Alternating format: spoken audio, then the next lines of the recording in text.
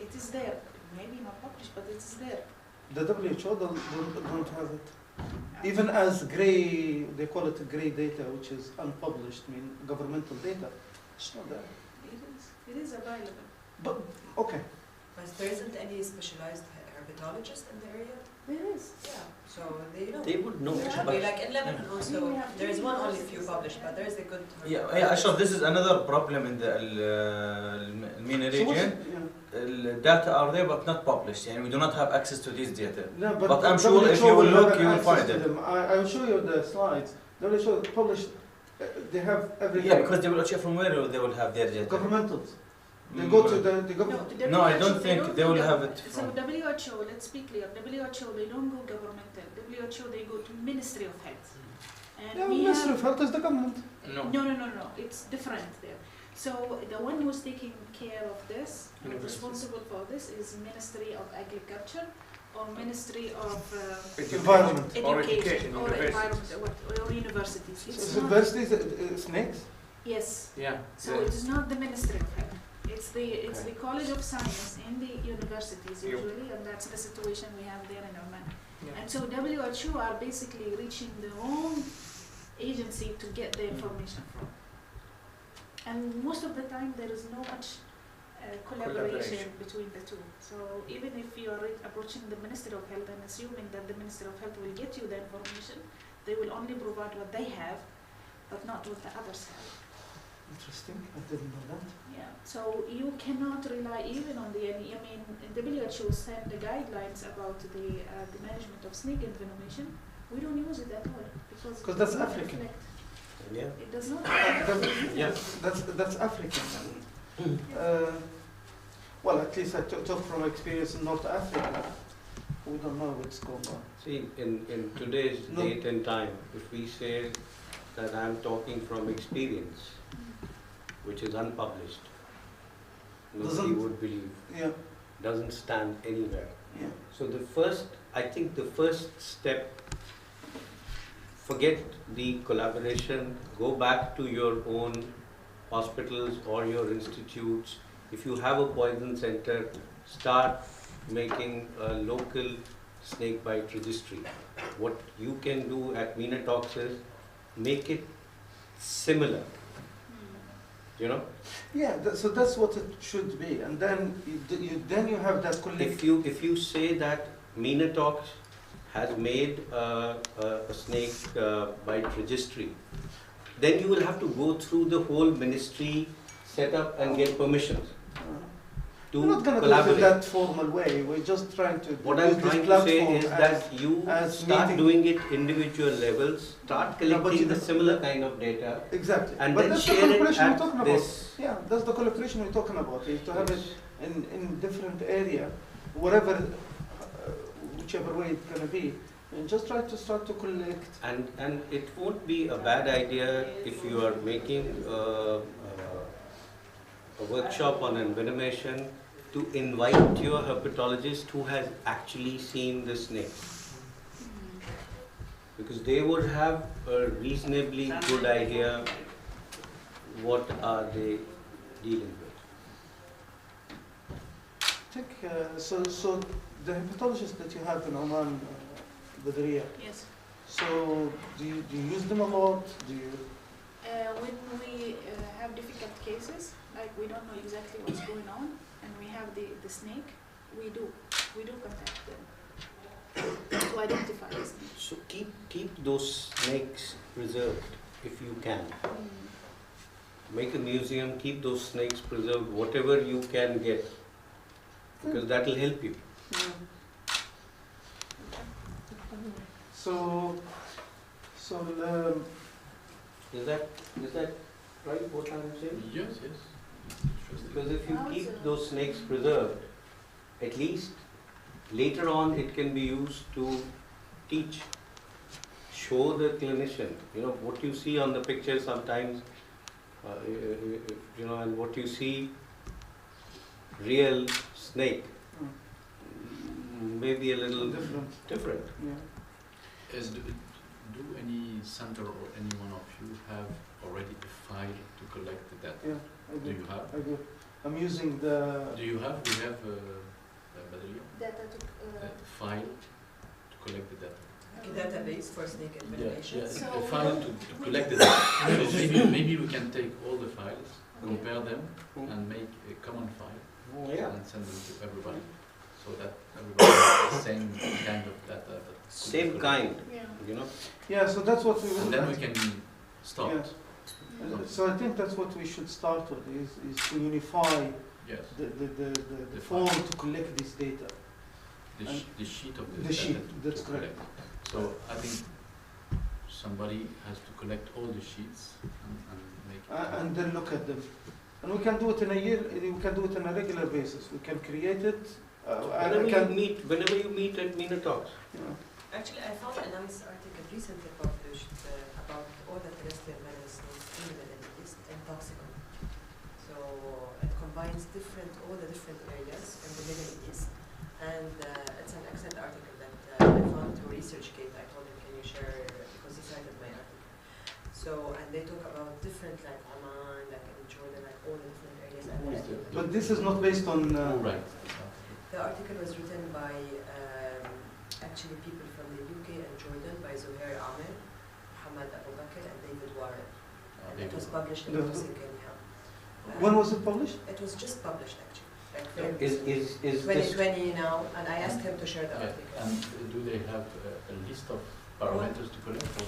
Everything. I mean, they have literally I mean, that's a what lot I of was. all the countries. Yes.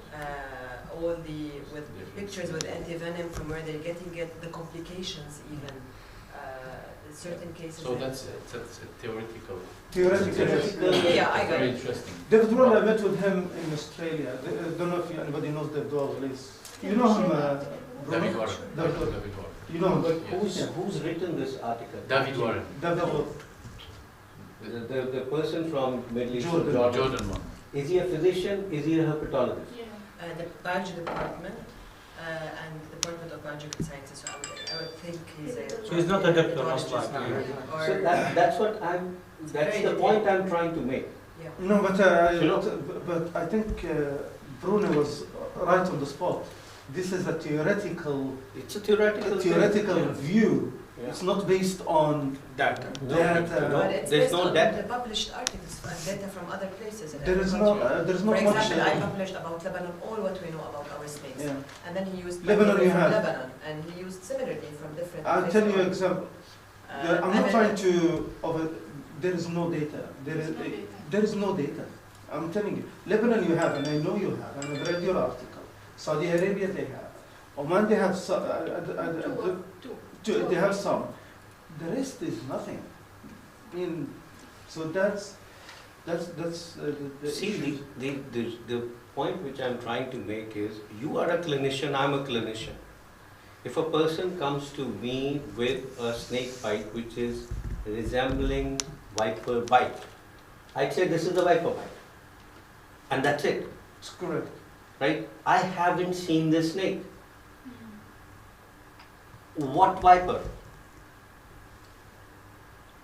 You know, why I'm trying to make this issue is because we believed for donkey's years that we have only 4 toxic snakes, but now we have found that there are more.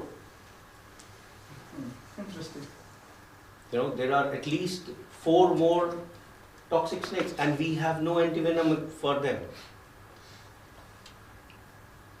That's probably tally with what's That's what agreed. she was trying to say, that we end up with And doesn't patients who Antivenom have doesn't work. persistent coagulopathy. We will still label it as viper. So when we publish it, it will get published as viper, and somebody who quotes it will quote it as viper.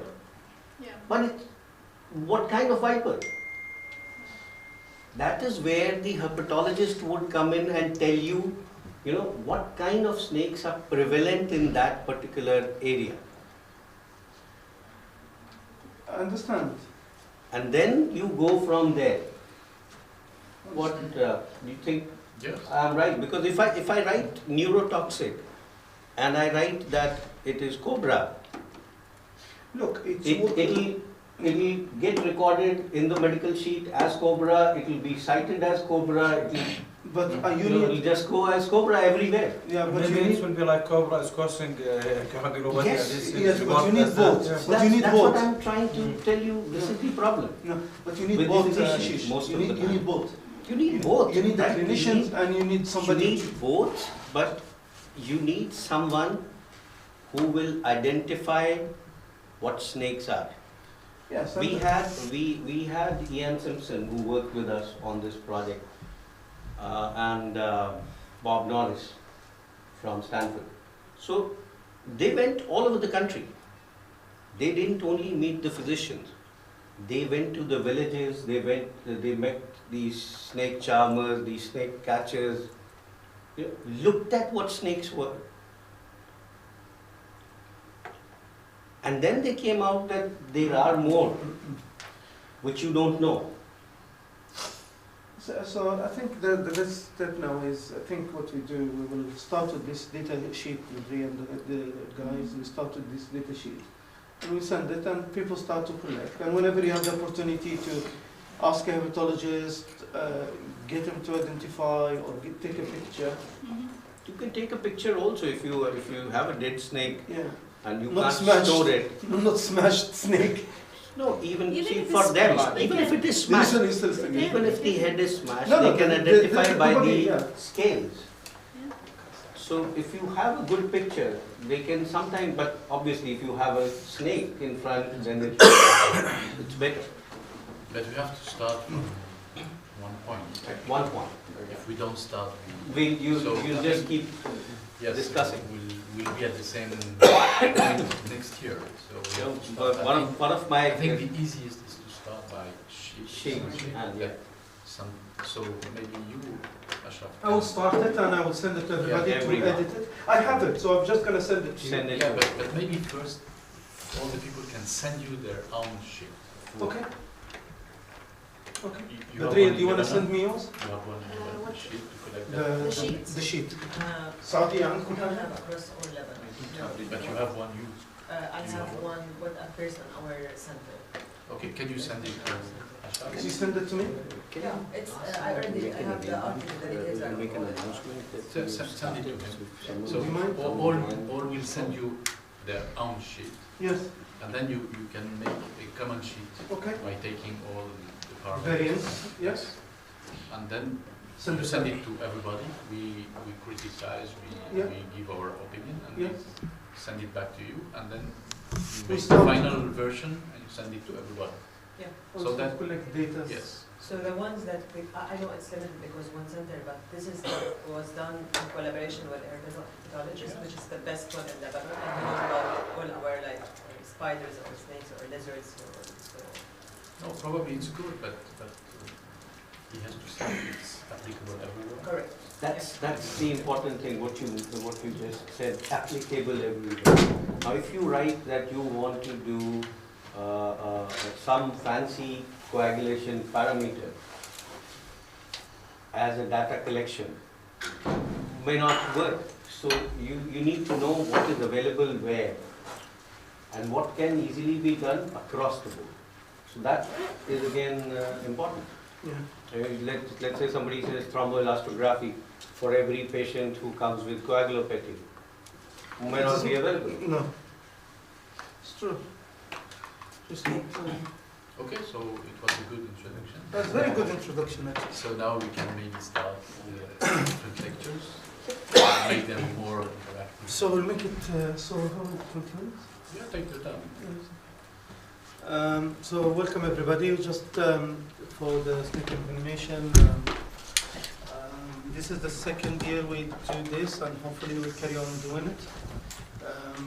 Every year it's an important issue that's not only in the Middle East but worldwide, as you're to be probably aware. That there are more than 3,000 species of snakes, 250 are of medical importance, and WHO classified them of category 1 and category 2 based on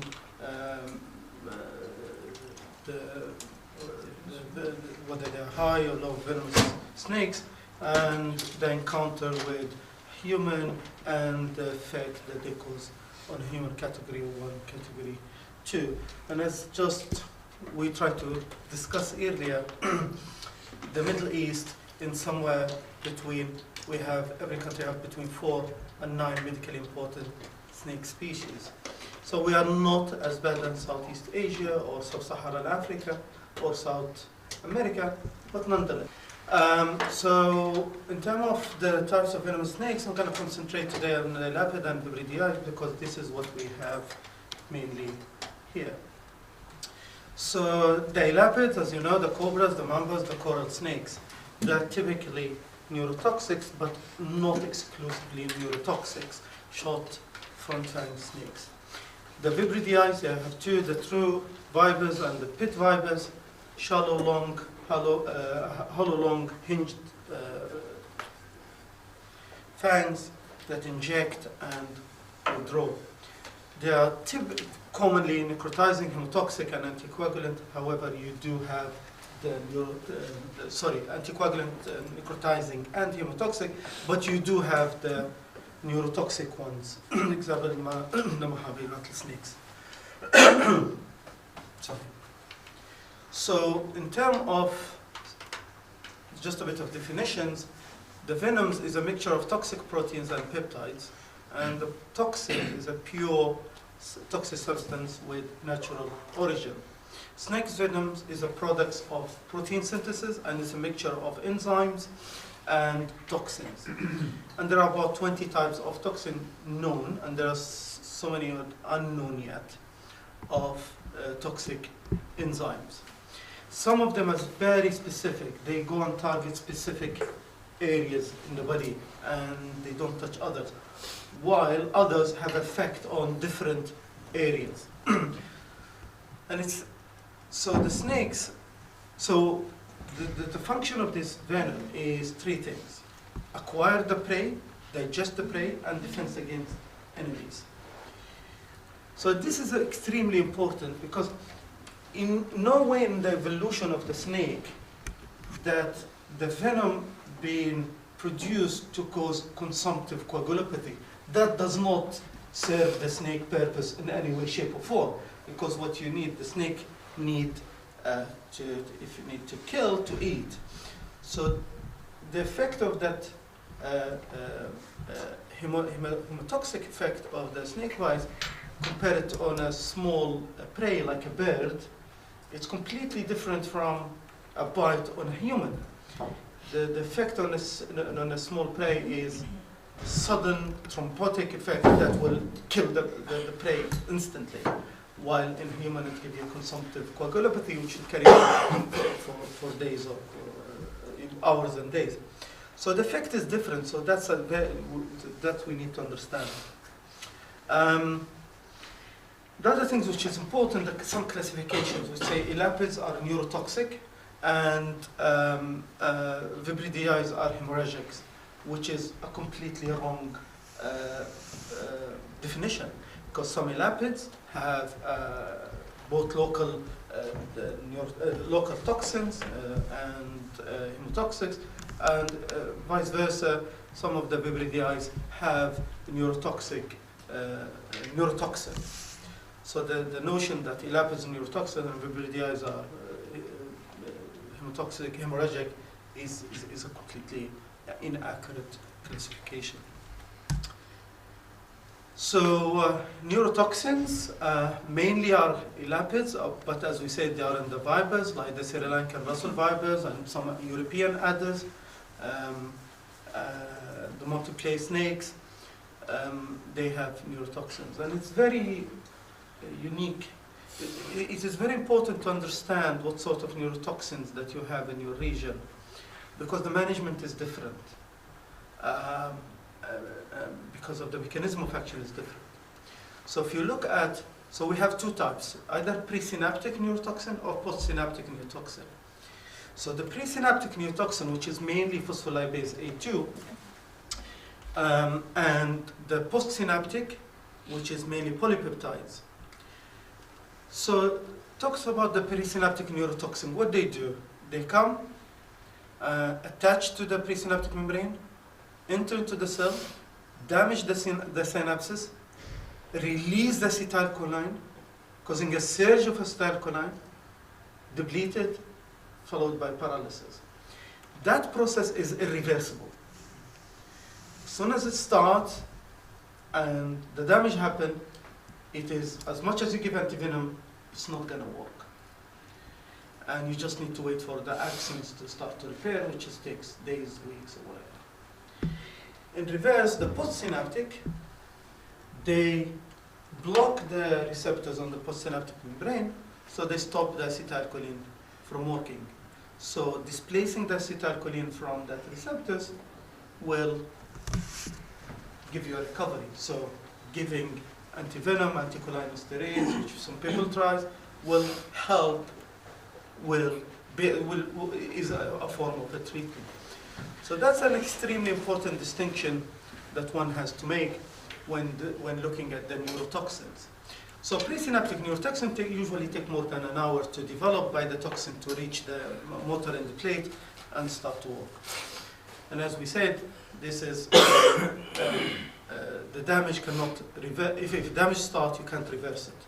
And good example, your crates, your tiger snakes, and taipans. The postsynaptic neurotoxins, which we're mostly talking about the cobras, they are polypeptides, bangarotoxin and cobra toxins. And as we said, they attach to the postsynaptic membrane and they block the receptors. You displace them, you get some recovery.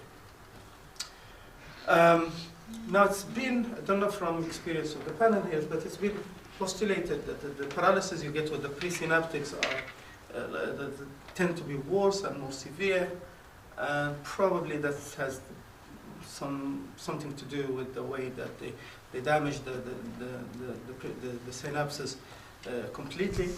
However, there's published data now with the cobras that they are life-threatening paralysis has been documented with the postsynaptics neurotoxins. There are other two types of neurotoxins, dendrotoxins and fasciculins, and a good example for those is the mamba, the black mamba, the African black mamba, where they work synergetically. So the dendrotoxins will do the presynaptic effect, they will go into the cells, they damage the synapses, they release acetylcholine, and the fasciculins will block the anticholinesterase, so the surge of the acetylcholine will continue, and that will give you the paralysis. It augments the paralytic effect. There is the Taiwan, the Chinese branded crate, has a unique neurotoxin. Anybody knows what is it? It has both the pre and postsynaptic neurotoxins. And this is a unique thing for the Taiwan branded crates, or Chinese branded crates. Time of onset of paralysis, as we said, it may take more than an hour. It usually starts with tingling, numbness, sensation, then the cranial first to start to get affected. Bit of ptosis followed by ophthalmoplegia. 6 nerves usually start to affect first, and it progresses from there on. And then you start to lose your reflexes, and you start to have respiratory depression, and death. And this is the best example how to start with your ptosis, your ophthalmoplegia left the 6th nerve palsy, faceless or expressless faces, and then fixed dilated. So that's pretty much about neurotoxins. Then you have the myotoxins. And the myotoxins, you have the two types. So that you have the local and you have the systemic. Systemic is associated with potential, it's devastating and lethal. And the locals, it works on different effects. Before that, we ought to say not only skeletal muscles get affected by myotoxins. Although smooth muscles very rarely get affected, you have the cardiotoxins. There have been documented cases of severe cardiotoxicity and cardiomyopathy following snakes and of being sick and etc. Having said that, you have the local myotoxin and the systemic myotoxins. The local myotoxins, the most important, the snake venom, metalloproteinases, which we're going to talk about later, which have both direct and indirect effect. So it causes damage to the muscles by this myotoxicity, plus the edema and the ischemia surrounding it, and the hemorrhagic effect on capillary leak. It will give you the indirect myotoxic effect. Local myotoxin cause damage to the basement membrane. The systemic myotoxins, they don't do that, and there is some differences, and we'll show you it later how that's important. And then you go to the systemic myotoxin, and there are two types here. The ones which are pure myotoxins, they go systematically, but they don't affect anything else apart from the muscles. And the phospholipase A, which affect both. The presynaptic neurotoxin also have an effect of the muscles. Now, it's been postulated that the pure myotoxin is more associated with more severe rhabdomyolysis and muscle damage effect because the others, the presynaptic, the mixed, they have the diluted, the acceptors of the enzyme, the enzymes are different. So, and they don't cause damages on other organs or other tissues. So you get a diluted effect on the muscles. Not sure how true is that. So chemical types of myotoxins, we said there's some cardiotoxins, the phospholipase A, and non-neurotoxin myotoxins. Not going to dwell too much on that. And this is an interesting slide. A tiger, I think. Yeah, a tiger snake, phospholipase A2, injected into a rat's skeletal muscles.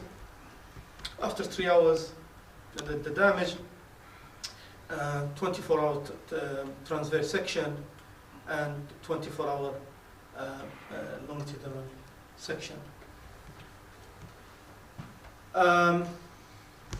Yeah, so we discussed this, that some of the myotoxins, they don't specifically attach to certain acceptors and attach to many acceptors, but the damage only on skeletal muscles, acceptors or receptors, and you end up with a systemic muscle effect, but that not necessarily a severe one. The ones who are attached specifically to certain acceptors on skeletal muscles, they tend to cause more systemic effect because of the concentration phenomena.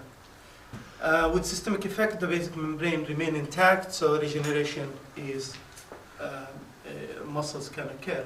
However, you get a regeneration only of slow twitching muscles, and this is an effect of the long-lasting effect of the systemic myotoxic of snake bite.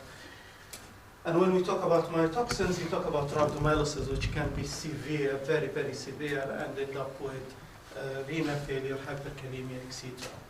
And the long-lasting effect of muscle wasting if the inflammation was severe with systemic effect. Urolipids, many Australians, lictrates, sea snakes. Do you see Ashish in India? Sea snakes? No, we don't. No, so your crates, do they cause myotoxicity? No, we haven't seen any myotoxicity. No. The vibridii, some Americans, rattlesnakes, or American colleagues, myotoxic effect is a lot. You see it, yeah. You actually can see myokemia with lots of even the non-Mojave rattlesnakes. They do. Yeah, and you see muscle breakdown. CK goes up all the time. Yeah. Talking about the hundreds of thousands of snakes. What was that? The CKs. CK goes actually in the tens of thousands, not hundreds of thousands. Okay. It's not as and the severe. long-lasting, is there the systemic long-lasting disabilities effect of muscle wasting? Very few chronic effect that we see. There's some local effects in terms of if it's your fingers, toes, you see some waste is there, you can see some. But that's most of damage. the probably a necrotic effect. Yeah, it's not, and very rare you see like neuropathy here and there because post-acute Yeah, inflammation. that's correct. Okay. Interesting. So the coagulopathy, and this is an interesting subject. And as I was saying earlier, the snakes in their evolution, they did not intend the evolution did not bring them to the point that they wanted to cause coagulopathy in their prey. It does not serve them any purpose. The effect of the same venom on the small prey is completely different on a human. They wanted to paralyze the prey and get it eaten. They're not interested to let it go for bleeding for a day or two. So your consumptive coagulopathy, thrombotic, anticoagulant, antiplatelet, and direct hemorrhagic effect. And you can find a single toxin which has two different effects and augment its action. We'll talk about it in a minute. Most species have hemorrhagic effects, hemorrhagic toxins. So, for example, the metalloproteinase prothrombin activator of the Acil species has also a hemorrhagic effect. So the concept started the concept of coagulopathy, that activate the prothrombin activators, that the coagulopathy, the consumption. Meanwhile, the hemorrhagic cause the damage to the blood vessel wall, give you a shear stress effect, and that will augment the bleeding. So you get worse bleeding. And in a study, they compared the efficacy or the potency of the prothrombin activators of the Australian elapid and the Acil, found that the potency of the prothrombin activators in the Acil is much more potent than the Australian. However, the bleeding is worse with the Acil than with the Australian elapid, and they put that down to the effect of the augmenting effect of both the consumptive coagulopathy and the hemorrhagic effect. It used to be called BIC, which is wrong descriptions, and it's basically that you activate the coagulation cascade to the point that you consume all of your coagulation factors. And you have three types of activators: the prothrombin activators, the factor 10 and 5, and thrombin-like enzymes. And you end up into that circle until you consume all of your factors. And it's give you somehow clinical biochemical picture similar to DIC, but it's not DIC, because as you know, DIC is associated with multi-organ failure and it's associated with much worse prognoses. So we discussed that earlier. Don't want to go through it. Now, anybody has any experience using point of care INR for snake envenomation? I don't know. It's just interesting to mention it here.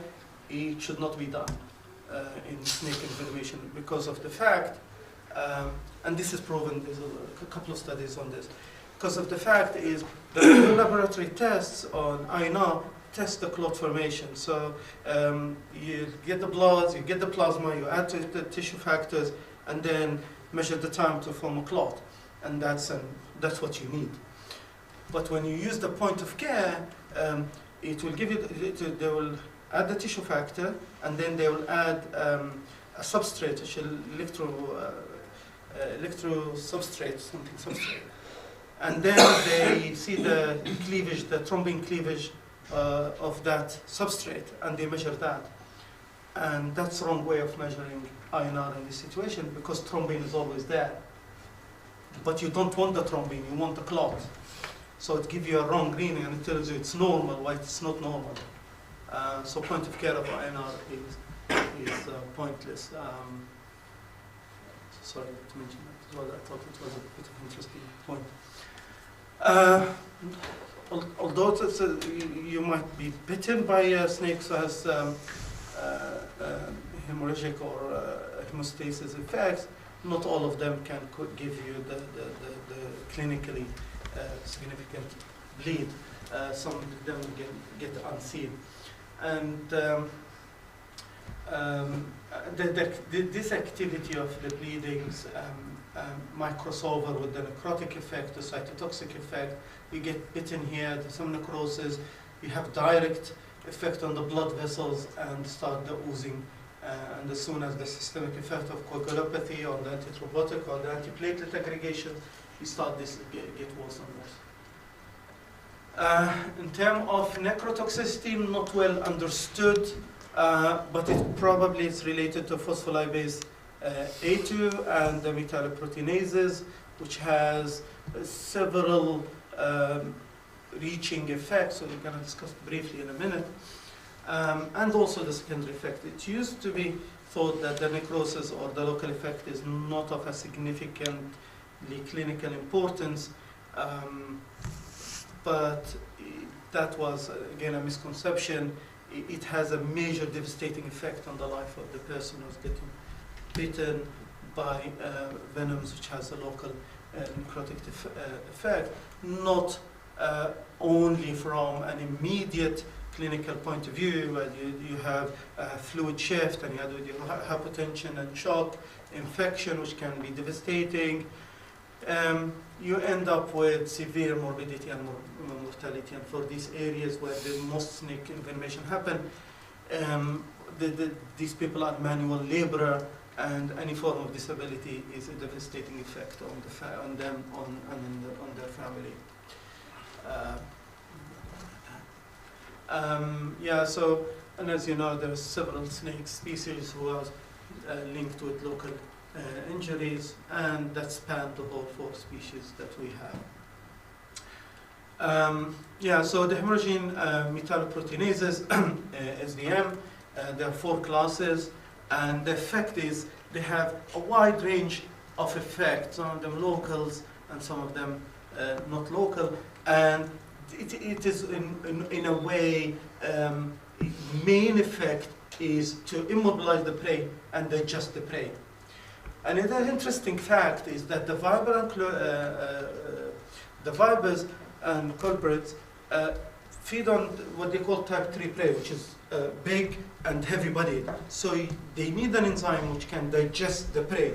So they have a large, they have prominent SVMPs in their venom.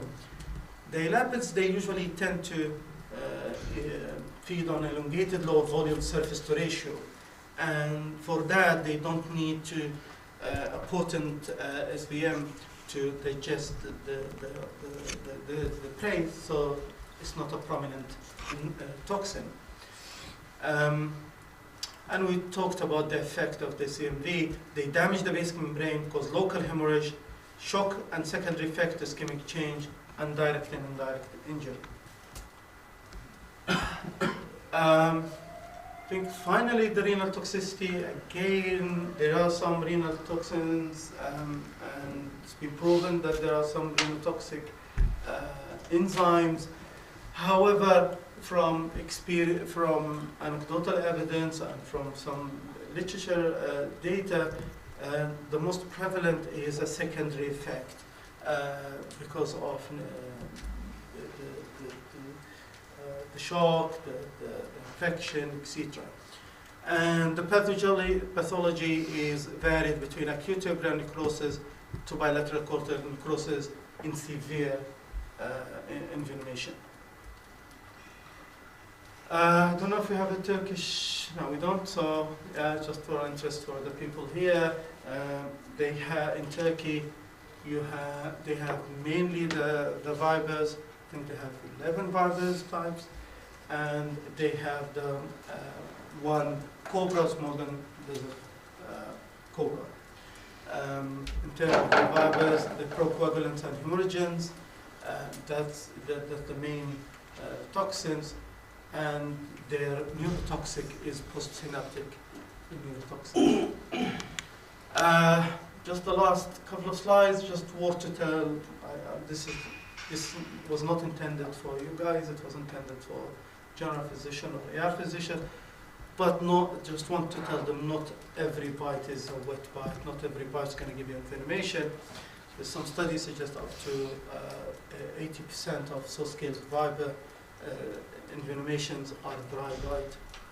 And there's a lot of various reasons why can that happen. So not every bite has to be given antivenom. And unfortunately, for our colleagues from the West, the cultures in the Middle East and here is, when a patient comes, you want to do something, and you show the family that you're doing something. And this is huge impact on the decision making for the doctors. So when somebody comes with snake, to come to the family and give it to teach them, oh, this is a dry bite, it's nothing, we'll wait and see. You are unlikely you're gonna get somewhere with that. And if anything happened later on, it's not like you've evidence-based your decision. You made a mistake. And that has an influence on decision making. And I was with Badria just recently in the emergency Society of Emergency Society, the Emiratis one. Emirates Society of Emergency Medicine. Yeah, we did a track on toxicology and we talked about envenomation. And after that, 3 people came to me, 3 doctors who works in the peripheries of the main cities, and they told me that they had same experiences, copycat. Envenomation, dry, no symptoms, whatsoever. And all 3 of them, they gave an antivenom.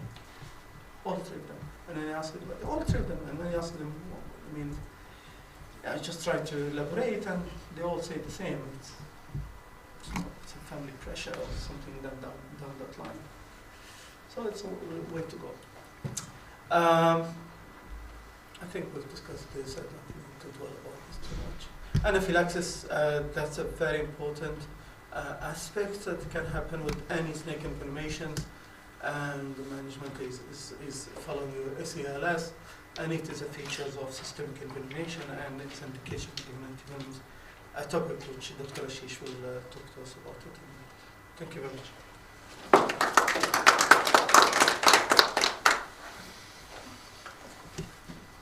I'm sure you don't have any questions. I'm sure you don't. Just going to kind of, some of the slides I'll rapidly skip through. Touch our life in Southeast Asia, every possible way. Worshipped as God in India. And yesterday was Mahashivratri, where you worship actually snakes, right? Source of living for many, food for many, wine, and then lots of movies. Right now, currently, the number 2 ranked serial in India is on a snake, right? And then there is fashion, jewels, and tattoos, and pets. And this is me. Handsome man is holding it. Much younger. Much younger. Yesterday. And the deadliest animal in the world is human. So, this is a person who was a priest in a local temple. Probably had developed immunity because he was maybe bitten again and again and again. But why did the cobra die? Nobody knows. Nobody knows. These slides you've already seen, so I'll not show them again to you. Know about what are the 4. These are the major snakes in Southeast Asia: king cobras, vipers, common krait. This is what I was talking about. This is a hump-nosed viper, which we see. This is Bangarus sindanus, which is mostly common in Pakistan, but in some parts of Rajasthan you see these snakes. And we don't have venom against them. Now this is what you were talking about, dry bite. Yes. Do we ever document a dry bite? I have not seen a dry bite till date. What do you mean by dry bite? Is that you have a person who's actually witnessed bitten by a venomous snake and does not develop any symptom. Since I work in a tertiary care hospital, most of the time people reach me when they have something. So what you were talking about was that people who are practicing in the periphery, That's correct, yeah. they would be seeing most dry bites. And this is a wonderful article. I don't know if you have seen this. No envenomation, no local silent symptom. That's dry bite. We see this in Europe. You see we it in we Europe because because- I think people go to the medicine Quite department as common. soon as they're Yes. that's what we see. So this is a review article where they have reviewed the complete literature and say that there could be a natural immunity, there could be absence of venom in the gland at the time, could be a diseased venom gland. The fangs may be broken, or there could be a mechanical failure. Or then one of them was, one which is not here, is that maybe the snake misjudged the distance between the victim and has probably already injected it somewhere, and the second time when he bites, it's a dry bite. So what are the problems? Identification, first aid, definitive management, and the supportive treatment. I don't know what happens with you guys. In India, this is the problem. At the time of monsoons, you have these kinds of growth all over. Their burrows get flooded and they come out in big numbers. And they enter your home in search of food. They are not interested in biting you because they can't eat you. You get accidentally bitten because you are in their way. Right? So this is, we see majority of our, I'm going to present that in the EAPCCT meeting, majority of our snake bites are within 3 months. And that's it. It starts at the onset of monsoon, with the end of monsoon, it's over. And we don't see any snake bite in between. In Occasionally, a tertiary center, but in a periphery they still see. I have not any idea because most of the time they are referred to me from the periphery. So if they don't see it there, they won't send it to me. Very occasionally we get some viperine bites or cobra bites in the winter time from the handlers, not general public. General public is monsoon. So that's interesting because we in Arizona also have monsoons. Yeah. Actually call them monsoons. And we don't see a correlation with that. As a matter of fact, our season starts around mid-March and goes to about October. Wow. And the peak of activity, snakebite activity, is peak when we see people going outside performing, which is not too hot. And usually people don't go out during the monsoons and right after the monsoons because of humidity.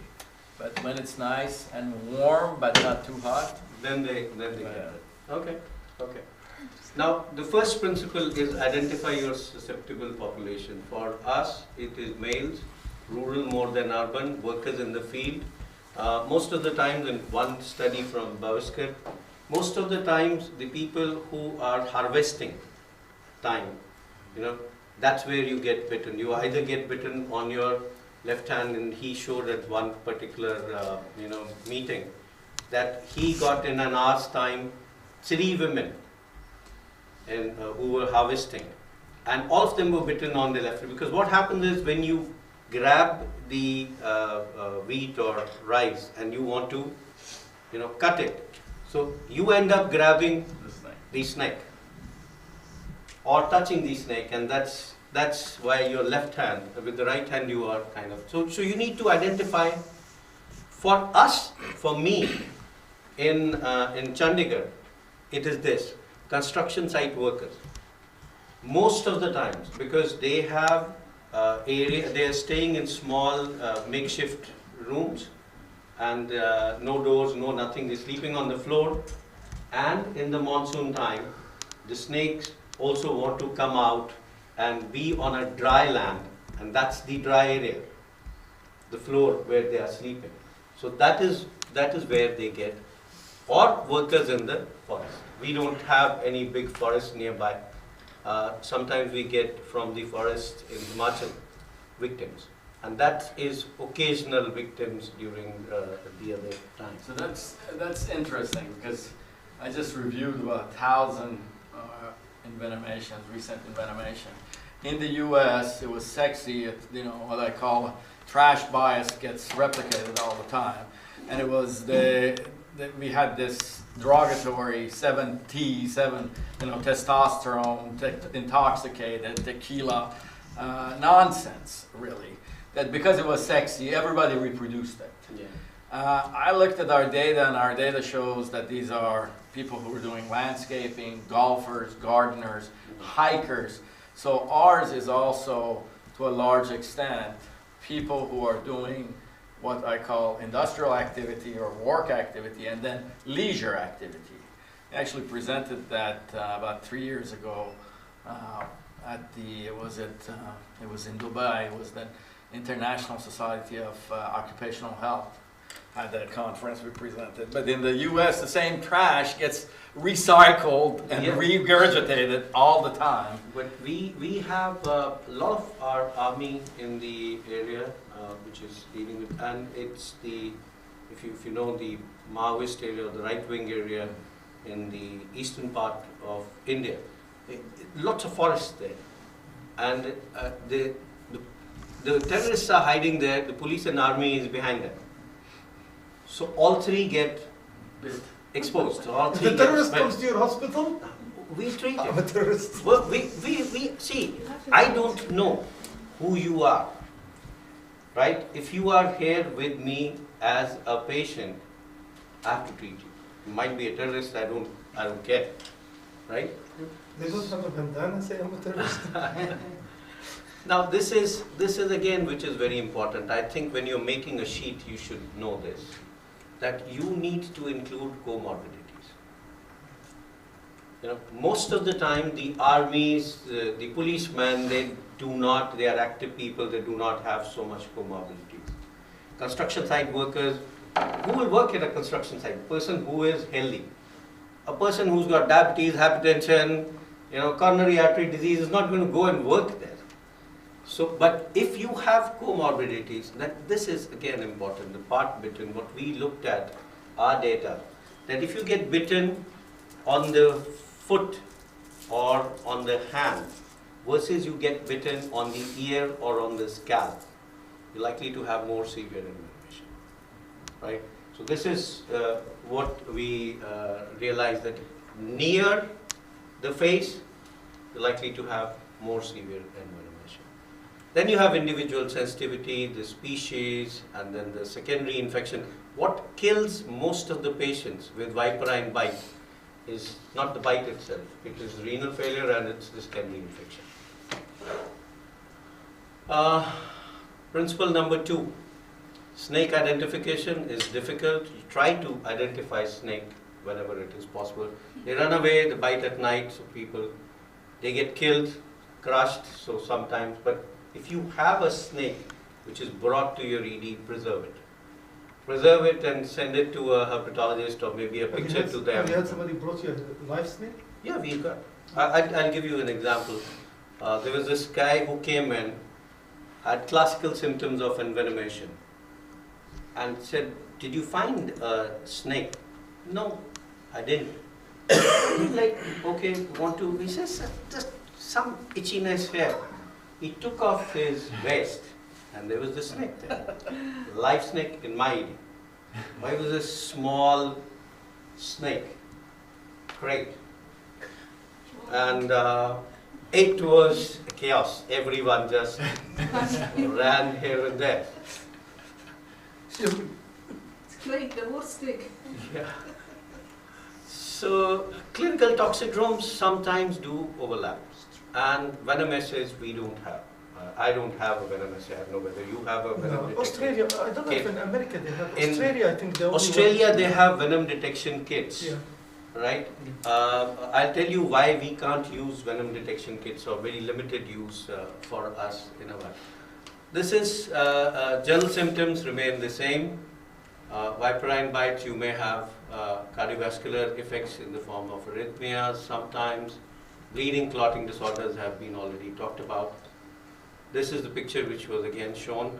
I had a picture of a real patient, a video of him, but the thing is my laptop crashed, so I can't put that, so I picked up. Now this is sometimes one of the manifestations of viperine bites, and it doesn't progress beyond that, right? So if you have a kind of Russell viper's bite, having neuroparalysis, Yes, it does happen. Yeah. but it does not, it just goes to ptosis, and it does not have very severe respiratory paralysis as compared to the crate and the cobras, which cause very severe respiratory paralysis. This we have already seen. This happens with Russell's viper with us quite a lot. This is what we published.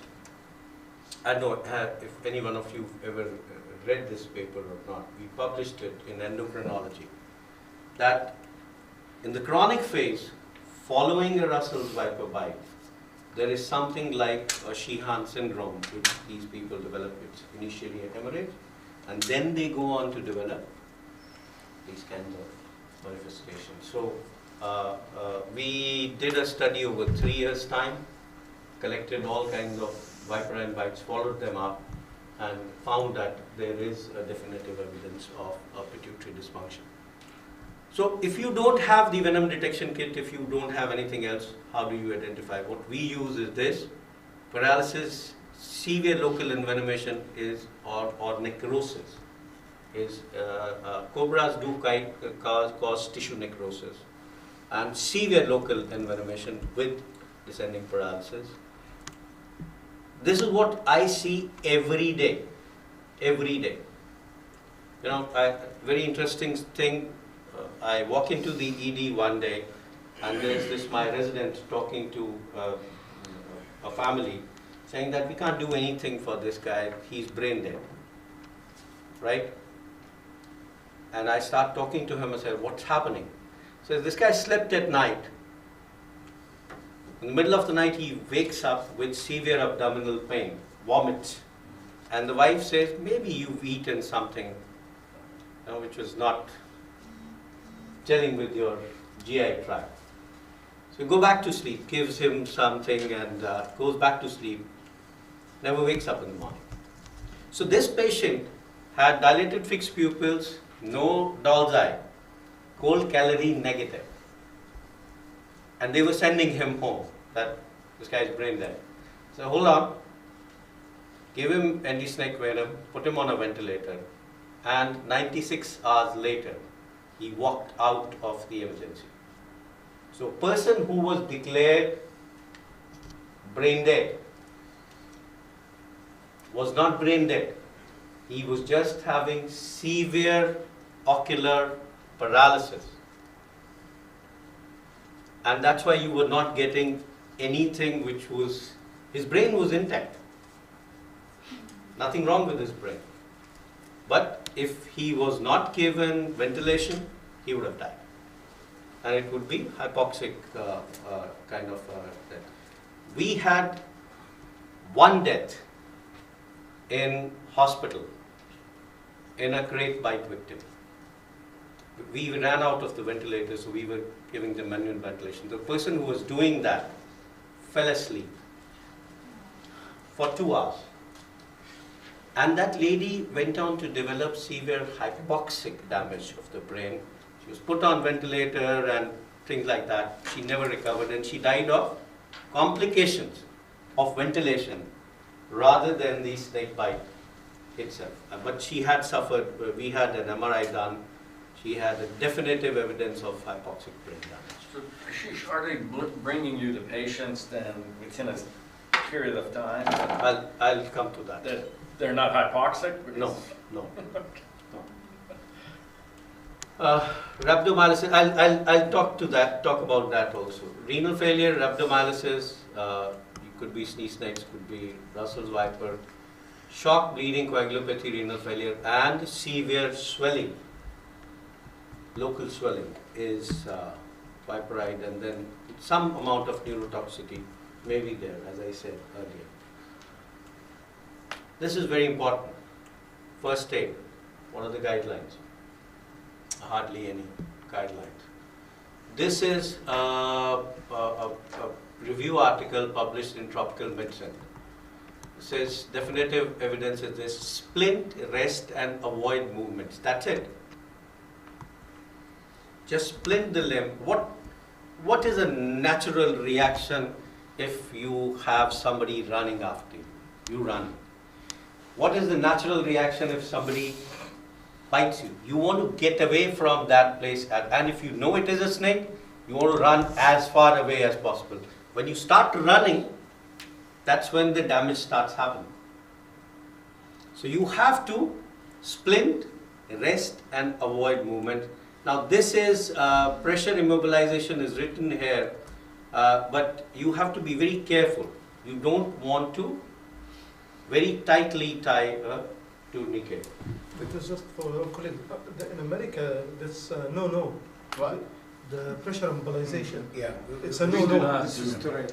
No, we still say, but no There is a tourniquets. position statement. No tourniquets, On pressure because embolization. tourniquets can cause. No, even pressure embolization. This is the Australian one. In America, they have a position statement Yeah, we don't do it. because of the local necrosis. Yeah, I'll talk about that in my. Yeah. So then there are these two new things: topical nitric oxide inhibitor and trypsin injection locally. But there's, as far as possible, don't do anything in the field because you don't know what you'll end up with, right? Why I was telling you it is important to involve the herpetologist and know this is the data which has come from India, from the snake park in Chennai. Now they milk these snakes and they find out how much is the maximum amount of venom which is there, after a week or after a month, whenever they milk them. So you find that Indian cobra, it is 60, common krait is 20, Russell's viper is 63, and saw scale viper is less. So maximum around 60 milligrams is with cobra and viper. Why is that important? It's important because when you want to devise your anti-venom properties, you need to know what exactly you want to give and how much maximum. Although the fatal dose is just 12 milligrams and 15 milligrams. But you want to neutralize what the snake can inject maximally. And that's where your herpetologist will tell you. And then you can decide, based on the calculation, that how much of venom would 10 ml or 1 ml of your anti-snake venom neutralize. So that's how you make the calculation regarding the doses. So Indian snake anti-snake venom against cobra and against Russell's viper, 1 ml will neutralize 0.6 milligrams. So if 1 ml neutralizes 0.6 milligrams and you have 60 milligram as the maximum dose, so you need to give nearly 100 ml. That one vial is 10 ml and you give 10 vials. That's the way calculation was done, right? But you need, this is known. This is known, but what the snake has injected, until unless you have the venom assays and the venom levels, you'll never know. So if you have a venom assay, and if you know that how much is the circulating venom present, you can titrate your anti-snake venom dose. If you don't know that, then you need to make calculations based on what can maximally be injected. So that's how our treatment protocols have been devised. How do you calculate the fatal dose in human? How do the lethal dose in human? There is the 50?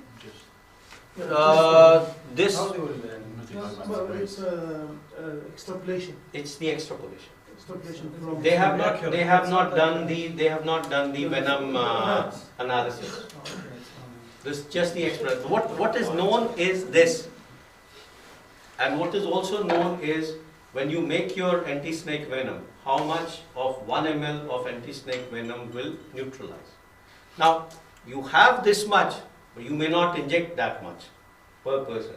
But when you are giving anti-snake venom, you need to cover. Again, this is a normal, natural kind of a snake which has been reared in a snake park. Now, if this snake hasn't had a meal, if it is dry weather, then the venom would be far more concentrated. Right? So you get that. So these The venom content is actually, both the content and the amount is different in the wild type versus the capture. ones. Yeah. I've known that for a long time. Yeah. And you know, I agree with you in a sense that if you don't have anything else, this is, but if you have clinical trials, you actually, it's based on severity and what really happens in humans that you can determine the dose of the antivenom or how many vials you. This is in lack of having clinical trials. And I think that's a problem with this kind of a trial is that if I don't know what is the venom concentration, how can I lower the anti-snake venom? Then it becomes a trial and error. You know, I give a person, one person 10 vials, 100 ml, and I give another person, you know, 5 vials or 50 ml, and then see what happens. well, we do it in clinical trials based on severity. That's why we come up No, like but trauma, most of the- like ICU, we come with either snake bite severity scores or other clinical scores that will guide you.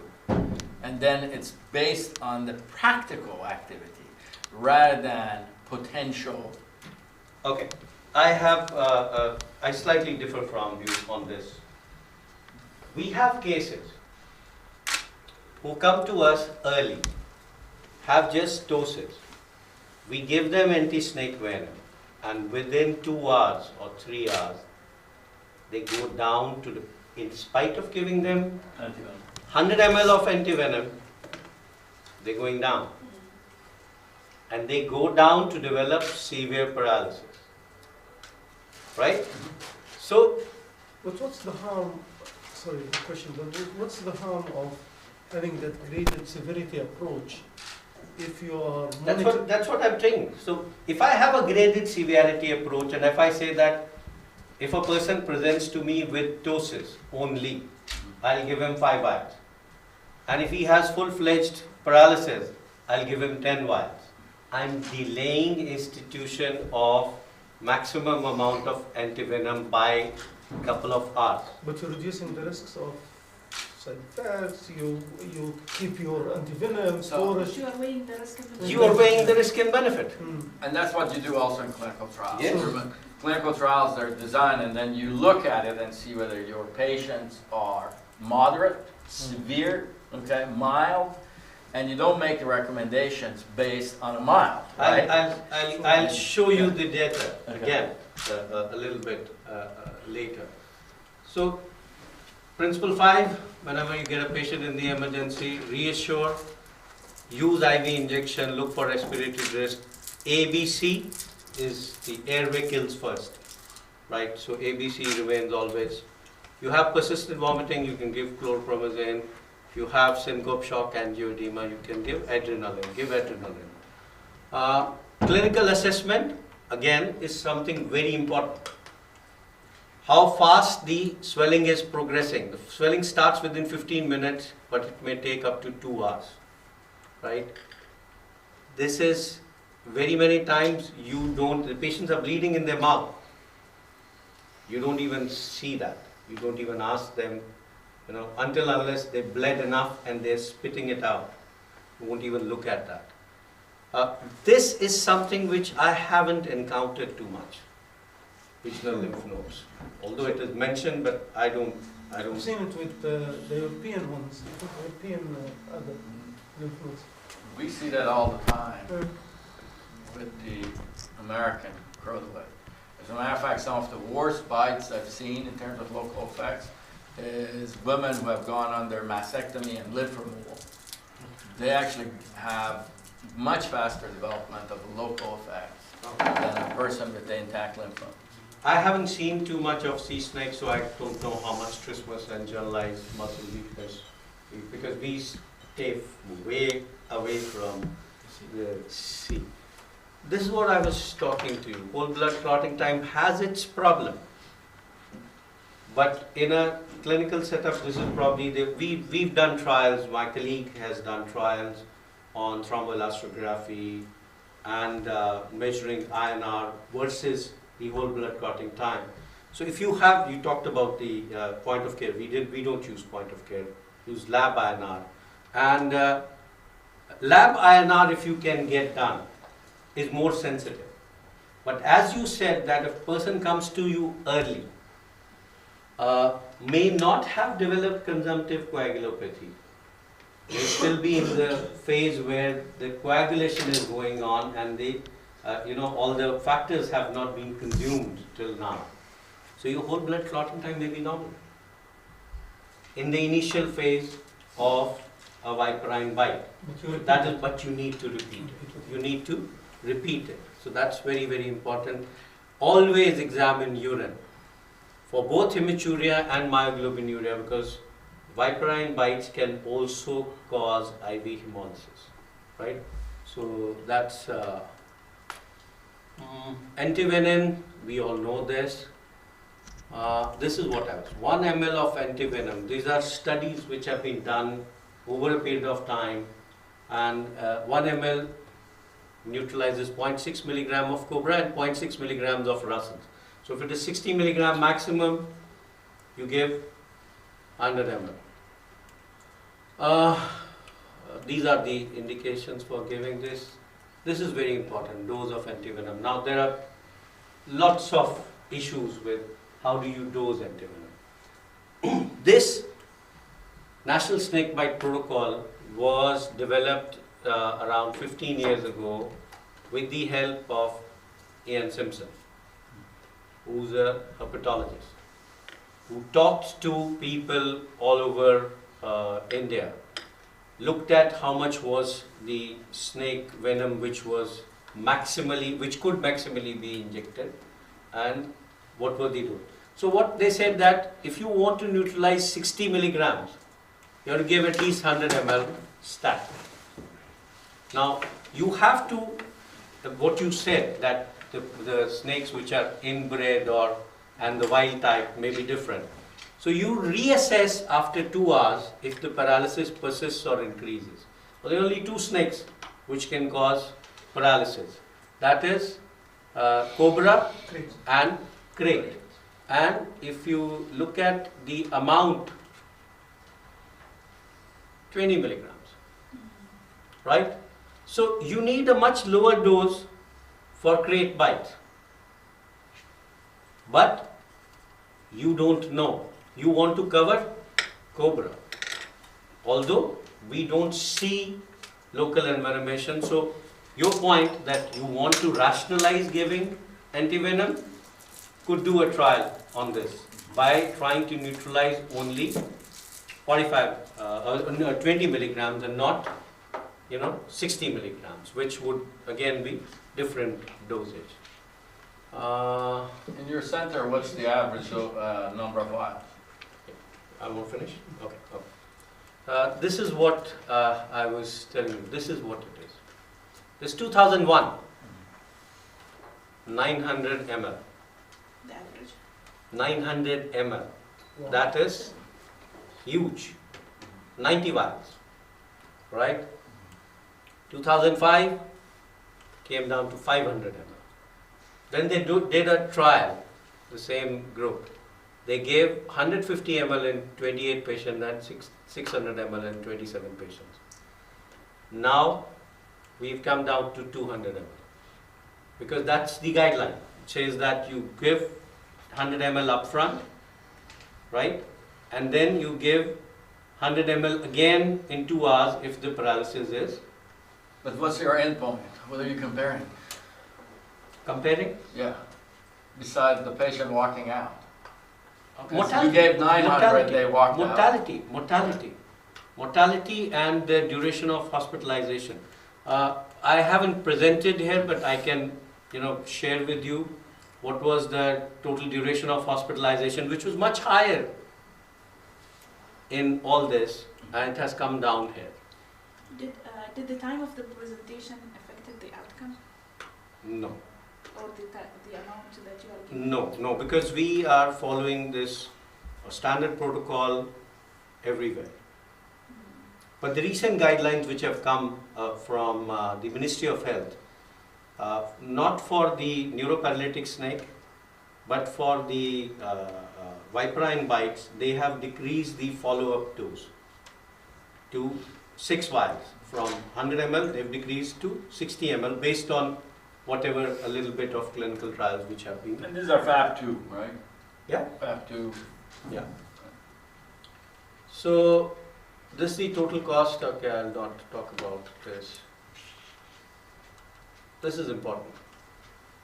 Ventilation works in neuroparalysis. Now, when I was given this talk, Ziad gave me a question. How do you deal with snake bite if you don't have an anti-snake venom?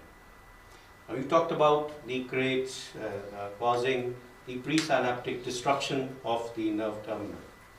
There have been studies which have been conducted in Sri Lanka, and they've shown that the nerve terminals take anywhere between 72 to 96 hours to regenerate.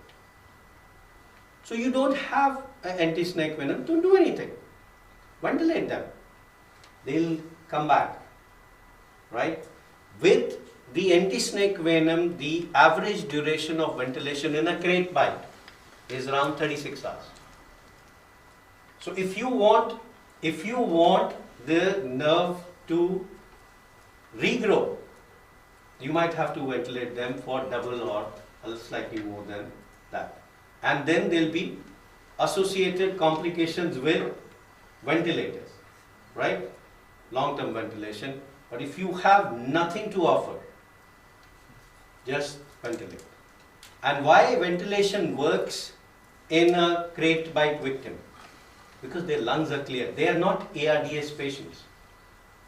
They do not have dirty lungs. They do not have anything which is flooding their alveoli. It's just that the muscles are not working. And the ventilator is doing that muscular. They don't require very high FiO2. They don't require very high rates or pressures. What they require is something which can work as their muscles. This is the mortality. It was 3.5%. It was 11%, and this is the last study, 2.73%. This is what you were asking. What was the mortality? Yeah. In different studies when you were using different kind of ventilation. So it was 3.5%. There in this group where they were using high dose of antivenom, the mortality was more. So we have kind of come back. Okay. Yeah. Look for complication, look for antivenom reactions. This is something which has again come from Sri Lanka. We don't see too much of it, but it has come from Sri Lanka that people who have been, we followed up our snake bite patients. I haven't seen anyone coming back with these issues till date to me.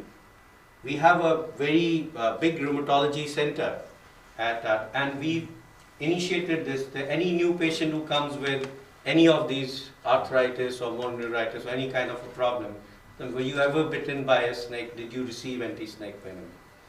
Till date we haven't kind of found this. But somebody has come out with this, that this can happen. So there is a possibility that there can be a long term. Look for hypotension, look for oliguria, look for local infection, look for compartment syndrome, and then some other unusual complications. So if you see a snake, don't panic. Do not disturb it. If the snake is moving towards you, stamp the ground. This was for the president. This can be, for the general public. Yeah. and avoid stepping, protect yourself. That's it. Thank you. Thank you very much, Ashish. To give you our perspective and how we have kind of gone from very high to reasonable in this phenomenon. We probably try to reduce it further. We are trying to do a randomized control trial having two doses for the snake antivenom because the guidelines in Oman, they give us for severe envenomation quite a huge range between 50 to 100 ml of the snake antivenom. So we are keeping it up to the physician to decide. And each vial has what, 10? 10 ml. Each vial 10 ml. has 10 ml. 10 ml, and how much protein in each one? I think 14. What's the question? Protein How in much each protein vial in of each vial anti-snake of, venom. Saudi snake antivenom? Paul, do you want to make?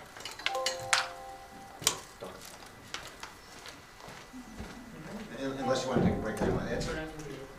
Thank you very much for inviting me to give this presentation. I think I don't really need to give a presentation because it's already been given by the previous speakers, but I'll highlight my perspective as well and try to focus in on anti-venom. But much of the key teaching points have already been presented this morning with two really excellent talks.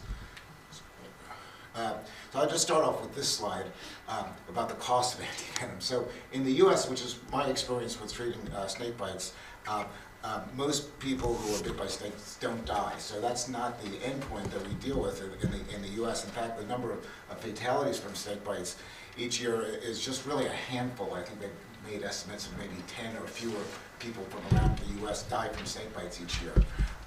But we still use a lot of antivenom, and the first speaker was real interesting in terms of, well, when someone comes in, is it a dry bite or not? The family wants us to do something, give antivenom, and that's often, the quandary we face when someone gets bit by a snake, or even if they come in with other medical complaints, is the family wants us to do something. But one of the factors with snake antivenom has to be factored in is also the cost. And not only is the basis of the cost very expensive, but in the hospital makes a lot of profit on antivenom. And so while most antivenom cases, they don't spend $143,000 US dollars, the typical amount of antivenom cost may be $10,000 or $20,000 or $30,000 routinely, which is extraordinarily expensive. We associate that sort of cost with open heart surgery or some major operative procedures, and the cost of antivenom is almost that much. So, given the cost of the antivenom, that's part of how I factor in whether I'm going to give antivenom or not. So I've had the opportunity over the last 7 years to be part of the North American Snakebite Registry group, and we're a group of toxicologists from around the United States that have been putting in our snakebite cases into this registry. We have about 1,000 cases or so at this point, and we're continuing to enroll cases, and hopefully we'll learn more about snakebite with this large accumulation of data, particularly in terms of treatment. I think our approach, as you'll see, is kind of one size fits all in terms of how we dose our antivenom, but there's certainly subgroups which would be, I think, very interesting. People with coexisting morbidities, diabetics and other folks, and children versus adults, and whether there is a strategy to differentiate how much antivenom to give. So a lot of this is not known, and through the collection of this data, hopefully we'll learn more in the future. I think what I did in terms of my research to prepare for this is that in Turkey, the most common venomous snake is the black viper. We don't see black vipers in the U.S., but we see, as you'll see, mainly the crotalids. So this has already been discussed previously. These are very interesting and very pretty sorts of snakes. But other than the coral snake, which we see in the southeast in the U.S., these other snakes are the exotic snakes, which occasionally people have as pets, so we occasionally get a call about one of these other sorts of snakes, but these are not native. These are the old world vipers, which have already been discussed, which belong in the old world, not in the U.S. Except as exotic snakes, and we see the crotalidae snakes. And particularly the rattlesnakes and the copperheads, the cottonmouths are less common, depending on the geography of where you're position. So in Arizona, for instance, it's predominantly rattlesnakes and their subspecies. Where I practice in Texas, we have a predominance of copperheads, but we also have some rattlesnakes as well. And the venom effects are different between these two types of snakes. The rattlesnake envenomations tend to be more severe than the copperheads. The copperheads tend not to have as much of the hematologic effects, and even the direct tissue toxicity tends to be less with the copperheads. But still, when patients come to the hospital, they get bit by the snake, they bring in the snake, they want something to be done. You know, do you use antivenom or not? And in fact, many of the copperhead bites that we see, even if they have the local effects, we may choose not to give antivenom, particularly with the copperheads, just because the course is relatively benign. So, you know, thinking about when to use antivenom, in the U.S., I'm not sure how good this data is, but approximately we say 20% of the snake bites are dry bites. So my sense of a dry bite is there's really no direct inoculation of the venom per se. There may be some minor physical injury from the bite, but no envenomation. But of those who become envenomated, many of these cases, or some of them, you know, may be mild cases just with some local effects, really without extension, without any systemic effects. In those cases also may not require this very, very expensive antivenom. So these are some of the species we see in the U.S. And in terms of identifying snakes, it's nice to get an identification. We often don't have an identification, and we just treat them as if, you know, it's some sort of rattlesnake or a copperhead snake. We've already heard a lot about venom and various proteins and the clinical effects. With the U.S. snakes, most of the clinical effects are the effects causing local tissue toxicity, and for some reason those slides are not appearing. And then some hematologic effects. And the hematologic effects are of interest because you can measure these hematologic effects. You know, we do not measure antivenom or venom levels or any sort of you know, additional information that might be helpful in assessing the severity of the snake, such as a venom load. We don't have that sort of technology. So, but we do look at, obviously, the hematological factors, the platelets and the coags. So in terms of the management of the snake, as was already discussed, you know, we do the initial evaluation. If the patient's been envenomated, we do hospitalize the patient even if they don't need antivenom, just to provide some time to observe the patient to see if there's any progression. If we feel it's a dry bite, particularly if it's in the upper extremity, then we'll send them home after a short period of observation. Usually with the lower extremities, and in children, we'll admit them over to the hospital and watch them at least overnight, even if we don't give the antivenom. This has already been discussed in some detail. You know, the complications we've also discussed. Again, death is not a common endpoint at all in the U.S., but certainly the potential for a compartment syndrome or something that looks like a compartment syndrome is probably our most concerning problem in rhabdomyolysis. And here's just some folks that have had, you know, fasciotomies, and traditionally, particularly in some parts of the U.S., you know, before the wide use of antivenom, you know, the primary approach was to be a surgical intervention with the swelling, and patients had very disfiguring surgical procedures, which with antivenom are probably not required. And estimates are maybe 1 out of 100 cases of envenomation, you know, require some sort of surgical intervention, whether it's a dermatomy or occasionally a fasciotomy, but this is very uncommon. Of interest, though, in certain parts, as I just alluded to, in Texas and elsewhere, the traditional approach was the fasciotomy, and that's why where the patient gets admitted in the hospital, it really does make a difference. If there's a toxicologist, if they're admitted to a toxicology service, we tend to, you know, primarily use the antivenom. But in other hospitals without toxicologists, you know, they see swelling, they say it's a surgical problem, they may admit the patient to a general surgeon, and they may end up with an unnecessary fasciotomy. So in the U.S., it's a trauma code. Trauma. Yeah. Yeah. So you know, in terms of antivenom, again, unlike my Indian colleague who's really saving lives with antivenom, you know, these patients, almost all of them are going to live regardless, but, you know, when do we use the antivenom? So, you know, if there's progression of the swelling, again, limited swelling, we may not use the antivenom. And then hematological effects, we use them. And some of these rattlesnakes, a minority of them do have some neurotoxic effects, and any neurotoxicity would be treated with antivenom as well. Oops, went the wrong way. Okay, so different types of antivenom. So up until about 2000, the only antivenom that was available in the U.S. Was the old Wyeth antivenom made by horses. It was the whole IgG, and there were lots of side effects. It was very immunogenic, and many patients, in fact, the majority of patients, you know, you gave them the antivenom, and they developed, you know, significant, even severe reactions, anaphylaxis, at the same time that you gave them antivenom. That's why a little bit of caution about, you know, just moving and giving antivenom to everyone just because of all those side effects. And there were patients that in one arm you'd be giving them the infusion of the antivenom, and the other arm you'd be giving them the infusion of the epinephrine to treat the anaphylaxis. So fortunately those days are behind us. And in the US, as you'll see in the next few slides, you know, the main antivenom we had up until last year was the FAB antivenom, known by the trade name of Propab.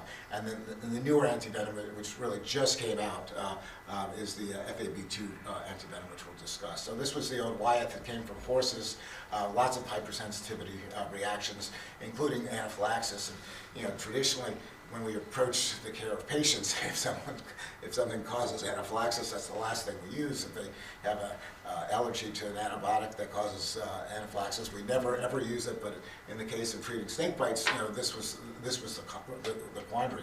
Not only the acute hypersensitivity reactions, but also the delayed hypersensitivity reactions. And most, if not all, of the patients practically would develop the serum sickness from the horse serum, which we see occasionally, but not very often now with the newer types of antivenom. So Propab came out in 2001, came from sheep. It was made by immunizing the sheep with certain venoms, so, you know, the rattlesnake and also the cottonmouth, and it's just a very small amount of the FC fragment, so much less immunogenic than the IgG antivenom. It was is useful in you know, stopping the progression of the swelling. At least that's one of the endpoints, and also to reverse the hematologic toxicity. You know, there are a small subset of patients that develop systemic toxicity from snake bite, including hypotension, for instance. But those are really the minority of cases.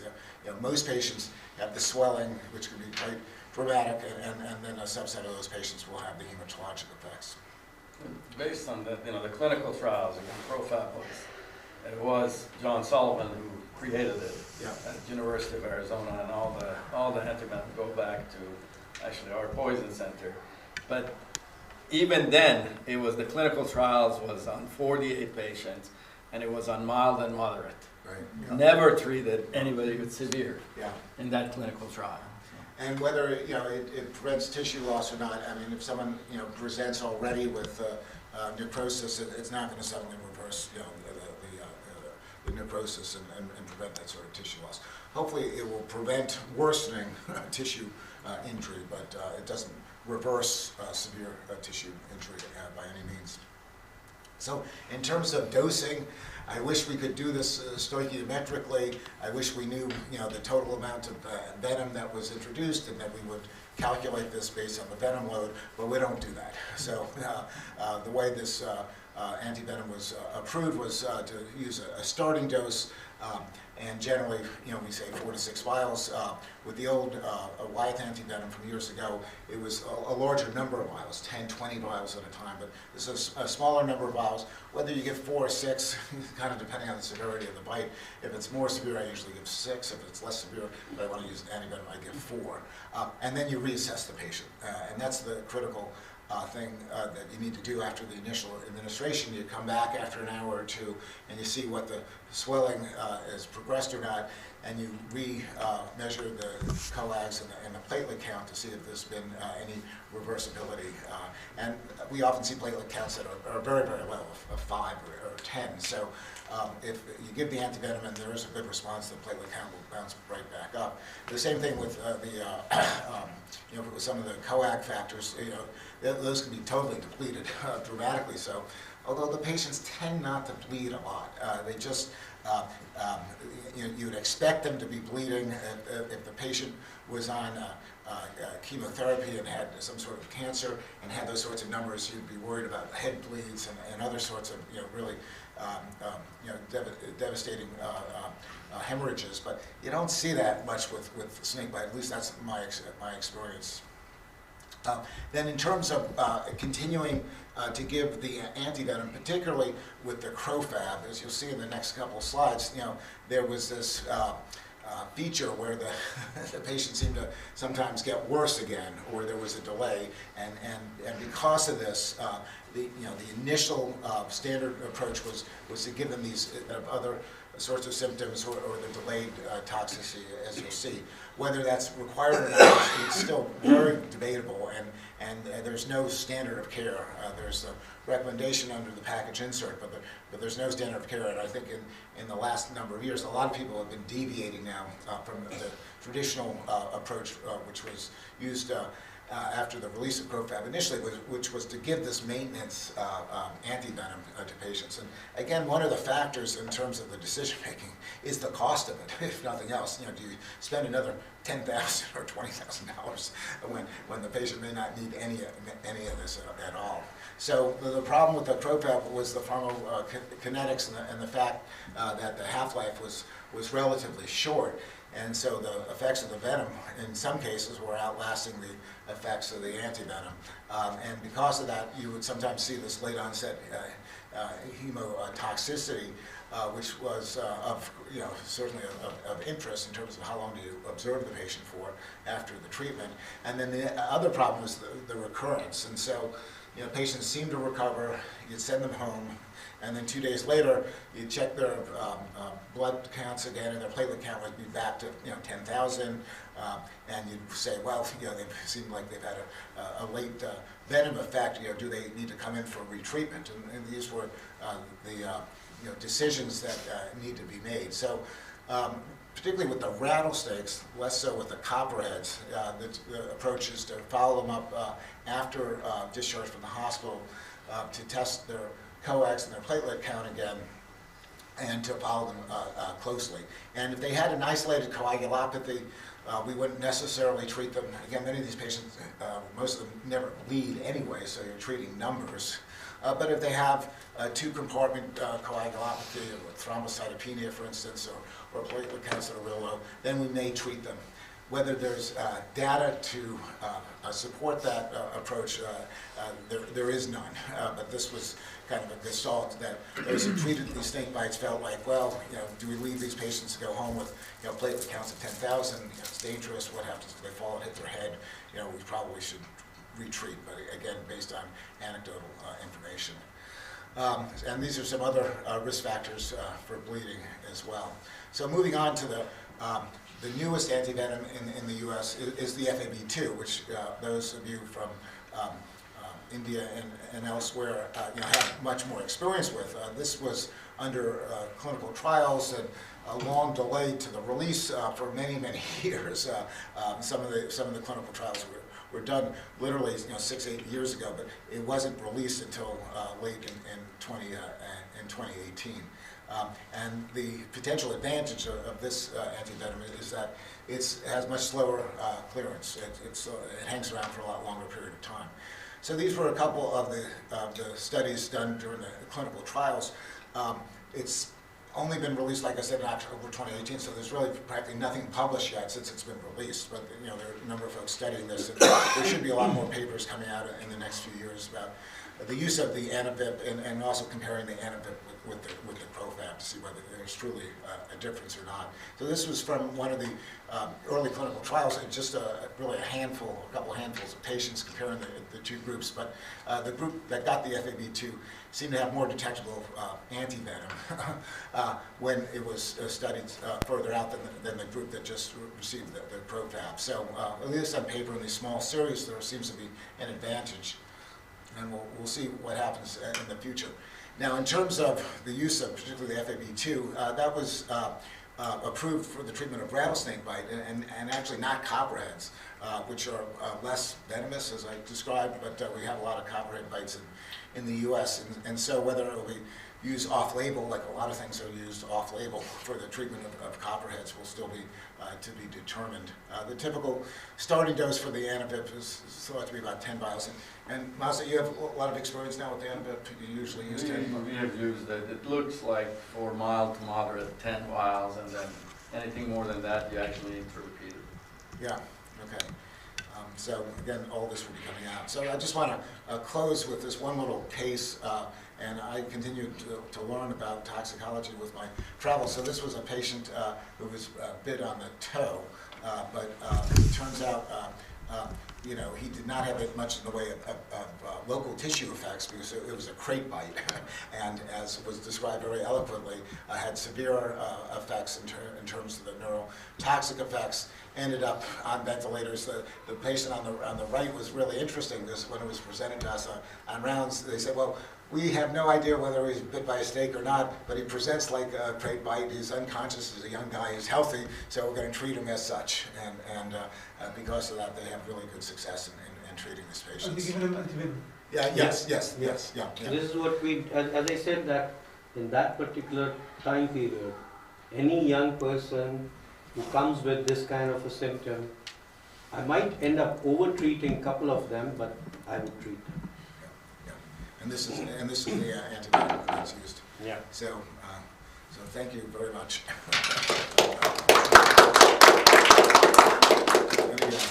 Any questions? Yes. Yeah. So what's your experience with the delayed coagulopathy from the rattlesnake? I know there's also some evidence whether if they presented like delayed 2 days later and the role of loading antivirals at that point.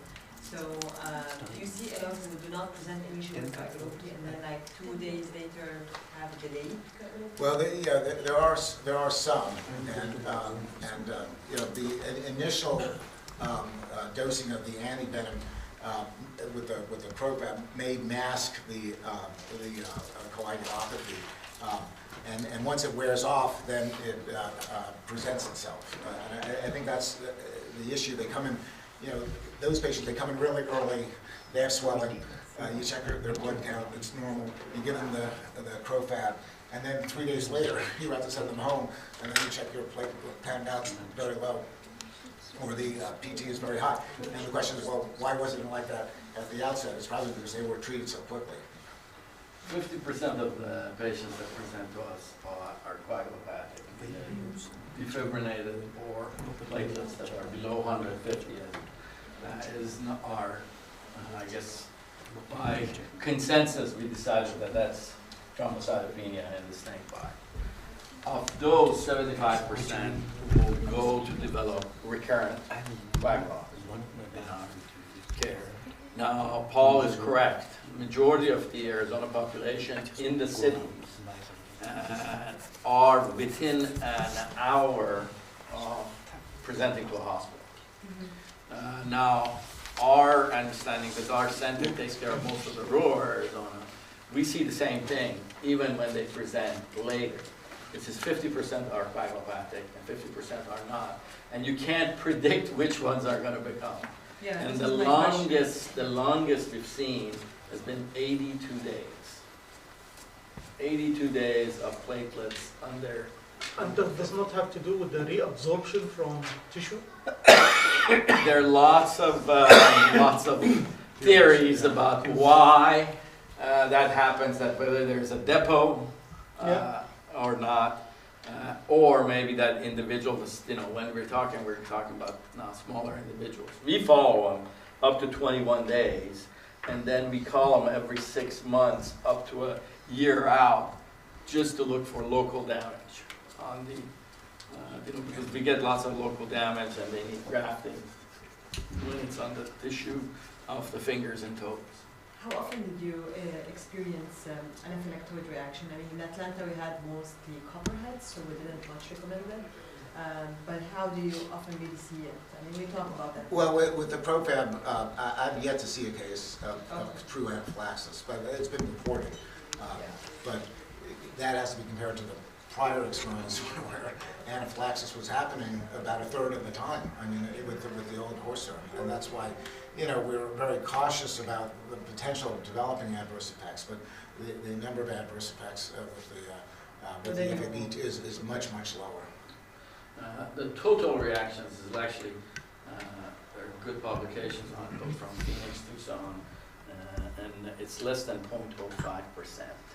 All reactions, not anaphylaxis, but all allergic reactions with Crofab. With the, now if you're talking about anaphylactoids, we see that all the time, and that's rate. You know, if you start giving the antivenom really fast, especially in children, we see lots of anaphylactoid. We just slow it down. Okay, perfect. Thank you very much. So now the real break. Break. And do insurance cover the venom? Most insurance are, if you don't have it, goes up Medicaid. But they have to pay some percentage, right? Treat snake bites. Within the season that we have, we see about 50 snake bites at bedside, and then we treat another 70 in the hospitals that are under our care. So the most common types of coagulopathy that we see with snake bites are defibrillation and thrombocytopenia. Now, thrombocytopenia has been explained in many ways. That is it due to demarginalization? Is it due to clumping? But that's something that we see that immediately is reversible, almost. So platelets are almost gone, individual comes in, and again, we do not run into the problems of people presenting late. Now, do we have late presenters in terms of snake bites? Yes, but those are volitional. One individual, for example, did not come in for 2 weeks because he didn't feel he's sick enough. And again, our snakes do not kill you, right? Our snakes are rarely kill you. And you can look at actually the rate. We did a study with Frank Walter, myself, and we published the rate of snake bite deaths in the US, even when you include the elapids that we have, it's almost rare. It's a rarity, okay? And again, access to ICU care, access to ventilation, you know, almost, if you have that type of care, nobody dies from it. But thrombocytopenia we see early on. It's reversible both with Crofab and now with Anavib. So both with antivenom that is Fab1 and antivenom that's Fab2. Remember, lots of people talk about antivenom snake bites, but they don't treat them on a regular basis. Antivenom Fab1 came to be why? Why did we come up with the Fab1? There's only 2 Fab1. There's a European and there is an American Fab1 anti-snake. The whole idea was they have better penetration into tissue because we were worried about tissue toxicity. And I don't know, Bruno, do you guys have a Fab1 in France? No, we have a Fab2. Fab2 is actually a better antivenom in terms of lasting and being effective. But what we see is a different problem with it. Now we're talking about coagulopathy.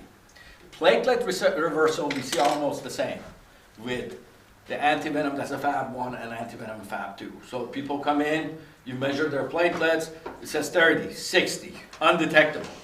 You give them antivenom, back to normal, right? Now, are they as effective, meaning functional? Most of the functional studies that are done, whether you're talking about epinephrine activation, collagen activation and stuff, they do not show any difference. There are shear activation studies that show that maybe in a snake bite, depending on the venom, that the activations are not one and the same, meaning platelets are not functional as they were before seeing the venom. Now, the other thing that we see is defibrillation. So fibrin is totally gone. It is interesting that with antivenom that was a Fab1, we would give it, and it would take almost tens of hours before we could see a detection on the levels of fibrinogen. Okay? So what happens, fibrinogen, if it's destroyed, right, then it takes time to regenerate it. You don't all of a sudden come up with fibrinogen. I would tell you, our early studies and looking at the Fab2, we see a different pattern. And I don't have an explanation yet for it. We give Fab2, and what do we see? Return to normal. Why? I don't have an explanation for it. Is it that somehow the venom actually is, enveloping fibrinogen and other factors, and they're not seen based on the assays that we're doing, and now we give the antivenom and you can see it? I don't know. I don't know if those studies have been done. But I know that you guys have been using Fab2 longer than we have. And are you seeing anything with fibrinogen and other factors? Do you measure it? Yeah, we do measure them. And what do you see with the Fab2? Yeah, well, a few hours. Return to normal? Going up. They start going up. But do they return to normal? Yeah. Yeah, fibrinogen. Fibrinogen. Yeah. So fibrinogen going, you get somebody that comes into the hospital, fibrinogen undetectable. You give them antivenom, and now they're normal. Is that what you're seeing? But not within not within few hours. I mean, within a few hours you start to see it going up. 6-8 hours, you have some. Because our protocol basically, we don't measure after 2 hours. We measurement is mainly after 6 hours, 6, Okay. 12, 18 hours. So we do it an hour before and an hour after infusion. So, Bruno, what's your experience in France With with the fibrinogen? So one thing that we're seeing now with this new Anavip, which is a Fab2, fibrinogen, we used to see it go down, and we give Fab1, it would not affect it. Maybe 6, 7, 8, 10 hours later, it would start going up. Let me ask you first. Uh-huh. Did you see any difference for the local reaction between the Fab1 and Fab2? What do you mean? Local reaction. Local? No, Because we're not seeing any. we know that when you give antivenom, Fab2, right, it doesn't go well to the tissue. Mhm. So the tissue reaction is called inflammation, right? Mhm. And fibrinogen is the acute phase reactant. Correct. Yeah, and we see that when the patient have really bad local reaction, it's gonna increase fibrinogen. That is the factor that counterbalance the venom. The one who has severe reaction, those patients have high level of fibrinogen, really early on. So we see that with, for example, when we were talking about antibiotics, okay? People who come in and they have high levels of fibrinogen, Yeah. and I'm talking about 600 to 800, we look at them and they have an infection already, something going on. And majority of them, they've done something. They manipulated the wound, or they were out of care, and they were not sanitary, and they do have some sort of infection. We looked at 2,000 snake bites and showed that nobody needs antibiotics unless they've done some manipulation of their wound. Now, And at what time did you diagnose infection? at what time we diagnosed infection? Yes. Well, the whole thing was, in the EDs, a diagnosis of infection, I better do prophylaxis. I know, because usually We do not do. Venom can cause local reaction, right? It's inflammation is not infection in the first few hours. like up to like 6 to 12 hours. It's not possible. Infection can, happen within like 6 to 12 hours. So if you diagnose infection in 6 or 12 hours, it would be not that infection. It should be information from venom, I think. Well, yeah, that's what the toxicologists consider, right? But the regular emergency physician, even in the United States of America, right? Yeah. One thing that they did is like, let's give them antivenom and let's give them antibiotics immediately, okay? And we used to see, actually, with that practice, we used to see more reactions because the risk of having a reaction to the antibiotic is much higher than even to the antivenom. So we used to see lots of it, and that was a common practice. And still goes on, although our recommendation after we published this is that you do not need to do any prophylactic treatment. The venom itself, at least the venom of North American corrodal is bacteriostatic, okay? Even if you don't consider anything else. So, but when we're talking about acute phase reactant, right? Yeah. So the patient would come in and they had a high levels of fibrinogen. We would say, okay, this is probably an infection. Now what we're seeing is low levels, okay? And we're seeing a rise, immediate rise. Mm-hmm. So I can understand when you're saying the inflammatory response to the antivenom, but that wouldn't be within an hour. Yeah, that's true. Because That, I mean, when you yeah. get things within an hour, I mean, the half-life of, for liver to produce fibrinogen is between 3 to 9 hours. correct. The median time is 6 hours. But we don't know if inflammation can increase the rate of fibrinogen production. Sure. Now there are, when we're talking about, anticoagulation and measurement of anticoagulation, there's even suggestions of, for example, and that's why I was asking Ashish about hypoxemia, how many percentage, what percentage, because there is a talk to actually allow patients to rebreathe their own air, increasing their carboxyhemoglobin. Carboxyhemoglobin actually pushes fibrinogen up, and it decreases its degradation.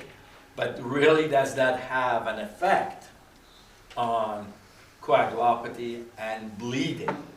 Now, as it is, our rate of bleeding, even with severe thrombocytopenia and defibrillation, is rare. The only times I've seen it, it's been on somebody who got envenomated multiple times. So, and that's one of the things that I wish Ashish was here. I disagree with Ashish because I've seen people who were bit twice with the same snake, 3 times with the same snake. And their presentation is not the same presentation as one bite, okay, of a snake. These guys are usually severely thrombocytopenic, severely defibrinated, and they bleed. As a matter of fact, I think it was the first venom week that I took David Waddell and Julian White to a hospital in Tucson and showed them a severe GI bleed from a snake envenomation, rattlesnake envenomation, which is usually not seen.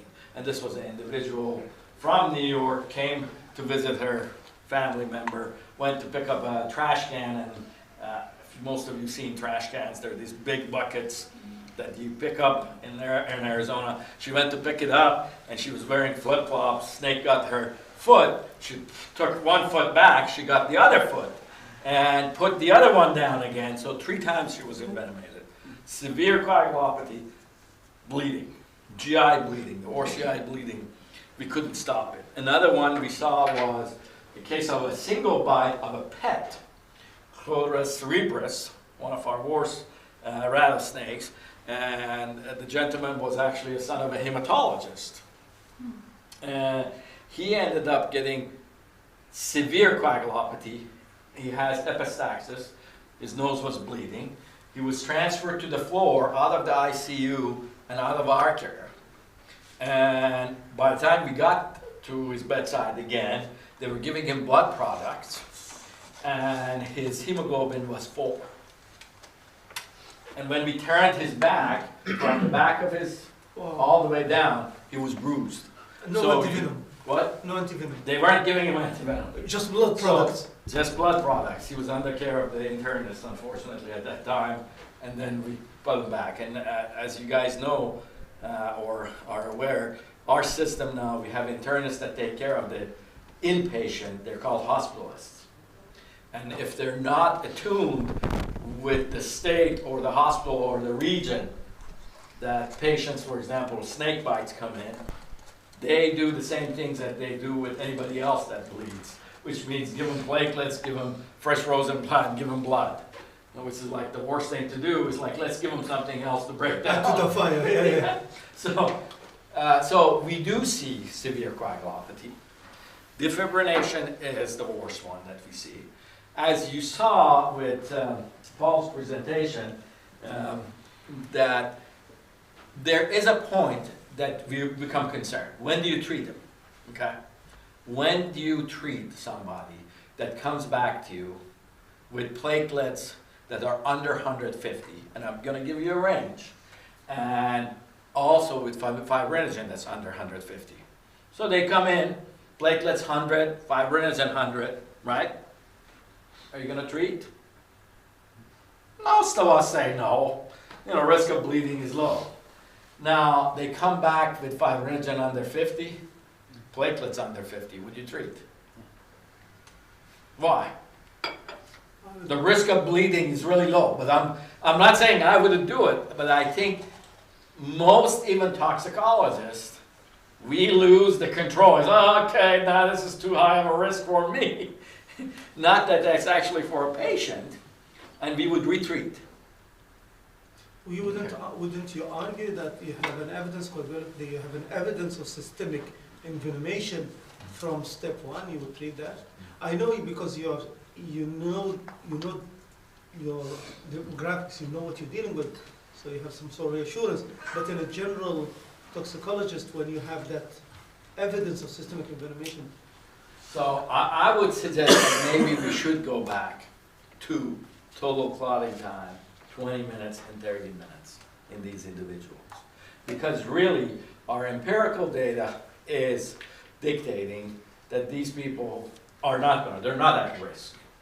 There are our recommendation for anybody that goes home after snake bite, rattlesnake bite in Arizona, is that no provocative action.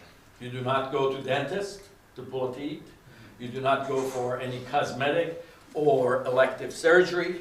You do not go under any high-risk activity, which are contact sports, okay? Jumping out of a plane, and the reason is we get lots of young people, and Arizona is known for their activities, right? We have people who go out of the hospital and says, okay, can I go and do a skydiving now? You know, of course we tell them no, because they are at high risk. But in our general population, these people don't bleed. Those studies have been done. Fibrinogen low, platelet low. The only study that I've seen was actually a torsional peg that was done. And it showed that platelets under 60, okay, it didn't matter how much fibrinogen. Platelets almost played the role of what you would call a spoke in a wheel. If you didn't have that, fibrinogen didn't matter how high it was. If your platelets were low enough, that clot was not stable. So really, maybe we should be looking at just platelets being under 60. My suggestion is going back to total clotting time, yeah, or looking at the limited 20 minutes or 30 minutes clotting time for these people, at least in the United States. I opened the forum to my colleagues who've been using FAB2 more often and for a longer time, and hearing your suggestions also. Yeah, we use 20-minute whole blood clotting test at the bedside test. Thailand? We use the 20 whole blood. In Thailand? Yeah, in Thailand. Yeah. So you do it initially for determining treatment, but not for disposition. for No, this they do position as well. So when you send them home, you also make sure that they're, Yeah, Same as Okay. minimal. yeah. Same as those minimal. so you do also that? Yeah. No, in minimal. Oh, in minimal. In Okay. minimal, they have the same protocols as Thailand. Minimal, We okay. don't. We do the clotting test is on the patient arrival, and the reason is because the coagulation profile can detect. You're doing the INR you're talking about? No, the bedside. The bedside, okay. You We- do it only in the, At the time of presentation. and you don't do it later on? We actually have a study already. It's a prospective study to compare 20-minute whole blood clotting test with the PT, TTT, and fibrinogen. We use the fibrinogen level less than 100 as a gold standard, and then we compare 20 whole blood clotting test with the fibrinogen level. Is the sensitivity is about 93-95%. Oh, I'm sorry, 85% sensitivity, but specificity is about 95. 95%. 95. And the sensitivity is the highest one for the 20 whole blood clotting test, nothing else. And same thing with PT INR, but you need to use the INR cut off as above 1.2, not 1.5, to reach the highest sensitivity at 85%. And when you go to send them home, usually for us is about close to 36 hours that we send them home.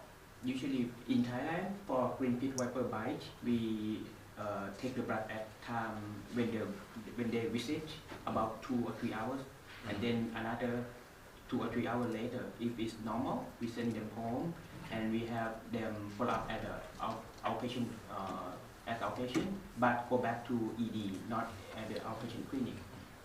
And the rate of, under toxicologist, observation. Yeah.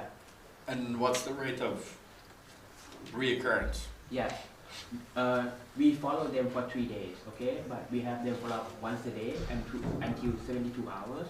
And we did a retrospective study back 8 years if we have any revisit between the time 6 or 7 hours to 24 hours, because we send them back home at that time. So we are concerned about their safety. So there's only 3 patients came back in 320 cases. 320 and 20 patients, you said, or 3 patients? 3 patients came back. Out of? Out of 320. 320.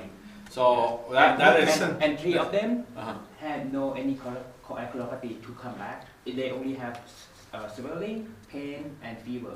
Okay. Nobody died. I already published that in Quintox. It just last month in Quintox. Look it up. Okay. Yeah. Thank you very much, guys, for the sake of time. Yeah, Thank you. I'm going to sit down, but I will tell you, 50% right off the back are coagulopathic, 75% of them are recurrent. So our rate is much higher. Yeah. Interesting. Interesting.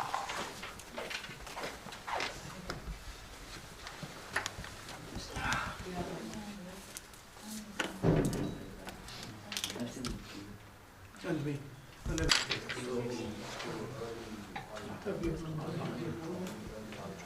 Okay, so Sorry, Dr. no. Okay, so I'll be talking briefly in 10 minutes about first aid concepts and controversies. I have no conflict of interest.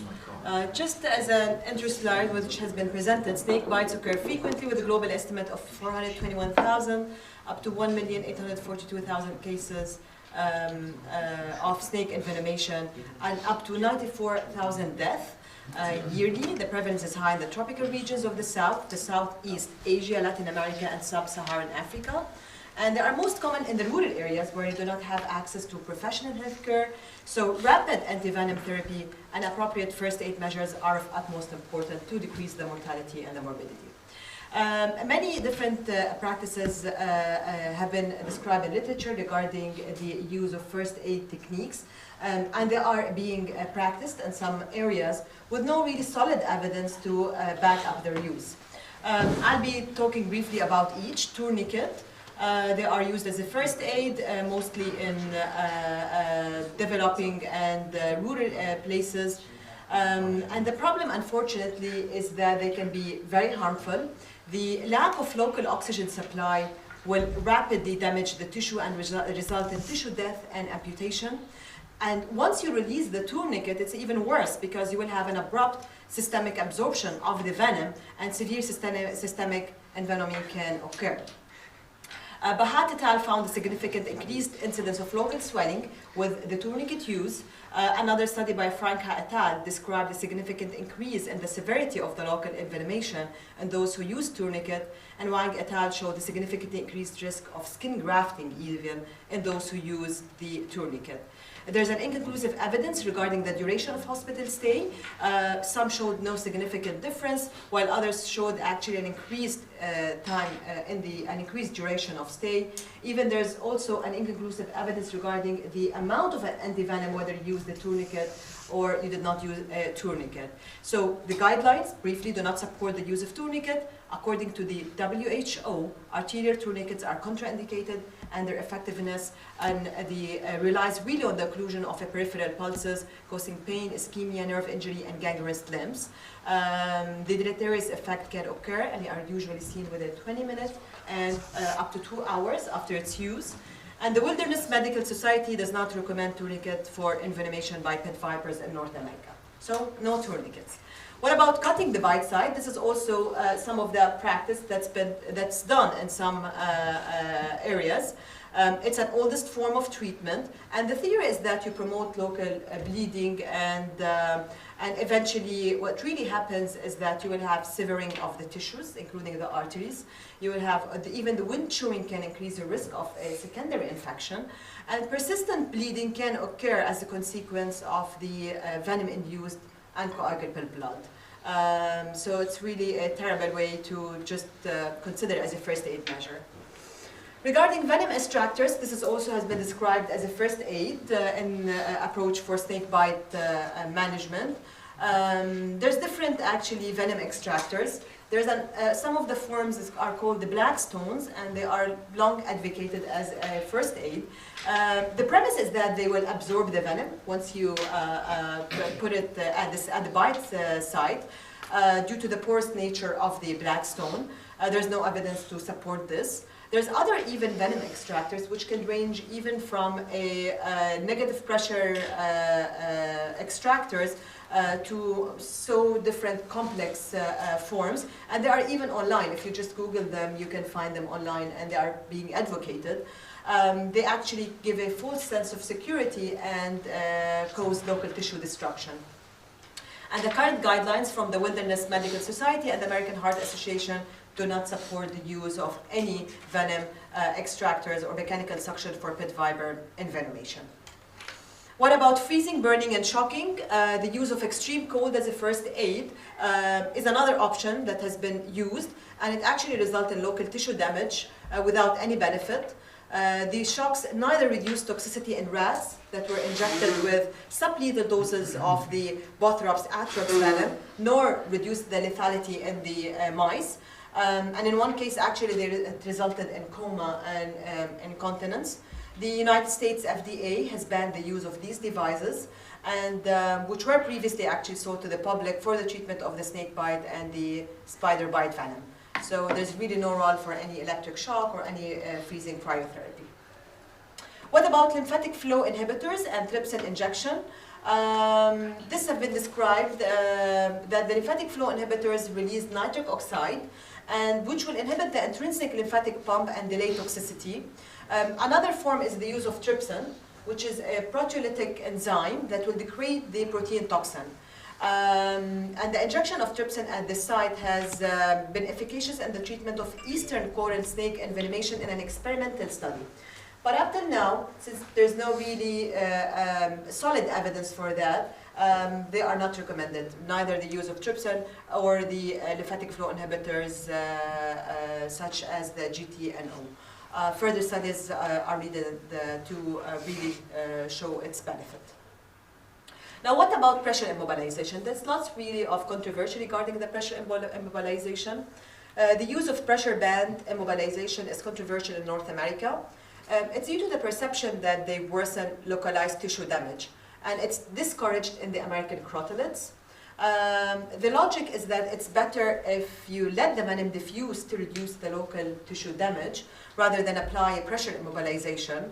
And most pit fibers are unlikely to usually cause lethal systemic effect. So that's why they are really not recommended in the American crotalids. However, also a joint statement has been issued in 2011 by ACMT, by AECT, and AAPCC and other associations. And briefly, it mentions that the available evidence failed to establish any efficacy of pressure immobilization in humans. But it does indicate the possibility of serious adverse events from its use, actually.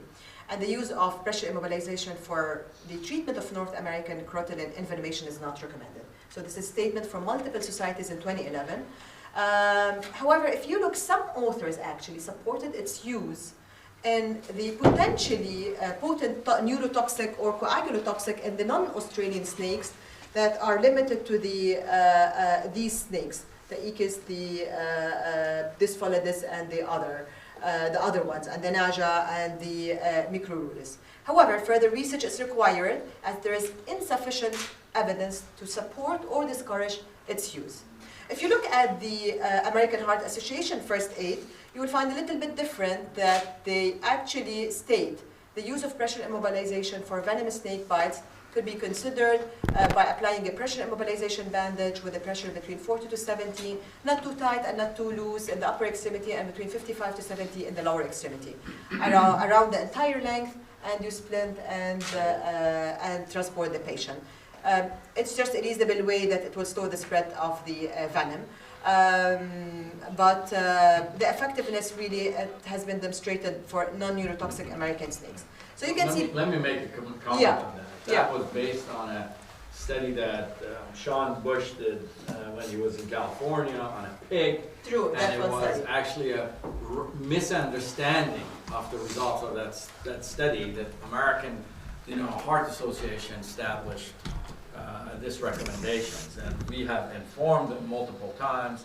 But as you don't want to go take care of your heart when you have you don't go to a proctologist for your heart, you shouldn't be going to a cardiologist for your envenomation. Correct. But again, I mean, different associations, those really discourage its use, just the American Heart Association. And in Australia, where there are neurotoxic elephant snakes, the recommendations is pressure immobilization bandage to be around broad or to be applied over the side to cover the whole limb, and the patient should be immobilized, and then the bandage should remain until the patient are transferred to the hospital and received an antivenom. So you do not remove the bandage until the antivenom has been given, so if the patient is envenomated, then the bandage can be removed after antivenom. So they do the testing and then give antivenom, and then they release it. So you can see different guidelines, and I think it's the only most controversial, the pressure immobilization, regarding all the first aid techniques that have been described. What about traditional herbal medicine? It's also described, if you see it in some of the articles. The ingestion of plant extracts and local application of the herbal medications have been really mentioned, but it lacked any robust evidence for that. And many of them even are toxic, such as the strychnine containing monkey fruit, and it can result in secondary infection. In one of the study by Madeke et al., the use of traditional medicine was not found to be to decrease any of the inflammation really risk compared to receiving no aid. In another study in Brazil, it showed that extracts of the plant Jatropha, which is a common plant there, it really reduced the local effects from snake bites, but if used as an adjunct to the antivenom. And also another plant or herb was found to reduce the lethality in a mouse model in Indian cobra, the Naja. This was the Euphorbia hirta. But again, these are experimental studies, and there's no robust evidence for their use. As a position statement, the WHO guidelines have found that there is actually more harm with the use of traditional therapies, and their use is discouraged, and the recommended first aid is really to reassure, immobilize the patient, and move them to a place where they can receive appropriate medical care as soon as possible. So as a conclusion, the tourniquets cause limb ischemia and amputation. Electric shock is dangerous and is not recommended. Suction devices have no efficacy in experimental studies and cannot be recommended. Pharmacological treatment with a topical nitric oxide or trypsin injection delayed toxicity in experimental studies, but as of now, there's no solid evidence to recommend their use. The pressure immobilization bandage, compression bands, and rings have shown in experimental studies to delay systemic venom absorption, but it should be individualized to certain regions, species, depending how timely there is a definitive treatment, and to your local guidelines. Antivenom is the definitive treatment for venomous snake bites and should be administered as soon as possible. Splint rest and avoidance of the movement should reduce the movement of the involved extremity and should be really the practice for first aid. That's it. Thank you. Any question? Any comments? No, that was a great review of it. But these, these what we call first aid. In the U.S., another company came up with a new extractor. Another one came up with a pressure bandage that now has a hole in the middle of it. And lots of them are driven by financial, by financial concepts. But the other thing that's important, and I've been to Australia, I don't know if this is applicable in some of the countries where most of the patient will be in hospital within an hour or two. Well, in Australia, you're talking about 9, 10, 12 hours. That might have an influence as well. Next speaker. Australian colleague here. Yes, please. Okay, thank you. I'm going to talk about the antivenom storage project in Thailand and the conflict of interest, and just give you about general idea where Thailand is here, and this is Turkey, and this in the Middle East, and we have about 69 million people in the country, and for toxicology coverage for all 69 million people, we only have about 20 toxicologists in the whole country. And we have 2% control. All of the 2% control is in the middle of the country. This is the whole country. This is Laos, Vietnam, Cambodia, Malaysia, and Myanmar are here. And we have 7 significant toxic snakes, venomous snakes. Up here, there are vipers. This is Russell viper. This is Calloselasma lodostoma. It's a pit viper. This is a pit viper as well. This one is found in Bangkok a lot, about 90% where I work. And this is cobra, king cobra, and crates. So from 2010 to 2018, about 6,000 cases reported to one of the poison control center, with the mortality rate about 1%. But we have about 5,000 to 6,000 snakebite cases per year. Where poison center? No, for the whole country per year, annual bite rate. But only 6,000 were reported to the poison, one of the poison control. We have 2 poison control, okay? Between 2010 and 2018, and that is about 1% death rate. And in Thailand, we come together and we have a society called Thai Society of Clinical Toxicology. We do the guiding and collaborating national organization for better serving poison and overdose patients. And also we oversee the medical toxicology fellowship training, and also we do guidelines, book, and also we host conferences. How many toxicologists did you say you About 20. 20. In 2000, we come together and in 2010, and then we established one project. This is based on what's going on in the country. We know that the market of antidotes is small. Often their patents have expired. Demand is unpredictable, and sometimes profit margins are very low. And pharmaceutical industry has limited incentive to develop, and it's not their interest to produce and improve the antidote and antivenom. Moreover, the antidotes are expensive, and sometimes they have a short shelf life, which discourage individual hospitals from keeping large stocks. So WHO recommends establishing a central bank of antidote as an effective and efficient way to ensuring prompt access to these drugs. In 2002, the National Health Security Office in Thailand set up a special system to improve the system to high-cost medicine. And medicine was selected and procured centrally. Okay, that is the I think the key word that I'm going to talk about. And manage all the supply chain and was outsourced by the government pharmaceutical organization, which called GPO, to the private sector. By this method, we can save about $1 million a year. 1 million or 100 million? I'm sorry, 100 million. Oh, 100 million US dollar a year. And also, even we have the new innovative, the way that we can reduce cost of medical care by having the central procurement of the medicine, but we still have some challenges for the antidote and antivenom. So we want to improve the way that we have access to the antidote, and the antidote we have a problem with accessing it, but for the antivenom we have another problem. The problem is that because it has a wastage a lot, because each hospital want to stock their own antivenom, and sometimes they stock too many, and then it's just go expired, and then they just discard those medicine, and sometimes we have shortage of antivenom because this hospital have too many, another hospital cannot buy enough, something like that. That is a problem. Antivenom is produced where?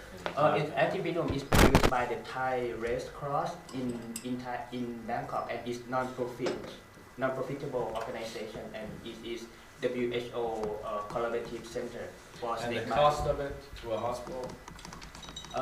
one vial is about $30 US. $30 $30 to $40 US, not expensive at all. It's cheap.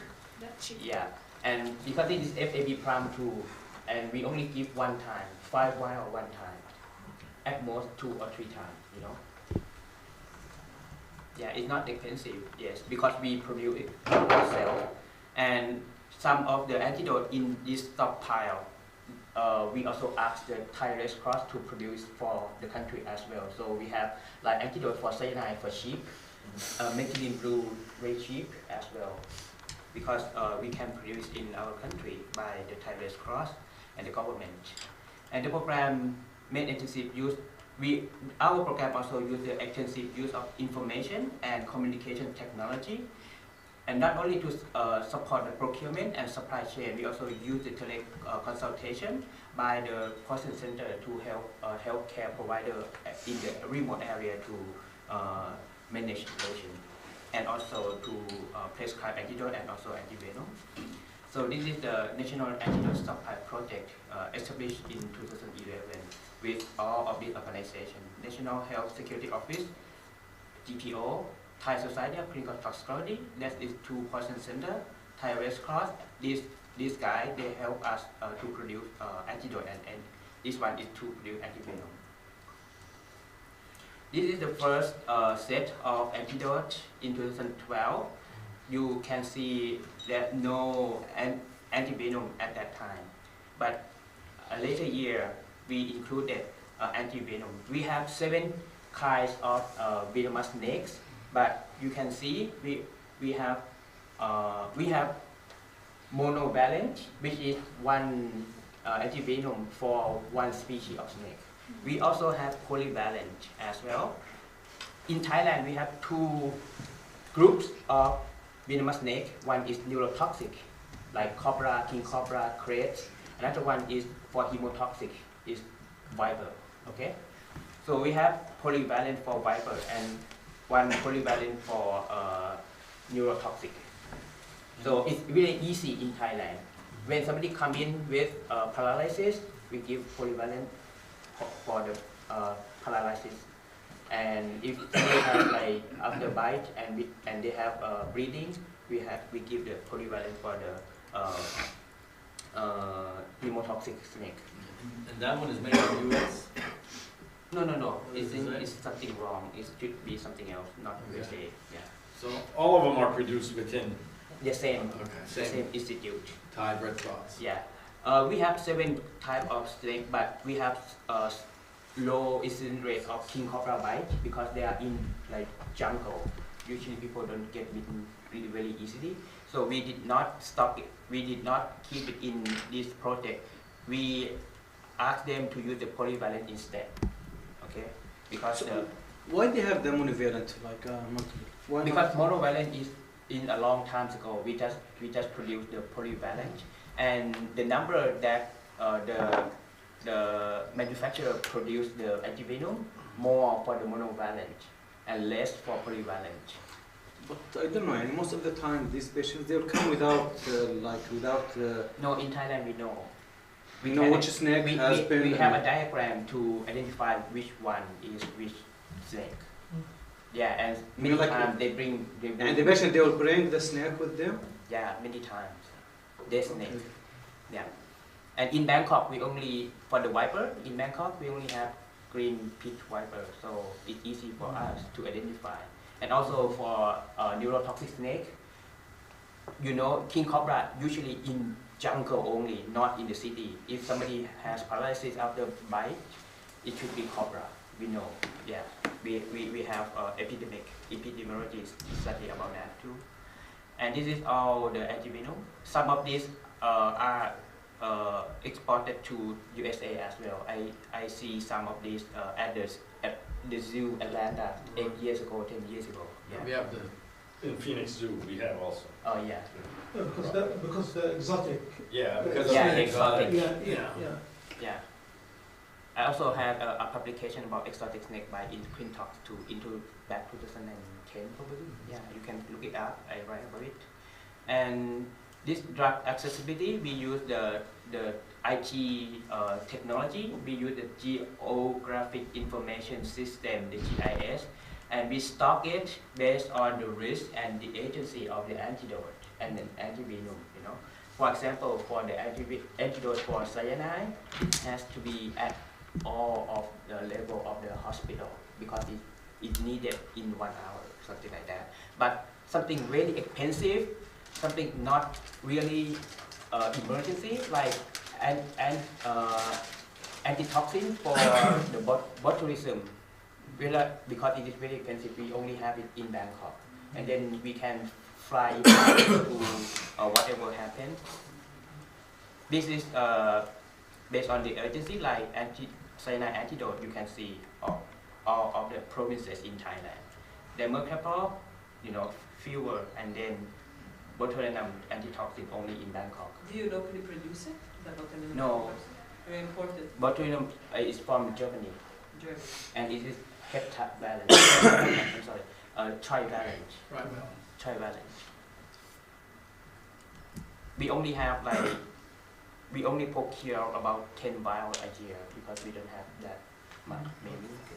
Yeah. And this is the web online that any hospital in Thailand can access, and they can know exactly. It's in real time.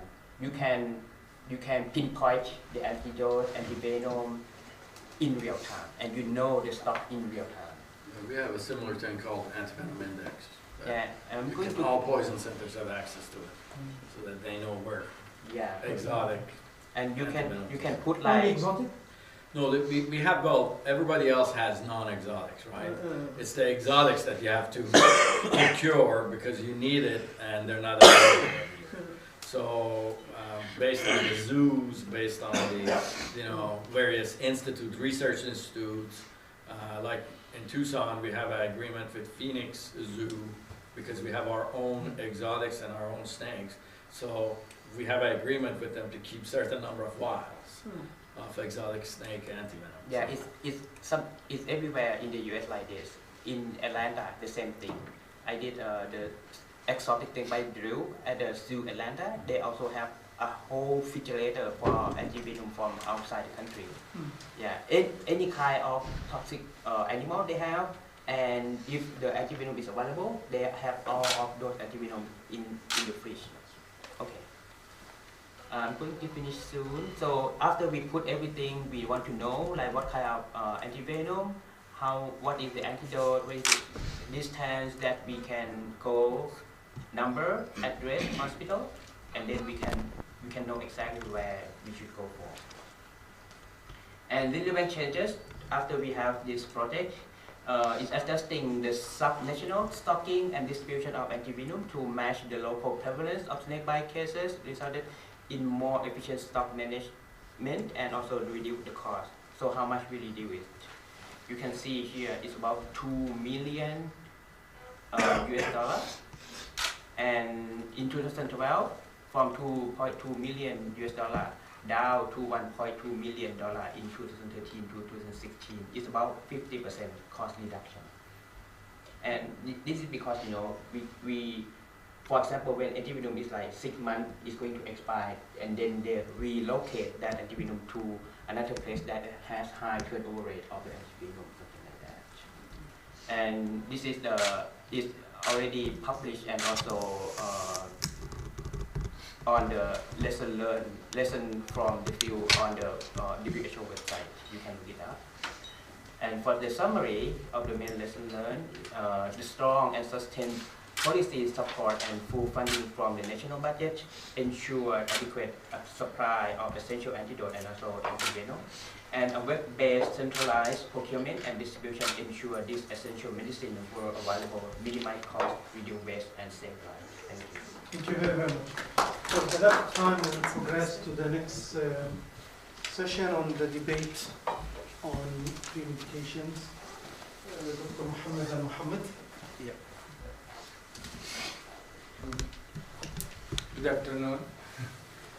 So as I totally agree with Dr. Ashraf, our community different than USA. So I remember in the emergency department once there is a family of 5 people. They came to the emergency because they found there is a snake in one of the rooms. They are seeking to be examined and to be screened because they get scared and maybe they had a venomous from this snake. But yeah, people, they are always seeking to have an intervention. You have to do something for us, otherwise you are not a good doctor, or we go and complain. Even if they have a problem after 10 years, they will say, oh, that's because they missed that snake. So I will start my talk about debate actually. So it is a debate regarding the pre-medication. So just to convince you, this is my aim actually, our main objective to convince you with what I will do is to give the pre-medication before the antivenom. To convince people they are very expert in this field is one of the difficult things, but again I will try my best to convince you. So for things like this is a controversial, we depend on many things, not only the evidence base or the study, we depend on the experience, we depend on what we are feeling. So especially we are talking of working in emergency department, there is a lot of factors, not only studies or papers written before 10 years, before done in different ways. So I will not try to repeat the things what you mentioned, but imagine that when you have a patient, he developed an anaphylaxis after you give him antivenom. This is a very nightmare for us as an emergency physician. I remember one case, he developed angioedema, and I thought, I tell myself, if the time go back, I will give him everything to avoid this bad situation.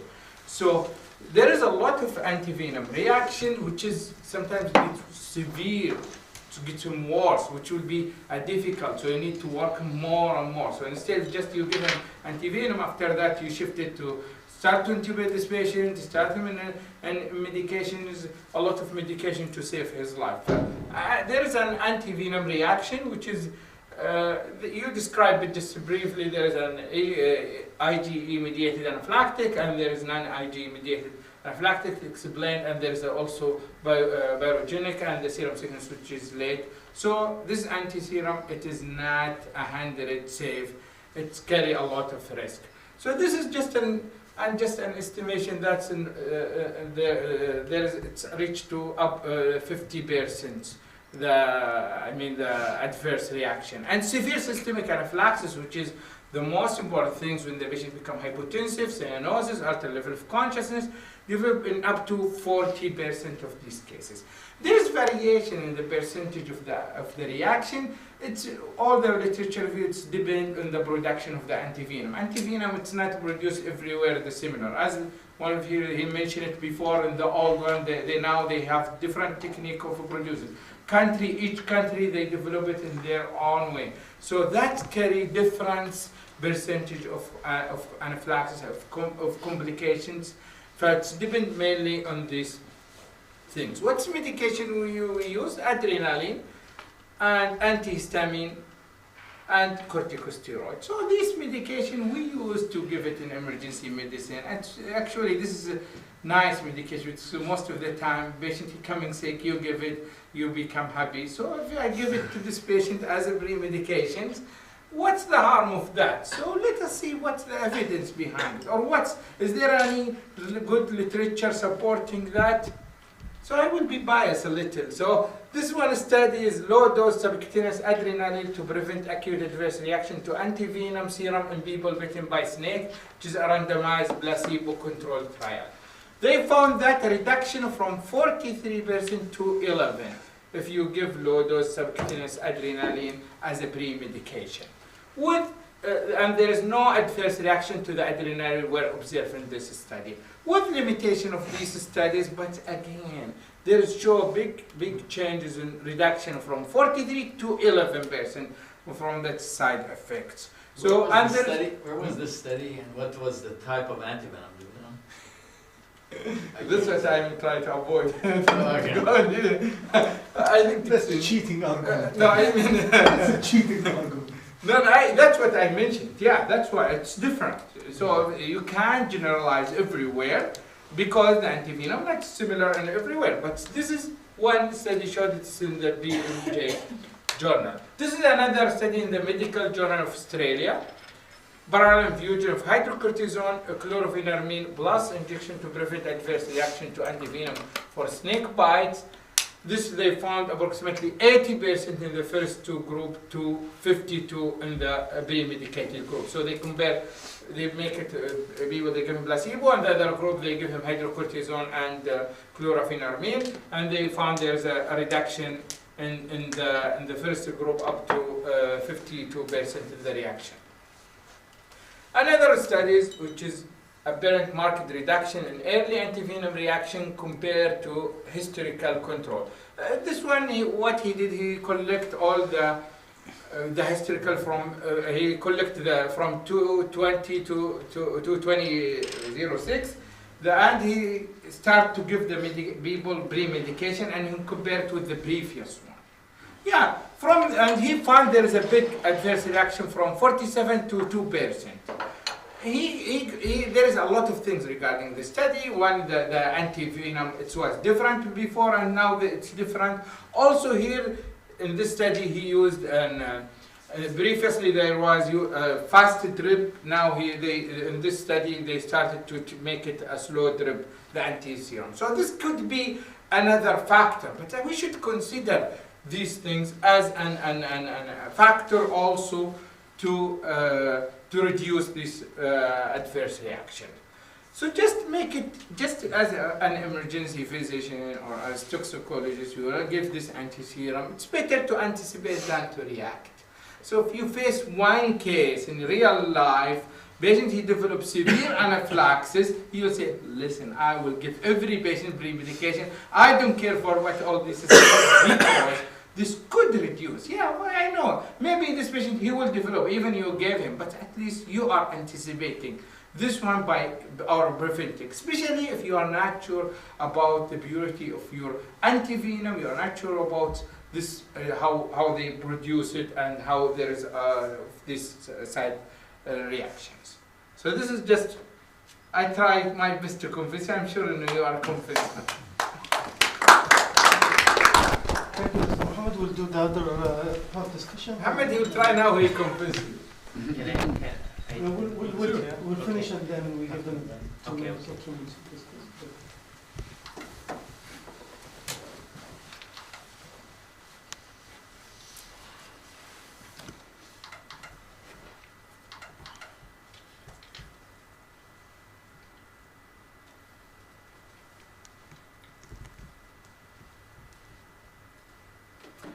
Okay, now I would like to talk about the mechanism of this pre-medication. For me, I will not give any pre-medications. They are using 3 medications: steroids, antihistamines, and catecholamines. So just to understand why I will not use these medications, I have to understand what is the mechanism of action of anaphylaxis and how these drugs can help us to treat adverse reactions. Then some evidence from the literature. So basically, antivenom is an effective medication to treat snake bites, but the problem is in the safety. A lot of adverse reactions has been there in the literature for a long time. Yes, it has been improved, but still, like in some studies,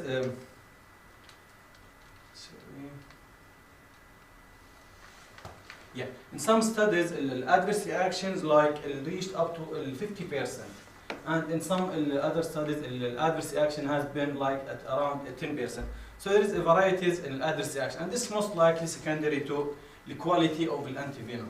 So instead of trying to treat these adverse reaction, why not to put our efforts to improve the quality of production and to see why there's variations between the different manufacturers. So these are types of hypersensitivity reactions. Most of the reactions that we see with the secondary to antivenom are antibody mediated. We have type 1, which is IgE mediated reactions, type 2, and type 2 is non-IgE mediated, and type 3 is the serum sickness or the delayed one. So basically we have to understand the mechanism of each one of these hypersensitivity reactions and how we can treat them. So the first one is IgE mediated. Basically, IgE mediated anaphylactic reactions are early. So and the main cause for these reactions is the presence of IgE against any component of antivenom. Antivenom, there's proteins and antigens. So if injected in someone and he's having IgE against any component of the antivenom, then they will develop this type of reaction.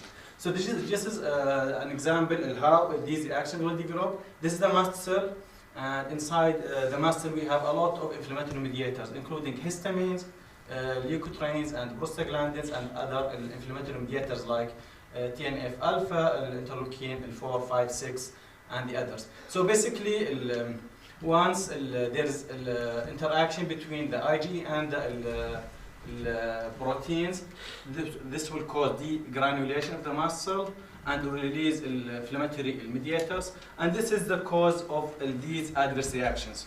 So for example, what will happen if histamine is released? You will start to have, because we have histamine receptors distributed everywhere, so they can cause bronchoconstriction, they can cause itching and skin rash, urticaria, increase acid secretion in the stomach. Also, they can act in blood vessels, cause vasodilatation and inflammation of sinuses.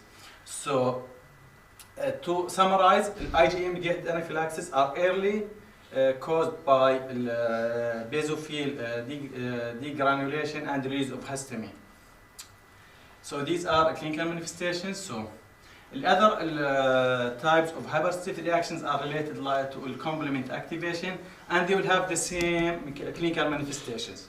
Like they will have increased vascular permeability, vasodilatation, skin rash, urticaria, and pain. So the last one, which is the late reaction or the serum sickness, this usually occur within 5 days to 2 weeks after antivenom administration, and basically the patient, they will present with skin rash, sometimes renal involvement in form of glomerulonephritis and lymphadenopathy. So these are the medications that has been used for treatment of the adverse reactions. The first one, histamines, steroids, and catecholamines. So if we go for histamines, they will act on antihistamines, they will act on H1 receptors. So basically, they will prevent adverse reactions secondary to histamine. They will not prevent release of histamine, histamine is released already. So even if you give a pre-medication, they will not prevent release of histamine. So only they will counteract the actions of histamine. So theoretically speaking, they are not useful in treatment of these adverse reactions. So what about the literature about histamines and steroids and preventing adverse reactions? This study, what was the result of this study? Yes, they found that pre-treatment with low-dose adrenaline was safe and reduced the risk of acute severe reactions to snake antivenom. But for others, adrenaline significantly reduced severe reactions to antivenom by 43 in 1 hour, 43% at 1 hour, and by 38% up to 48 hours. So steroid and antihistamine, they did not. So there's no evidence from this study that antihistamine and steroid can prevent adverse reactions. Yes, there's evidence about only adrenaline. So again, another study, in this study again, they concluded that yes, there's evidence about adrenaline, but the other antihistamine and steroids, there's no evidence that they can prevent adverse reactions. Again, this is another study done in Australia. They found that hypersensitivity reactions occurred in 11 out of 40 patients receiving any form of pre-medications, like so 28%, and 2 of the 11 given adrenaline for pre-medication, versus 20 of 86 not receiving pre-medication. So they concluded in this study hypersensitivity reactions were not common, but most were not severe, and pre-medication was not associated with any reduction in these adverse reactions. Even, for example, steroids, we know that steroids, they will need time to act. Like they cannot, yes, they have a lot of beneficial effects, but their effect will take time. They cannot like, they have effects like within a short time, like 1 hour or minutes. They need time to suppress immunity, decrease antibody production, etc. So steroids, there was no evidence about their beneficial effects to prevent these adverse reactions. Antihistamine also, it has been found no beneficial effects in preventing adverse reactions secondary to antivenom. Adrenaline only has some evidence. So in conclusion, so there's lack of evidence about the efficacy of hydrocortisone. Lack of any evidence about the efficacy of antihistamine, some evidence about efficacy of adrenaline in reducing adverse reactions, but again, most of these studies, yes, they mentioned that some beneficial effect from adrenaline, but none of these studies has been talking about the side effects. Adrenaline is a medication, and also it has a lot of adverse effects, including cardiovascular and CNS manifestation. So none of these studies has been talking about the adverse effect of adrenaline. Even why I will give a medication without clear evidence, and also it has some adverse effects. Also, adrenaline can be used as like treatment. Once these patients, they will develop the adverse reactions, yes, it successfully can be used as a treatment, not as a prophylaxis. So we need further clinical studies needed to confirm the efficacy of these medications. In conclusion, we have to concentrate on the quality of antivenom, not on like to prevent, interact with the adverse effects. If the quality has been improved, most of these adverse reaction will be improved. In some countries, like it reaches up to 50%, which is very high, and in some countries, 10%. And for us in Saudi Arabia, it's less than 5% that we have an adverse reaction.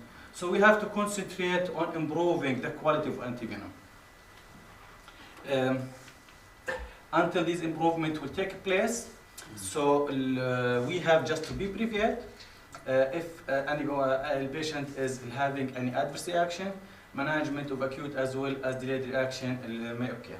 So just be prepared. Like, okay, use steroids, adrenaline, everything should be prepared in the health department. If the patient is having any of these adverse effects, then it can be used as a treatment. But for prophylaxis, I will not use these medications. So can we have maybe he has a response. 1 minute, 1 minute. Okay, so as he mentioned, he put all the studies that supported. The first one, they said low dose in epinephrine, it's reduced the adverse reaction. And there is a study also that I mentioned it that said there is no reaction from the epinephrine when they use it. Agree with the antivenom, the quality, yes, but again, we don't know. We don't have that.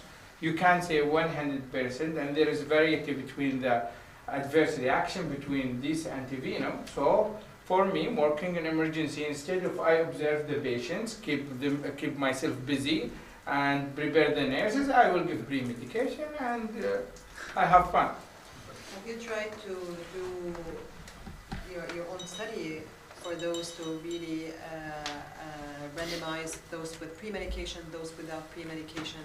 If you really have experience with that? No, actually, you just pre-medicate everyone. Yeah, my experience only one case when I faced it when he developed a severe anaphylaxis. This is my personal. After that, I said I will give pre-medication whatever they recommend because I was in very bad situation with the patient. He developed angioedema and he has hypotensive from the medication. The family, they said, what did you give him? I gave him, this is the treatment you're seeking for.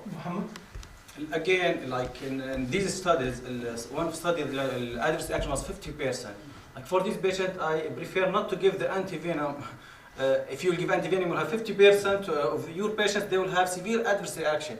I don't know what is the mortality rate from the snake information, but it will not reach 50%. So it's a very high adverse reaction, most likely secondary to the quality of these antivenoms.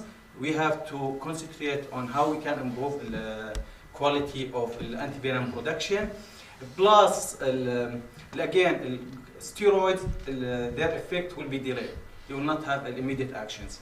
Histamines, again, they will not prevent, antihistamines, they will not prevent release of histamine. So even if you use them, they are not useful. Only they can counteract the mechanism of already released histamine. Adrenaline, yes, there is some. So you agree with me? You will give adrenaline as a premium? No. So he agreed. He said. There's evidence, but still, adverse actions of adrenaline have a serious adverse reaction, including cardiovascular, CNS manifestation. Adrenaline is useful as a treatment. Why I will not use it as a treatment? Like if someone is having hypertension, why I can use it as a treatment choice, not like as a pre-medication. This is.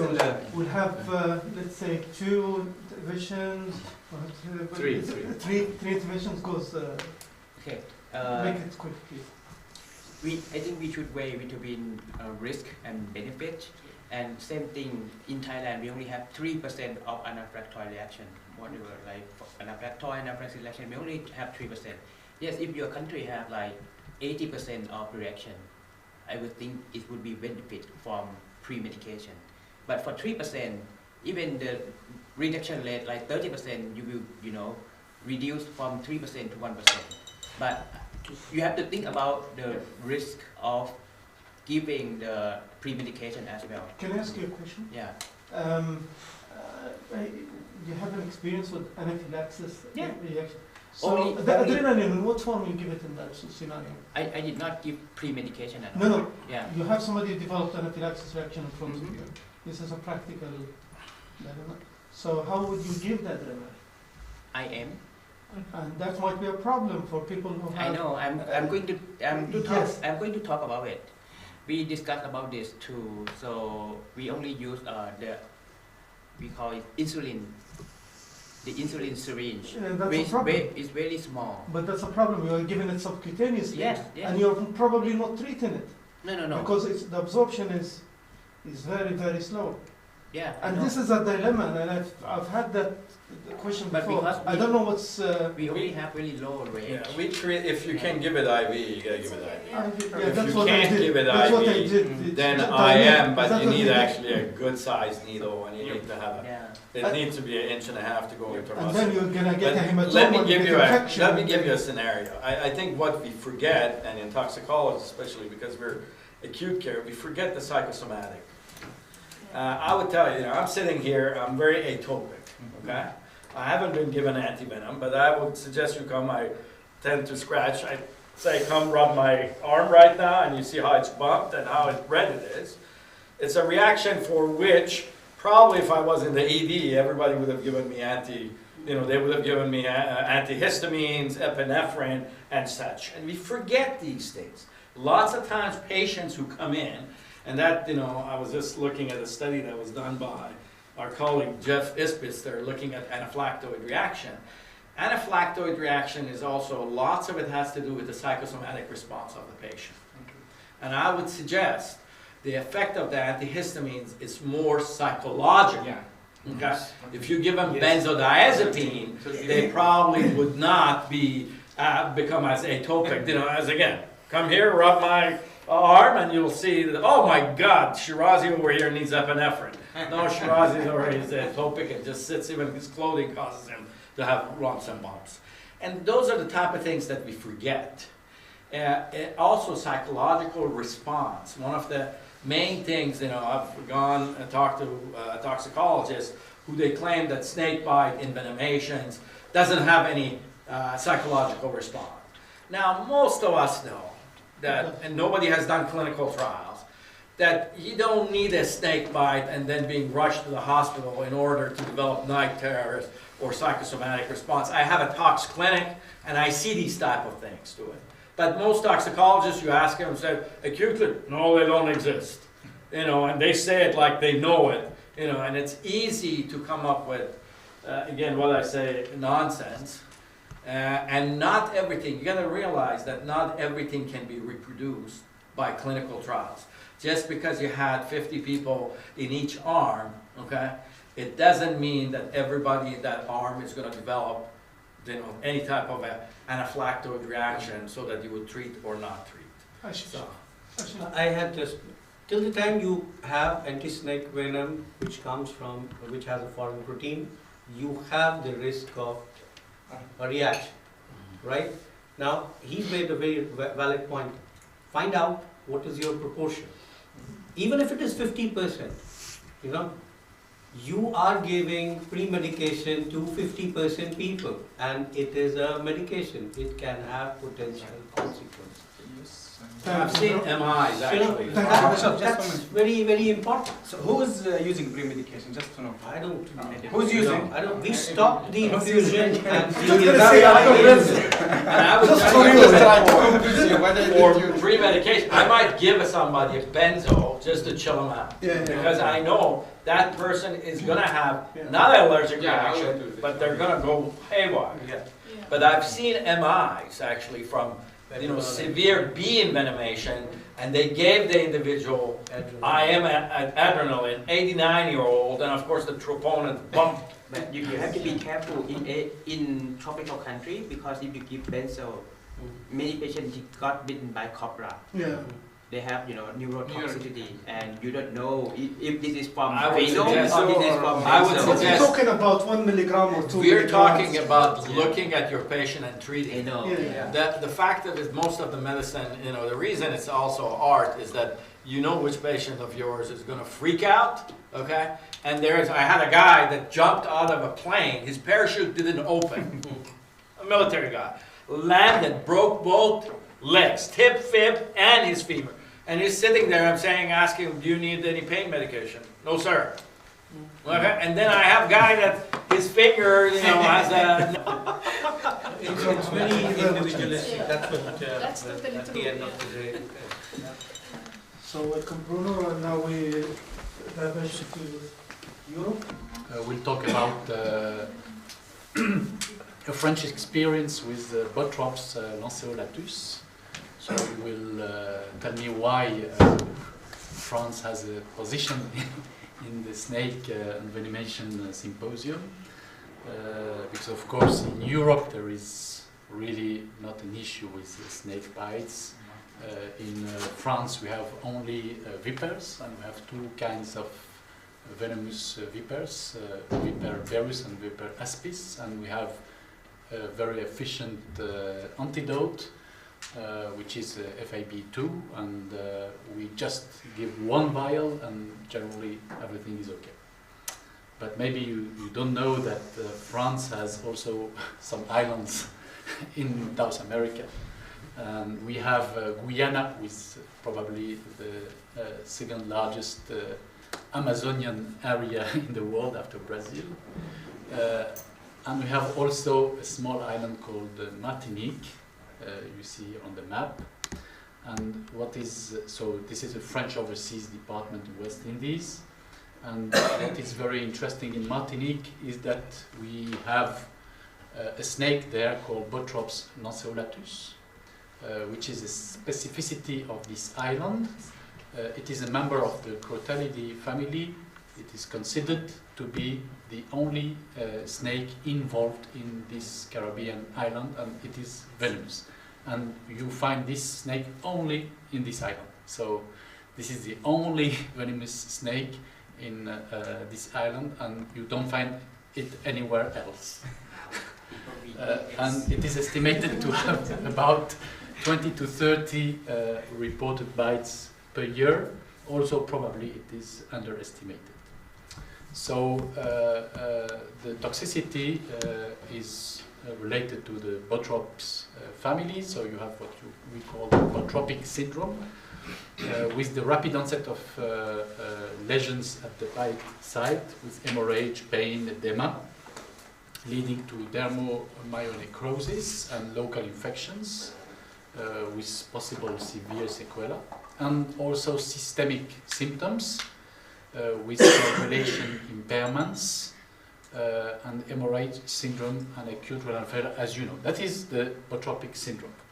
Botropic syndrome, of course, I will not focus on that, I will go rapidly, is related to various enzymes contained in the venom that may act at different levels, inducing vasoconstriction, activating platelets, activating plasma coagulation, and even fibrinolysis. Botrops lanceolatus is quite different. It belongs to the botropic family, but it has a quite different outcome. The major enzymes in its venom is hemorrhagic snake venom zinc-dependent metalloproteinase called hemorrhagines, and in this species is responsible for vascular damage with endothelium injuries. So it inhibits the coagulation, it activates platelets, and it results mainly in prothrombic activity. So with Botrops lanceolatus, you will have the local signs, symptoms like with all Botrops, but from a systemic aspect, you will have thrombotic complications in 30% of the patients, with brain, cardiac, and pulmonary thrombosis. So no hemorrhage, only thrombosis. And this will lead to organ failure, mainly neurorespiratory failure, death in about 15% of the patients, if not treated, and sequela in 20% of the patients. So the difference, it belongs to the Botrop family, but it doesn't give hemorrhage, but just thrombosis, extensive thrombosis due to endothelium activation. Hopefully, we have antivenom, which is Botrofab antivenom, so which is just a specific antivenom dedicated to this snake, produced by Pasteur Mérieux. It is obtained from hyperimmunized horses. It contains FAB2 fragments mainly. As explained with other antivenom, its regimen is adapted to the envenomation severity.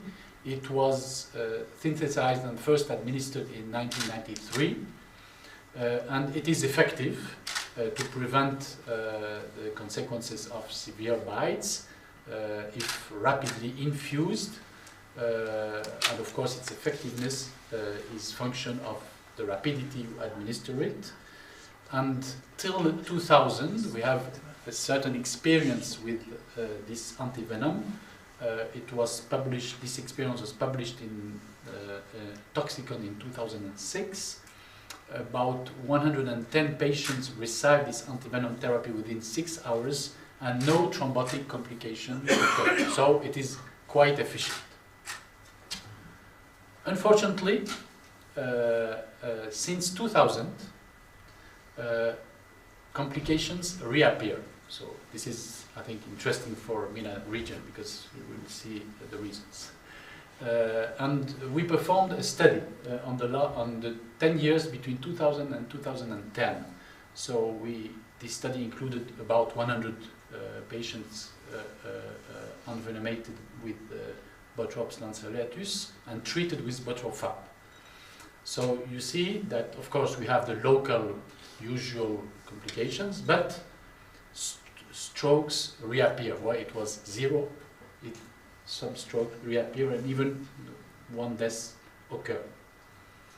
9 patients developed ischemic strokes, including 6 who received the Botrofab within the 6 first hours.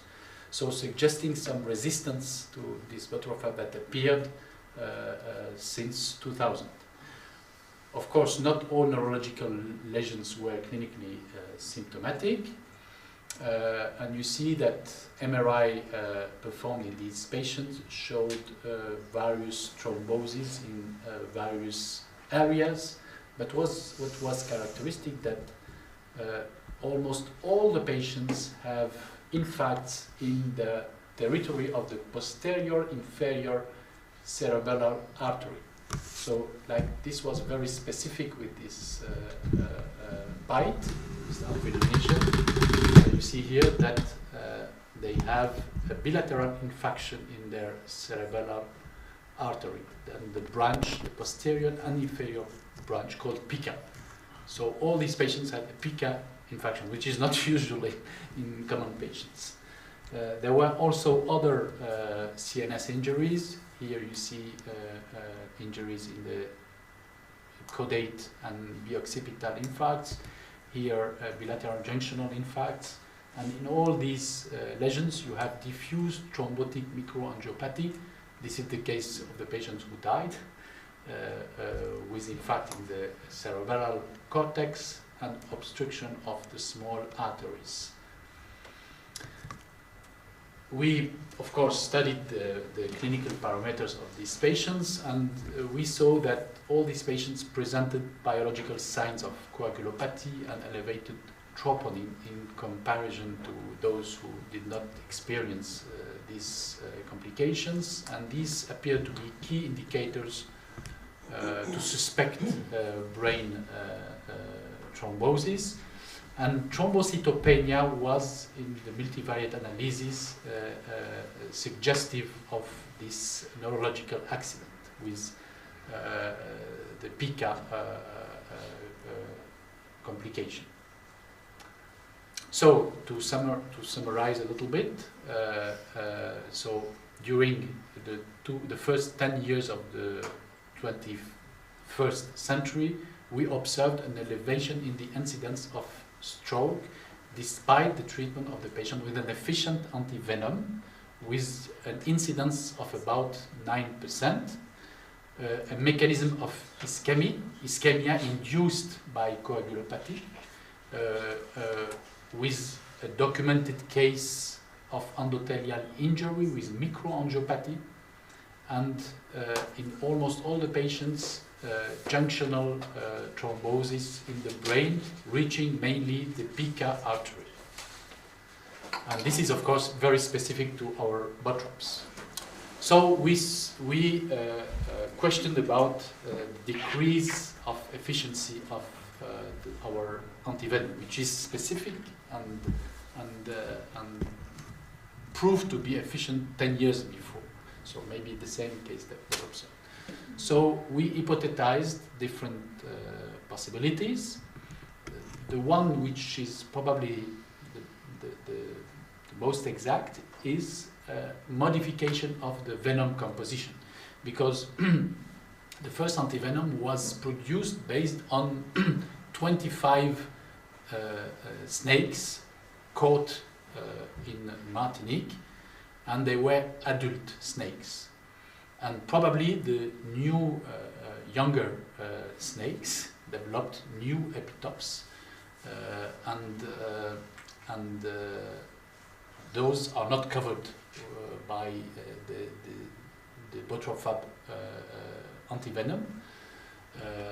So it was requested to produce a new antivenom, and about 130 snakes were caught in Martinique, mainly now young snakes, and the venom was collected, and a new Botrofab 2 was produced by the Pasteur Mérieux, because this is a public health issue in France, in Martinique.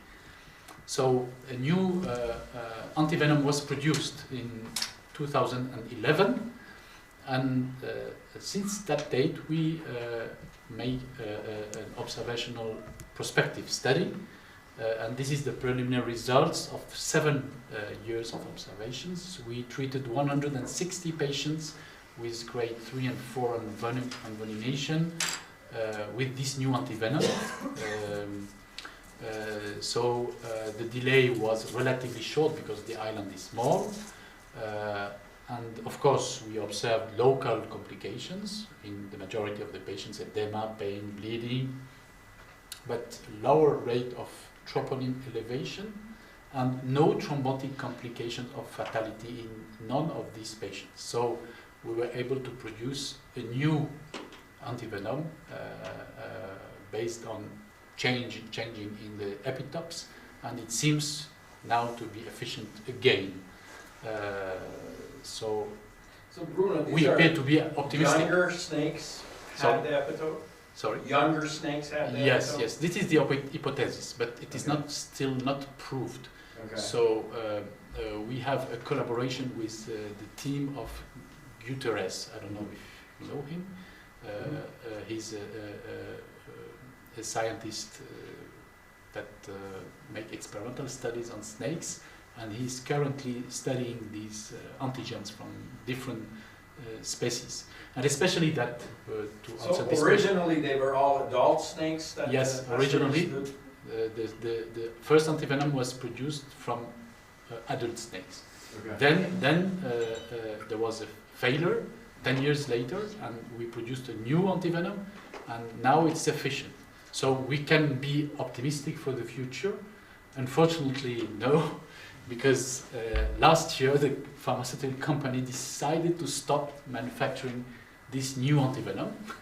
So now we have also some problems, and now we are testing different Brazilian, Panamanian, and South American antidotes that are directed against Botrofab families, to see if they act on this specific Botrofab lanceolatus, and to choose the most efficient one, because probably in 2 or 3 years, when the storages will be finished, there will be no effective antidote to this Botrofab. Who produces it? What farm? Pasteur Mérieux, which is a French company. Is it a private? Yes, it's a private. Yes. Okay. It's Institut Pasteur, it used to be a public. It is. Institut Pasteur is private too. Ah, private. Yes. And Pasteur Mérieux is probably connected to Institut Pasteur, but it's not Institut Pasteur. So I thought that this experience could be interesting for you, because here we have some certainties about the epidemiology, because we know exactly the snake, because if you have an envenomation in Martinique, you are sure that this is only this snake, because there is no other venomous snake, and this snake only exists in Martinique, nowhere else, and it is different from all other Botrops snake family because of its mechanism, Botrop venom usually activate coagulation and results in hemorrhage, while here it mainly destroys the endothelium and results in thrombosis. Now we see the same thing in terms of juvenile rattlesnakes are much more coagulopathic and without getting any signs or symptoms of local toxicity. So, but in our case, using higher amount of antivenom actually reverses that. And it was interesting, and we presented this, we had 5 patients that we found actually hypercoagulable state. We found DVTs in them, which we had never seen before. So it's interesting that you have this problem, but this probably exists in other snakes, but not as prominent, because the epitopes are not. What is here very curious is always the same localization of thrombosis in the patient that were treated, so that maybe the antivenom is not totally inefficient, but it allows to control the coagulation, but not in this very small area of the cerebellum. Because that's a different question. And how many vials do you give? So the number of vials is adapted to the severity of the clinical features, and all these patients who develop this have the maximum recommended dosage. Which so, was? But I don't remember, but I can send you the exact dosage. But it's the maximum one, but we don't test higher dosage. But normally it's adapted to, as it was shown, to the LD50 in mice, extended to humans, the same adaptation, with cases where the venom concentration was measured. Also, of course, in all these cases, no venom was measured, but it is adapted, and especially we have 10-year period of more than 100 cases treated with this antivenom with complete efficiency. So there was something new. So about the juvenile snake with the more systemic effect, there's a study already published in Clintox as well. It's from Brazil. And I was the reviewer for this study, and they capture the juvenile compared with the adult, and they compare the systemic effect and local reaction. It's true. There's evidence already published. Thank you very much. We know it's true. I see it all the time. Yeah, but we need to prove it. Thank you. So I know it's long time, but if you spare us a few minutes, just a difficult case that. Sorry, can we start? Yeah, We'll talk after. Lunch. We have Let's our. talk, yeah, we have our. Because we are just running late, so it's. Reaction. I thought just to share this. I discussed this earlier with Dr. Ashish Palla, and maybe I get some feedbacks from you guys. So this is a case as a 16-year-old boy who I received the call through phone consultation on Saturday around mid of the day. And basically they think that this is a case of snake envenomation who has been receiving antivenom, but there is no improvement. And in the initial presentation, you can see that that's his foot. Usually we see, like in most of the cases that we see like quite good marks of the fangs, and you see significant swelling in most of the cases. But in this case, it looks like only bruises. There is no fangs, only like a bruise, and there was no swelling. And so the patient presented to that hospital 2 days prior to the call. The patient having significant severe coagulopathy. His INR was more than 10, his BT was more than 120, and his fibrinogen was undetectable.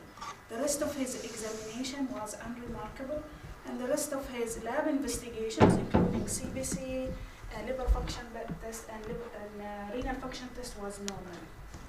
Okay, and he is not known to have any medical problem previously. So according to the protocol that we are using, and it's not really clear, but we have this protocol from the Ministry of Health, and it's been published by an infectious disease team in the country. So, and then they categorize the envenomation into no envenomation, mild to moderate, and severe envenomation based on the local manifestation as well as the the lab investigation. So if you have a patient who is having severe coagulopathy, defined as a BT more than 50 seconds, INR more than 3, or platelets less than 50, or fibrinogen in less than 0.75 gram per deciliter, then that's considered as severe envenomation. And in that case, patient should get the maximum dose of the snake antivenom. The snake antivenom that we are using is the Saudi polyvalent, because we don't produce our own. And the maximum dose is 10 vials, which is 100 milligram. So 10 ml in each vial. So by the time, yeah. The cost to the patient and the cost to you? Yes.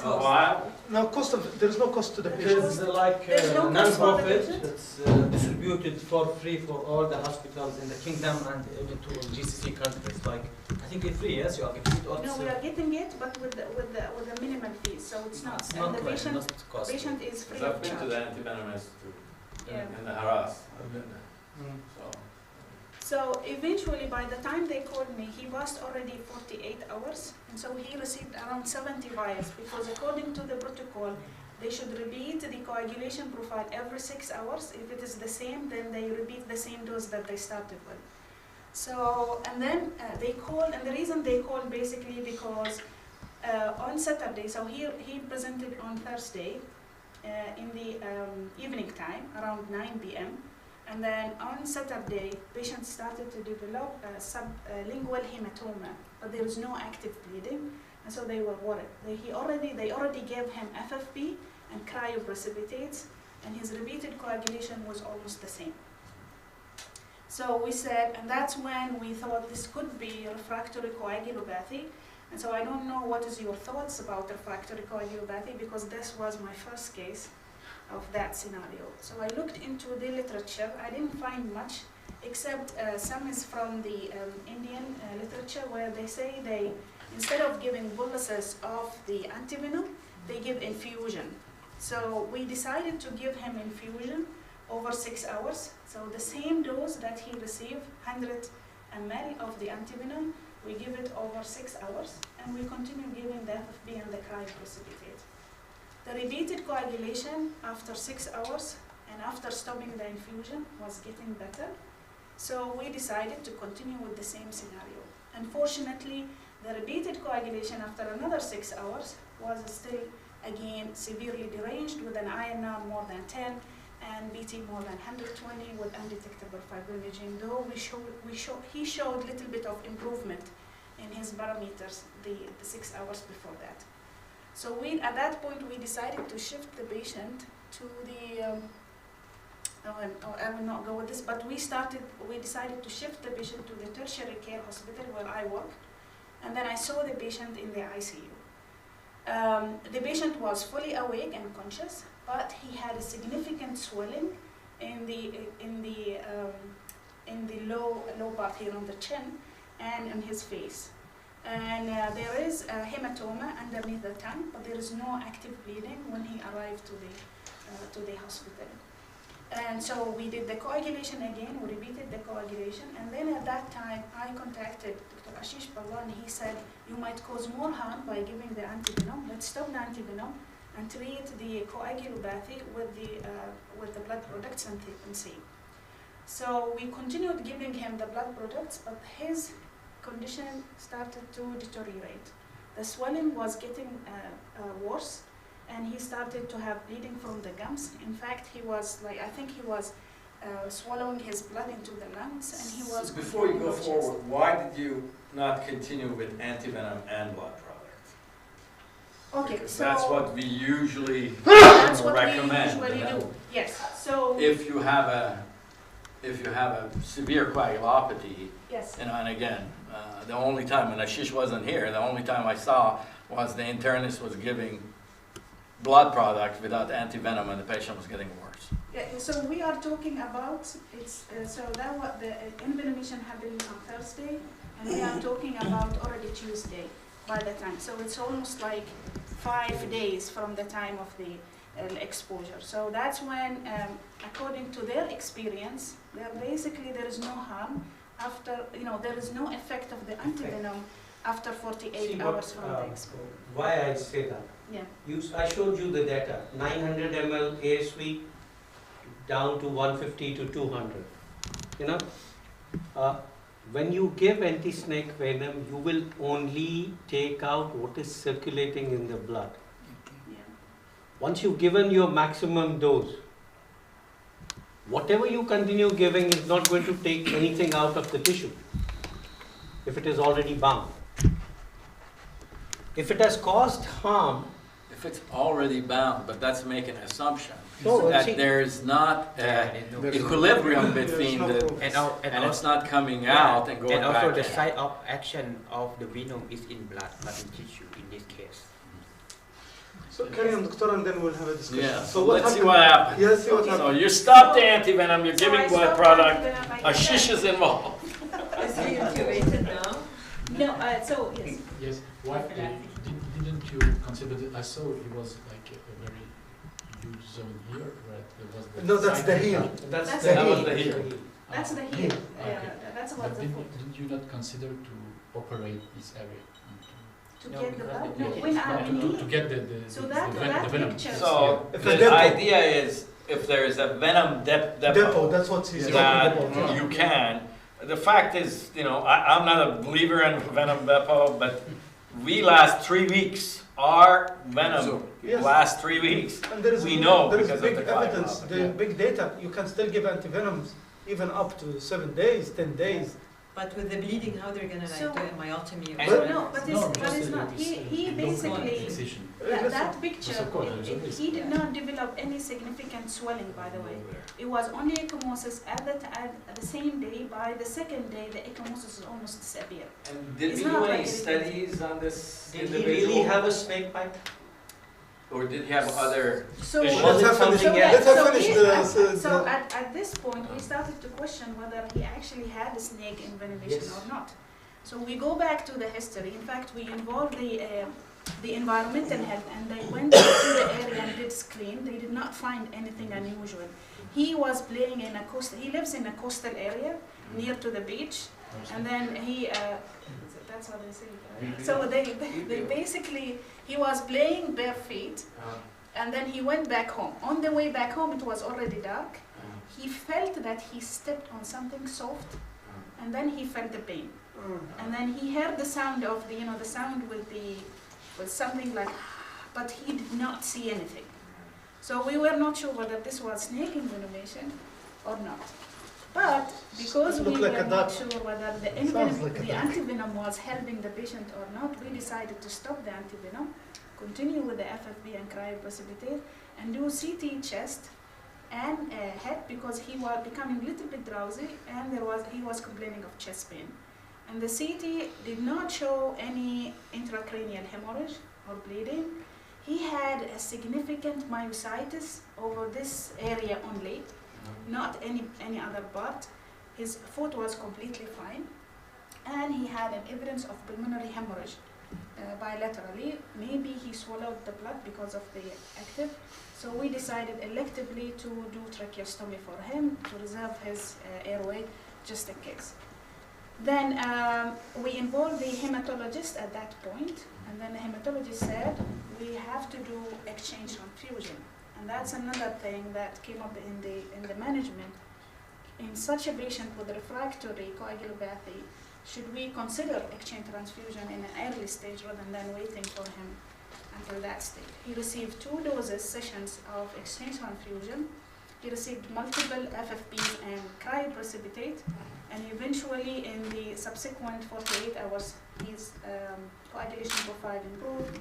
He became better, and then we discharged him home without any sequelae. Did you send any sample of the blood for venom detection anywhere in the world? Anywhere in the world, I reserved the would be sample, but marvelous. I don't have anywhere in the world. I do See, not. there are only 2 possibilities when you have a refractory coagulopathy. One, you are dealing with, and your ASV is not working. One, you are dealing with a venom or a snake, Yeah. which you're not covering with your ASV. That's most likely. So what's the point giving liters of ASV to a patient when you're not covering it? I don't know. So, I was very kind Exactly. of. So now it's when a according to the snakes that we have, there are certain type of species that might, there was a question, there was a paper published in 2004 by a hepatologist, and he basically questioned the efficacy of this, the Saudi polyvalent antivenom against one kind of species, which is Echis omanensis, and it can cause delayed coagulopathy and maybe refractory coagulopathy. Do you have a sea snake?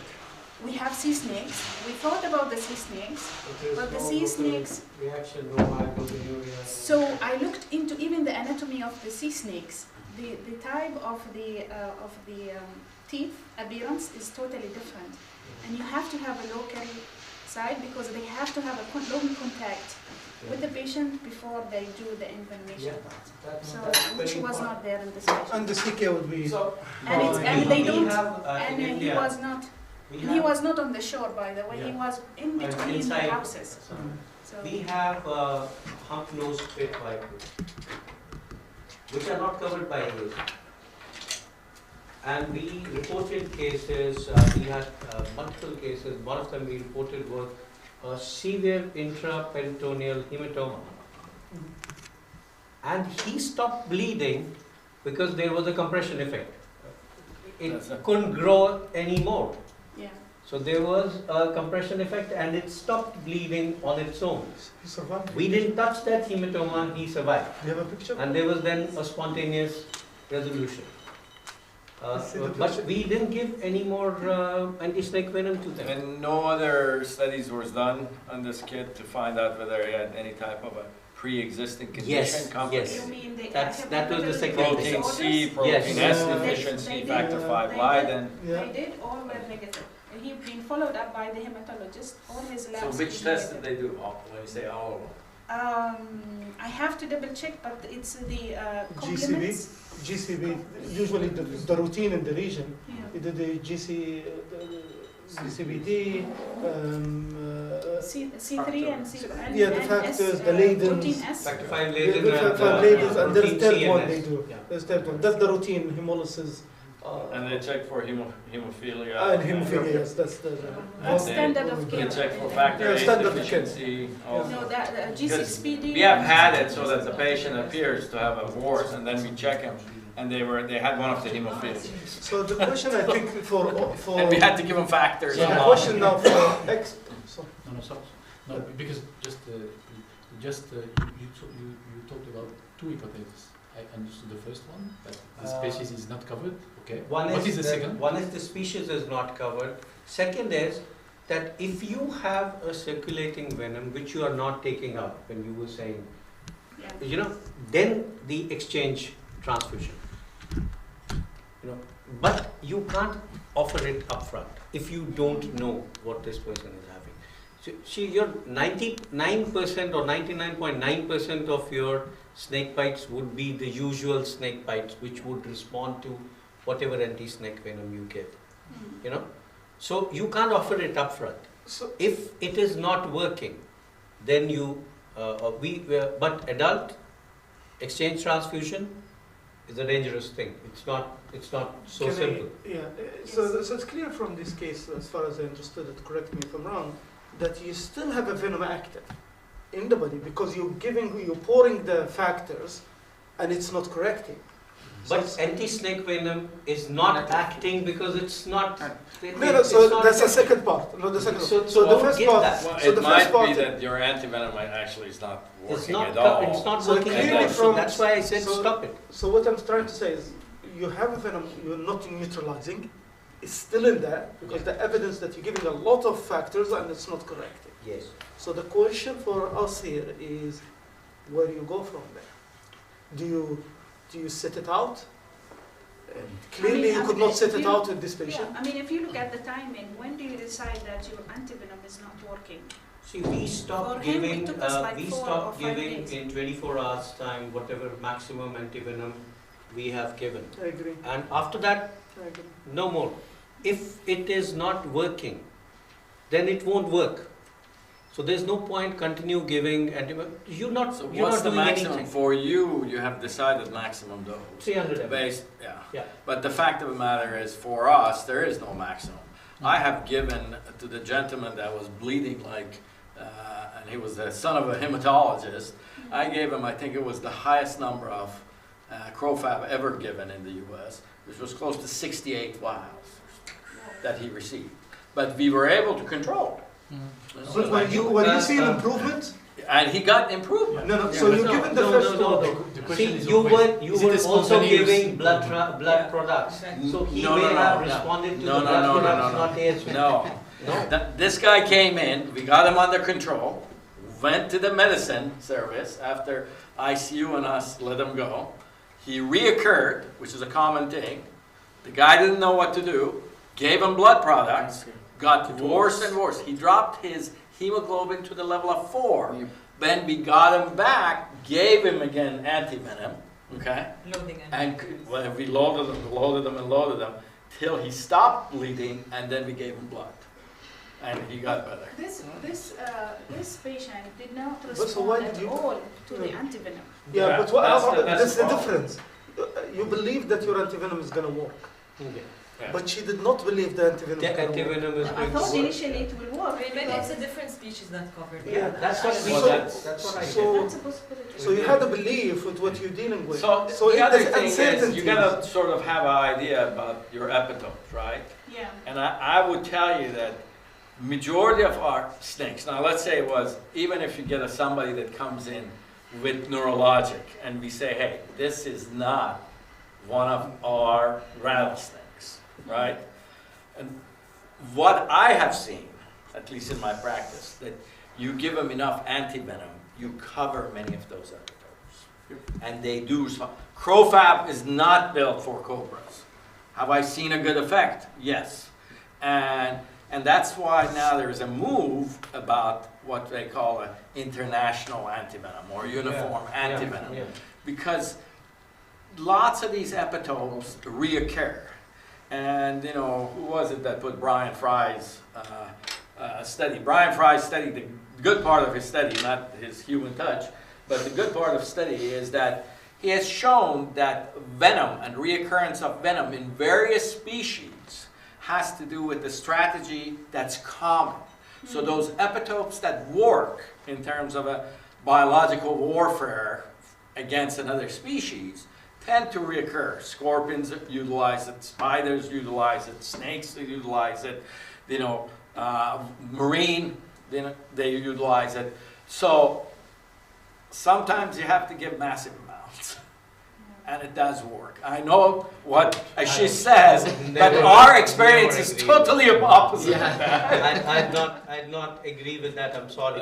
It's but okay. Because, you know, if it is not working, either prove that there is venom in the blood, right? If you can't, then it becomes very difficult. Then the only way which I think is, if you don't have an antidote for a poison, you do an exchange. We do that for malaria. We did it, we've done it for severe complicated malaria, very high parasitemia. The patient is going down, you just take out the blood and give him fresh blood. Fresh blood. You don't only take out the parasite, you also take out the cytokines and the inflammatory mediators, which are causing majority of the damage. But I wonder in her case, maybe if they started early on the bolus and then in the maintenance of fusion, he would have not deteriorated, because when they started again the infusion, he improved for a short time. So this means that, I don't know. But how? So I would Apparently tell you, not much. It was Because I'm the only one in the US that usually uses that infusion. As a matter of fact, we're presenting at Venom, we had over 45 cases of continuous infusion, and we show effect, but it has a significant effect. And what I use it, and I'll be honest with you, is there are many times that even toxicologists want to bolus. I say, no, let's give away infusion over. And what it does is it also mitigates the venom effects of the toxicologist's extra activity.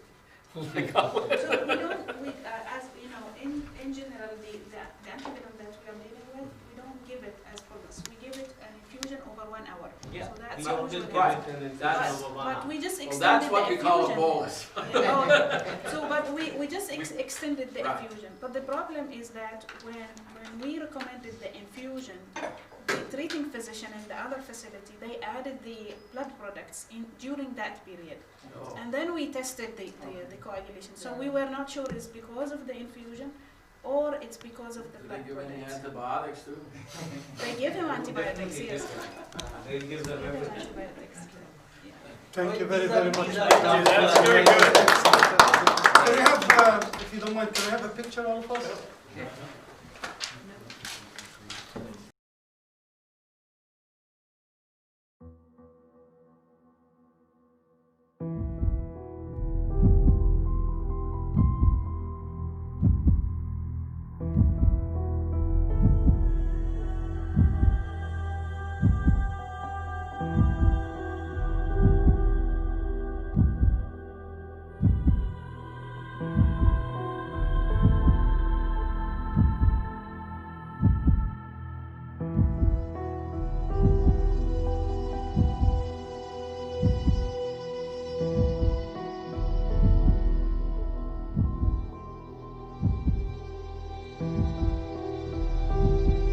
Neredeydi? Tut elimi. Geç kaldım. Gidiyorum ben. Gidemezsin. Daha ıslanılacak yağmurlar, söylenecek şarkılar, seyredilecek yıldızlar var. Vardı. Neden gelmedin? Geldim ya. Tut işte elimi.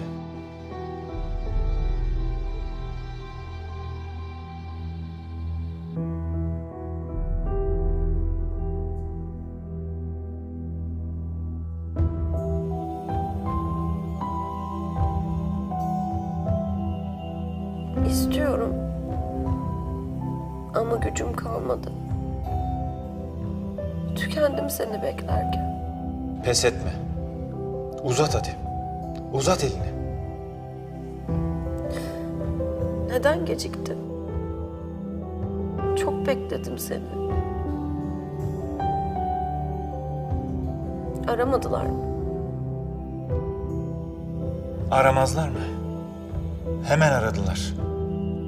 Ama hemen ulaşamadılar. Saçma sapan sebeplerden dolayı o kadar çok insan aramıştı ki. Çok geç ulaştı aramaları bana. Hadi, uzat elini. Lütfen. Biraz daha erken gelebilseydin.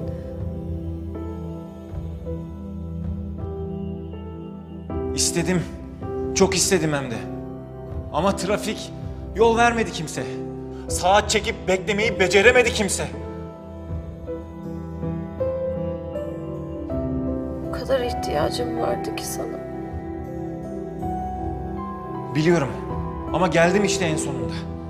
Çok uğraştım senin yanına gelebilmek için. Hadi. Sen de uğraş biraz. Hadi uzat elini.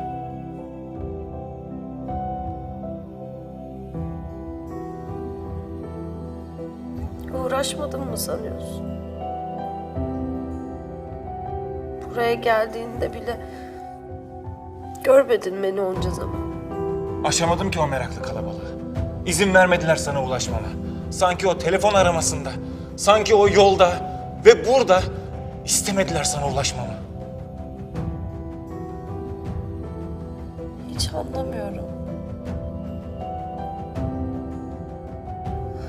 Işıkları söndürüyor birileri sanki. Sakın ha! Onlara rağmen tutmalısın elimi. Hadi bir gayret. Ben inanıyorum sana. Yapabilir miyim sence? Yapabilirsin. Yapmalısın. Bak ben senin yanındayım. Hadi tut elimi.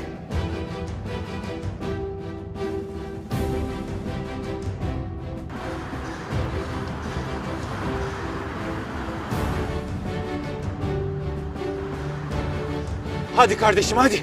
Hadi yapabilirsin. Hadi kurban olayım hadi. Bırakma. Evet. Aynen böyle.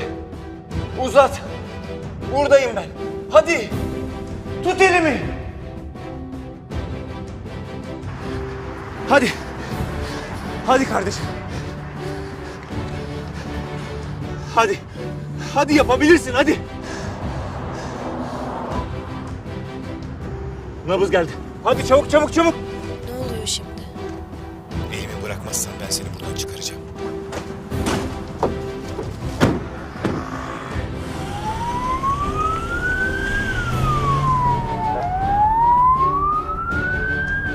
Uzun sürecek mi?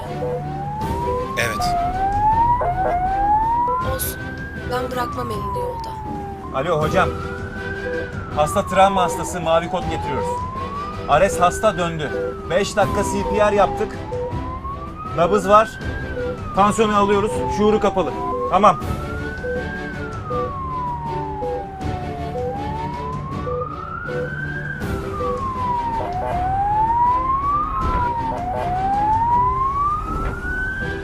Acilin önünde kalabalık olacak. Hastalar, hasta yakınları, meraklı bir kalabalık. Ailenden haber alıp gelenler. Onları aşarken de tut elimi. Bırakma. Görmedin mi diyorsun? Ya olacak şey mi? Burada ne yapıyorsun sen o zaman? Üzgün ve sinirliler. Kabul edemiyorlar olanı biteni. Annem doktor. Doktor kızım yaşıyor mu? Ne olur? Bir suçlu arıyorlar. Acılarını çıkartacakları birileri. Hanımefendi. Hanımefendi alır mısın? Burada bulamazlar ki. Doktor kızım yaşıyor mu? Ne olur söyleyin. Buluyorlar. Hasta bakıcıları, hemşireleri, doktorları. Kimi bulurlarsa, kime güçleri yeterse. Ama siz bana yardım ediyorsunuz. Elimi tutuyorsunuz benim. Sen sakın elimi bırakma. Biz onlara rağmen başaracağız. Sen yeter ki tut elimi. Ya niye bir şey söylemiyorsunuz Allah aşkına? Söyle ne Ya olur. niye konuşma? Öldü mü çocuk? Kızınız Çocuk- yaşıyor. Ambulansta biz gerekli müdahaleyi yaptık. Kızınız iyi olacak inşallah. Tamam mı? Sakin ol. Çok teşekkürler doktor bey. Başarılı bir müdahale yapmışsınız. Sayenizde hastayı hayatta tutabileceğiz. Sağ ol. Merak etmeyin. Kızınız daha iyi olacak. Acil tıp uzmanları gerekli müdahaleleri başarıyla gerçekleştireceklerdir. Bize güvenin, umutlu olun. Ama en önemlisi sakin olun. Bizim yanımızda bizimle birlikte yer almanız gerekiyor. Eyvallah, sağ ol doktor.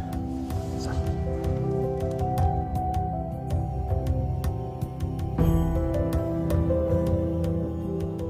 Ben onlarla hayata tutundum. Hayatla ölüm arasındaki o ince çizgide fedakarca çalışıyorlar. Sağlık ordusunun isimsiz kahramanları onlar. Acil tıp uzmanları ve çalışanları. Beni siz hayata bağladınız. Kendim ve sevdiklerim adına hepinize minnettarım. Ben şanslıydım. Ama sizin anneniz, babanız, eşiniz, çoluğunuz, çocuğunuz, akrabanız, arkadaşınız bu kadar şanslı olmayabilir. Ne olursunuz unutmayın. Size rağmen olmaz. Ama sizinle iyi olur.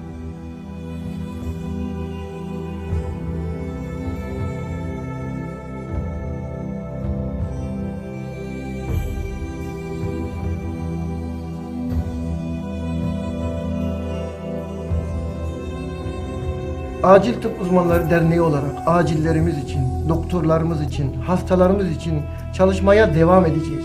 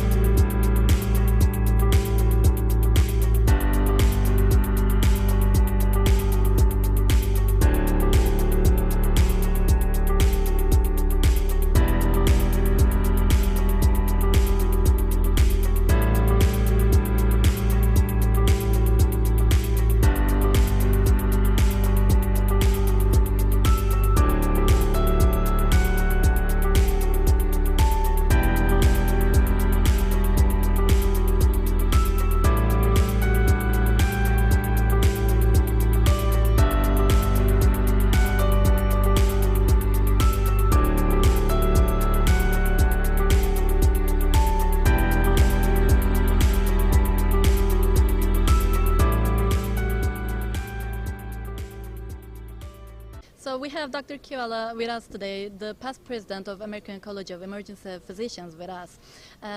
What did you think of the conference so far, and do you have any ideas and comments on it? Well, this has been a wonderful conference. This is my second year here, and I thought last year was fantastic, but it's even better this year. I find the depth of all the lectures is important and understanding for me, and I really see a tremendous advance for how Turkey and the rest of the world is practicing emergency medicine. Thank you very much. And do you have any ideas or visions for the future of collaboration between the international societies and groups of emergency physicians? Yeah, I think that there's a lot of opportunity for us all to collaborate. I think we all are facing the exact same challenges.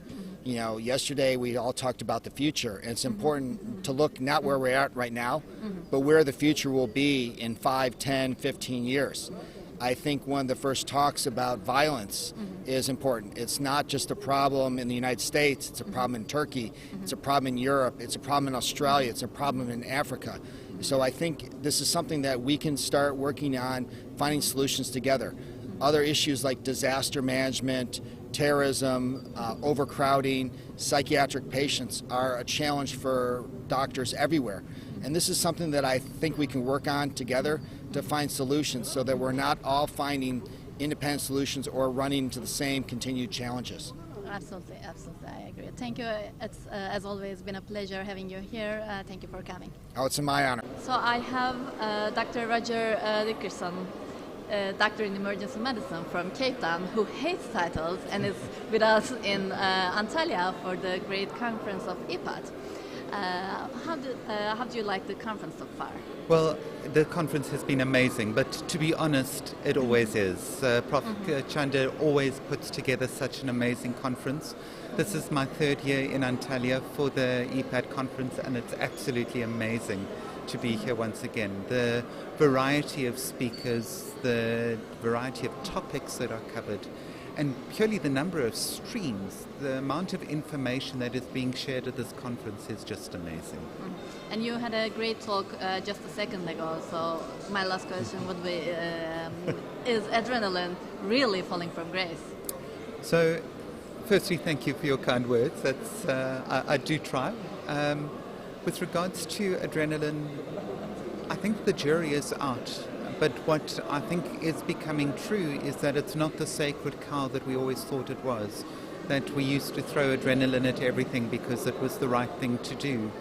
I think what the recent publications have shown is that we need to focus on what patients need, and that may change from time to time and from condition to condition within the same patient, let alone from patient to patient. Okay, so for now, that need is staying alive. So my answer is, do I still use adrenaline? Yes. Am I starting to think about whether I should be using it? Absolutely yes. Perfect answer. Thank you. Awesome. Thank you so much. Thank you. So today we're on the second day of the Congress, and I have Professor Dr. Abdallah Belou, the past president of USM, professionally interested in quality and safety in emergency medicine with us. He just gave a great talk about global network and quality and safety and how to increase it in the emergency department.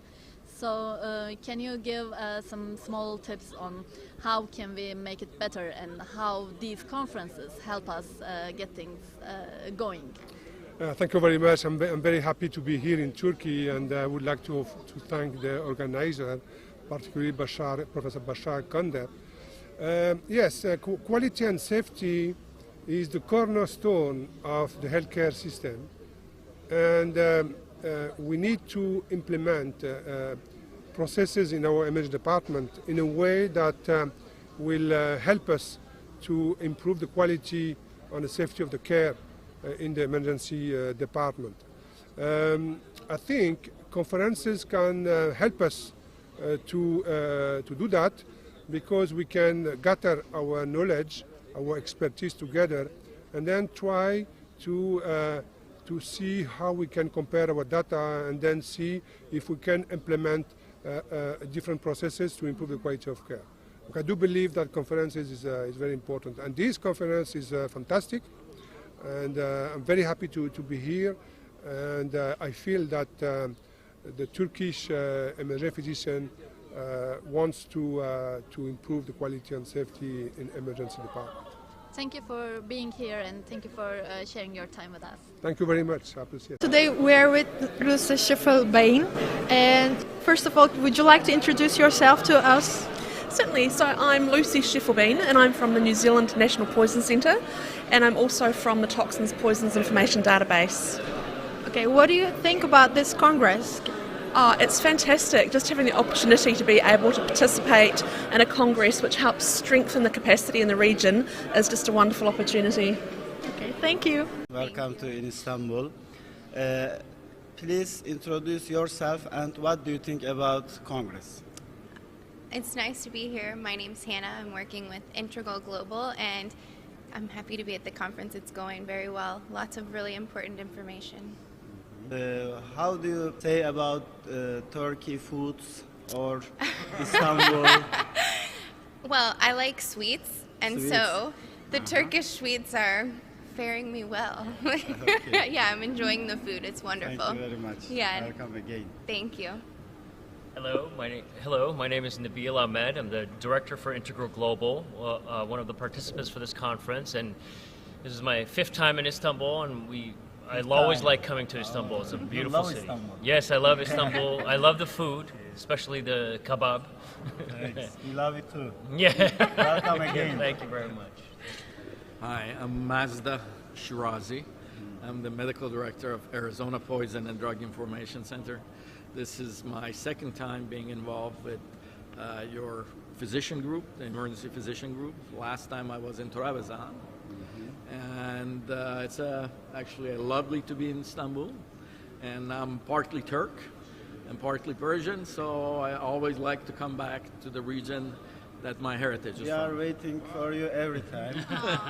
Thank you very much. Okay. Okay, Mr. Charles McKay, welcome to Turkey. Can you introduce yourself to us? Sure. Charles McKay, I'm a medical toxicologist, physician toxicologist in Connecticut, the eastern part of the United States, and immediate past president of the American College of Medical Toxicology. It's our national organization of physician toxicologists. Thank you very much for welcome to you also again. Did you like the program of the conference? How do you find our preparation? Can you make some comments for us? Oh, sure. No, it's been very enjoyable thus far. It's always amazing to see how a group of people will come together from different areas to try and provide some information and training across common areas of concern.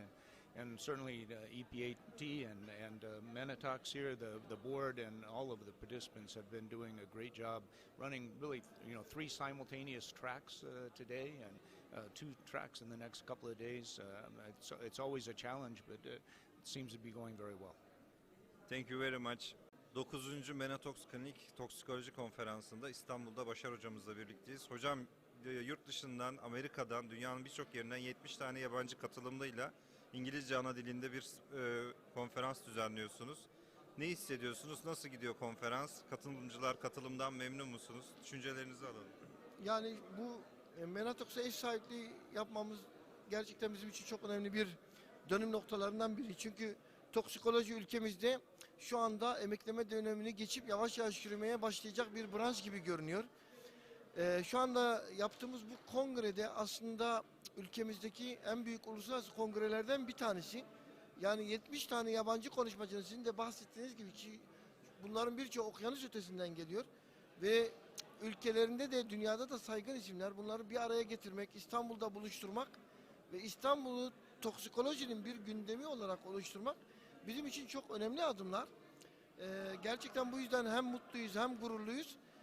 Ama bir taraftan da bu konuda gerçekten bütün asistanlarımızın, bütün uzmanlarımızın daha çok ilgi göstermesini, toksikolojiyi takip etmesini bekliyoruz. Çünkü toksikoloji acil tıbbın ana branşlarından biri olmaya gidiyor. Ana branş derken yani ana altyapılarından biri olacak. Çünkü hastalar zaten toksikoloji hastaları öncelikle acil servislere başvuruyorlar. Onların tanısı ve tedavileri de acil serviste devam ediyor. Bu yüzden acil tıp konusunda toksikoloji giderek ilerleyen süreçte daha önemli bir pozisyona gelecek. Yani toksikoloji acil tıbbın çok önemli bir bölümü olacak. Burada baktığımızda Amerika'dan, Avrupa'dan ve sadece bu coğrafyadan değil, aynı zamanda mesela Uzak Doğu'dan gelen misafirlerimiz var. Bunların da çok ciddi çalışmaları var. Bunlar da gönlünü toksikolojiye vermiş çok önemli bilim adamları. Çok güzel noktalara vurgular yapıyorlar. İnteraktif çok iyi geçiyor.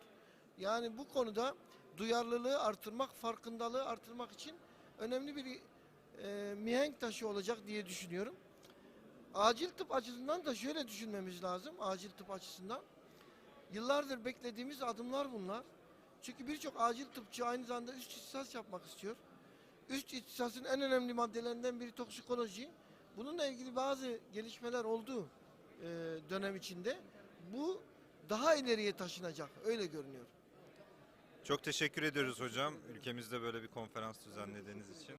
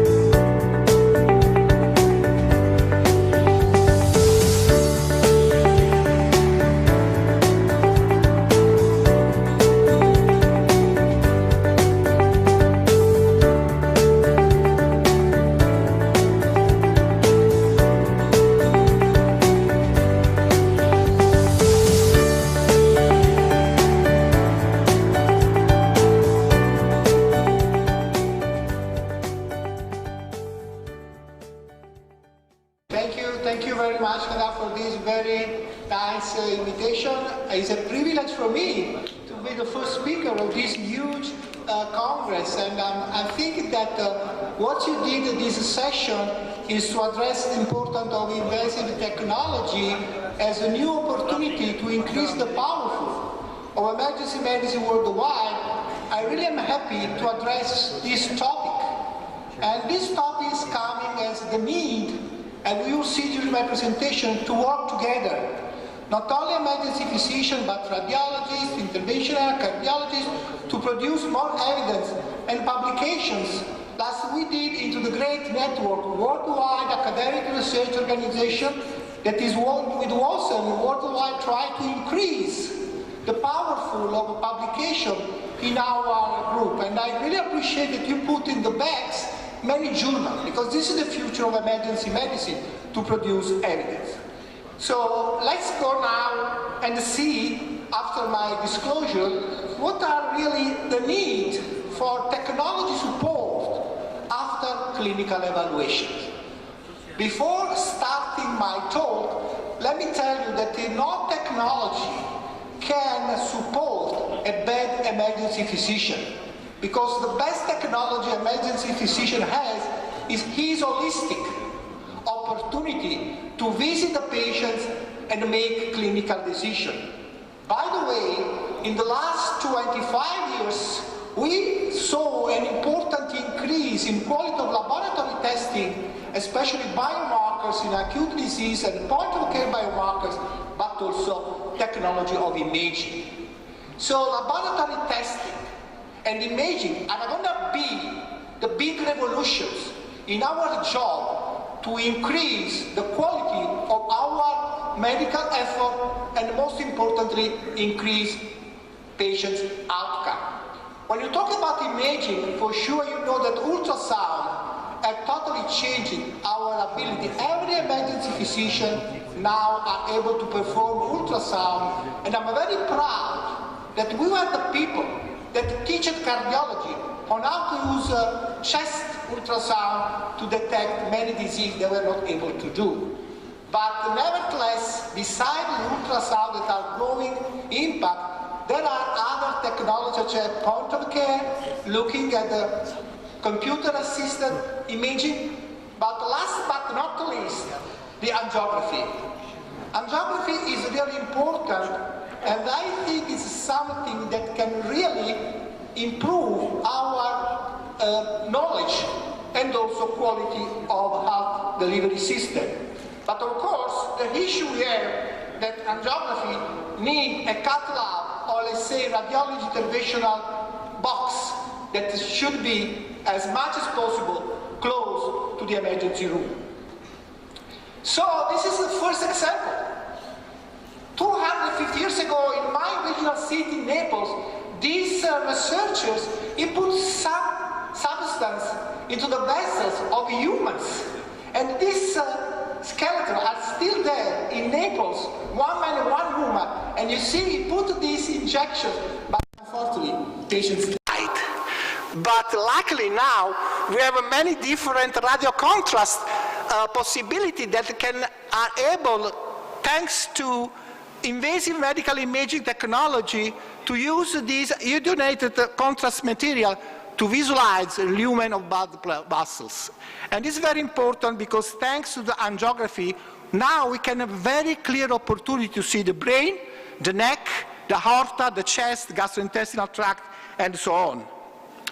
But what is important, not to abuse the technology, but to make the right decision. First of all, now blood vessels should be evaluated also with non-invasive technologies such as ultrasound, echo Doppler, TC scan, and magnetic resonance imaging. Nevertheless, although these new non-invasive technologies are going to be every day much more precise, we still need angiography, catheter-based, in the cases you need immediately decision-making to transfer the patient to surgeon, or last but not least, to have access to intervention radiology procedures that can impact the length of stay of our patients in the emergency room, and also to reduce the length of stay in the hospital and the costs related. So this is the way you have to think about how angiography can really increase our emergency department job every day. So I have one question for all of you. How many of you today have an angiography service available 24 hours, 7 days in your emergency department? Please raise your hand. Not so bad, 15%. Okay, let's see if the other 85% could be convinced at the end of my talk to try to insist to have an angiography box in their emergency department. So, and I think this is coming to the fact there are so many acute diseases that are allocated here, such as acute myocardial infarction, multiple pulmonary embolism, trauma, that can benefit having an angiography area into the emergency department. First of all, let me address my special topic, acute coronary syndrome. We know that time is myocardium, so you really want to start as soon as possible in the emergency department to reopening the vessels in the case of MI. These recently published 2019 guidelines on how and when to perform angiography in acute coronary syndrome is very clear that in the case of elevated ST myocardial infarction that is within 12 hours, you should do evidence 1A, in all these cases, a PTCA. And then that is a delay opportunity, still evidence 1A, if you have no cath lab available, that you can do fibrinolysis. So in any way, you are going to perform in many patients as soon as possible angiography, coronary angiography, and then opening the vessels. This is a cartoon that I would like to take in mind, but I'm sure everyone in the audience is aware. In the case that you are able to make EKG in 10 minutes and you are going to refer an hospital where the cath lab is not available, you have two choices. If you are the STEMI in between 120 minutes, in that case, you can refer for 90 minutes, transfer the patients. Alternatively, if you have 2 hours that the STEMI is started, you can start fibrinolysis there, and then you can reperform in 10 minutes, transferring the patients. But if you have the cath lab, angiography, and the coronary PTCA available, you should do this in less than the 60 minutes. I think it's very important to save as much as possible lives in acute coronary syndrome in our patients. What about if I have a patient with not ST myocardial infarction elevation? In this case, there is the opportunity, if the patient is very high risk, also to go for invasive procedures if the patient is hemodynamic instability, if there is life-threatening arrhythmias, and also acute heart failure. So still in these patients, you can do PTCA within 2 hours. So something that you could do there, because you are going to save and increase the number of lives in the emergency department. So let's move now. Another important frequent reason for patients coming, pulmonary embolism. In this consensus statement for multidisciplinary physicians, it's very clear that in the case there is a big embolus that is very close, massive embolus, very close to the original pulmonary artery, you should do catheter thrombolysis and removal of the thrombus. So it is very important also to consider in patients presented with the syncope, massive TC scan, pulmonary embolism, to do angiography and remove the clot. Now, what about the need also to look at the aorta during patients coming in? I'm sure experience with patients coming with chest pain, you are looking for acute myocardial infarction, the patient can have aortic dissection. So aortic dissection is really a situation where the emergency physician can have the need to make an aortoangiography. What the guidelines say that the most risk is the ascendant aneurysm and the dissection, where the patient should be immediately treated with the beta blockers.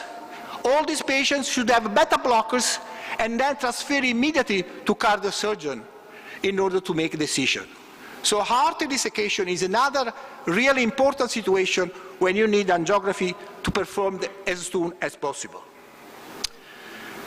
Now, I'm sure also in your daily practice experience, you are managing with the patients coming in with acutely cool, painful leg, and in this case, you really are going to clinical put a suspicion of acute limb ischemia. In this case, you can perform a Doppler that is mandatory, and in the case of Doppler, you can have 3 possibilities. Assuming that you have no artery in the, let's say, pink area, sound, no vein sound, don't waste time. Ask the surgeon to make amputation on the leg. On the other side, in the green area of this cartoon, if you have a presence of audible artery and veins, you are going to do angiography because you want opening the vessels that bring blood to the limb. So I think it's very important also in the acute limb ischemia after the clinical judgment and also non-invasive assessment to go for an angiography. Now, another important issue where the angiography is going to be increased, the role is a stroke, both ischemic and hemorrhagic stroke.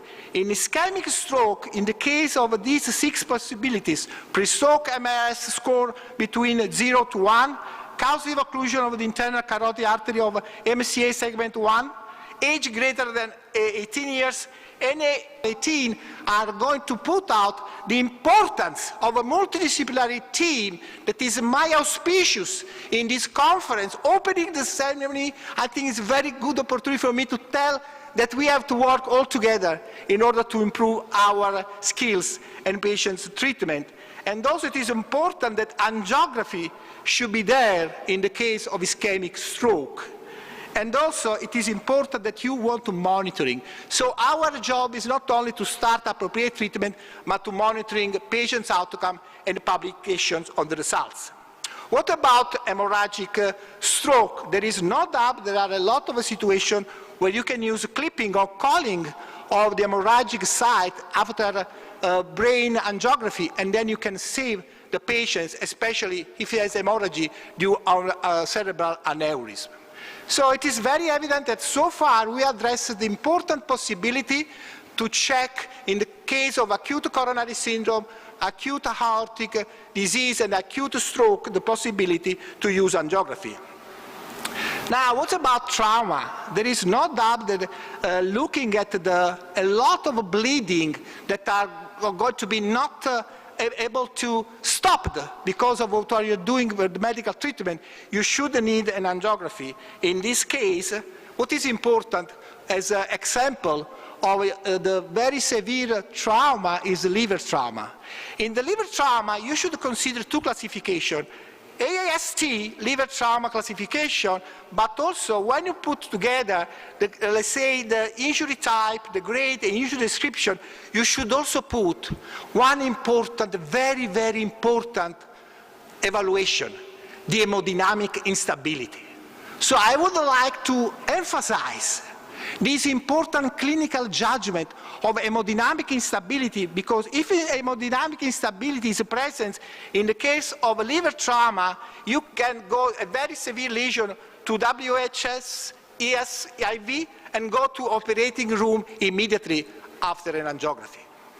So there is no doubt that also in the case of liver trauma, you can have a lot of possibilities. And I think that this is going to be of a great importance also in other trauma. Now, you know, our neurosurgeons are very good and with the intervention radiology to make spinal arteriography. And in the case of spinal trauma, they are able also to make embolization of very small vessels of our spinal doors and resolve the issue. So now let's move to the last but very important topic, that is acute gastrointestinal bleeding. I'm sure you are fighting every day with a lot of geriatric people coming in, taking anticoagulants, even decumarol, or new anticoagulants that have a lot of bleeding, especially if they take decumarol, because they are able to control INR. So there is a very important, again, the need for the emergency physician to assess the hemodynamic instability and then immediately to perform an upper endoscopy. If the endoscopy is negative, you can go to check the colonoscopy, but if it is not possible to be prepared because you need colonoscopy, you need preparation, that you really, then you can go immediately for angiography. That is really something that emphasizes the need to have angiography area where you can do a lot of important setting decision making. Now, what about embolization? I am sure this has been during the last 10 years, the revolution in stopping bleeding. And you can see from these data coming from registry, you can see that in trauma, the overall success of embolization is around 100%. Amazing.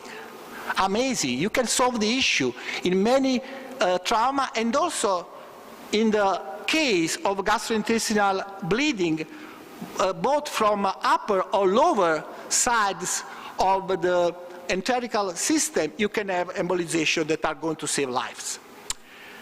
So it's not only a problem of hemorrhagic situation, but also of ischemic. Acute mesenteric ischemia is another important situation where, again, starting with the clinical suspicion, you are going to look about the possibility to have acute mesenteric ischemia and then to do CT scan and angiography. And also, in this case, you can have arterial thrombus that you can find, and then you can open the vessel. So I think it's very, very important to make important decision where to move or not from non-invasive clinical assessment to angiography. It seems to me there is a lot of room to improve and to need of angiography in acute setting. Let's talk about the contraindications, the last 2 minutes of my talk. I will address this important situation. Let me tell you that there are not really many contraindications in the case of need to perform angiography. You just need to make sure the blood pressure is quite controlled. You don't want to make sure that there is a renal insufficiency so that the iodide contrast material is not going to deteriorate the damage, the function of the kidney. But thanks to the new quality of a new product, this issue is going to be very low. So in the future, my friends, we are going to have a lot of people, especially because life expectancy is worldwide increasing. And for the reason of that, we should, and also geriatric people, they have a lot of bleeding. We should really think about to increase our angiography performance into the emergency room. And these are my conclusions. After an initial clinical and non-invasive technology evaluation, I put this in red, because it's the starting point. Please don't go immediately to angiography unless you have not made clinical judgment. In any case, it represents angiography a cornerstone in various critical situations in the emergency department.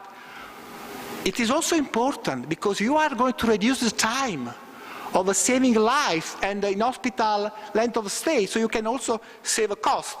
And in the future, I think it's very important that we are going to increase working together in the skills of angiography. But what do we need? We need research, data publishing, because like this consensus statement on academic emergency medicine pointed out a couple of years ago, in order to optimizing emergency department, the diagnostic imaging has the potential to improve the quality, safety, and outcome in the emergency department. Because also don't forget the radiation are potentially dangerous for your patients. You really want to vote for the right patient, and we need the data. So my final auspicio will be to produce more data in this setting. And thank you again for giving my talk. So just in the last 20 seconds, how many of you now are happy to have an angiography service next day in your emergency department? Yeah, I think it's increasing. I was expecting more, but that's okay. It's coming from 15% to 30%. Not bad, actually, without our auspicious. So, in any way, if you want really to contribute to our research, please come to Edinburgh or this biomarker, but last but not least, in San Diego, where we are working in implementing the geriatric emergency medicine, where I think angiography should be a big value. Thank you very much for your attention.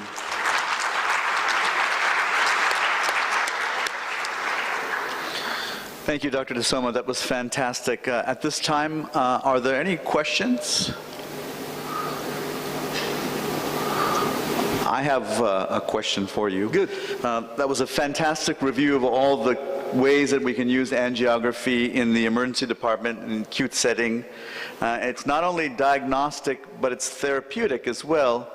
Do you see angiography at some point replacing the need for surgeons or surgery? That is really the most important question. And I think, yes, this is the way we have to go, together, to produce evidence. If you saw last slides, I was making the evidence that we have to compare the value in any kind of innovations in emergency department that are two objectives, patient outcome and cost related. So if we are going, as you said, to demonstrate that we can reduce surgeon length of stay and mortality due to therapeutic angiography, we are going to get the goal. And this is possible only with emergency physician skills in this topic. Now, how many people want angiography in their emergency department? I want. Thank you.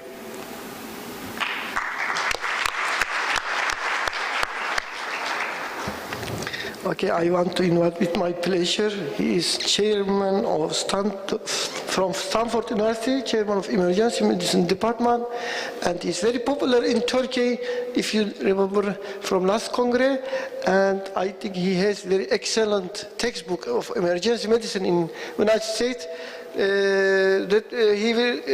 will talk about retrograde intubation. Mr. Mahadevan, with my pleasure.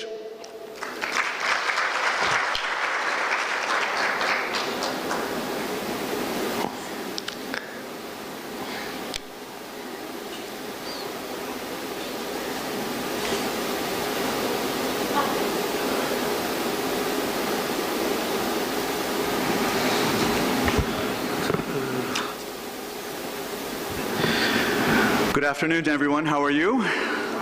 Good, good. It's great to be here. Instead of retrograde intubation, I spoke with Dr. Chandler about talking about video laryngoscopy, so I'm going to focus on that today. And first, oops.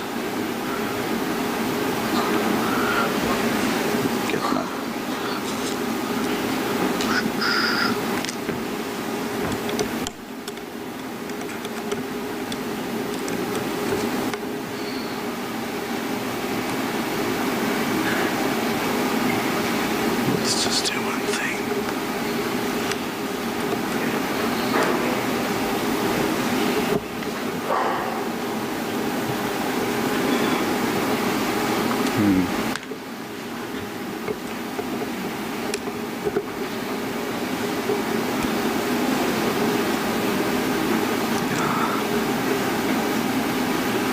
Okay, good. Let's try again now.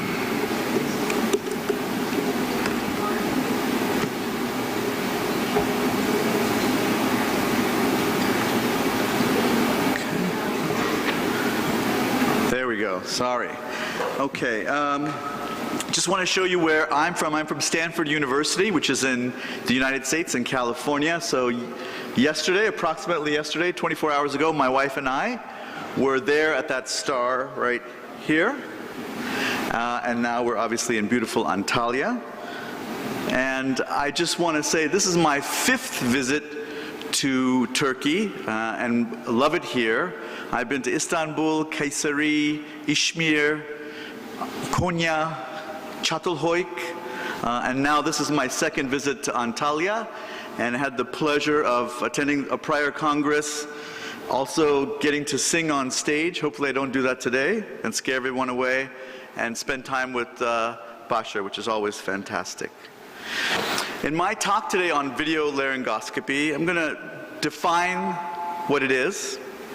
I'm going to talk about the different classes, the different kinds of video laryngoscopes, the advantages and disadvantages of this new device, and then most importantly, the current literature about video laryngoscopy and how it's maybe taking over how we approach airways. Very quickly, show of hands, how many of you are using video laryngoscopes in your department? Okay, fantastic.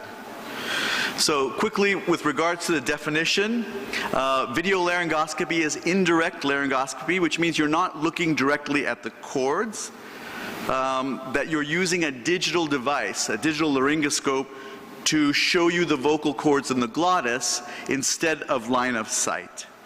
And generally, for what we need them for, acute intubations, we're inserting these devices intraorally. And why would we need to do this? Well, our goal is to see the glottis, and that hopefully will help us improve our success with intubation. And ultimately, we want fewer failed intubations. Obviously, we want to reduce our failure rate. So there are 3 big classes of video laryngoscopes. The first is the channeled video laryngoscope, where the endotracheal tube is part of the device or is inserted into the device, and this matches the anatomic curve of your pharynx and allows you to direct it towards the larynx. But unlike the other approaches where you are manipulating the endotracheal tube separately, this is all one device. So want to adjust where the endotracheal tube is, you have to adjust the device. And so the other issue with this, as you can see, is it's bulkier. It's larger than some of the other devices. And so if you have someone with a small mouth, it may be difficult to insert it. The next device I want to describe is something called a Macintosh-style video laryngoscope, where the technique is similar to what we're doing with direct laryngoscopy. And in fact, you could either use the video or do direct laryngoscopy. And for this reason, since everyone in the room can see what's going on and you can give advice, it's great for teaching and training institutions. And then finally, the glide scope or glide scope-like devices are acute angle blade video laryngoscopes, where they're really good at showing you the very anterior structures, but if it fails for whatever reason, you cannot convert to direct laryngoscopy where you can see the cord. So let's take a look at this. A glide scope-like device inserted into the pharynx, and then you're looking at the monitor, you're looking at the screen when you're inserting the endotracheal tube, and so you're looking at the monitor but performing the function in the patient's pharynx. So what are the advantages of this approach, video laryngoscopy? Well, first of all, we always struggle when we're doing direct laryngoscopy to line these three axes. There's the oral axis, the pharyngeal axis, and the laryngeal axis. And if you look at this diagram, what you can see is that it's impossible for us to see like this. We have that line of sight. And so what we do is we try and get the patient into the sniffing position, as you can see here, and then by using the direct laryngoscopy and just raising their soft tissues, we achieve line of sight. And sometimes it can be very difficult, as you know, to see the glottis. And especially in patients like this. This is a trauma victim where you're not allowed to get the patient into the sniffing position because you're keeping them in the neutral position. And that makes it very difficult to align these axes. And in this particular case, the patient couldn't be intubated with the video or with the direct laryngoscopy. The other advantage in trauma patients specifically is the video laryngoscope can be inserted and manipulated in a way where you don't have to move the patient's head and potentially cause injury. Here's an example of a patient with an inferior anterior C2 fracture, but if we look at their cervical alignment, it's normal. So the spinal cord at this point is doing just fine. But what happens when you try to intubate the patient and you put them in the sniffing position? As you can see, this patient has a complete disruption of the ligaments holding the vertebral column together, and now the bones have moved and impacted potentially the area where the spinal cord is. So the last thing that we want to do is move the patient's vertebral column and potentially cause injury, which could happen in theory with direct laryngoscopy. And then finally, we're looking at a very narrow, small area and trying to insert an endotracheal tube through that area. Well, what if we were able to enlarge it, make it easier to see?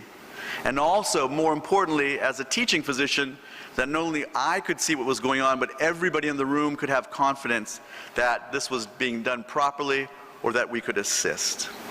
So those are the advantages of video laryngoscopy. What are some disadvantages? Well, if there's secretions or blood and it gets on the end of the scope, potentially you wouldn't be able to see. Or if the device fails for some reason and that's the only way, that might be an issue. There are a lot of different kinds of devices, so you have to be familiar with all of them, and we're not sure which ones really are the best. And there's no real evidence to tell us this is the best one at this time. And the technique for insertion is different than what we're used to. And it may be more challenging, just in the same way that if I play video games with my son, he's going to beat me every time because I'm not used to playing video games. Learning how to do a new approach may be challenging because you're not doing it under direct visualization. You're holding the device and then trying to look at a screen and perform the technique. And a number of studies have shown that when you're doing it indirectly, it can be more challenging. So now let's go over 5 important studies that might change the way that you think about video laryngoscopy as part of emergency medicine. And the first one to bring a lot of sort of attention to this was this systematic review, Cochrane review, that was done in 2016.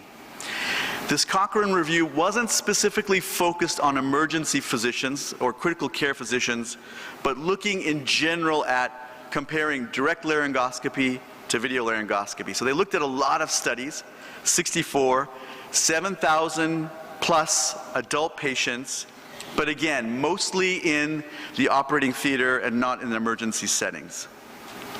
They compared different kinds of video laryngoscopy to direct laryngoscopy using a Mac blade. And here are the primary findings of the study.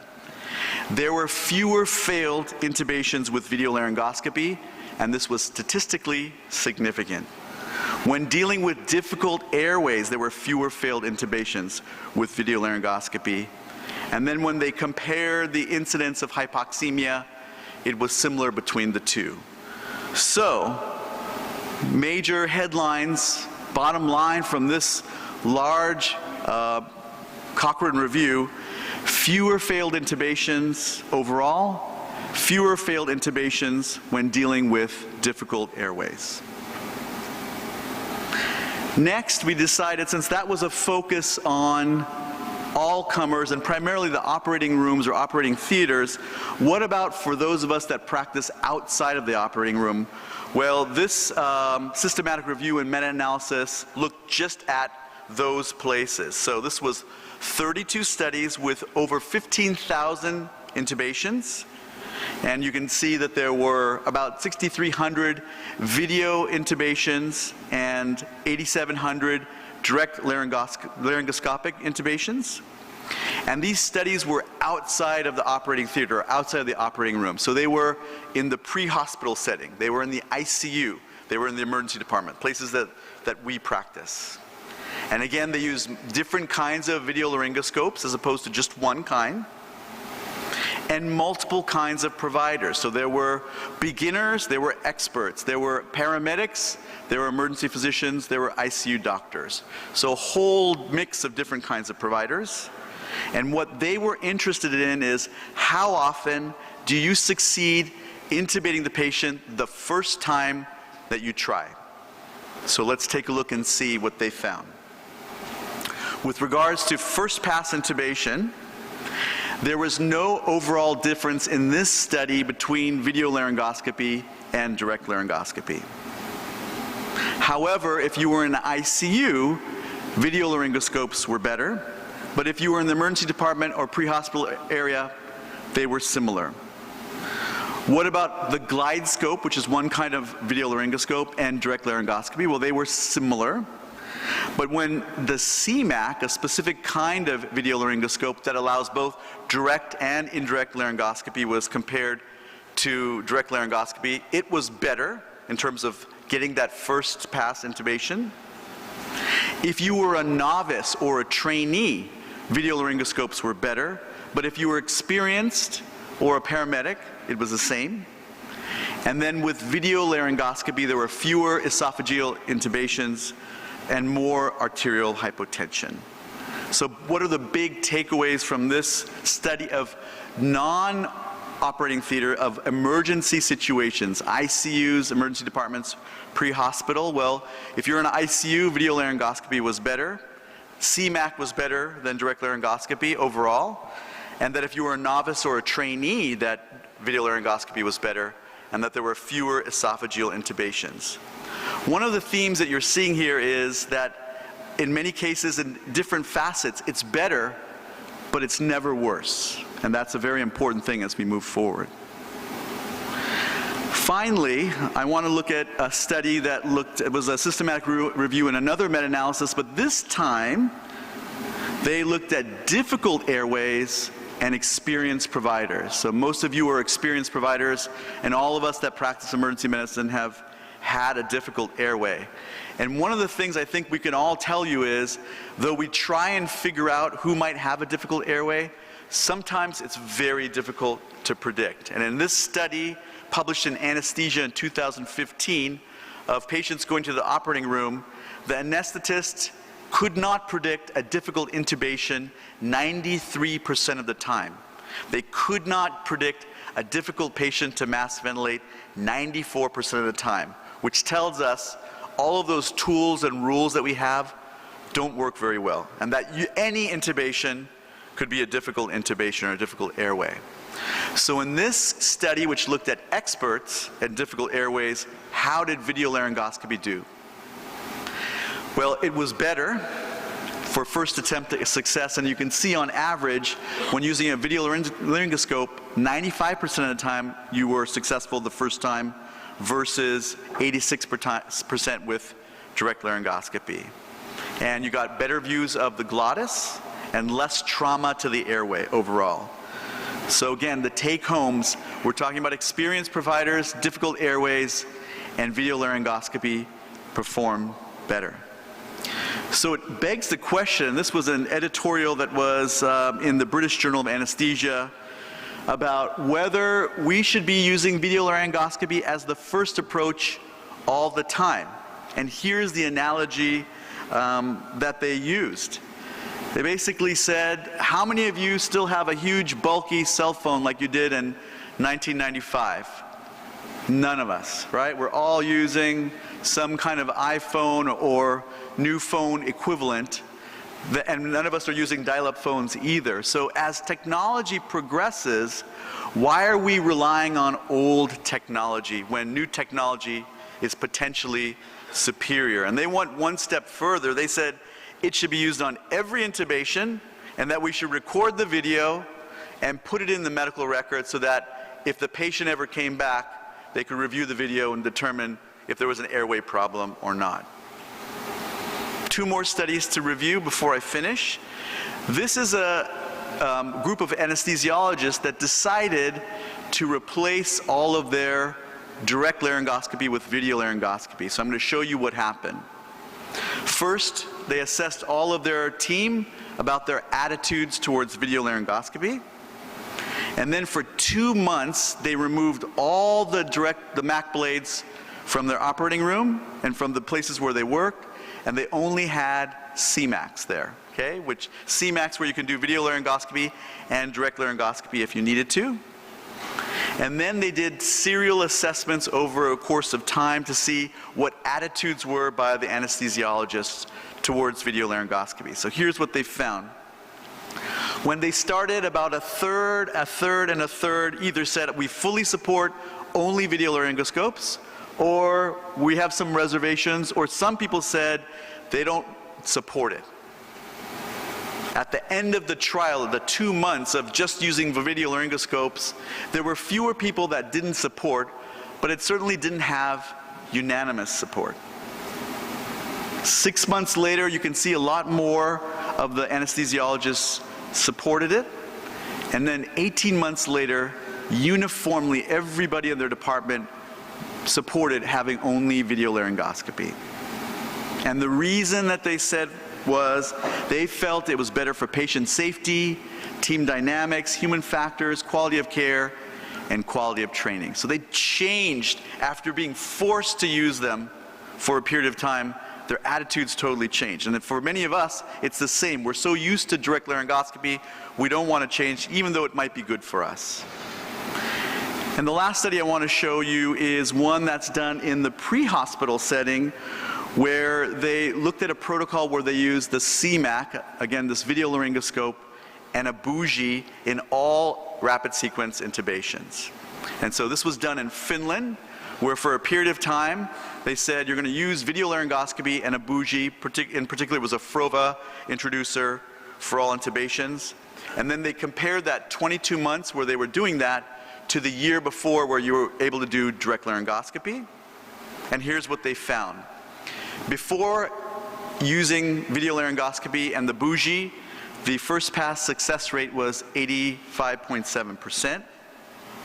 After being forced to use this protocol, using the bougie and the video laryngoscope, it increased to 98.2%. And think about it, intubating, doing RSI in a helicopter is a difficult airway situation. And here they went all the way up to 98%. And it begs the question, we always think of video laryngoscopy as a rescue device or difficult airway device, but what if we used it routinely? What if we used difficult airway devices routinely? We can see that we would have an increased success rate, which we all want, and that, again, a bougie may be easier to pass with a video laryngoscope than an endotracheal tube. So a couple of takeaways from this study. So finally, what do we know? What's the bottom line? What can we say about video laryngoscopy? It improves the view of the glottis. It may improve first attempt intubation success rate. Remember the study I reviewed from Peters et al., 95% success rate with video laryngoscopy compared to 86% for direct laryngoscopy. The Cochrane review found that it may reduce the number of failed intubations. Again, fewer failed intubations when for overall and also when dealing with difficult airways. We know that it's already become part of our difficult airway algorithm, but it may be the primary approach for all intubations in the near future. And if you're using a device like I like, and I don't have any ties or affiliations with STORS or the CMAC, but a device like CMAC, which allows you both direct and video laryngoscopy, is a device that might allow you to embrace the future without abandoning the past. And so those are my big takeaways about video laryngoscopy. And I want to thank you for your attention. Thank you very much.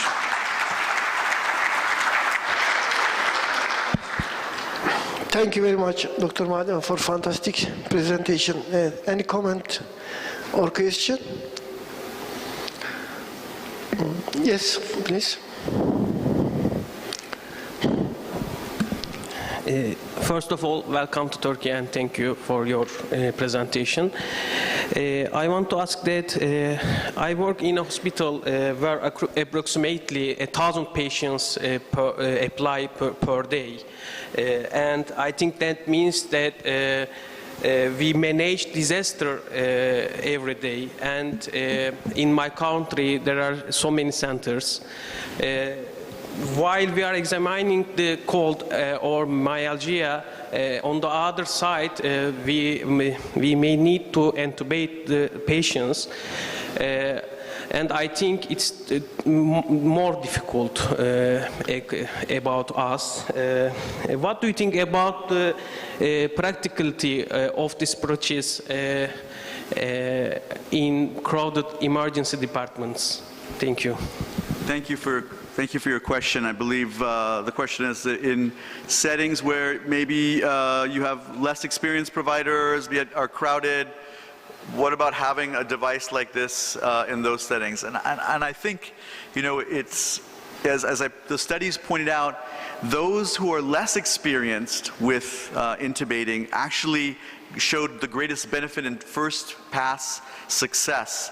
And so it probably behooves us, if you're intubating all the time, you might have some expertise, but if it's an infrequent procedure, having a video laryngoscope might be of benefit, especially if you're doing it infrequently. But the other study I showed also revealed that even in experienced hands, it's hard to know when we're going to encounter a difficult airway. So rather than take a chance, my feeling is that we are progressing towards where we'll be using this exclusively, and that direct laryngoscopy will be something of the past. Okay, thank you very much. Any another question? Yeah, here, yeah. Okay. Okay. No, Bashar, I have a question. Okay. Thank you very much for this nice presentation. And it's clear we have the evidence for using this kind of tools. My question is, do you have information about the cost? You know, if you compare CMAC to the direct, laryngoscopy, this is very important, for different countries in the world. So the question was a very good one, which is it fiscally responsible to replace a device that may be working with something that may be more expensive? There's two ways of looking at it. If you already are adding a device like a CMAC as a rescue device, then you're already purchasing it anyway in addition to the direct laryngoscopes. And the other one is more philosophical, which is that if your complication rate goes down and you have one less patient who has anoxia as a result of a difficult airway encounter, and the hospital isn't sued or doesn't lose money as a result, or the family doesn't lose money as a result, then that could justify, that cost savings from fewer complications could easily justify the cost difference between a laryngoscope and a video laryngoscope. Okay, thank you very much. Last question, please. Last question. Yes. And thank you very much for your presentation. I will ask, you said that some kind of video laryngoscopy is better than direct laryngoscopy in difficult intubation. But was it expected difficult intubation or unexpected, or was it well-designed criteria? In the study that I presented, it was anesthesiologists who predicted a difficult airway based on patient characteristics or prior knowledge. And in that case, video laryngoscopy was more effective, even though they were experienced. But there was one study that I presented also that just shows we are not good at figuring out who is going to be a difficult intubation or difficult mask ventilation. And that's the problem. If we could just look at them and say, oh, you've got a beard or you've got a short neck, you're going to be a problem. But we've all encountered somebody that we're really worried about, and then we go in and it's an easy intubation. And we've also had patients where we say, oh, they've got a long neck, it's going to be fine, and then you go to try and intubate, and it's much more challenging. And so it's just, we don't have good tools. And we should just, basically, my feeling is approach every patient like they're going to be a difficult intubation. Thank you again for your question, and thank you for your attention. Thank you.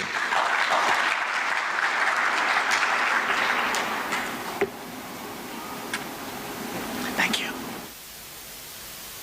The next speaker, very important topic for emergency medicine, new topic. Reboa in ED, Dr. Yosuke Matsumura from Japan. Thank you.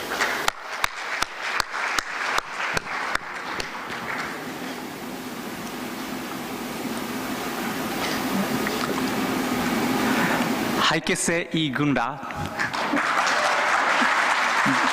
Benim adim Yosuke Matsumura, Japoniadan getim.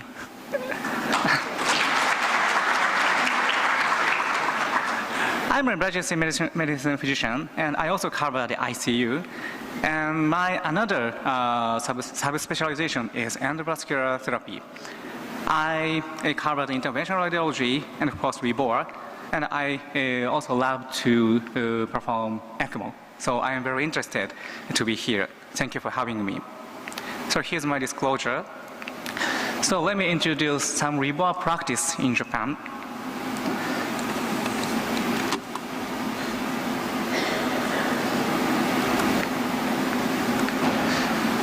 So this is the procedure video. The first thing you need to do is get the access.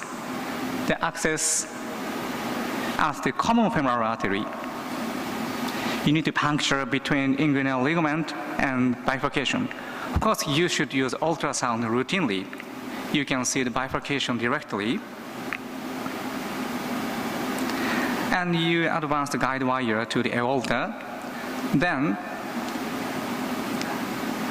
remove the needle and insert the arterial sheath over the guide wire. Then you can put the REBOR over the guide wire. In this setting, the balloon is going up to zone 1. And next step, you need to exchange the guide wire for a stiff wire. This stiff wire will strengthen the shaft of the catheter. Then, then you can inflate the balloon. So by the way, the term REBOR was published in Journal of Trauma in 2011. But in Japan, we start to use Reboa catheter in 1998. So we have a very long history. Oh, sorry.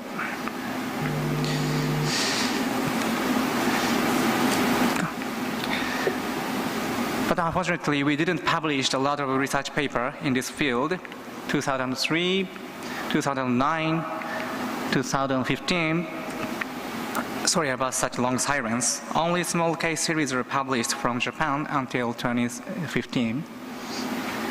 But in this year, one case series was published in Journal of Trauma. The title is Safety and Feasibility. But I need to give a question to this paper because they reported the rate of lower limb amputation at over 20%. Surprising number. Next year, another paper was published. This is a database analysis using a propensity score match analysis. And they reported higher in-hospital mortality in Reboa group. This is negative data from Japan. A similar study was published very recently in JAMA surgery from the United States. This is again propensity score matching. And they reported higher rate of AKI, amputation, and high 24-hour mortality in Reboa group. So lower limb amputation. These two studies, the research period was before 7 French Reboa device. In the United States, they used to use 12 French, and in Japan, we used to use 10 French catheter. And now, we have 7 French small profile Reboa catheter. So probably this problem can be solved with such small profile catheter. This is our publication. So we demonstrated the fewer complications in small sheaths. We didn't require any fasciotomy, amputation, or PTA. But what about higher mortality? How should we use Reboa? One possible answer is here, algorithm. This is the classical algorithm suggested by Shock Trauma Center in the United States. And this is another algorithm from the Denver. This is another algorithm presented in the Western Trauma Association. How many Reboa algorithms do we have to learn? I hate to memorize many things. I believe to learn trauma strategy is more important to learn algorithm. So this is the summary of today's my talk. The first is thoracotomy plus Reboa can be the good solution in a critically ill patient. And second is early access, undelayed but short occlusion. These are the key issues for the successful management of Reboa. And third, I'm going to mention the education and research briefly.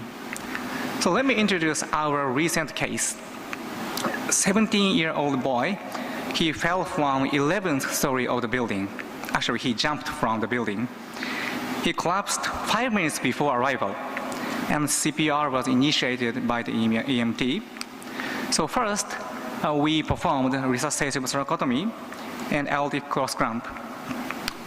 And he was resuscitated after 8 minutes of the CPR, and chest X-ray didn't show any significant injury. And the fast exam was negative, and pelvis showed the fracture. So I identified the cause of the shock was here. So we got bilateral arterial access and the large venous access, and the massive transfusion was initiated. Then the fast turned positive at right upper quadrant. So I decided to go to laparotomy first. Can you see this picture? Before going to the operating room, we converted thoracotomy to zone 1 Reboa. And the patient was transported with partial Reboa. And in the operation room, we could defrate the Reboa within 20 minutes. And the surgeon found a liver injury. But it was not so severe, and fortunately, no other organ injury was found. Instead, retroperitoneal hematoma was expanding rapidly, and so the surgeon simply performed perihepatic packing, and abdomen was left open. And next, this is my turn. I embolized bilateral internal iliac artery approximately within 10 minutes. And now, we didn't see an apparent extravasation in this patient. Now we scanned the patient, but we found a chest wall bleeding. So we reclosed the chest wall in the ICU. So first, the thoracotomy plus rebore. So we performed thoracotomy first, then converted rebore.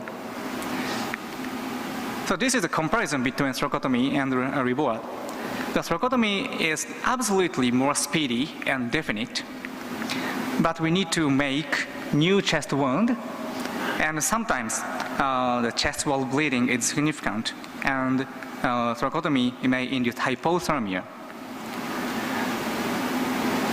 The rebore is less invasive and adjustable, but we need to puncture the common femoral artery. Sometimes this is troublesome, and the patient has a leg ischemia. So this, in Japanese educational course, we suggest this strategy.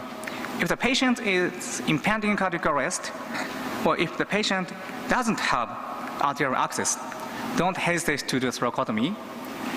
But if the patient is shock but not cardiac arrest, and the patient has the arterial access, consider the rebore. This is a comparison between thoracotomy versus rebore. So one study showed the benefit in rebore, and the other did not. This is a study from the United States. They concluded rebore has a benefit in selected patient. What is a select patient? It means no CPR, but hypotension at arrival. But do we have to compare thoracotomy versus rebore? My answer is no. We can perform these two aortic occlusion methods in one patient. I know thoracotomy is not strongly recommended in pulseless blunt trauma patient. And of the 106 trauma rebore patient, we experienced 30 thoracotomy plus rebore population. And of these, 6 patients survived. And interestingly, all of them received CPR before rebore. It means thoracotomy plus rebore may give a chance even in a pulseless blunt trauma patient. Theoretically speaking, conversion prevents hypothermia, and closing the chest may prevent chest wall bleeding. The second, the early access. So we obtained arterial access simultaneously with a thoracotomy. So we got bilateral arterial access. In the top stent textbook, this was published by the EVTM Society, the guys with the Swedish or European guys, and we suggested AABCDE concept. What is AA? Airway and access come first. Of course, there are some disadvantages in arterial access, such as the vascular injury or hematoma, but delayed access can lead to more significant catastrophe, like less palpable cardiac arrest, more hematoma. So I investigated the benefit in arterial access in rebore patient. So I analyzed 109 rebore patients, and naturally, in non-survivors, presented a higher ISS and lower SBP, pre-occlusion, lower SBP, and longer total duration of occlusion. And non-survivor showed longer arrival to access. The survivor got access earlier. So I performed a binary logistic regression analysis, and the result showed arrival access time was significantly associated with the survival outcome. The odds ratio odds ratio of 0.989 seems small number, but this is every minute. So if the access delay is 10 minutes, the patient survival rate decreased 10%. This is a big number. And then I defined the cutoff value about 20 minutes. In early access group, they showed significantly better survival curve. So I believe there is a benefit of early access in REBOA patient. And next, the undelayed but short occlusion. We could deflate the balloon within 20 minutes. So how long can we occlude? This question is very good but difficult to answer. So I couldn't answer this in a good answer, but the survivor shows the pre-occlusion pressure of 70, and survivor shows total duration of occlusion of 30 minutes.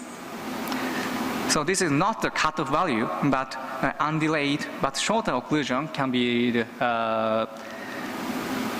will lead the successful management.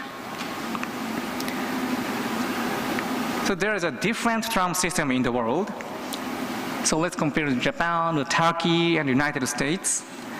So I found a lot of similarity between Japan and Turkey. For example, I'm in emergency medicine, and we are responsible for the resuscitation of the patient.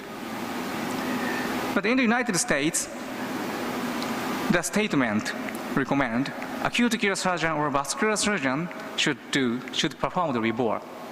But in Japan, we, emergency medicine, perform REBOA. So in my mind, resuscitation must not be delayed, so first responder should perform REBOA. So in this country, this is you should perform REBOA. Because emergency medicine, we have the good friend, ultrasound. We can see the bifurcation of the common femoral artery, and we can see the guide wire in the aorta. This can lead to safe procedure. And next, the patient population and the mechanism of injury. We have a lot of geriatric population. So we often have the coagulopathy, and we often have such tortuous aorta. So you may encounter such difficult patient. So that is why education is very important. So regarding the education, the endovascular workshop is the key education, key occasion. And there are several endovascular workshops in the world. We start the DIRECT Society. DIRECT means Diagnostic and Interventional Radiology in Emergency and Critical Care and Trauma. We start a workshop in 2011, and we create a program including such a simulation or a 3D vessel model. Sometimes we use live animals, sometimes we use cadaver. This is zone 1 occlusion, this is a zone 3 occlusion.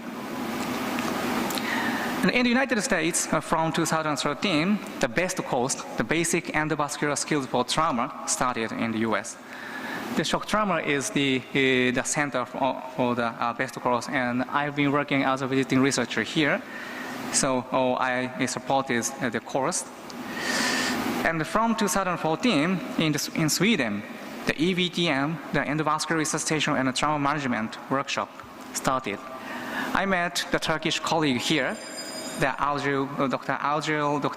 Uzleb here. And in the UK, from 2016, and they are teaching to the emergency medicine and the paramedics. This is a very unique system.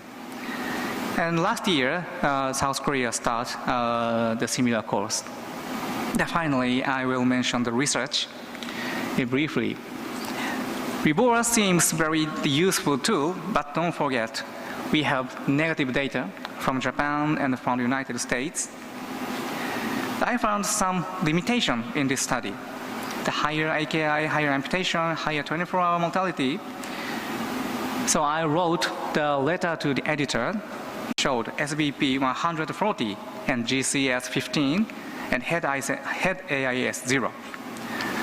So probably, the survivor received only 1 unit of transfusion of red blood cell, plasma, and platelet.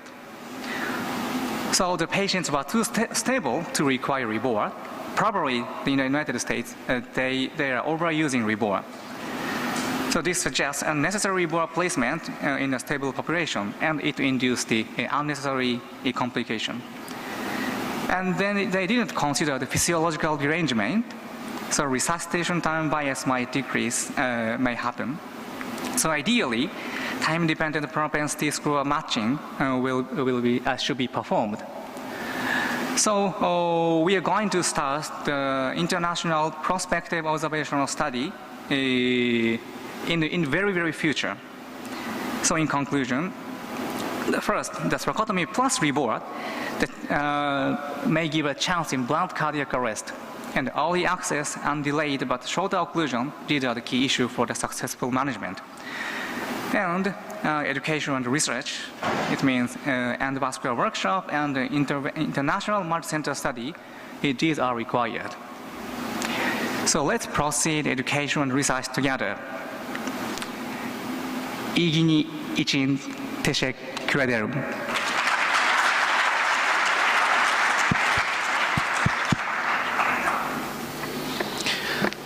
Any questions from the audience? Yes. 1 second, microphone's coming. Congratulations, it has been a great talk. I have a couple of questions just on the basis of your results. And first of all, I agree 100% what you said about the need of more data, multinational study, and also this allow me to emphasize the importance of angiography into the emergency room. One question would be, in your experience, you are using a less dimension French catheter. That is going to be less occlusive, and then is ameliorating acute kidney damage and limb acute ischemia. But on the other side, I assume that is going also to not reduce too much the hemorrhage. So this is the reason why you are taking 10 minutes. Assuming that I'm not going to take a TC scan that is actually mandatory in polytrauma patients, I will use echo. I think there is other solution that I know that is the cardiosurgery used today. They put a hole in the way that is the catheter make occlusion, but another part of a catheter is going to give blood. So I think the technology we should together to think about the different catheter they use in cardiosurgery. Because I don't like the idea to use too much my question is, how much is the bleeding in your less French dimension catheter compared to occlusive one? Bleeding from where? Bleeding from the organ or bleeding from the... I mean, using a less French dimension, you have more bleedings, right? Because you are not making occlusion. No. Oh, even in the small profile catheter, the balloon can occlude the aorta completely. So which is the value? Yes. So, but as I mentioned before, the small shaft, sometimes the balloon can migrate downstream, but the balloon can occlude the aortic flow completely. The balloon sizes are same. Okay, understand. And then what about the opening another hole downstairs? Yeah, that can be a good idea. We often use in We are using that. Yeah, but this is technically difficult. So we need to the skilled surgeon and ultrasound, hopefully in the fluoroscopy. I agree.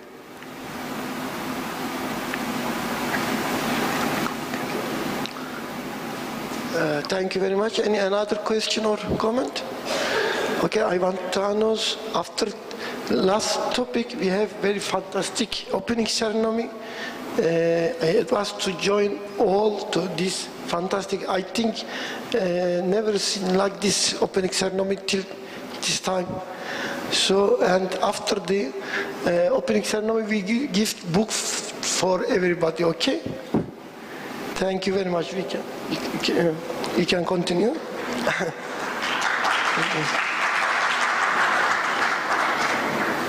Yes. Yes. Next, I'd like to introduce Mujahid Acil.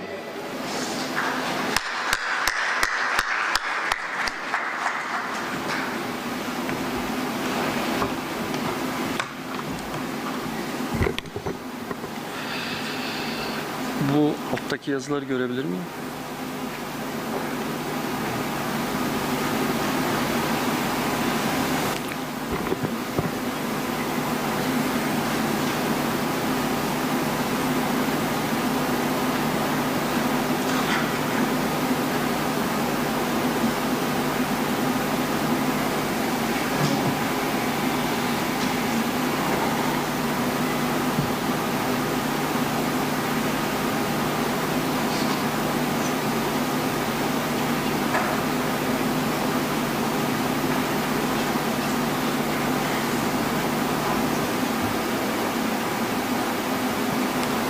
Okay.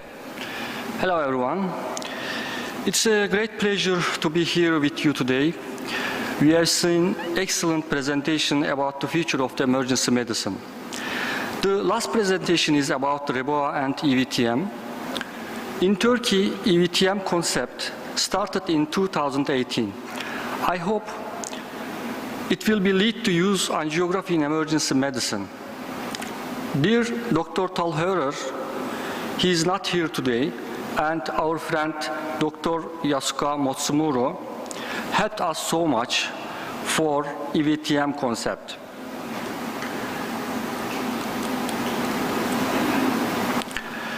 Also, I would like to thank to Dr. Jander for supporting us in the learning of this concept.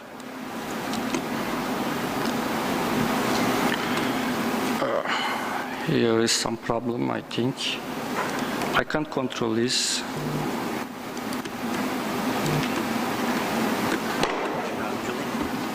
Evet. Geçiş yapamıyorum. Beyler bir sonraki slayta geçebilir misiniz mi?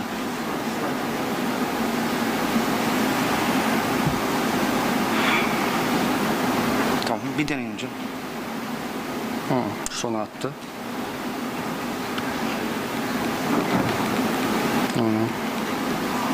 Home.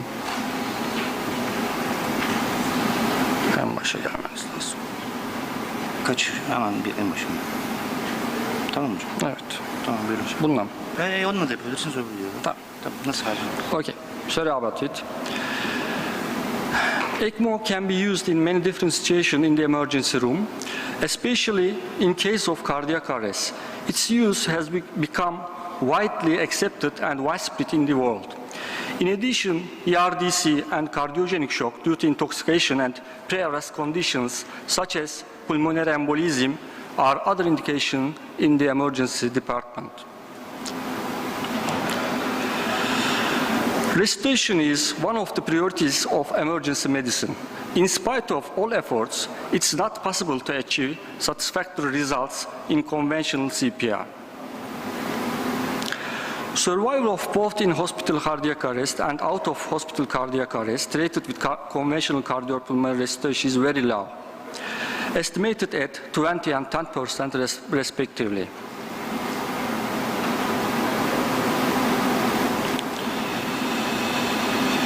Use of eCPR can restore perfusion more rapidly and can prevent mediator storm. A recent meta-analysis of 6 trials containing 2,200 patients concluded that eCPR improved both survival and long-term neurologic outcome. Here are the results. Here are some observational studies about eCPR. First one is from ELSO registry. 270 patients were included in the study. Percutaneous cannulation rate was 70%. One-third of the patients underwent coronary intervention. Median duration of ECMO was 47 hours. Overall survival rate was 27%. The second study is from Canadian ECLS organization registry, and nearly 3,000 adult patients cardiac arrest over than 15 minutes duration and not responding to conventional treatment was included in the study.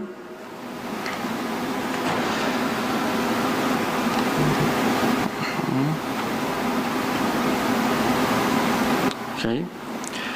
The third study was systematic reviews of systematic review of adults with refractory out-of-hospital cardiac arrest, survival rate was 22.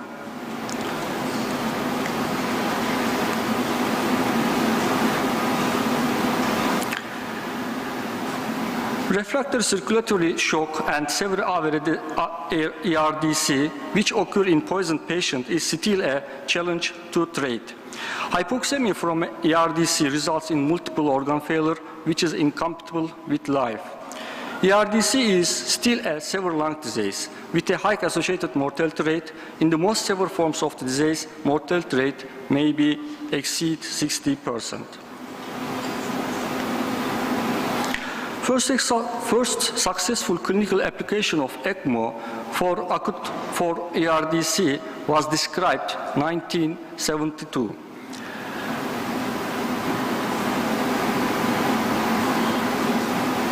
Until 2008, only 100 patients per year in which ECMO was used for ERDC. Following the influenza A pandemic in 2009, there has been a significant increase in VVA ECMO utilization. In the last 5 years, more than 400 cases per year of VVA ECMO for adult respiratory failure have been reported in the ILSO registry. Now let's look at the VVA ECMO studies. First one is EOLIA. Randomly assigned 249 ERDC patients included the study. They compared conventional therapy to VVA ECMO therapy. There was 11% lower mortality rate in ECMO group, but not statistically significant. The study was terminated because the analysis could not reach the expected mortality decrease rate of 20%.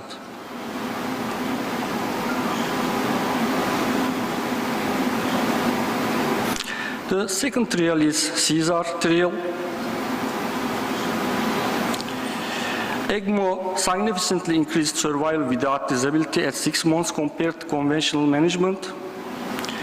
This is a very good study for ECMO, but there is some limitations. There is a lot of patient crossover the ECMO group. Okay, case from Turkey. This is a patient who had ECMO therapy in my clinic. He was found unconscious in bathroom. He was diagnosed with major depression and has a history of psychiatric medication use. He was suspected of having a large amount of medication from his own drugs. The benzodiazepines was positive in the urine drug tests. So we administered flumazenil, but he did not respond. After that, lipid emulsion therapy was started due to worsening condition. Patient did not respond to lipid therapy either, and therefore the patient was intubated. On the second day, hypoxia occurred, and despite the low volume protocol, hypoxemia worsened. On the third day of his admission, the patient was diagnosed with ERDC due to severe hypoxemia and radiologic findings. Then patient connected to ECMO. ERDC may be occurred due to the drugs, or it may be developed due to our lipid therapy.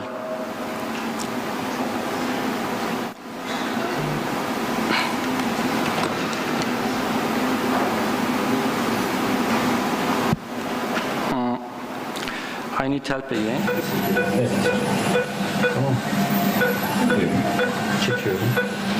This is a short video from the cannulation process of this patient.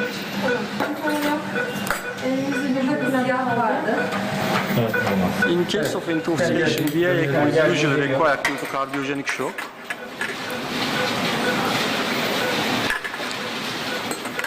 Our patient was a ERDC case, but we use VA ECMO, not VV ECMO, because we worried about hemodynamic of patient will deteriorate in following days.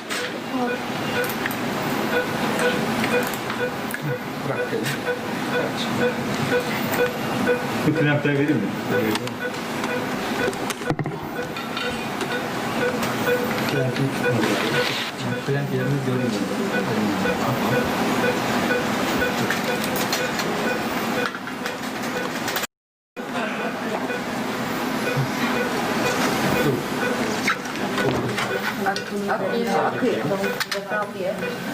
Anlayamıyor şu an.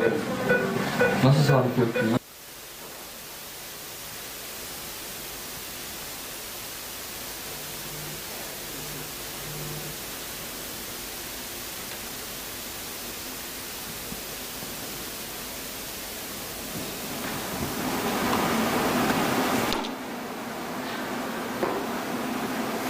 Okay.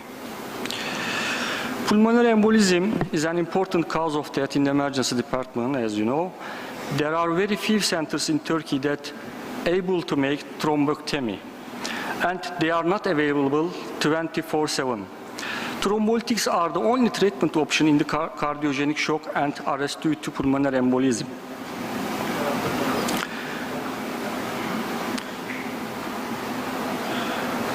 ECMO can provide support to patient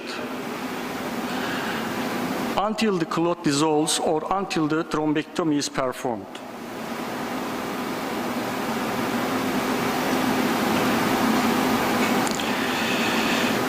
Yusuf and colleagues published a review of the reported case of the pulmonary emboli managed with VA ECMO. A total of 78 patients were reported. Half of them had a cardiac arrest. Overall survival rate was 70%. For patients who presented with cardiac arrest has a survival rate of nearly 50% compared with historical rate as high as 75%. Now, I want to talk a little bit about the ECMO process because the emergency staff is new in this area and there are important points to consider. ECMO is a risky and expensive procedure. Criteria for the initiation of ECMO include acute severe cardiac or pulmonary failure that is potentially reversible and unresponsive to conventional management. Peripheral cannulation is performed either percutaneously or by vascular cut-down. Ultrasound guidance is mandatory. Advantages of percutaneous cannulation include decreased bleeding and infection risk. Percutaneous cannulation is more suitable for emergency physicians, but emergency physicians should also know about the cut-down method in order to apply them when things process go wrong. Many physicians prefer the right femoral area, both artery and vein cannulation for VA ECMO. And for VV ECMO, right or left femoral vein and right jugular vein preferred. Sometimes an extra second venous drainage may be required to increase the amount of the blood in severely hypoxemic patients. Maintaining optimum blood stream is the most important and difficult part of the process. Blood stream is affected by cannula dimension, body fluid volume, and resistance to reinfusing current. The revolution of the pump is defined by per minute RPM. If you increase RPM, the blood flow and also blood pressure increase, but it causes negative pressure at the venous tip. High levels of pressure cause erythrocyte trauma. Another important part of the ECMO is anticoagulation process. Heparin is used for this purpose. If the heparin is contraindicated, direct thrombin inhibitors can be used. Platelet counts tends to decrease, so we should follow them, and the circuit should be observed for thrombus. When we are taking weaning decision, we have to see improvement in radiographic appearance, pulmonary compliance, arterial oxyhemoglobin saturation, and ventricular output. Then we can go to weaning trial step. In weaning trial step, for VV ECMO, it performed by elimination gas transfer and while maintaining the blood flow. For VA ECMO, it performed by clamping both drainage and infusion lines. The patient must follow at least 6 hours, then we can consider to decannulate. Severe bleeding from arterial site is the main problem in the decannulation step.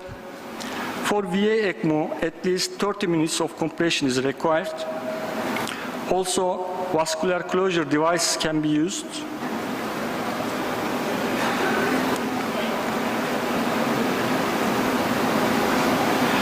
Bleeding occurs in 30 to 50% of the patients who receive ECMO, and it can be life-threatening.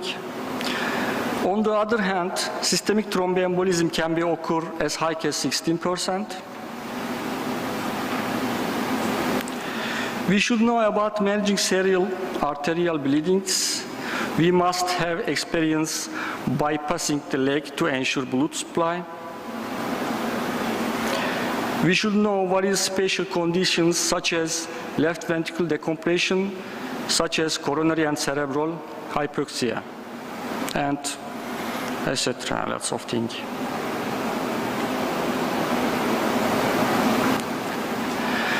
The priority of ECMO is eCPR in emergency practice. ECMO can also be used in the ERDC and cardiogenic shock, particularly which caused intoxication, post-restorative syndrome, and acute coronary syndrome and pulmonary embolism. Emergency medicine professionals should know which patients can benefit from ECMO. ECMO management requires a trained and experienced team. Okay, at the end of my presentation, there's a question here. This one or this one, which would you like to have? Yes, I know your answer. Last words, in many diseases, the patient should be kept in life until the treatment heals the patient or until the body overcomes it.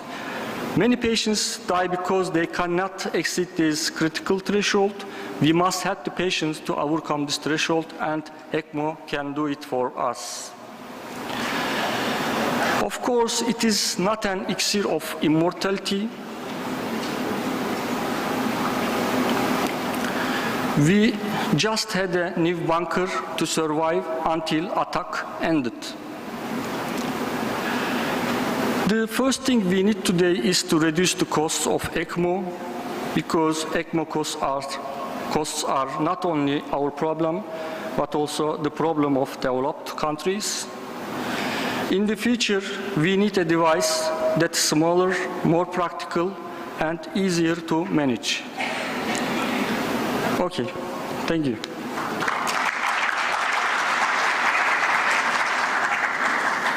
Thank you very much, Dr. Mujahid. Yes, ECMO plays in the future of emergency medicine. Any question or comment? Okay, thank you. Thank you very much. Sorry? Okay, thank you very much. After 10 minutes, we will start opening ceremony. Arkadaşlar 10 dakika sonra burada toplanalım. Açılış töreninde herkesin burada olmasını istiyoruz. Gerçekten çok özel bir tören hazırlamış durumdayız. Şimdiye kadar gördüğünüz törenlere benzemiyor. Bu törene katılan arkadaşların hepsinin zaten isimleri de burada belli. Onlara da kitap hediye edeceğiz. Onun için hepinizi burada bekliyoruz. 10 dakika sonra buradayız.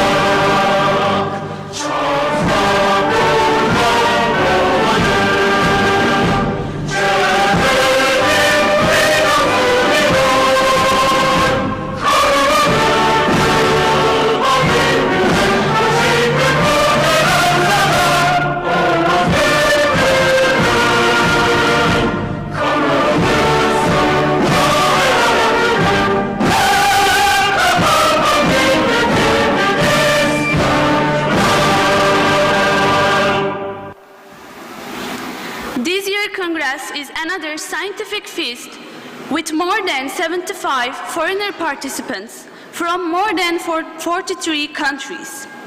On this meaningful day, now I would like to invite Professor Luis Garcia Castrillo Riesco, President of the European Society for Emergency Medicine, USEM.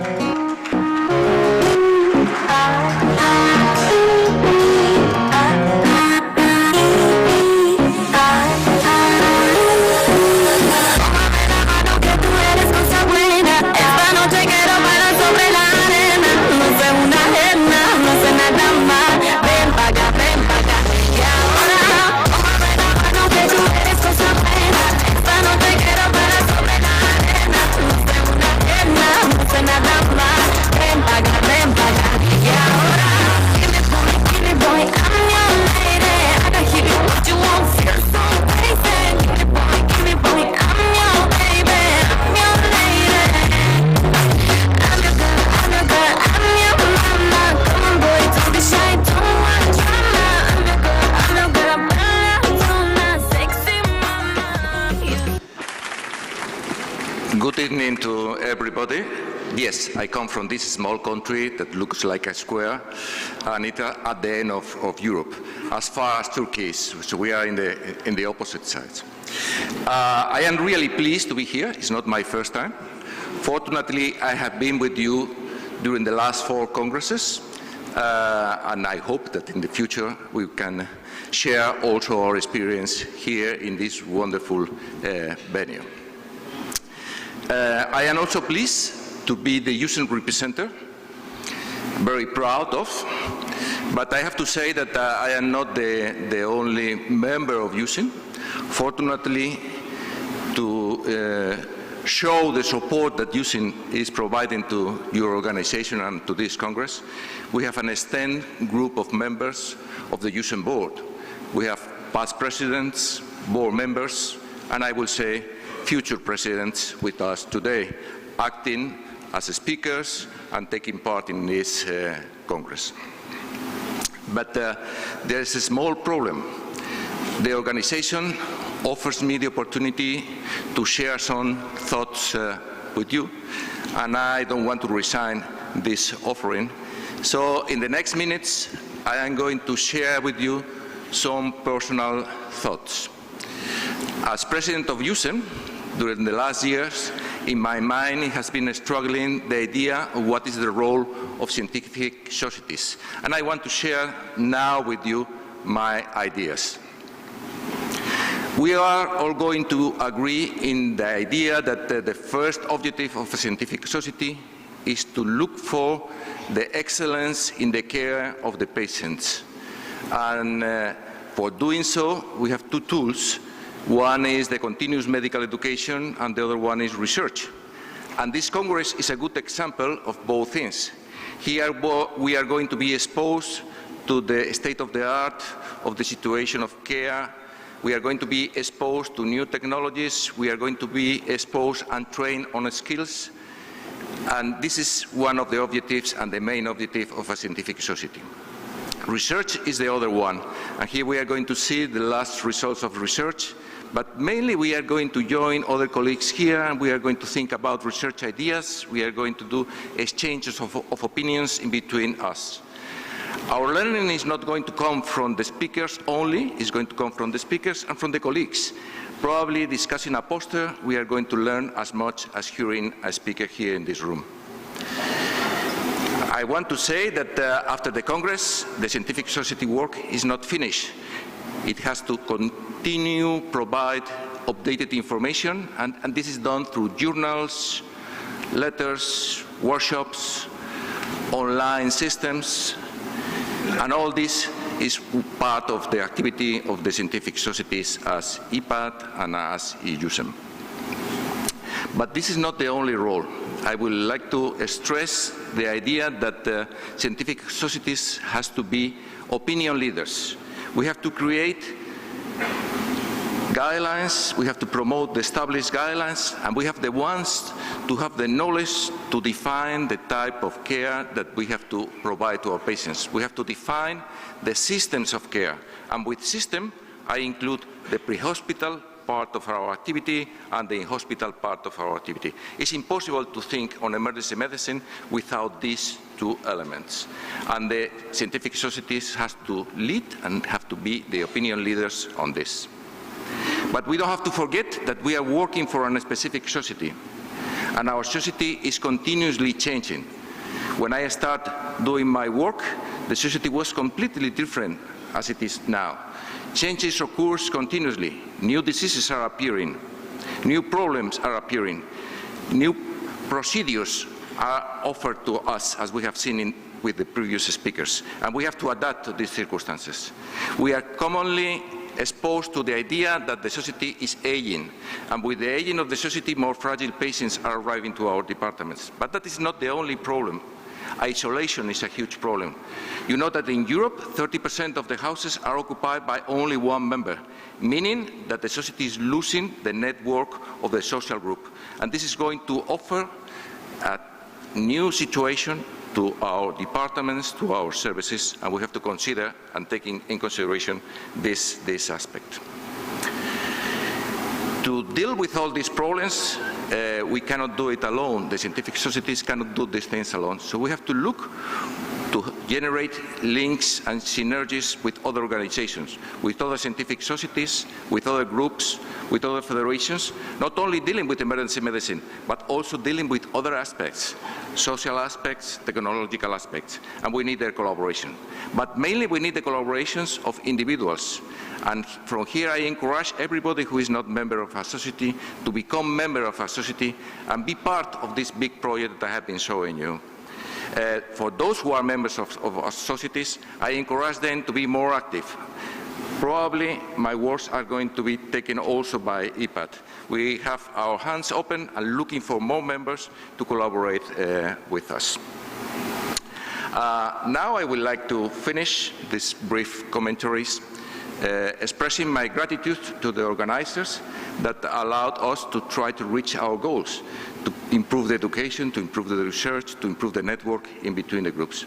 This Congress is the right place for do all these things. So thank you for the organizers.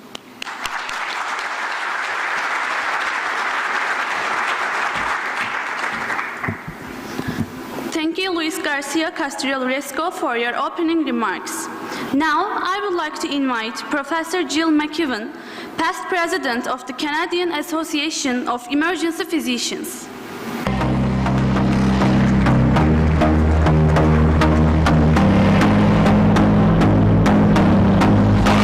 I used to believe we were all burning on the edge of something beautiful, something beautiful, selling a dream. Smoking in the mirrors keep us waiting on a miracle, on a miracle. So through the darkest of days, having to break away, never let you go, never let me down. Holy Spirit has our right timing, yeah, time and night, never let you go, never let me down. Don't you give up, nah, nah, nah. Good afternoon, ladies and gentlemen. President Professor Dr. Bajar Kandar, Emergency Physicians Association of Turkey, Organizing Committee. As a past president of the Canadian Association of Emergency Physicians, I'm honored and delighted to attend your 6th Intercontinental and International Emergency Medicine and Critical Care Congress and your 15th Acil TIP Congressi here in Antalya, Turkey. I'd like to thank the organizers for their kind hospitality.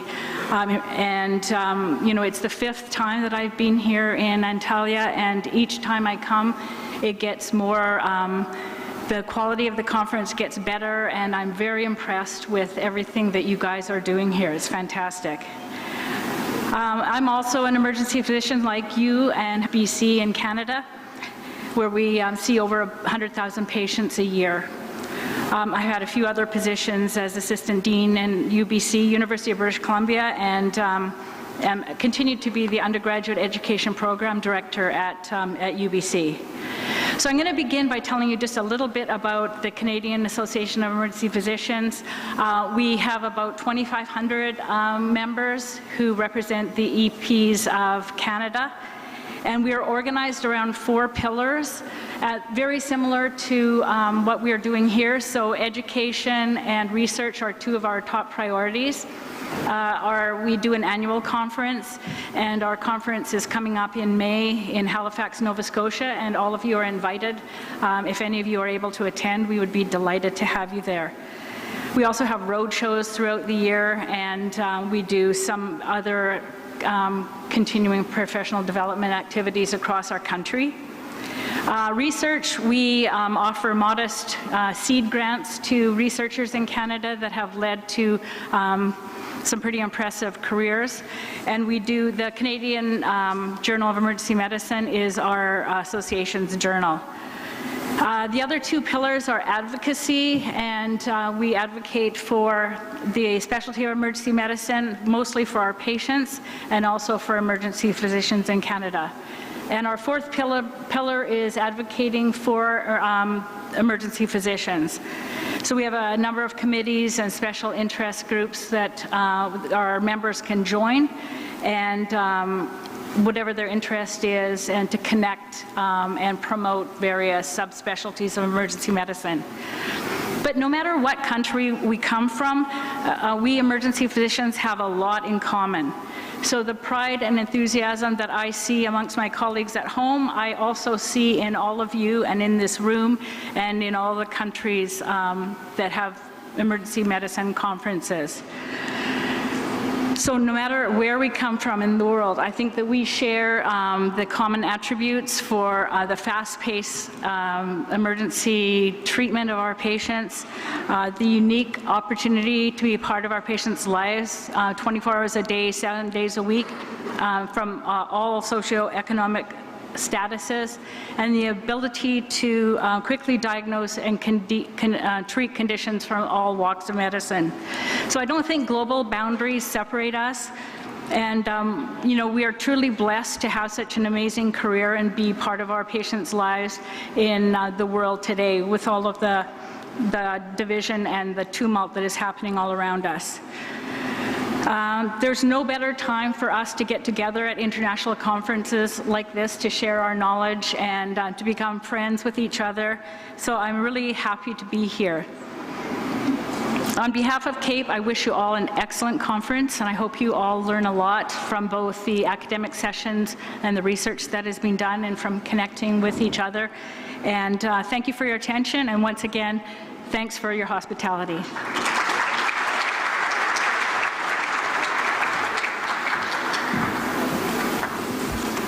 Thank you, Jill McEwan, for your opening remarks. Now I would like to invite Professor Carlos Garcia Rosas, first president and founder of the Mexican Society of Emergency Medicine and Mexican Academy of Emergency Medicine.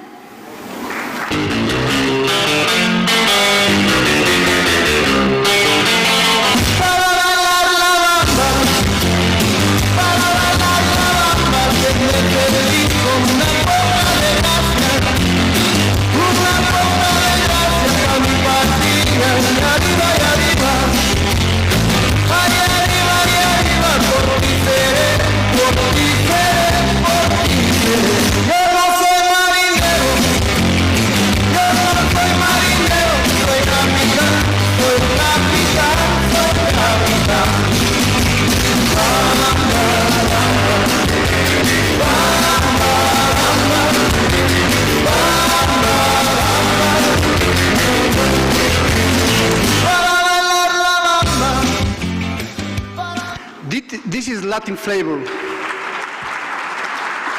We have on the brain, we have on the veins, on the heart, the feeling of the. Let me, first of all, I want to thank you for the organization to invite me to be here. Really, it's nice to be here to share a couple of words that we want to do. Let me tell you briefly about my life. I born in this town 33 years ago. No, just kidding. It looks like, but no. I born in this town. They are really a small town. The town, the particular thing is that they have founded by British. We have Bull Ring, the church, and the symbol of the city is the railroad because this is part of the connection between the Gulf, Mexican Gulf, and the Mexico City. And then I moved for the university because it's a small town, they don't have medical school at that time. I moved in 1986. Mexico City, the name is Distrito Federal. Everything is changing. Now the name of the Mexico is Mexico City, that's it. So I live in Coyoacán, in Mexico City. It's a small county in the big city, very nice neighbor. And when I started 33 years ago, probably many of you, they don't have that date. 33 years ago, we started emergency medicine in Mexico. So we don't have men control the emergency room. The land is like desert. We don't have rules, we don't have program, we don't have regulation, anything. At that time, we start to build everything in Mexico City. But it's not easy because we arrive like monkeys.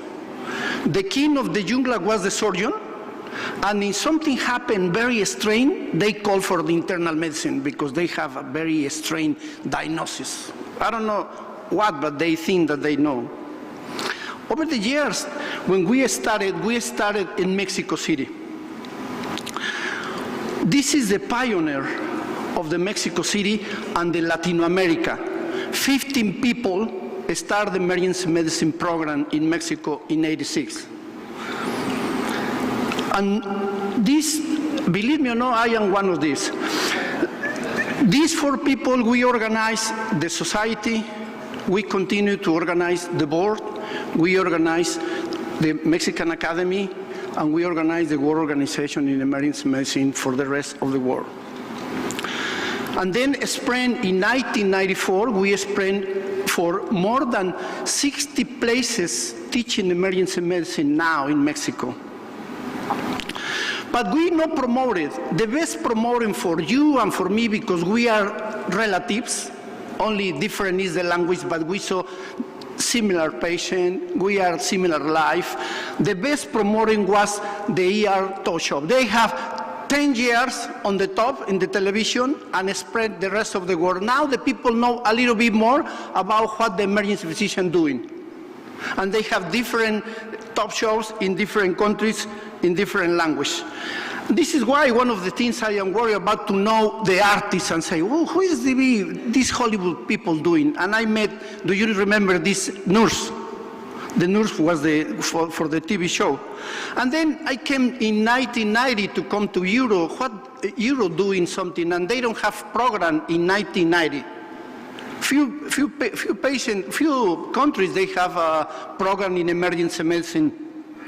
And I met one of the leaders is Dr. Germán de Luz and David Williams, and then met Dr. Pateron in France, and then we went to different conferences with the other part of the Europe, and also I met Roberta Petino. I don't saw her, but she was involved in many organizations of the conference, and she was the past president of SEM. And also, what is the reference if you want to study emergency medicine, because you don't have books. You have internal medicine or surgery.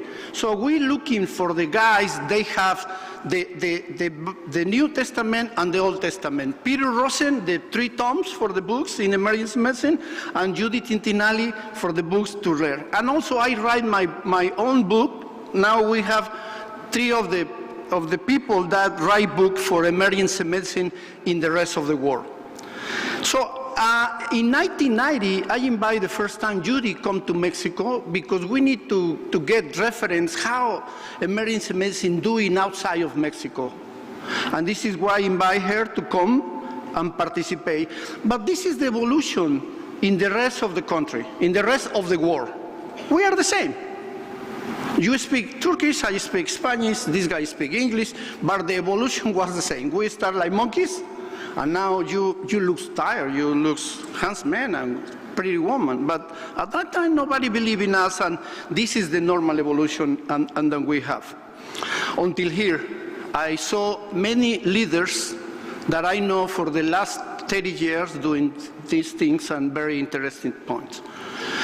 But remember, those who cannot remember last, they are condemned to repeat the same mistakes. So be careful. The younger guys, if you want to do something, pay attention in the people was before of you, because you don't need to make the mistake, and you advance quicker than us.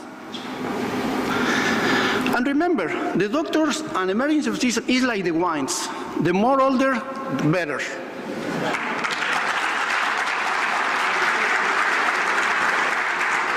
Emergency medicine is this style of life.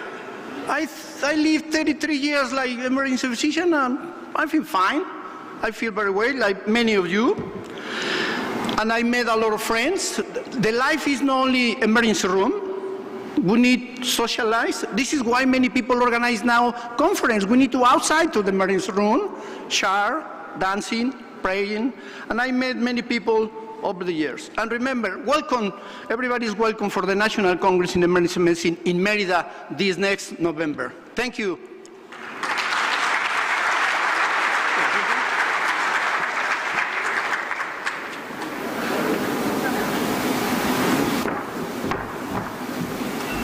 Thank you, Carlos Garcia Rosas, for your opening remarks. Now I would like to invite Professor Roger Dickerson, President of the Emergency Medicine Society of South Africa.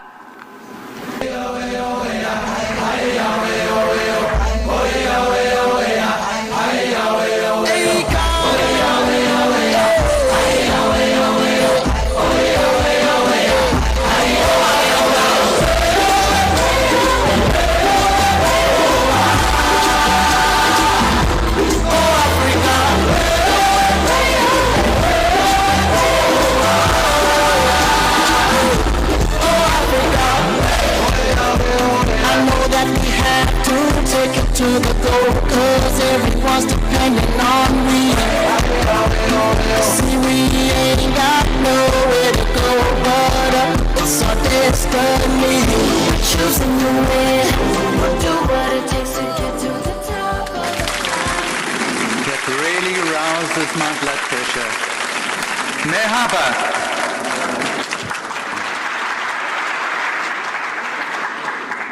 Guni Afrikadan selamlar.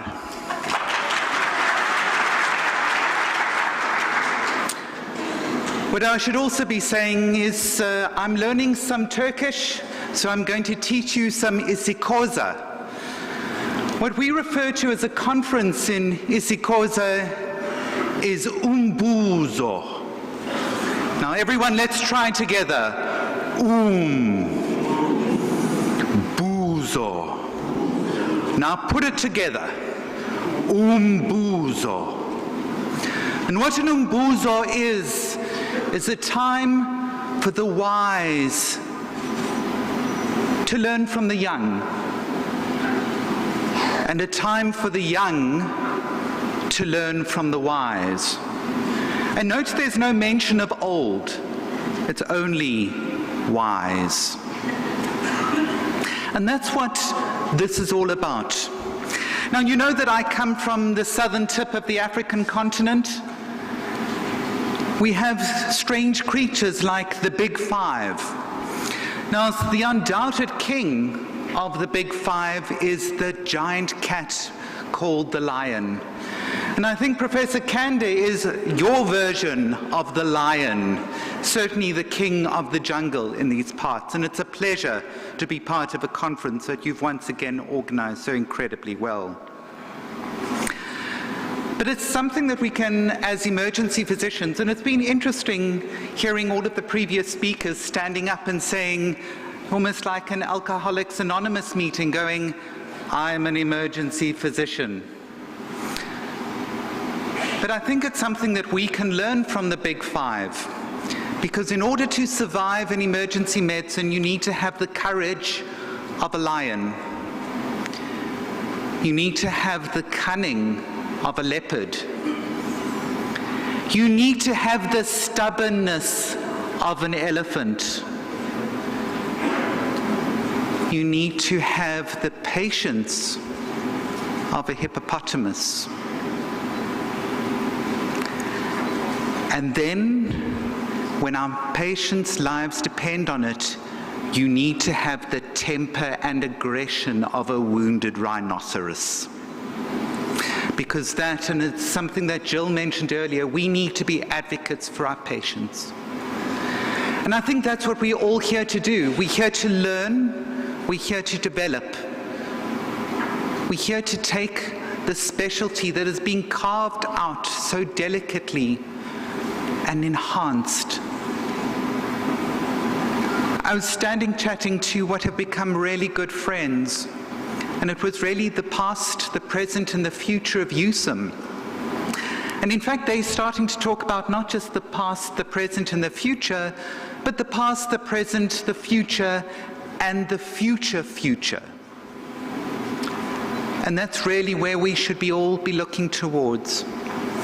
And so I would like to express my sincerest appreciation to the organizers, not only for tremendous hospitality, but the amazing opportunity for me to learn from the wise, and the wise to learn from me. So thank you very much to the organizers, and congratulations.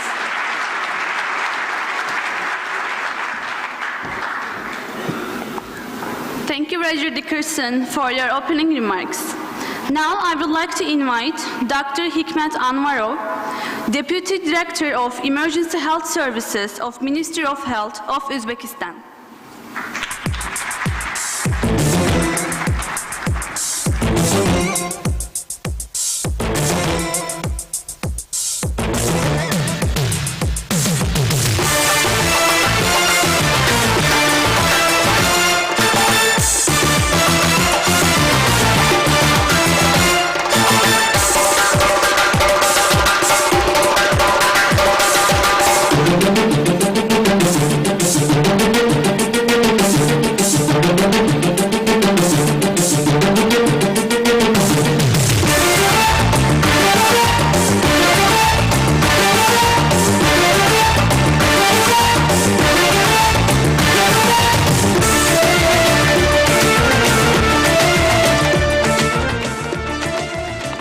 Günaydın. Sayın Profesör Candır, sayın kardeşler, ata yurtunuz Özbekistan'a sıcak selamlar.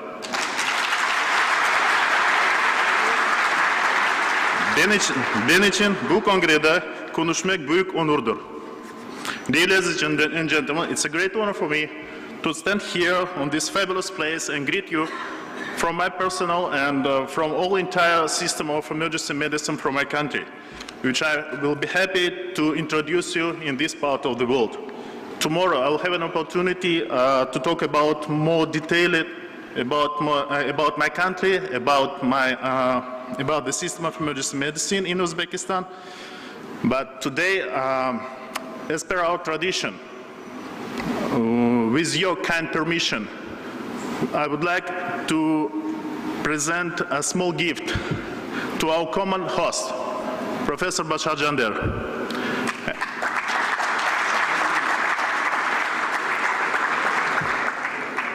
This is not just a part of protocol. This is not just a part of our culture, which is, but is pure and sincere symbol of our appreciation and gratitude. Thank you very much.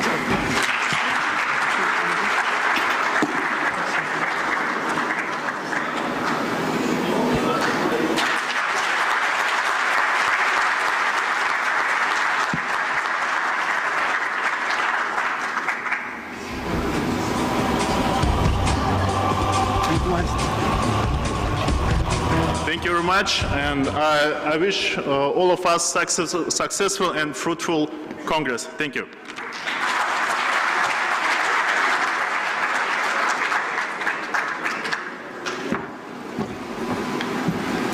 Thank you, Hikmet Anvarov, for your opening remarks. Now I would like to invite Swaminathan Mahadevan, Professor of Emergency Medicine at Stanford University.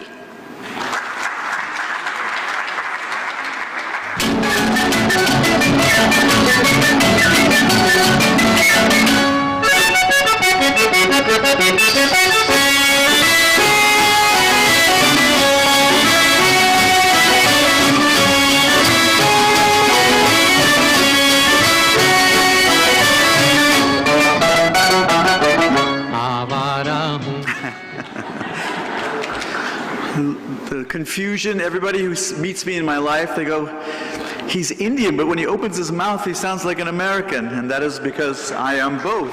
I am both. First off, I want to extend my sincere gratitude to Dr. Bashar Chander and the organizing committee for inviting us to this fantastic conference. As you can see from all the luminaries who are here speaking at the conference and just the agenda, it's going to be a fantastic Congress. It's my 5th time to Turkey and 2nd time to Antalya, and I'm very excited to spend the next 3 days with you.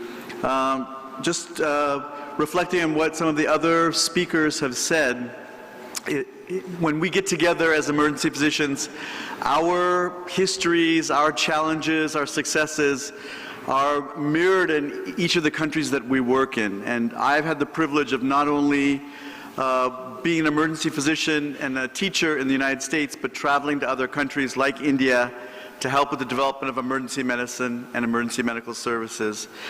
And I would hope that you take the time, since we're all here, have come so far, to spend these next few days with you.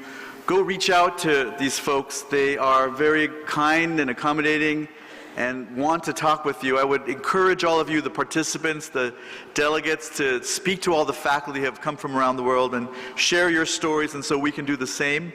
And I want to wish the organizers a fantastic conference. I want to thank you again for being invited to speak. Thank you.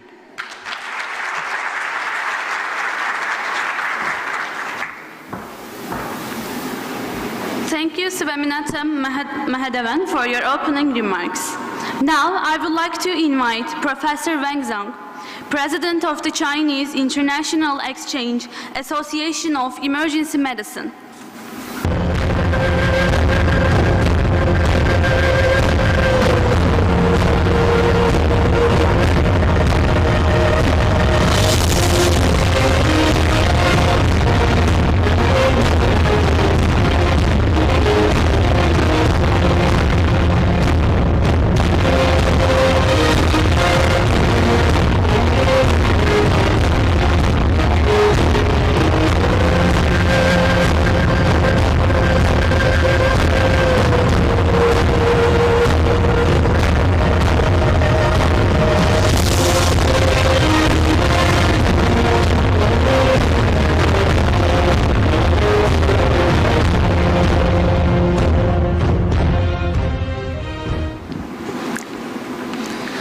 Good afternoon, everyone.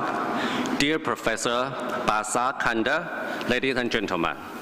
I am Dr. Wang from China, and I'm chairman of the emergency branch of the International Exchange and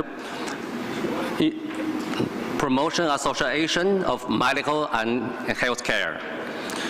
First of all, I would like to say that we are very happy to be invited by President Bashar Chander to come to the beautiful Turkey. This is the first time we are here, and last night we got into the hotel at 1 midnight, so we can see nothing.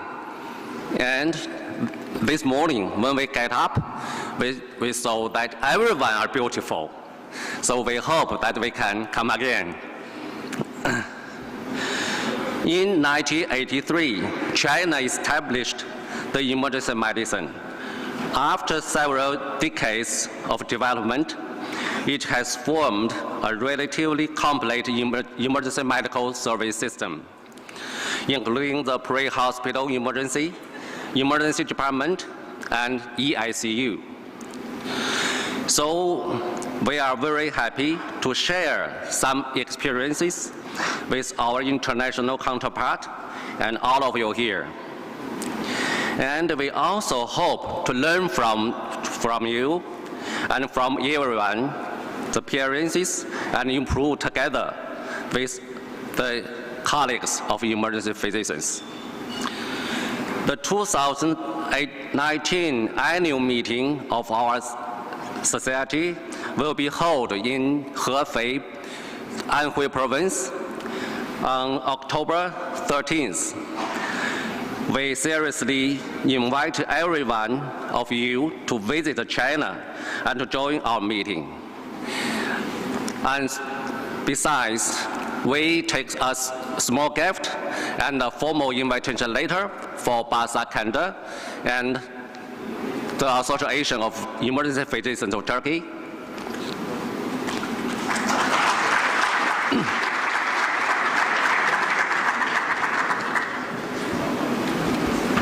Thank you very much.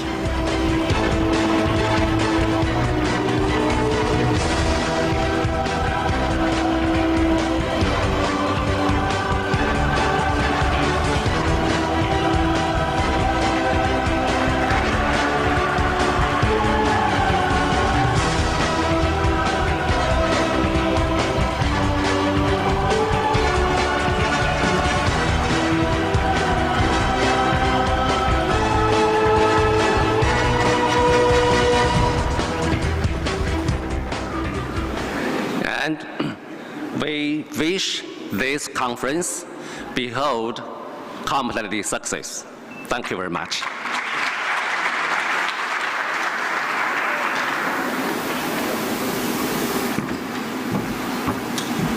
Thank you, Wang Zhang, for your opening remarks. Now I would like to invite Professor Paul Kivilla, President of the American College of Emergency Physicians, ASAP.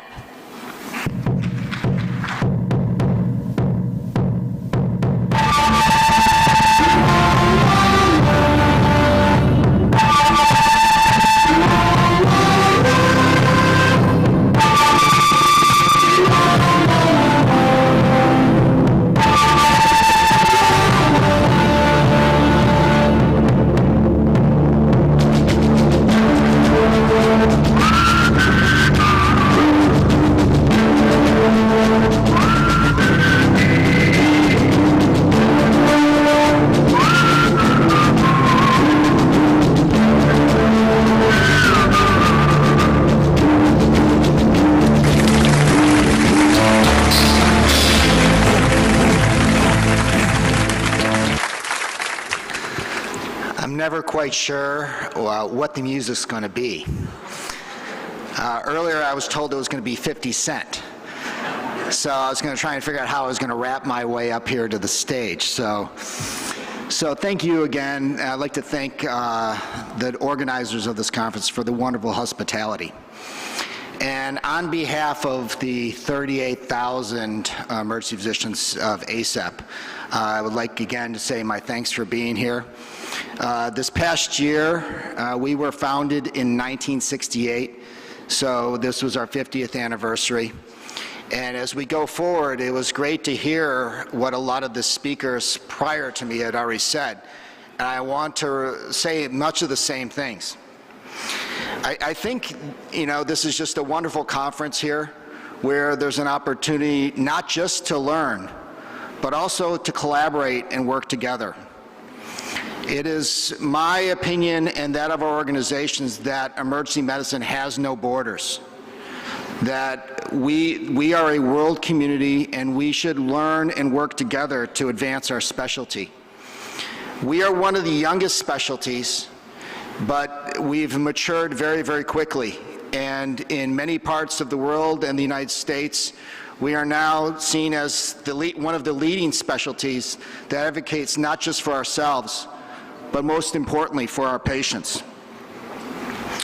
I think that there has been a lot of collaboration that we have started on our side here in the past year, and I look forward to working together with many other organizations, including EPAT and USIM and many, many others, of how we can work together and move things forward that we can advance research, that we can advance learning and advance technology. In the United States, our residents are very unsure what the future holds. And I think this is a great opportunity because we are doing research to look at not where we're at right now, where we're going to be in a year, but where we're going to be in 30 years. Because that is about the lifetime of an emergency medicine trained physician, of how long they work. So we have to think forward that we're training them the right way, And if you look in the United States right now, and this is going to be a world issue, technology is going to change very quickly. And we believe that emergency medicine is no longer all going to be delivered in the emergency department. That we believe emergency medicine is a specialty and not a place. We're already seeing a lot of our graduates go into technology, deliver things via telemedicine. And we think that the future is only going to be brighter in all those regards. And our specialty is the one that usually adapts most quickly. So I would like to thank everybody for here, and I hope to reach out to you here in the next several days as we talk about how we can work together, because I truly believe that we can learn from each other. And also, I'd like to thank Dr. Bashar Kanter. I'd like him to come up here, as we have a gift for him as well. Is that, here's someone that is bringing the world together. And I think, here, this is their 15th anniversary of their conference. But the scope of the leaders that are here, the scope of the training that's going on here is really exemplary. And Dr. Kanter, will you please come up?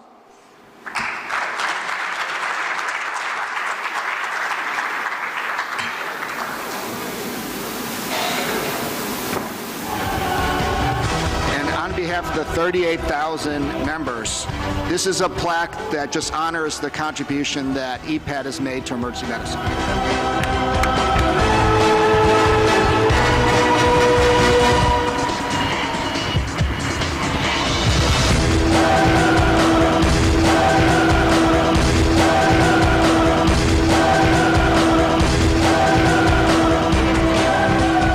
Here's also something you can put on your desk or your nightstand that will also remind you of our very much appreciation to what you've done for our specialty. Thank you.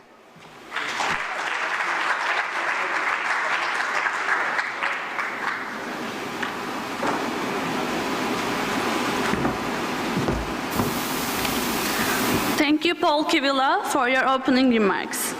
Now, I would like to invite the mentor and the constructor of the emergency medicine training in Turkey and the president of the Emergency Physicians Association of Turkey, İPAT, Professor Bashar Candar.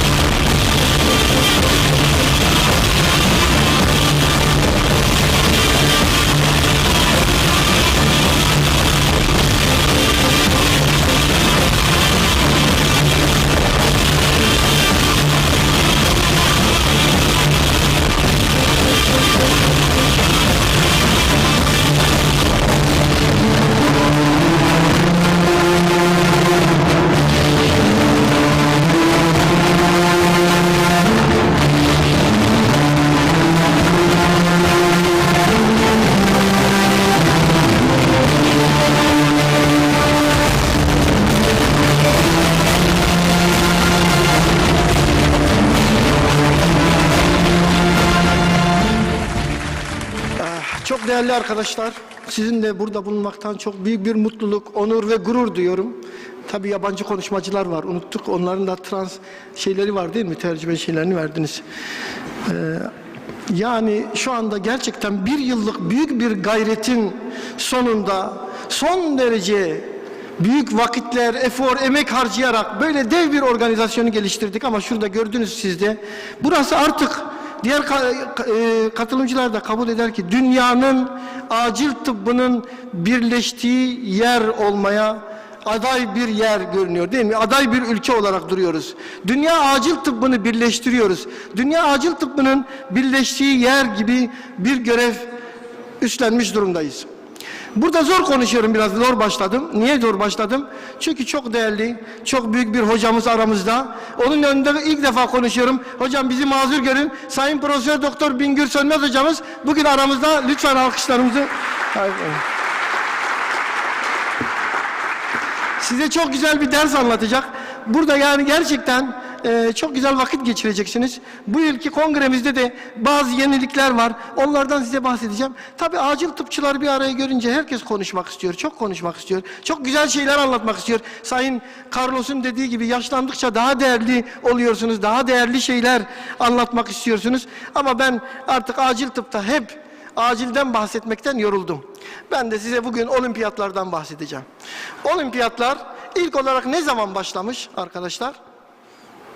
Bilen var mı? İlk olimpiyat 800 yıllı yıllarda. Peki bu olimpiyatta bu 5 halka neyi temsil ediyor biliyor musunuz? Bu 5 halka neyi temsil ediyor? Bilen var mı? Şey sorusu değil mi? 5 kıtayı temsil ediyor. Biz ne yapıyoruz burada? Biz de 5 kıtayı, hatta 6 kıtayı temsil eden bir organizasyondayız. Yani buranın bundan sonraki ismi ne? Acil Tıp Olimpiyatları değil mi? Acil Tıp Olimpiyatlarında bundan sonra hep bir arada olacağız. Acil Tıp Olimpiyatları. Kıtalar bir arada, hepimiz bir aradayız. Peki bu olimpiyatlarda, olimpiyat deyince aklınıza hangi yarışlar geliyor arkadaşlar? Mesela hangi sporcular aklınıza geliyor? Sporla çok ilgileniyoruz değil mi? Mesela ilk akla gelen herhalde kimler var burada? Mesela yüzmede bakın 29 altın değil mi? Kaç? 23 altın. Larissa, Muhammed Ali Kılay, boksta, Hüseyin Bolt. Bu isimleri aklınızda tutun. Bu isimleri aklınızda tutun. Burada ne görüyoruz arkadaşlar?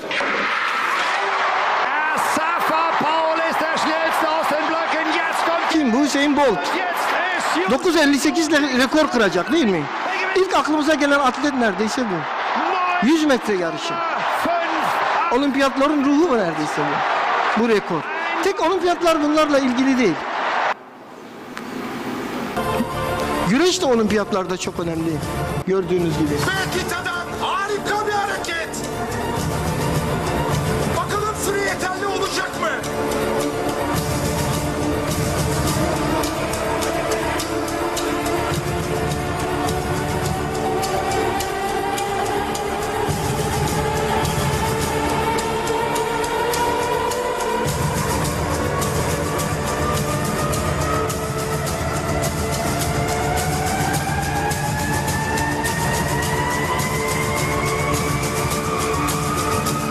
İşte bu an.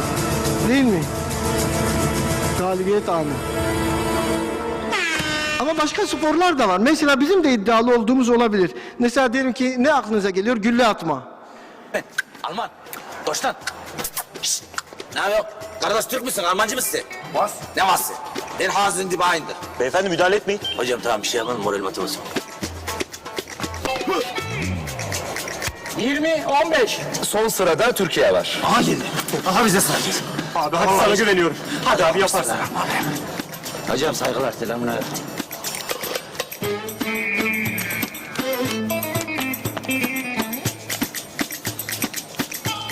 Hadi Recep abi. Beyefendi buyurun. Şu arkadaşa söyleyeyim hocam çeksin buradan bu. Beyefendi orası dünya rekorunun ötesinde nasıl atacaksınız? Ya hocam benim yemişim dünya rekorunu ya. Şu anda sana burada kainat rekoru kıracağım. Söyle çekin şu arkadaş. Çekin şuradan. Beyefendi buyurun atın. Bak hocam ben uyardım. Masadakiler. Bu çekit tutmuyor. Bizim için sorun yok tabii atabilirsiniz. Ya Allah bismillah. Peki.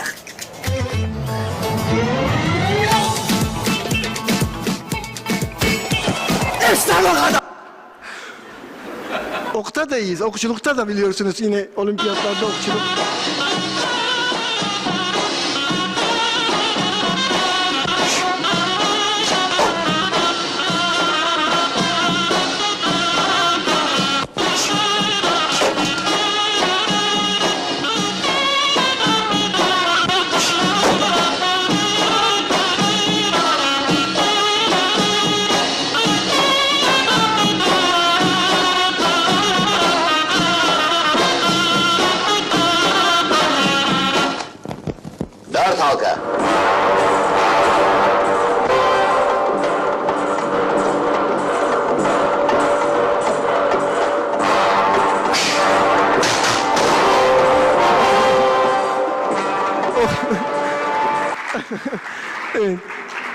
Şimdi bunlar tabii çok değerli sporlar ama sizce, şimdi asıl soruyu soracağım. Olimpiyatın en değerli sporu hangisi? Efendim? Maraton. Olabilir. Ama şimdi şunu izleyin.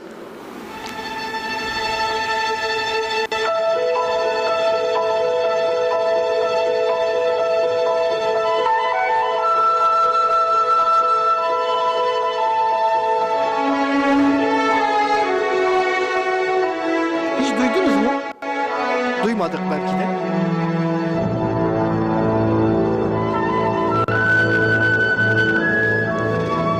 Burada birçok rekor göreceksiniz. Dekatlon, hemen her branşta rekor. 9.000 puana ulaşmış. Dünya rekorları ama duyan var mı? Yok. Neden? Çünkü isimsiz. Bu size neyi andırıyor?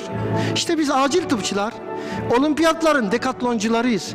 Aslında her branşta yarışıyoruz. Herkes bir branşta yarışırken biz 10 branşta yarışıyoruz. 10 branşta rekor kırıyoruz. Ama problem ne? Kimse bilmiyor değil mi? İsimsiz kahramanlarız. Bu kadar isimsiz kahramanlara bir alkış alacağım. Böyle yazılarımız var tabii. Acil tıp benzersiz bir branş. Gerçekten çok zor, çok ağır. Ama işte bunu benzersiz kılan şeyler var. Mesela çok zor şartlarda yarışıyoruz. Çok zor şartlarda hasta bakıyoruz. Kalabalıklar var. Ekonomik koşulların iyi olmaması var. Şiddet var. Bunu yıl boyunca görmüşsünüzdür. Tekrar göstermekte fayda var. Acil servislerin halini görmek açısından. Jeg får trilla den inn på kirurgi, da. Det er ikke så ille som det ser ut. Her er halve hodet ut, ja. Det går så fint, så. Hva skjer? Jeg føler meg litt sånn pjusk. Å, herregud, slipp alt dere har i hendene! Vi har en mann som er pjusk her! Få den rullestolen! Få ut. Få den ut. Hvilke rom er det vi har som er ledig? Og så få ut han der jævla vibrasjongen. Sånn, få han med. Så få tak i noen store puter fra barneavdelingen! Herregud, Gud, han har nesten 38 i feber. Sånn, ja. Sånn, ja. Bunu istiyorlar. Bir de her şeyi muayene etmemizi istiyorlar acilde. Birkaç doktorum bilir. Yani medyanın, şiddetin, ondan sonra ekonomik durumların, hasta zor yakınlarıyla uğraşmanın, yani burada bize bir şey değil mi? Bunu kimse yapmaz. Ancak ne yapar? İşte isimsiz kahraman dedik ya da çılgın insanlar, çılgın iyi insanlar bunu yapabilir. Biz hepimiz o çılgınlarız. Bütün çılgınlar bir araya gelmişiz, öyle görünüyor. Burada da doktorun aslında şiddete nasıl maruz kaldığına dair güzel bir video var. İstiyorsanız onu da hemen If you felt geçirelim. ill, what would you do? Go to bed. Before that, Take the clothes off. you could go to the doctors. No, no doctor. Doctor killed my uncle in Madrid. Really? See, my uncle, he has pain in the chest. He goes see doctor. Doctor, he listen and say, it's all right. 10 minutes later in the street, my uncle, finito. What, a heart attack? Autocar. Well, you can hardly blame the doctor for that. See, the doctor, he was driving the motor. Neydi? Tabii böyle şiddet olunca da böyle bunu tercüme edebiliyorum bilmiyorum. Şiddet sadece acillerde değil, her yerde bir şiddet var. Ama tek bizim medyamızda, mesela biz hep diyorduk ki ya ülkemizde bu dizilerde neler neler gösteriyorlar, yeter artık biraz uslanın. Ki Hindistan'ı görünce, Hindistan bizim imdadımıza yetişti. Hindistan'da nasıl CPR yapıyorlar bir de ona bakalım. Heart game ಆಗಿ ನನಗೆ electric shock ಕೊಡಬೇಕು ಆದ್ರೆ ಅದಕ್ಕೆಲ್ಲ special equipments ಬೇಕು oh my god ಇಂಥ situation ಅಲ್ಲಿ nobody can help you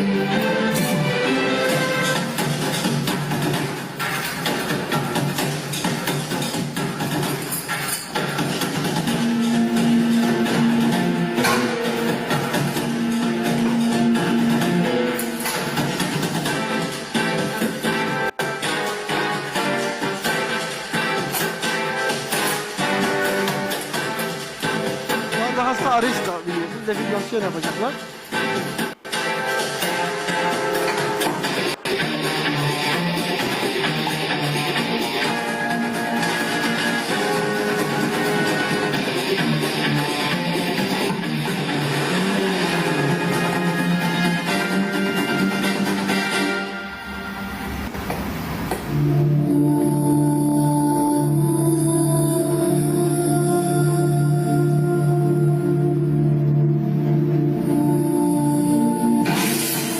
Desem daha fazla gerek yok.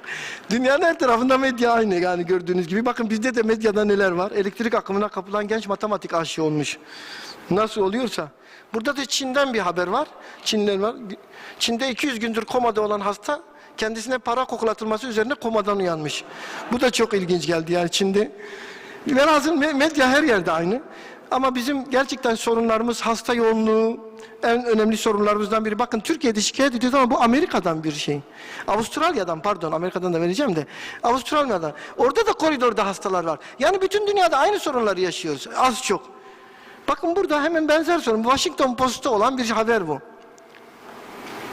Bize çok tanıdık geldi değil mi? Biz bloklama yapıyoruz bunun için. Önce acilden hasta. Acil hastalarını yatırmak, onlara hizmet etmek, hep bu zorlukları aşmakla, onlarla mücadele etmekle uğraşan bir grubuz. Bunlar bütün dünyanın sorunu, sadece bizim değil. O yüzden biz diyoruz ki bu dünya bir araya gelecek, acil tıpçılar bir araya gelecek ve bu sorunlar üzerine gideceğiz. Bakın ne kadar benzer sorunlar.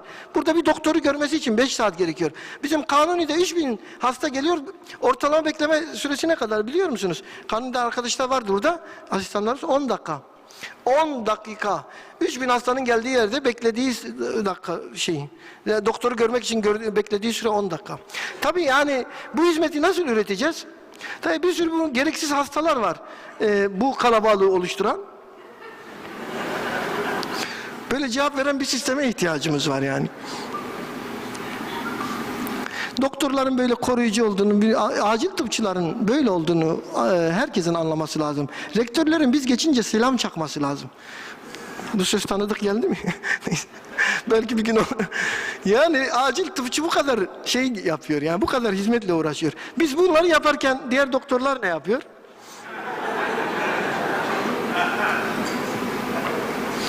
Yani şimdi biz onlarla nasıl bir olalım?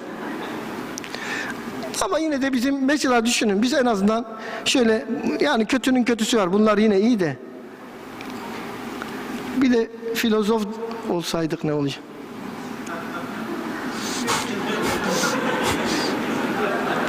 Dolayısıyla yine de herkesin bir şekilde CPR'ı bilmesi lazım. Böyle geçelim. Acil tıpçılar böyle dev güçlü, dekatloncu olacak derecede büyük şeylerdir. Şimdi arkadaşlar bir dakika anlatacağım. Şöyle, bu sene kongreye çok iyi hazırlandık. Çünkü biliyorsunuz Türkiye'nin çok büyük 2 tane şeyi var, STK'sı var. Dünyanın belki Türkiye'nin en büyük şeyleri bunlar. Biri Fenerbahçe, diğeri Atüder. Şimdi geçen yıl başımın etini yediniz, seçim yapalım. Ben dedim seçim yok dedim. Aha şu fotoğrafa bakın, ne görüyorsunuz? Şimdi bak, otomatik gelmeyecek tamam. Bak fotoğrafları incelersek, bak Aziz Yıldırım ayakta, ben koltukta oturuyorum. Kaç defa dedim ona ayakta durma, bak koltuktan kalkma. Koltuktan kalkarsan gider. Bak Ankara'da bu metot var yani. Ankara'da bakanlıkta herkes koltukta oturuyor. Kalktı mı gidecek yani o şekilde. Ben ona dedim bak koltukta otur, kalkma ayağa. Hem kalktı hem el salladı. Sonuç Aziz Yıldırım gitti. Peki Aziz Yıldırım gitti, Fenerbahçe kurtuldu mu? Ya işte bu. Yani ben nasıl seçim yapsaydım o geçen yıl? Ben de ya tamam biz de yıllardır Aziz Yıldırım'la beraber yönettik memleketi ama olsun yani bir başarı geliyorsa başarısızlığa şey yapmayacaksın. Onun için sormayın bunu. Tabii Fenerbahçe eskiden iyiydi, bu kadar değildi. Yani o da burada dönmek lazım. Yani şimdi yani böyle bir efsane Fenerbahçe.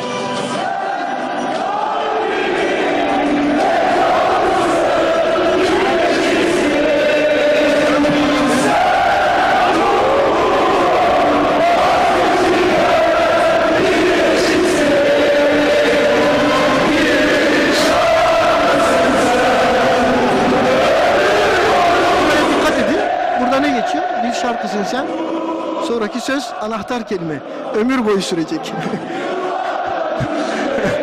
Neyse canım espri yapıyoruz yani çok almayın. Bazıları öyle söylüyor da ömür boyu sürecek falan.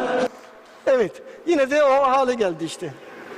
20 yıl önce de böyleydi, sonra da böyle. Ne yapalım? Onun için bakın başkanlar değişmesi gerekmiyorsa değiştirmemek lazım. İşimize bakalım, çalışalım. Beraberce çalışıyoruz, iyi işler üretiyoruz. Bu resimleri niye koydum? Ya başarısızlıklar olabilir ama başarısızlıklardan sonra başarı gelecektir. Onun için ümidi yitirmemek lazım. Bu da Erik'in paylaştığı bir şey. Bakın acil tıbbın geleceği bizden farkı bak. Bu şekilde dahi kongreye gelen insanlardan, böyle çılgın insanlardan olan bir camia bir şekilde başarıya ulaşacaktır. Şimdi arkadaşlar tabii ben süreç çok uzadı. Ben 2 saat kadar konuşmak istiyorum. Ama maalesef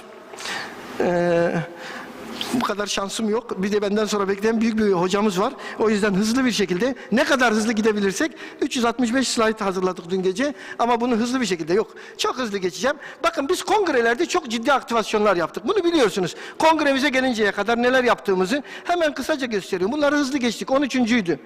14'te bir çığır açtık.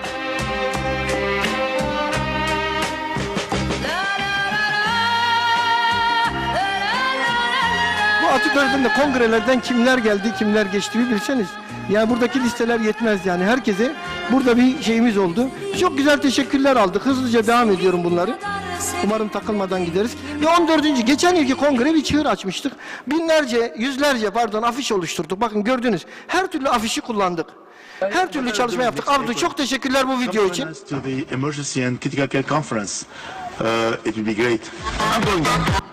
Garcia, Başkan Sayın Başkan'ın teşekkür. I need to remind you to come to IEMC 2018. Don't forget. Bunlarla yetinmedik arkadaşlar. Ayer el ministro de Bayern dijo que era imposible clasificar por el final for Bayern si no marcaban aquí. ¿Estás de acuerdo con él? Antalya Spor tamamen bir söylenti. Ben aslında Atatürk'ün acil kongresine gitmeyi Yani ne kadar denesek zevk veren bir şey gördüğünüz gibi. Açılışımız çok fantastikti ama hepsini gösteremem. Ama şöyle bir iki şarkısını gösterelim. Yani bu yıl üstüne koymaya çalıştık. Koyabildiğimiz kadar onu göreceğiz. Bir yıl boyunca gerçekten o yılda işte gelen arkadaşlara kendi halk müzikleriyle hitap etmeye çalıştık. Kendi milli müzikleriyle diyelim. Ama bu İspanyol müziğiymiş. Yanlış çalmışız Meksika'ya. Onu sonra fark ettik. Bazen böyle farklı şeyler oluyor tabii. Bunu ileri alma şansı var mı ekibin? Biraz ortaya alalım. Zaten çok kısa da. Biraz daha ileri al. Şöyle bir iki müzik dinletelim evet. Roger Dickerson vardı. Geçelim bir daha. Bu sene de dinledik. Başka Srinat. Evet biraz dinleyelim. Abdu. Biraz dinleyelim. Burada duralım bir. Bir şarkı dinleyelim ya. Evet. Lasciatemi cantare, sono un italiano. Yani böyle değişik bir müzikle açılışları yapmaya çalıştık. Çok değerli hocalarımız hep buradaydılar. Çok güzel teşekkürler aldık. 14. kongreyi böyle büyük başarılarla bitirdik ve 15'e geldik. 15'te çok ciddi bir ekip. Yani 100'ün üstünde herhalde çalışma ekibi gece gündüz. Bakın buradaki afişleri görüyorsunuz. Her biri bir şey ifade ediyor. Yüzlerce afiş yaptık. Messi yine kullanmışız görüyorsunuz. Videolar, afişler bunlar hep kongre için. Sosyal medyayı salladık. Bu kadar afiş. Breaking News görüyorsunuz. Her şeyi kullanmaya çalıştık. Şunu görmemişsinizdir dur. Şurayı mesela. Bakın şu yeni yaşam zinciri. Orada görüyorsunuz. Amerika Kongresi'nde birisi Amerika Kongresi hakkında bir şey söylemişti. Will Rogers. Biz de onu hemen kendi kongremize uyarladık. Bizim kongremiz de Amerikan Kongresi'nden sonra diyelim. Ve biliyorsunuz yıllarca birini beklemiştik. Biliyorum sanatçıların bu tarz etkinliklere katılması çok sık görülen bir olay değil. Ancak Acil Tıp Uzmanları Derneği'nin bu muhteşem kongresine kayıtsız kalamadım. Harika bir otel, muhteşem bir ekip ve onlarca katılımcıyla kapsamlı bir organizasyon. Atatürk'ün etkinliklerini daha önce duymuştum ama katılma fırsatı bulamamıştım. Bu hepimiz için güzel bir fırsat olacak diye düşünüyorum. Kongreye katılacak olmamın bir diğer sebebi de Burada da güzel bir şey var. Tercüme edebilirsek de güzel olur. Bakın. Kongrenin önemini gösteren bir şey hazırlamış arkadaşlar. I just said that you might want to think about your children. I wish I could make you go away. Well, good luck with that, Francis. Yeah, good fucking luck with that. Her yönüyle kullanmaya çalıştık. Dışarıda kongre hakkında tezahüratlar aldık. Bu Ankara Gücü Galatasaray maçı. Togay teşekkürler. Togay'a bir alkışlar alalım arkadaşlar bu çalışmaları için.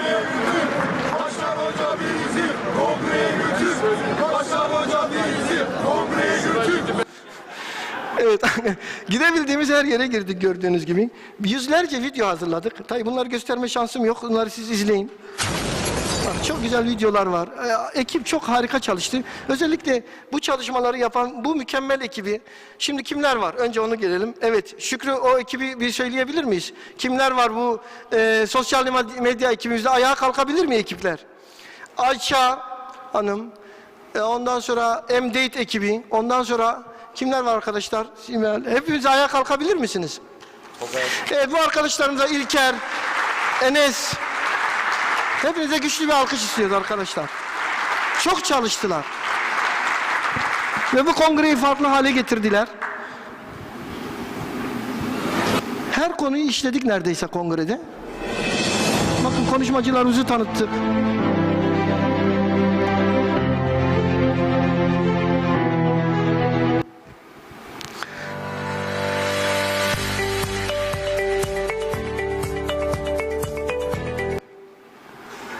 Şu kitapları da alabilir miyim? Evet, yani burada gördüğünüz gibi bunlar aslında izlemek de bir zevk gerçekten bunları. Boş kaldığınız zamanlarda yine izleyebilirsiniz. Burada ne vardı onu da göstereyim. Evet, bu geçen yıldan kalma bir hatıra. Gala gecesinde bunu da sizi bekliyoruz aramızda gerçekten. Bello'yla, Paul'la, bu da gala gecemizden, onu da gösterelim. Gala gecemizde de iddialıyız bu sene. Daha iddialıyız. Gece yarılarına kadar ekiple çalıştık. Fotoğrafları silmeye geldik. 12, 11 falan. Şimdi ne oldu? Şu kitabı alabilir miyim? Yani siz çantalarınızda göreceksiniz. Bazı kitapları çantaya koyamadık. Bakın arkadaşlar. Yani bunu bir kitap evinde bastırmaya çalışırsanız, bir ansiklopedi var yine elinizde. Ve bunu her yere yapıyoruz. 1500 bildiri. Bu insanlar 3000 hasta bakarken 1500 bildiri de yaptılar. Asıl alkışları bu çılgın kitleye yapıyoruz arkadaşlar. Bunların 200'ünü, 300'ünü reddettik buna rağmen. O kadar aktivasyonumuz var ya, bunları anlatamam. Ama bazı örnekler vereyim. 3 kıtada, 4 ülkede aynı gün bir orada açılışa gittik. Bir orada düşünün. Yani ne kadar organize. Bakın refresh kursu. Diğer ülkede ultrason kursu. Aynı gün acil tıpta bak geleneksel tedaviler. Bu nasıl hani ozon tedavisi, hacamat vesaire bildiğiniz onları da acil tıbba soktuk. Ultrason ve uluslararası aktivasyonlarımız, sonosukul vesaire bunlar aynı gün yaptığımız şeyler. Tarihler çok önemlidir arkadaşlar. Mesela size bir ay desem, mesela tarih seçseniz, mesela bir tarih seçelim. Kim var önümde? Abdullah bir tarih, o ayın bir gününü seçsen hangisini seçersin? 2. Yanlış. 6 Kasım, bak önemli tarihler vardır hayatta. 6 Kasım'ı hatırlayan var mı? Şimdi hatırlatalım. Çünkü Fenerbahçe'nin üstüne çok gittik.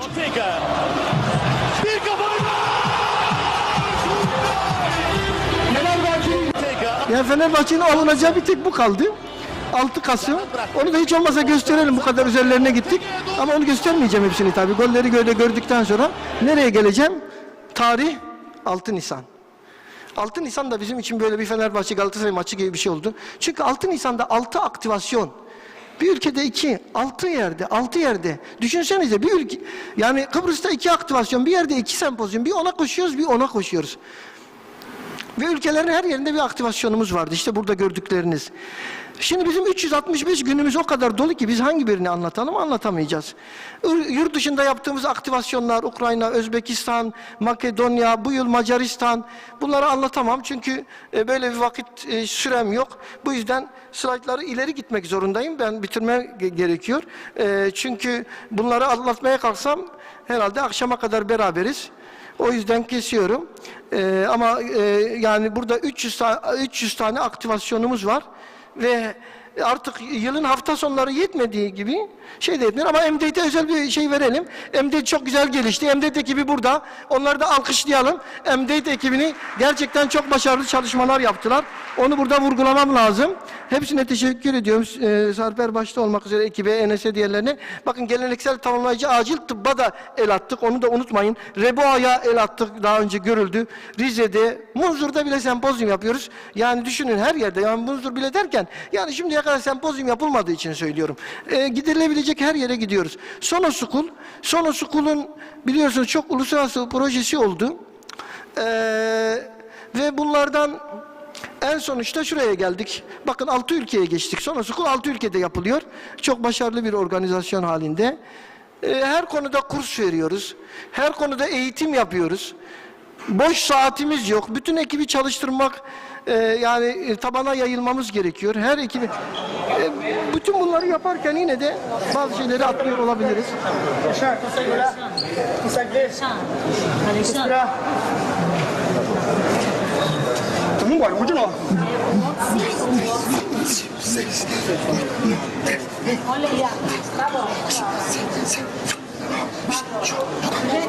Sayı doğru en azından.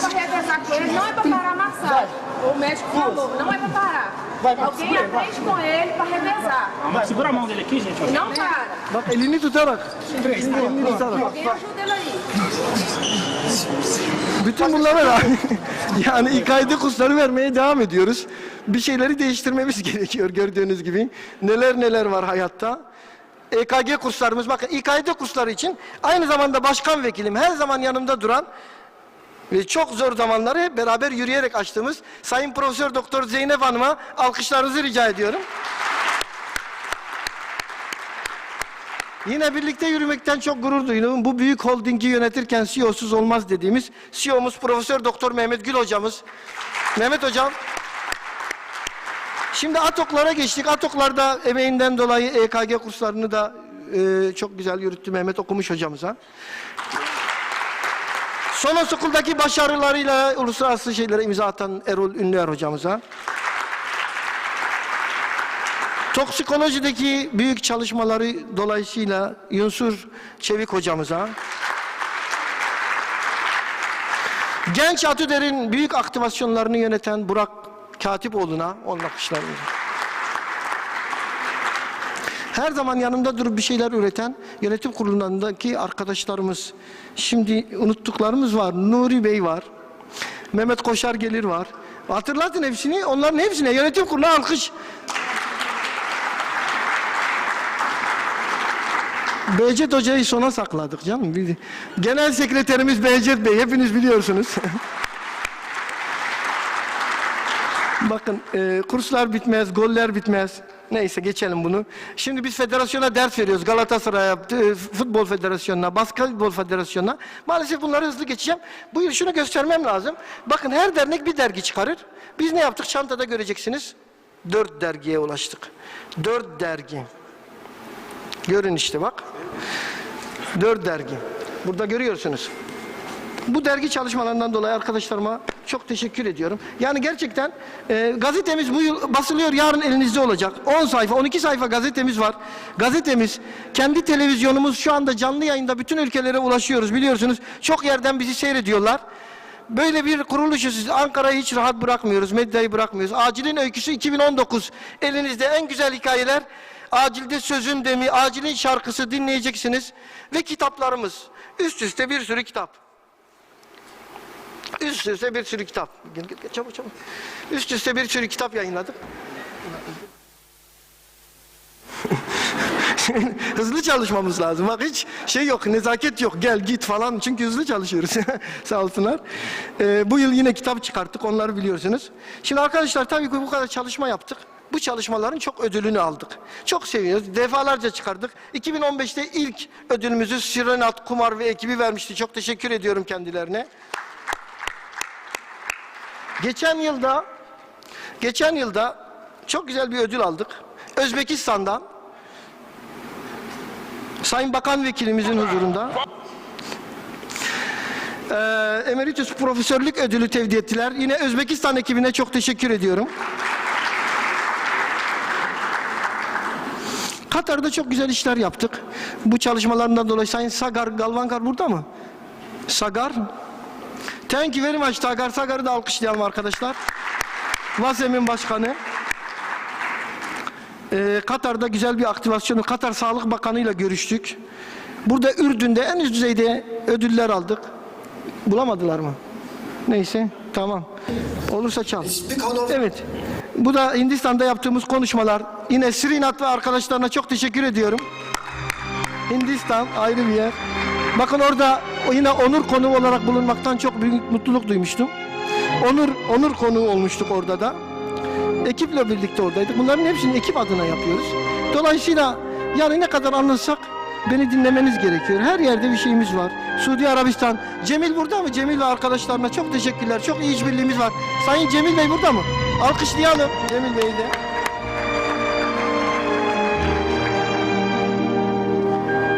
Şimdi arkadaşlar 1500'e yakın bildirim. Burada bakın sizi özellikle haklarınızı korumak adına şu girişte şeyler var. 12 saat. Sadece 12 saat derslere girmeniz yeterli olacak. Yani daha fazlasına girmeseniz de olur. Biz 12 saate sertifika vereceğiz. O kadar. Yani o kadar size kolaylaştırdık bu işi. O yüzden buralarda girişlere dikkat edelim. Mutlaka kimlik kartlarımız olsun. 12 saati doldurmamız gerekiyor. Bu yıl yeni bir uygulamamız vardı. Bir dediğimizi iki etmediler. Ve her çalışmamızda yani artık birbirimizin dilinden çok iyi anlıyoruz. Orkun Bey'e alkışlarınızı rica ediyorum. Emre'ye alkışlarınızı rica ediyorum. Sektör olmasa biz çok başarılı olamayız. Sektör bizim ana şeylerimiz diyelim, ana dayandığımız konulardan biri. Sektör yanımızda. Acili kimler anlar? Acilin kıymetini anlayanlar kıymetlilerdir diyoruz. Ve 3 firma yine bizim için bu konuda yani hani nasıl diyelim en üst düzeyde desteğini verdi ve acil için destek oldu, bilim için destek oldu. Üçüncüden başlıyoruz, adettir. Sandoz firması Nurşen Mekik. Burada mı kendisi? Buraya alalım lütfen hızlıca. Hızlıca buraya alalım. Koşarak, acilciler koşuyor çünkü biliyorsunuz. Koşturuyoruz.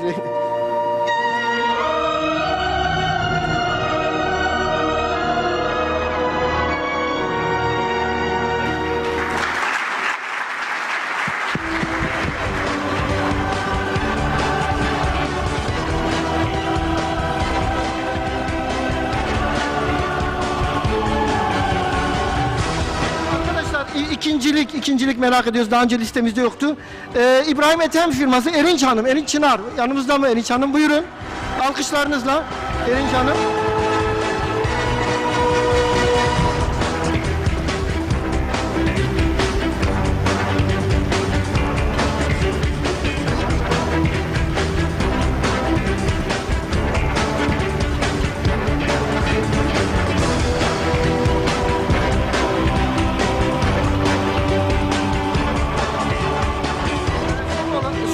Birinci.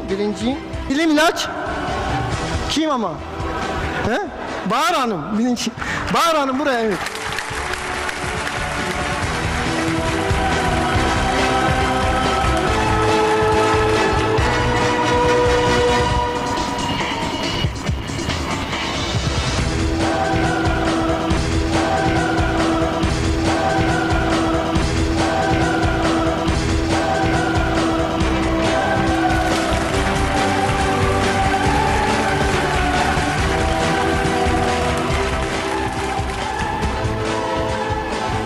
kadar yavaş yürüyeyim diyorum, yapamıyorum, hızlı yürümem lazım. Şimdi arkadaşlar bakın 9 salonda dersimiz var.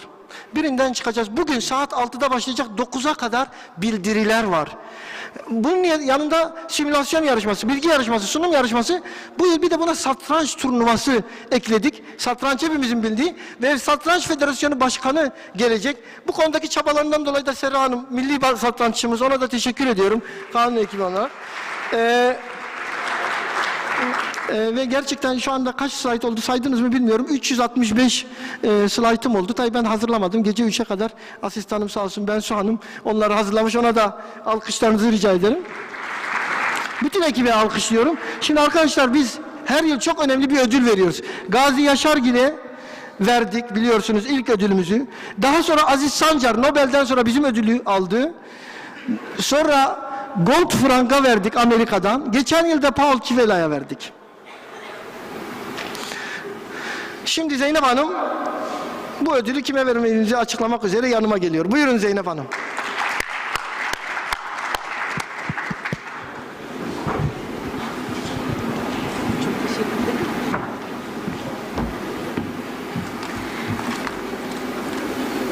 Herkese merhabalar. 1952 yılında Sarıkamış'ta doğdu. Pendik Lisesi'ni 1969 yılında bitirerek İstanbul Tıp Fakültesi'ne girdi. 1976 yılında tıp doktoru olarak mezun olduktan sonra burslu olarak İngiltere'de 1 sene yabancı dil eğitimi aldı. 1977-1984 yılları arasında uzmanlık eğitiminin içerisinde Londra St. Thomas Hastanesi'nde kalp cerrahisi asistanlığı ve Rhein Enstitüsü'nde araştırma görevliliği yaptı. İngiltere'de aynı hastanede tekrar 3 yıl çalışarak koroner cerrahisi eğitimi aldı. 1988 yılında doçent, 1997 yılında profesör oldu. 1990 yılı sonunda kesin dönüş yaptığı İstanbul Üniversitesi Kardiyoloji Enstitüsü'nde göreve başladı ve 1995 yılına kadar aynı zamanda Florence Nightingale Hastanesi'nde çalıştı. Daha sonra Florence Nightingale Hastanesi'nde kalp cerrahisi bölüm başkanı, aynı zamanda Kadir Has Üniversitesi'nin Tıp Fakültesi'nde cerrahi bölüm başkanı olarak çalıştı. 2001 yılından beri de Memorial Hastanesi'ne kalp cerrahisi bölüm başkanı olarak görev yapmaktadır. Evli, 2 çocuğu ve 1 kız torunu var. Yurt içi ve yurt dışında 100'den fazla yayını, 5 kitapta yazdığı 8 bölümü mevcut. Radyal arter greft hazırlanması, kalp yogası ve ateşe dönen dünya Sarıkamış isimli kitapları var. Birçok tıbbi derginin editör listesinde görevli olup Sarıkamış ile ilgili sinema, belgesel, kitap gibi tüm çalışmalara katkıda bulunuyor ve bilimsel danışmanlığını yapıyor. Ülkem ateş çemberi içindeyken Sarıkamış, Nargin, Kafkas cephesi, Aşıkların dilinden Sarıkamış, Sarıkamış'tan Çanakkale'ye, Güneybatı Kafkasya Kars Rumları, Esaret Yıllarım, Asteğmen Vehbi Bey'in Sibirya'dan Kaçışı isimli kitapları da yayına hazırlamıştır. Amatör bir illüzyonisttir, bilgisayar merakı var, iyi kayak yapar, aletli dalış favori sporudur. Bahçesinde organik tarım yapar, çoban kavalı yani dilsiz kaval ve balaban çalar. Boş vakitlerinde ameliyat yapar. 17.000'in üzerinde açık kalp ameliyatı yapmıştır. Hasta kaybetmeyi hiç sevmez. Sonu ölümle biten operasyonları sevmediği için savaşlara hayır diyor. Yurt içi ve yurt dışında bulunan 24 derneğin üyesidir. Evet, bu sene 15.sini düzenlediğimiz Ulusal Acil Tıp Kongremizde şimdi 5. kez Altın Acil Ödülünü vereceğiz. Ve Altın Madalya Ödülü Sayın Profesör Doktor Bingür Sönmez'e gidiyor. Kendisini sahneye davet ediyorum.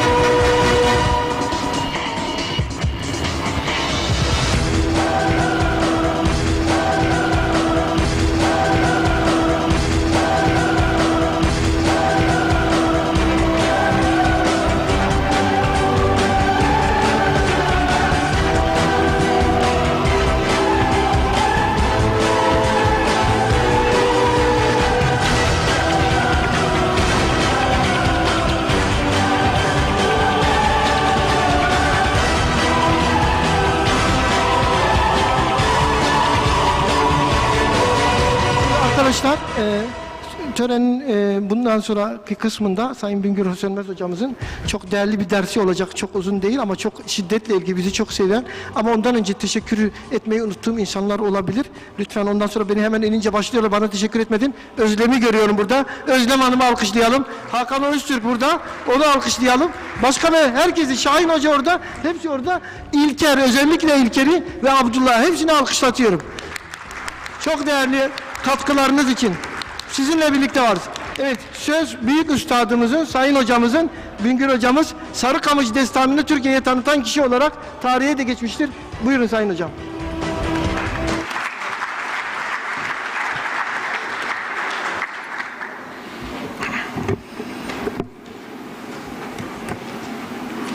Sesimiz de vardı.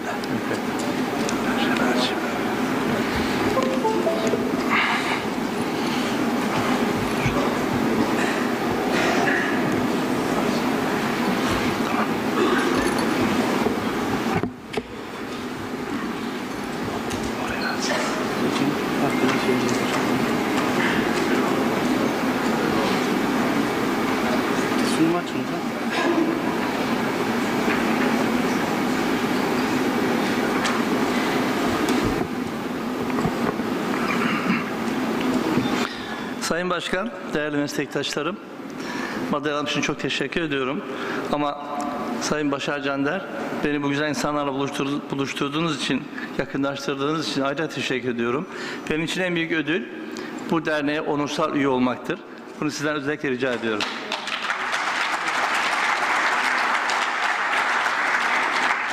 Sağlıkta şiddet hepimizin sorunu. Özellikle ön planda olan sizlerin sorunu. Hekime düşmanlık bir toplumun ayıbıdır.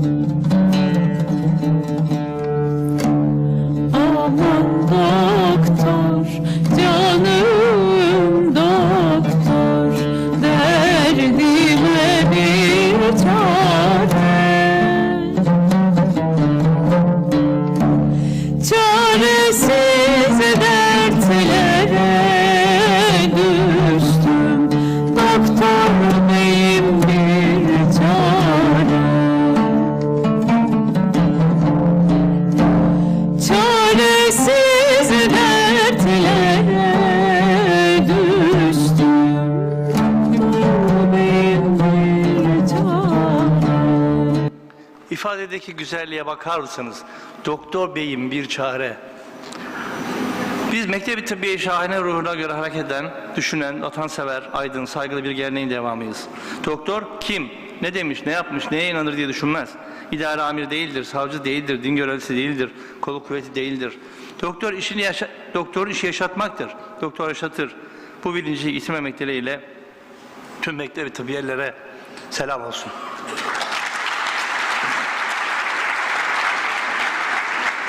Ben tüm genç meslektaşlarımıza hep bunu söylüyorum. Stetoskop en değerli mücevherinizdir. Bedeli gençliğinizdir. Anne! Dumu kazanmışım. Anne, son sınavımı verdim, bitti okul. Oğlum çok şükür kurtuldun sınavlardan. Onca yıl mahvoldun. Anne, sınavlarım bitmedi anne. TUS var, en zoru o.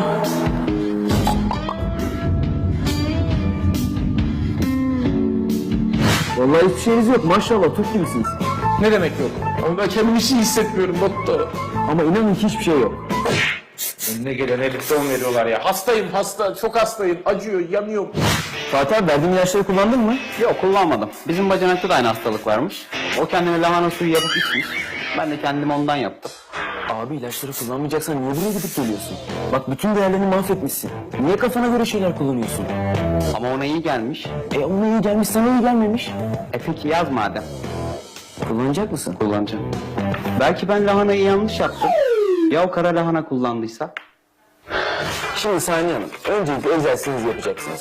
Yağlı, tuzlu, baharatlı yemek yok. Bir ay sonra gelip tekrar kontrolünüze bakalım. Başka bir şey vermeyecek misin ilaç mı ilaç? Şimdi ilaca gerek yok. Doğal yollarla gidelim. Sen ne biçim doktorsun? İlaç milaç yazmıyorsun, sen beni iyi edemezsin.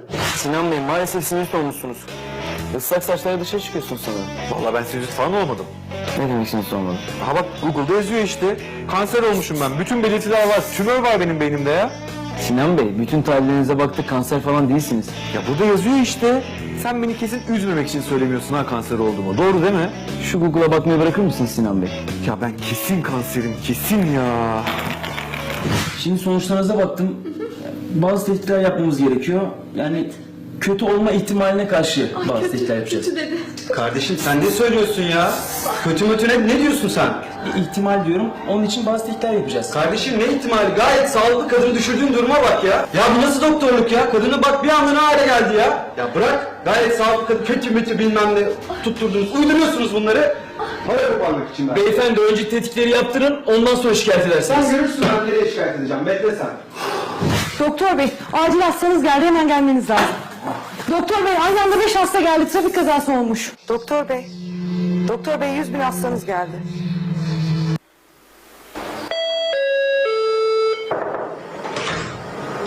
Merhabalar hocam.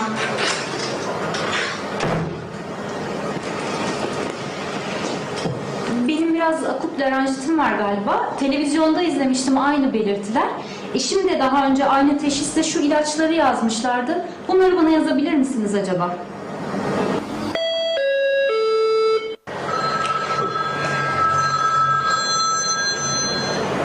Alo. Efendim Koray. Doktorun yanındayım ben şimdi. Öyle mi? Kimler geliyor? Tamam ben yetişirim. Tamam yetişirim. Şunları yazar mısınız? Yetişeceğim canım ben dedim sana. Araba var ayarlarım. Bir saniye. Ayağım da kaşınıyor da ayağım kaşınıyor. Tamam oldu. Öksürecek gibi hissediyorum kendimi. Hasta olmaktan korkuyorum. Hasta olmam değil mi? Doktorcuğum ilaçlarım bitti. Birçok ilaç kullanıyorum. Hangisi bitti bilmiyorum. Yazıver.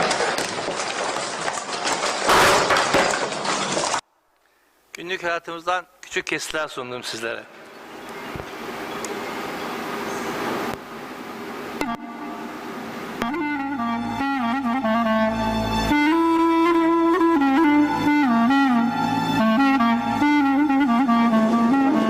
Hastanın yakını kim? Ben.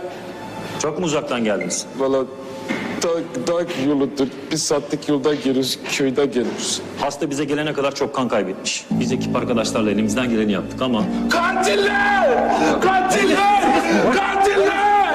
Onları pastalar getirmiş.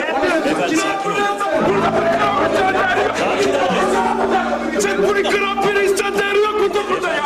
Getirirsin insanları öldürüyorsun sonra kimse bakmıyor ya. Ya ne yapıyorsun bunu? Sakin ol.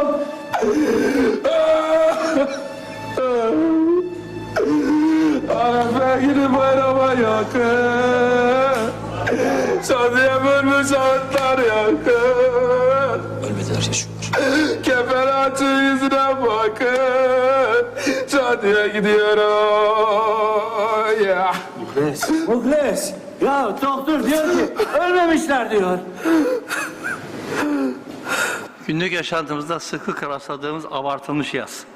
Şiddet, tüm ulusların yaşamında var olan bireyleri, bütün sosyal meslekleri, etnik grupları etkileyen, çağımızın en kontrol dışı antisosyal davranışlarından birisidir. Sağlık kurumlarına görülen şiddet, hasta yakınları ve diğer bireylerden gelen ve sağlık çalışanları için potansiyel risk oluşturan tehdit edici söz, ekonomik istismar veya davranış, fiziksel, psikolojik veya cinsel saldırıdan oluşan olaylar olarak ele alınmaktadır. Günümüzde sağlık çalışanlarının karşılaştıkları şiddet olayları gün geçtikçe artmakta ve yasalarla önlenmesi gereken ayrı bir önem kazanmaktadır. Hekime karşı işlenen bir suçun muhatabının sırasıyla başhekim, sağlık müdürü, müsteşar ve hatta bakan olduğu bilincine varılmadıkça bu soruna çözüm getirmek mümkün olmayacaktır. Hekime sadece kurumu değil, hizmet verdiği hastaların, onların ailelerinin desteği olmadıkça bu hizmetin yürütülmesinde çok zorlanırız.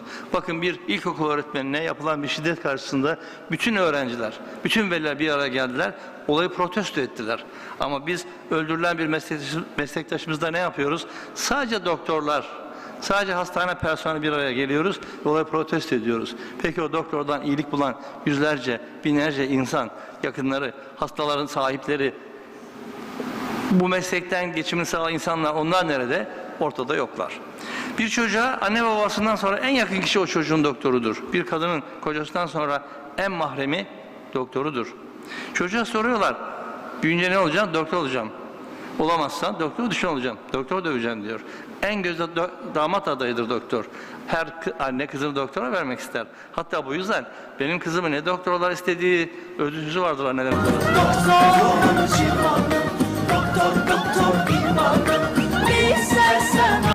Doktor afrodizyaktır. Meslek seçerken, kız verirken, kocaya varırken, otomobil alırken, ev kiralarken doktor iyi. Ama para isterse şerefsiz. Yılmaz Özdil, Sözcü 1 Şubat 2018. Savaşta bile dokunulmazda olan sağlık çalışanları ne yazık ki günlük hayatta sadece darp edilmiyor, artık öldürülüyorlar. anılarına saygıyla. Doçent Doktor Edip Kürklü 58 yaşındaydı. 1988 yılında 3 kurşunla öldürüldü. Buran cezalandırdım dedi. İngiltere'de benim elimde vefat etti maalesef. Göksel Kalaycı çağımızın Türkiye'nin yetiştirdiği en büyük göğüs cerrahıydı. En değerli hocamızdı. Benim de hocamdı. 65 yaşındaydı. 10 kurşunla öldürüldü. Hastası kanser rezidi olduğu için öldürüldü. Ölümünden önce dedi ki ikimizin de ölüm ilanı aynı sayfada çıkacak ve öyle oldu. İkisinin de ölümü aynı sayfada çıktı. Doktor Ersin Ergin her sene 17 Nisan'da artık sembol haline geldi. 2012 yılında bir 83 yaşında hastanın vefatından sonra torunu tarafından maaşını artık alamayacağı için bıçaklandı. 30 yaşındaydı.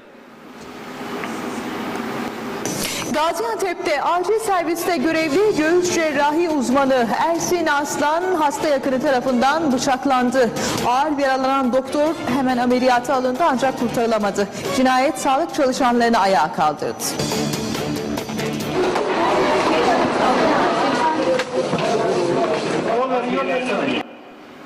Doktor Ali Menteşe 50 yaşındaydı, göğüs hastalığı uzmanıydı. 2008 yılında Giresun'da tartıştığı bir hasta yakın tarafından koridorda kurşunlandı. Doktor Necati Yence 58 yaşında, Ok Meydanı Hastanesi'nde çalışıyordu. 2006 yılında kronik bağırsak hastalığı nedeniyle eşini kaybeden bir hasta yakın tarafından kurşunlandı. Hasta yakını çocukluk arkadaşıydı, sonra intihar etti. Doktor 4 ay komada kaldı, tedavisi 3 yıl sürdü. Şu anda böyle felçli olarak görevine devam ediyor. Kamil Fortun 56 yaşındaydı. 2015 yılında göğüs cerrahı işe alınmayan bir şahıs tarafından 3 kurşunla katledildi. Niye yaptığın sorusuna canım sıkıldı. Hoşuma gidiyor, böyle zevkler var abi dedi. Doktor Abdullah Biroğlu 28 yaşındaydı. Mezun olduğu gün memleketi olan Diyarbakır'a tayin istedi. PKK tarafından öldürüldü. 3 yıllık doktordu. Sait Belirgen 50 yaşındaydı. Elazığ'da başhekimdi. 2017 yılında bir medikal firma sahibi tarafından odasına kurşunlandı. Saldırgan intihara kalkıştı, başarılı olamadı. Bebek gibi yüzü var. Hüseyin Ar 28 yaşında. Bir emekli polis tarafından sağlık ocağında katledildi. Katil intihar etti. Doktor Aynur Dağdemir 49 yaşındaydı. Sekreterinin eski kocası tarafından 2015 yılında katledildi. Kadın doğumcuydu. Katil intihar etti. Doktor Metin Güneş 45 yaşındaydı. Radyoloji uzmanıydı. Karabük'te çalışıyordu. Yanına çalışan bir personel kocası tarafından arabasının önü kesilerek kurşun yağmuruna tutuldu. En son şehidimiz Doktor Fikret Hacı Osman. Psikiyatri uzmanıydı. 2018 yılında kafasına sıkılan tek kurşunla katledildi. Sana yazdığım ilaçlar tam ve zamanla kullanırsan kurtulursun dediğine sinirlenen bir hasta tarafından katledildi.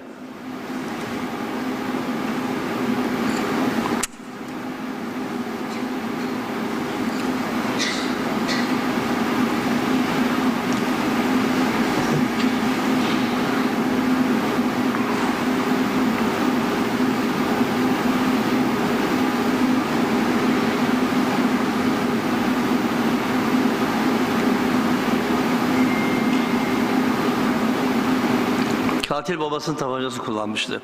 Bir çocuğu anne babasından sonra en yakın kişi o çocuğun doktorudur. Doktor Hüsrev Çetin Hacı Osman'a şu şiiri yazmıştı. Çocukluğumda kasabanın tek doktor ölünce annem yas tutup sormuştu. Doktorlar ölür mü? Büyüyünce anladım herkes ölürmüş. Şimdi ben soruyorum. Doktorlar hiç öldürülür mü?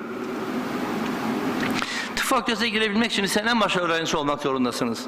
Üniversite giriş sınavından en yüksek puan alıp eğitiminize başladığınız zaman karşınıza tüm üniversitelerin yaklaşık 1,5 misli 6-7 yıl süren bir eğitim çıkar. Hiçbir fakültede olmadığı kadar ağırlıktaki dersler, vazgeçilmez gece ve hafta sonu nöbetleri beklediğini görürsünüz.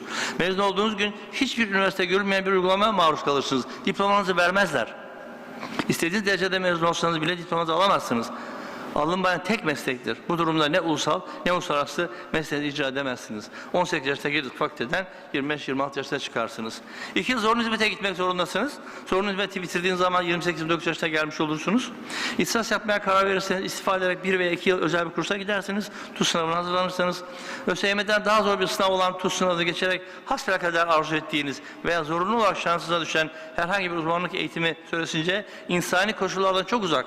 Çok çalışmalı, bol nöbetli, en az 4 bazen 5-6 senelik az maaşlı çok çile bir dönemi yaşarsınız. İşte bunlar yatarak para kazanan genç meslektaşlarımız.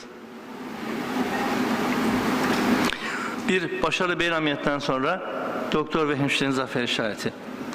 Bu inanılmaz bir fotoğraf. Tıp tarihinin en çabuk fotoğraflarından birisi belki de.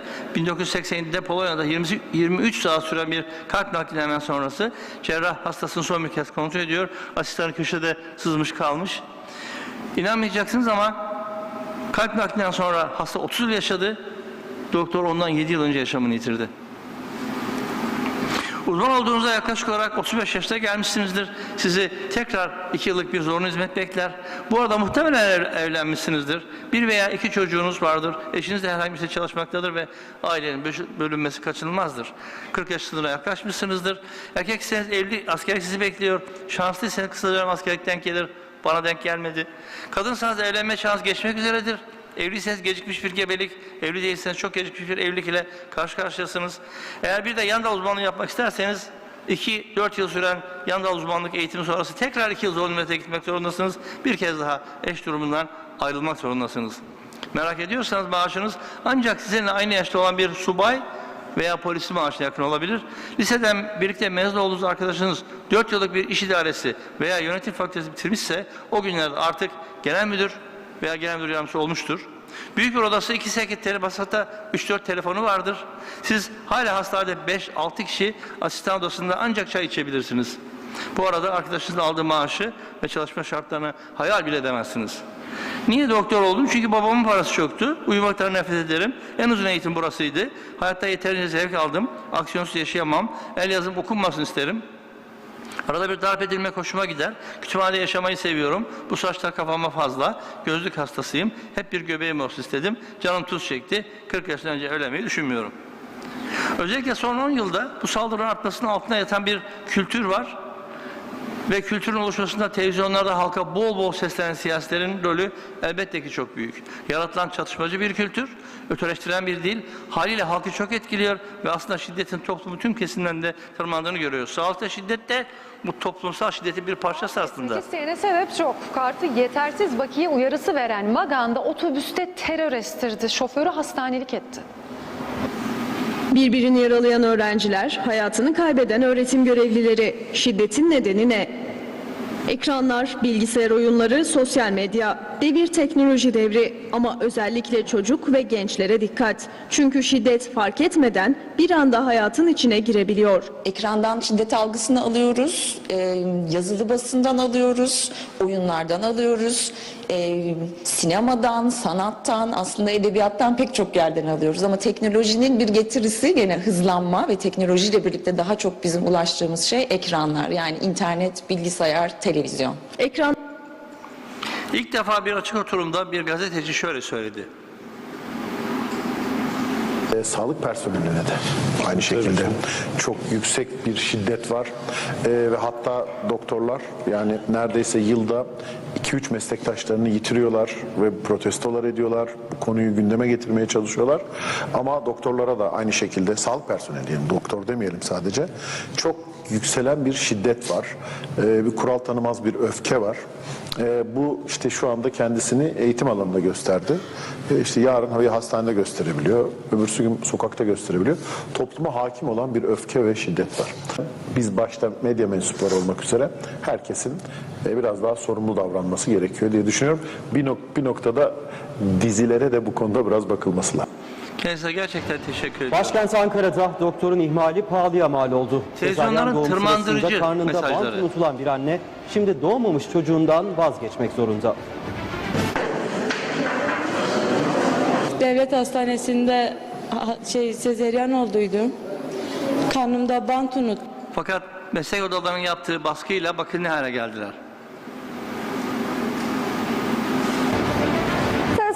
Geçtiğimiz günlerde doğum sırasında karnında bant unutulduğunu iddia eden bir kadın hasta ve avukatının açıklamaları kamuoyunda geniş yankı bulmuştu. Hasta ve avukatının iddialarına İlgili derneklerin kesinlikle mücadele etmesi lazım. Vermiştik. Şimdi sıra dışı bu artık mücadelesini ekranlarınıza getireceğiz. Durduğu bir yer. Tartışma sırasında bir kadın eşini bıçakladı.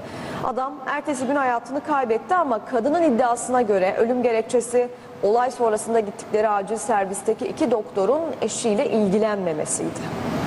Samsun Canikli'de yaşayan Bedriye Hatun, eşi Erdoğan Hatun'un ölümünün ardından 1,5 yıl hapis yattı. Ben sadece korkutmak için bıçaklamıştım ama doktor kocamı öldürdü. Meslek o kadar dersleştirildi ki bana iyisinden bir MR yaz bakalım. Buranın başhekimi nerede? O başhekim buraya gelecek. Randevum yok ama muayene olmak istiyorum. Ayrıca işim acele. Ben şimdi sana baktırmasını bilirim. Telefon açarsam görürsün. Bana eşek gibi bakacaksın. Ama bakın genç arkadaşımız mahkemeye veriyor. Mahkemede adam şey dedi. Ben eşek gibi bakacaksın demedi mi? Eşek gibi bakılacağım. Avukatının tavsiyesi de muhtemelen diyor ki estağfurullah ben doktor nasıl öyle söylerim? Ben demekteyim ki ben eşeğim. Bana eşek niyetine bakacaksınız. Mutlaka mücadele ediniz. Mahkemede adam şey dedi.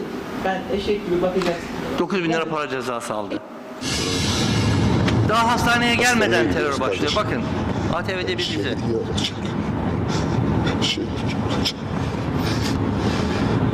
Teröre niyetli Doktorlar kesin. seni iyileştirmesi. Eğer doktor seni yetmezse hastaneye geldikten sonra Kardeşime bir şey olursa. bu bir başka dizi. Beni iyi dinleyin. Bugüne kadar yaptığınız en büyük ameliyat bu. Masada yatanın sadece benim babam olduğunu sanmayın. Şu an itibariyle hepinizin hayatı masada yatıyor. Ya babamı yaşatıp ameliyattan sağ çıkarsınız.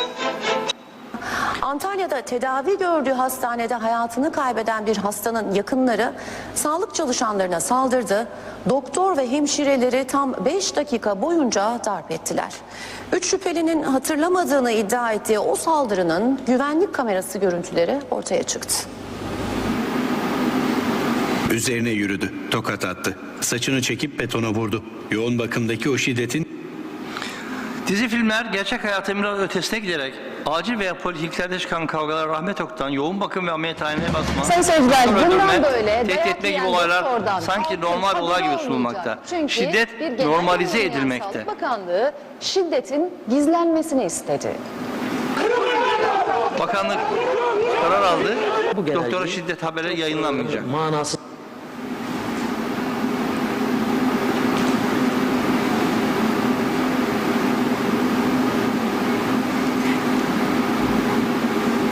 Adana'da Seyhan Devlet Hastanesi'nde 4 güvenlik görevlisiyle bir hastane çalışanının darp edilmesiyle ilgili güvenlik kamera görüntüleri ortaya çıktı. Hastane çalışanlarını darp eden 5 kişi hakkında dava açıldı. Tekmeler, yumruklar havada uçuştu. Hastane koridoru...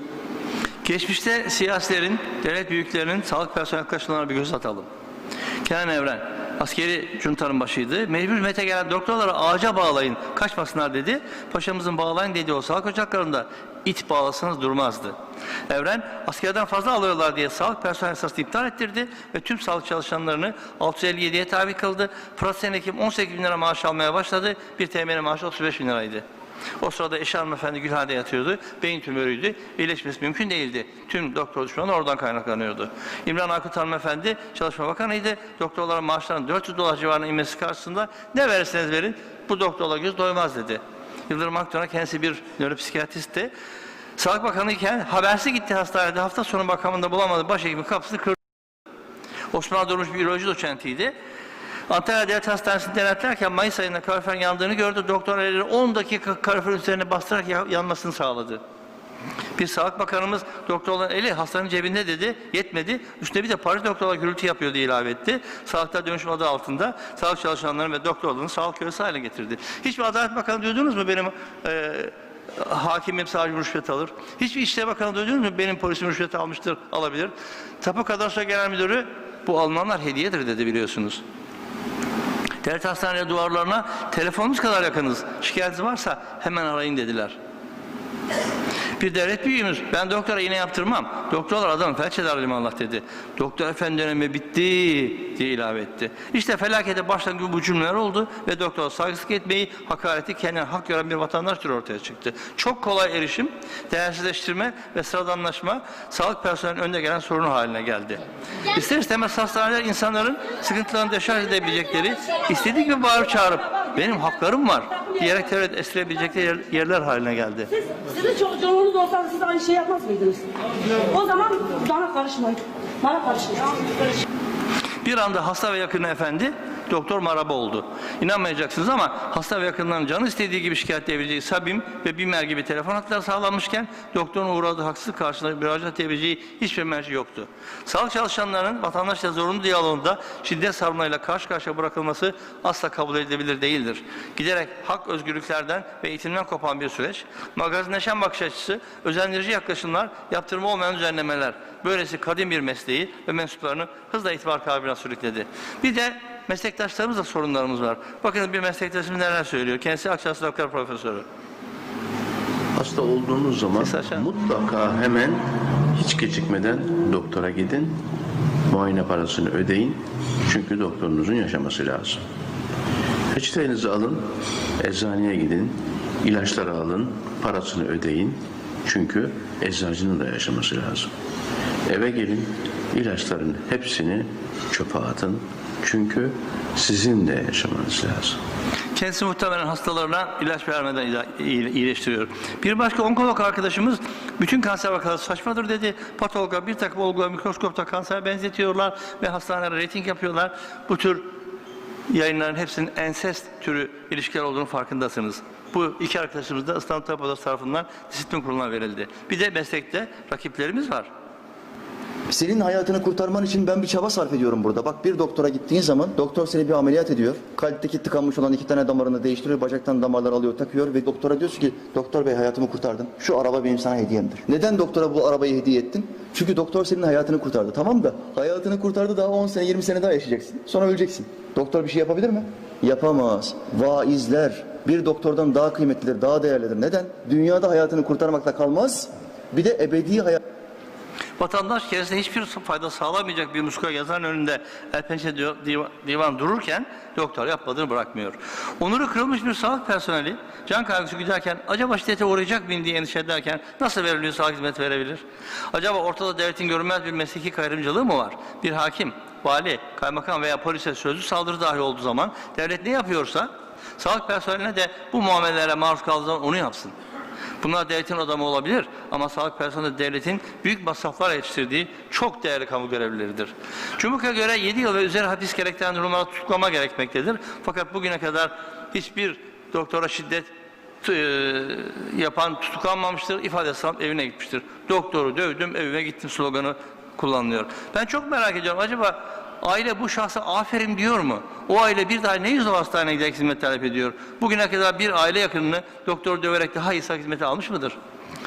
Yerden 10 kilogramlık kaldırım taşını alıp doktorun kafasına 2 kez vuran, 3. darbeye yetiştirenler tarafından kurtarılan bir insanın ruh halinin normal olması mümkün müdür? 10 kiloluk parke taşıyla doktora saldıran Abdülkadir Keskinli gözaltına alındı. İfadesinde herhangi bir pişmanlık duymadığını...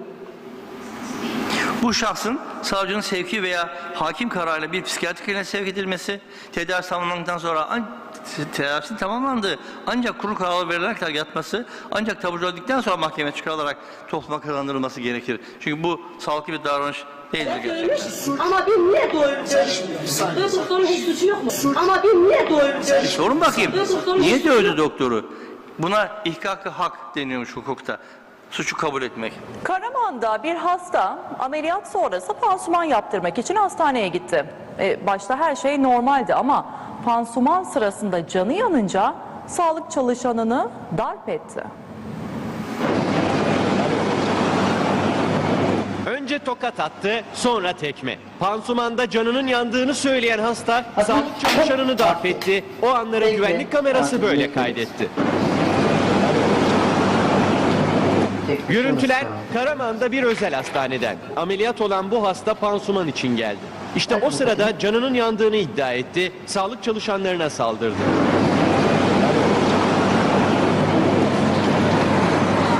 Diğer görevliler araya girdi. Sağlık çalışanını tekme tokat darbelerinden kurtardı. Sağlık çalışanı darp raporu aldı. Saldırgan da polise teslim edildi. İfadesinin ardından serbest bırakıldı. Farkındaysanız soldaki insan sağdaki hayvandı. Bu filmin bitiminde köpek veteriner yüzünü yalıyor.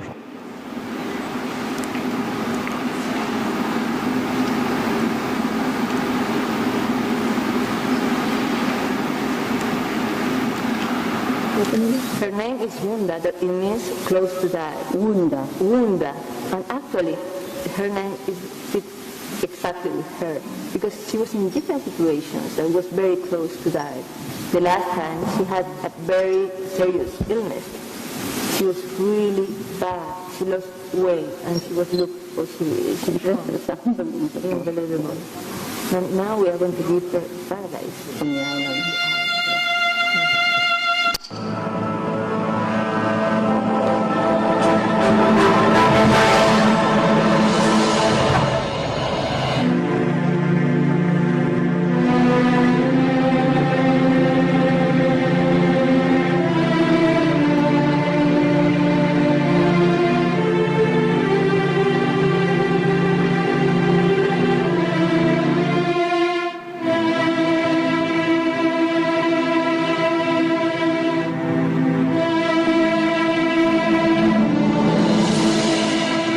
Hastalarımızdan bu kadar minnet beklemiyoruz ama saygı göstermelerini her zaman arzu ediyoruz. Bakın bu çok hasta olan bir maymun.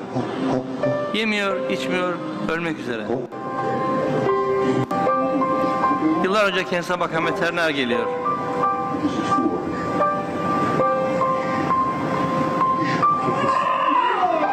Sevinçten çıldırıyor. Boynuna sarılıyor, saçlarına uçuyor.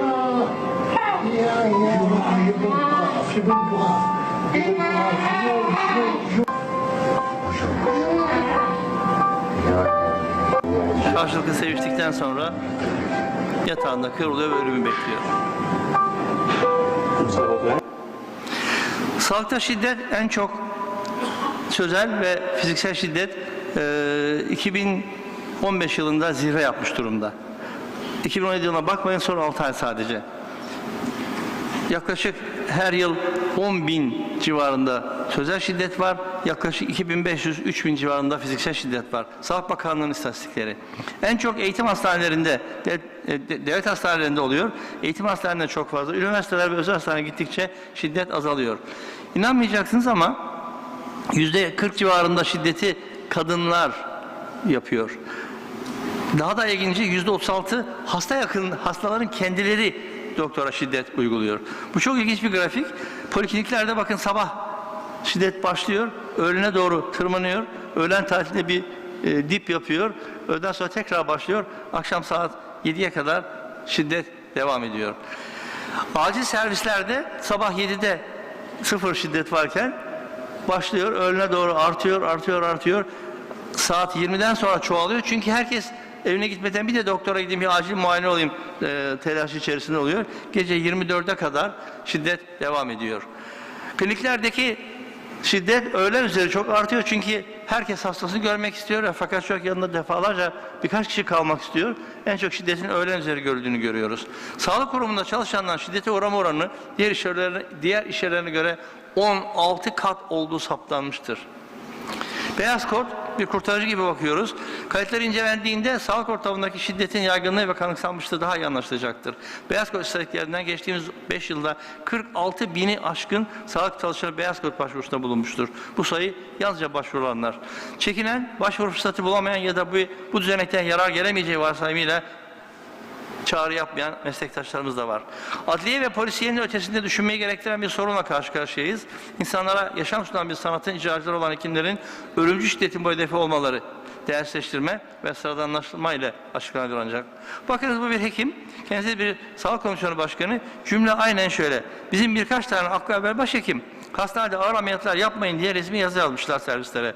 Öyle birkaç tane belge var. Tabii mazur görün, bunlar sopalık. İzmir Tabip Odası'ndan Ceyhun Balcı hocamızın yaptığı bir araştırma 2010-2012 yılında internet ortamında yapılan bir araştırma. 600 kişi telefonla aranmış. Ankete her iki hekimden biri meslek yaşamında fiziksel veya sözsel şiddete uğradığını beyan etmiş. Şiddete uğrayan her iki hekimden birisi fiziksel şiddete uğramış. Bunların içinde tekmeli, tokatlı, yumruklu saldırıların yanı sıra ateşli silah, kesici, delici alet olduğu ifade edilmiş. Sıra dışı bir olguda da bir samuray kılıcı var.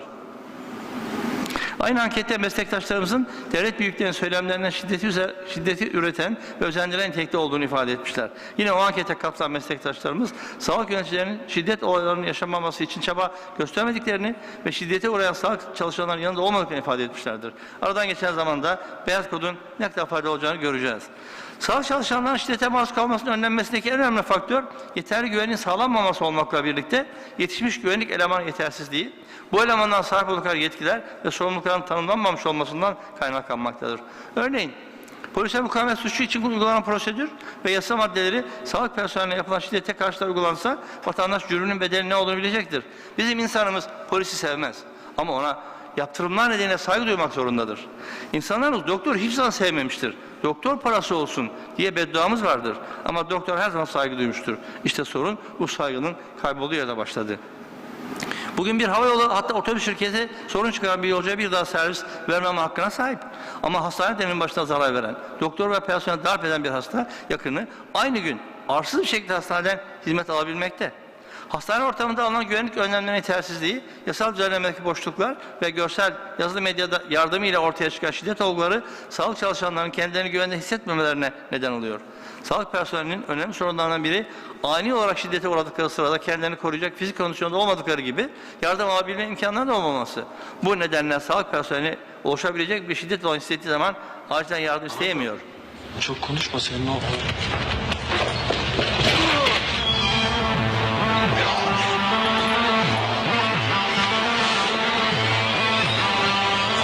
Gelsene sen şöyle.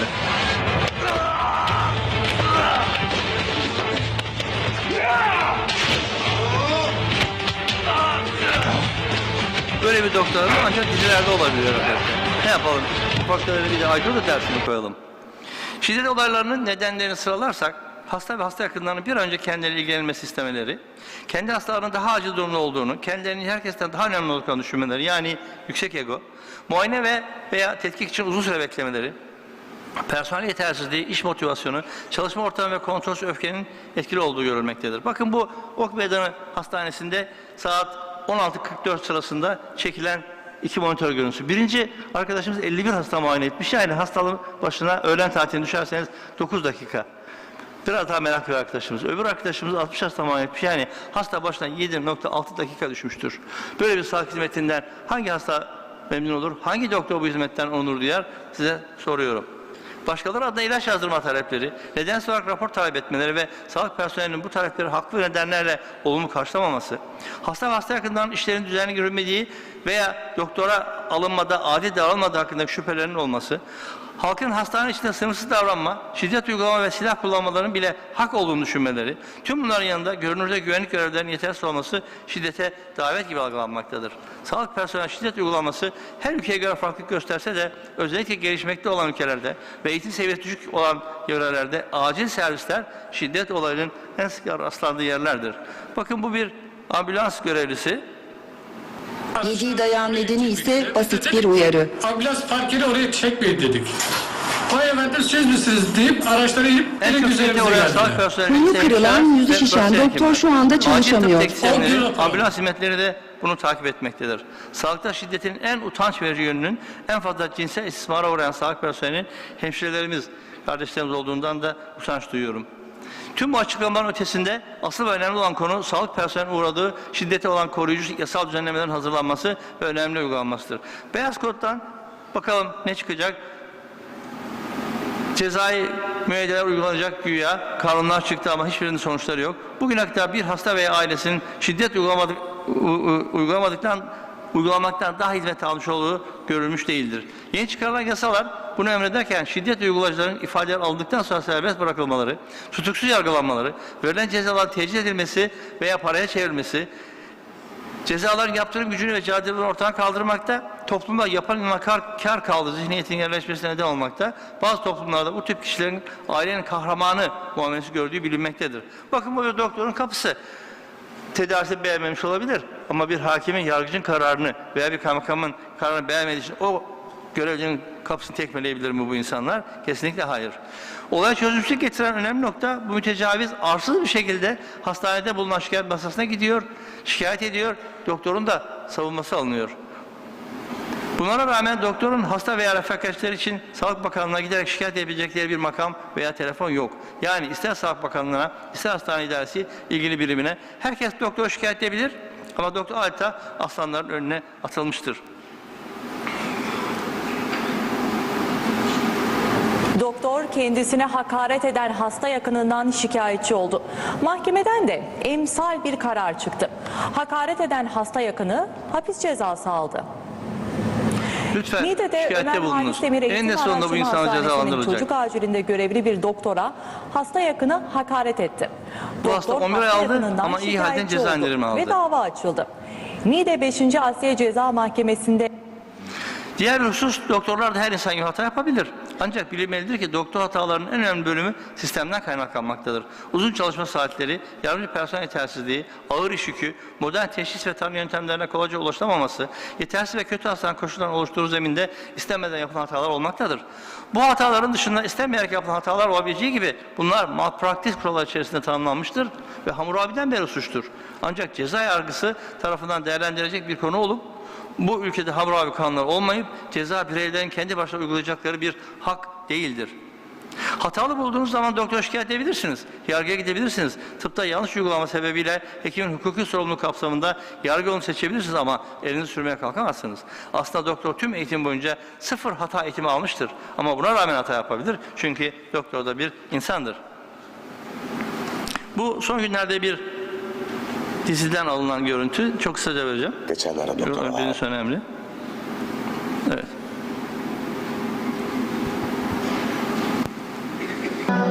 Günden güne kötüleşiyor doktor. Beklenen tabluymuş. Ne konuşuyorsun sen bana? Bu çocuk bir haftadır 2 kelime etmedi be. Başlatma hastanenden. Ben sankilerine Konuşma boyunca doktor hakaret doluydu. Ciddi bir toplum kuruluşu oluşturduk. Rütüke müracaat ettik. Hep o da Rütüke müracaat ettiler. Bizi özür dilemek zorunda kaldık. Bakın özürü bile saçma.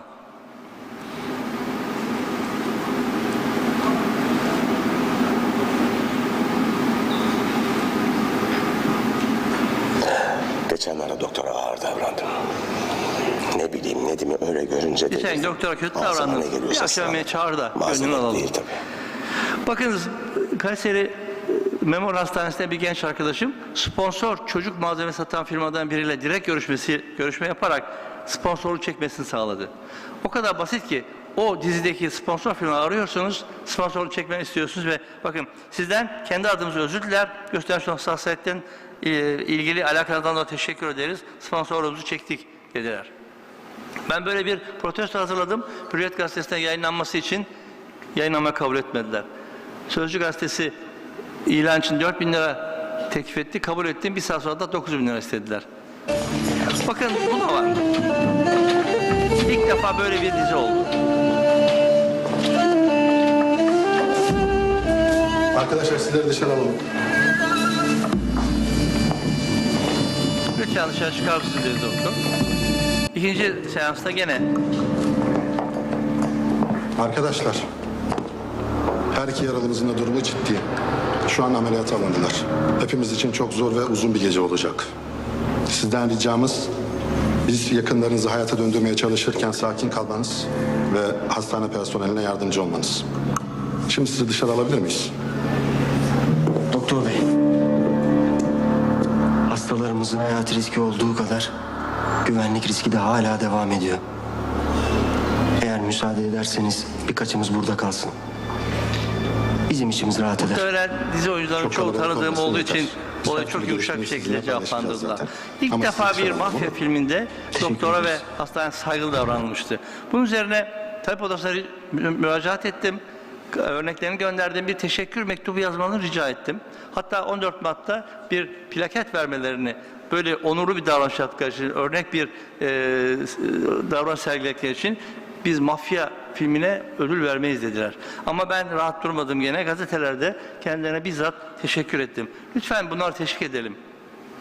Bakınız böyle bir korkunç olay yaşadık. Bir urolog arkadaşımız darp edildi. Sosyal medyadan birkaç tane yayını size utanarak anlatacağım. Vallahi kimse kalkıp da sağlıkta şiddet olmaz demesin. Bazıları o kadar hak ediyor ki sanki hayırlarına muayene ediyorlar. Azarlıyorlar. Kimse halkı dinlemiyor. Kesinlikle süper olmuş. Keşke sakat bıraksaydı. Az bile dövmüş. Sorun şimdi doktor haklı olur. O kardeşimizin ellerine sağlık. Bence iyi yapmış. Doktor önce hastasına bakar. Benim babama da yapsalar burun değil bütün kemiklerini kırarım. O çocuk acilen serbest bırakılmalı. Şov adı altında itibar etmeyin. Hasta yakını hakkı doktor ne yaptı ki? Dayağı yedi. Ellerine sağlık kardeşimin. Daha fazlasını okumaya gerçekten utanıyorum. Ne yapmalıyız? Bu doktorlarım gibi Aikido mu öğreneceğiz? Bana bak. Çok konuşma senin o. Mümkün değil. Taksi şoförleri gibi bunları mı unutacağız arabamızda? Bize yakışmaz. Hele bu hiç mümkün değil. Bakın Marmara Üniversitesi Hastanesi'nde şiddete uğramış bir şiddet protesto posteri. Bakın bu tür posterler eminim çok ses getirecektir. Teşvik etmek lazım. Hiç veteriner ısıran köpek gördünüz mü? Bu biraz önce bahsettiğim sponsorun geri çekilme yazısı. Bu benim yayınlama kabul edilmeyen müracaatım. Okudunuz. En parlak öğrencilerden biriydiniz lisede. Çok zor girilen tıp fakültesine girdiniz. 6 yıl okudunuz. Tıpta uzmanlık sınavına da girdiniz. Onu da kazandınız. İhtisas da yaptınız. Sonra da çalışacaksınız. Halk sağlığı için sizin huzurlu ve güven içinde çalışmanız, her türlü şiddetten sizin arındırılmış, güvenli bir çalışma ortamına ihtiyacınız var. Bir yıl içerisinde 12.000 sağlıkta şiddet rapor edilmiş. 5 yıl içinde bu rakam 46.000. Bunun içerisinde ciddi darp var, bıçaklama var, yaralama var. Sağlıkta şiddet bir toplumun ayıbıdır. 14 Mart Tıp Bayramı kutlanıyor ancak sağlık çalışanları bayram coşkusundan Medyayla uzakta. olan tüm bağlantılarımızı çok iyi kullanmamız gerekir. Ben elimden geldiği kadar tüm medya organları olan ilişkilerimi bu yönde en iyi şekilde kullanmaya çalışıyorum. Önlem alınmazsa hastaların da sağlık hizmeti alamayacağına dikkat çekti. Artık en tercih edilen ihtisas dalı cildiye, deri hastalıkları. Fizik tedavi, radyoloji gibi hasta temasının en az olduğu. Bakın gazetelerde bu tür haberlerin çıkması her zaman iyi ses getiriyor. Ülkenin aydınlarından özel beyanatlar istememiz lazım. Tarafından verilecek ceza bellidir. Kim olursa olsun zaten şiddete maruz kalmışsa onun cezası hukuken bellidir. Ama eğer şiddete uğrayan, gerek sosyal medyada gerek televizyonlarda bu tür aydınların vereceği mesajlar çok geçerli olacaktır. Bakın bu da televizyonda ilk defa yapılan bir program. Doktor dövmek normal midir diyorum. Değil, hayır. Bu yeni bir numaradır. Çok bunlar sizin hizmetçinizdir. Hizmet edecektir size. Fazla bunlara sıkıntı verme, sıkıntıya gelmeyin, hadlerini bildirin dersen o hadlerini bildirin dövmeye kadar gider. Bunu yani eline bütün bunlar siyasetlerden çekinmeyen, beyanat verebilen ülkenin aydınlarıdır. Şimdi kardeşim, yeni yıldan en büyük beklentim benim temsilden şahsen hayvanlar için verdiği emek kadar sağlıkta şiddetsiz emek vermesi bizzat rica ettim. Cumhurbaşkanı Erdoğan Bütün doktorlarımızın, hemşirelerimizin, sağlık çalışanlarımızın da tıp bayramını kutlamış olalım. İzleyelim. Geçen sene tıp bayramında bunu yaptık. Kanuni Sultan Süleyman'ın söylediği gibi halk içinde muteber bir nesne yok devlet gibi, olmaya devlet cihanda bir nefes sıhhat gibi. Niye saldırıyorsun bana, niye? Televizyonlarda gerçekten çok ilgi gördüm. Sinirlenip Köşe yazarlarından özel beyanatlar isteyebiliriz. Kendisi bir bypass'tır, benim hastamdır. Sağlık Bakanı doktora şiddet uygulayan karşısında beni bulur dedi. Türkiye'nin dört bir yanından doktora şiddet haberleri gelmeye başladı. Bakan öyle dedi ama ülkenin her yerinden sağlık şiddet haberleri geldi. Sağlıkta şiddete mahkumiyet dedi. Çıkan kanun sadece doktor karakola gitmesine gerek yok. Çalıştığı yerde ifadesini alabilir çünkü çalışmak zorunda şekline döndü. En acemi doktor bile onlarca insan hayatını kurtarabilir ama bugün şiddete maruz kalıyorlar, öldürülüyorlar. Bu ülkede yıllardır taşlar bağlı, köpekler serbest. Ne bekliyoruz? Aslında çözüm hukuk veya kanun değil, kamu vicdanıdır. Siyasilerimizden, bürokratlardan, sağlık çalışanlarını onore eden söylemler bekliyoruz. Dizilerde sağlık çalışanlarını rencide eden, acil servisi basma, ameliyathaneye girip ekibi tehdit etme gibi şiddeti normalize eden görüntülere Rütük tarafından izin verilmemesini bekliyoruz. Sağlıkta şiddeti kınayan kamu spotları yapılmasını bekliyoruz.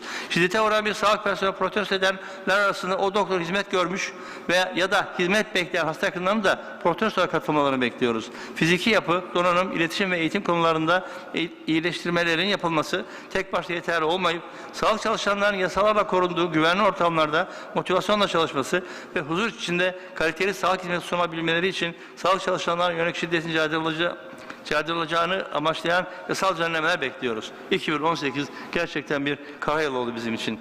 Sayın Cumhurbaşkanımız bir konuşma yaptı 14 Mart'ta.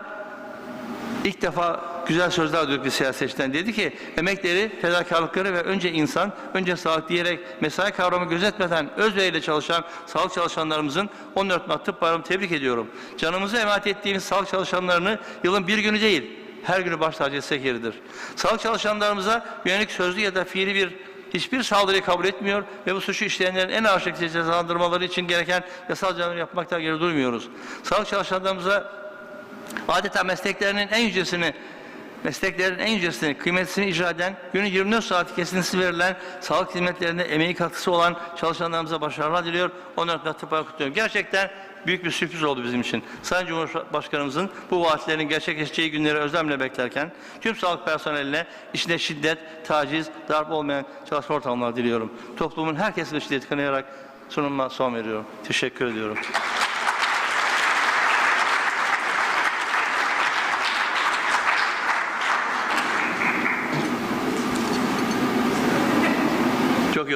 Çok yoruldunuz. Çok teşekkür ederim. Hocam çok onur verdiniz. Çok güzel bir sunumdu. Sağlıkta şiddet hepimizin sorunu. Bu yaşta geldiniz, bu kadar uzun anlattınız. Çok teşekkür ederim. Hepimiz teşekkür ediyorum size. Arkadaşlar törenimizi burada bitiriyoruz. Ama birkaç salonda bildiriler var. Hepinize bu saate kadar durduğunuz için çok teşekkür ediyoruz. İşlerimiz bitmiyor. Beraberiz. Burada teşekkür etmediğim arkadaşlar kalmış. Onlara galada teşekkür edeceğim. Rahat olsunlar. Bölüyoruz yani. Teşekkür edecek çok var. Teşekkürler arkadaşlar.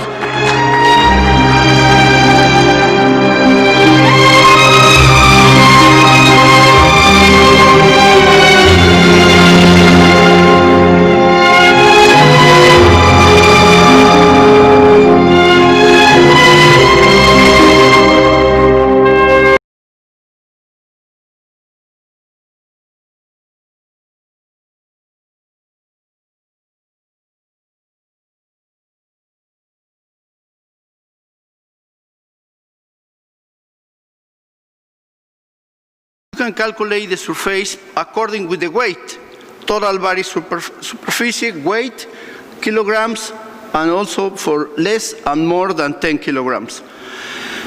How you maintain the routine for the fluids? If the patient is more than 10 kilograms, you can increase 50 milliliters per kilo per day for the next 10 kilograms, or 20 per kilo per day if they are over 20 kilograms.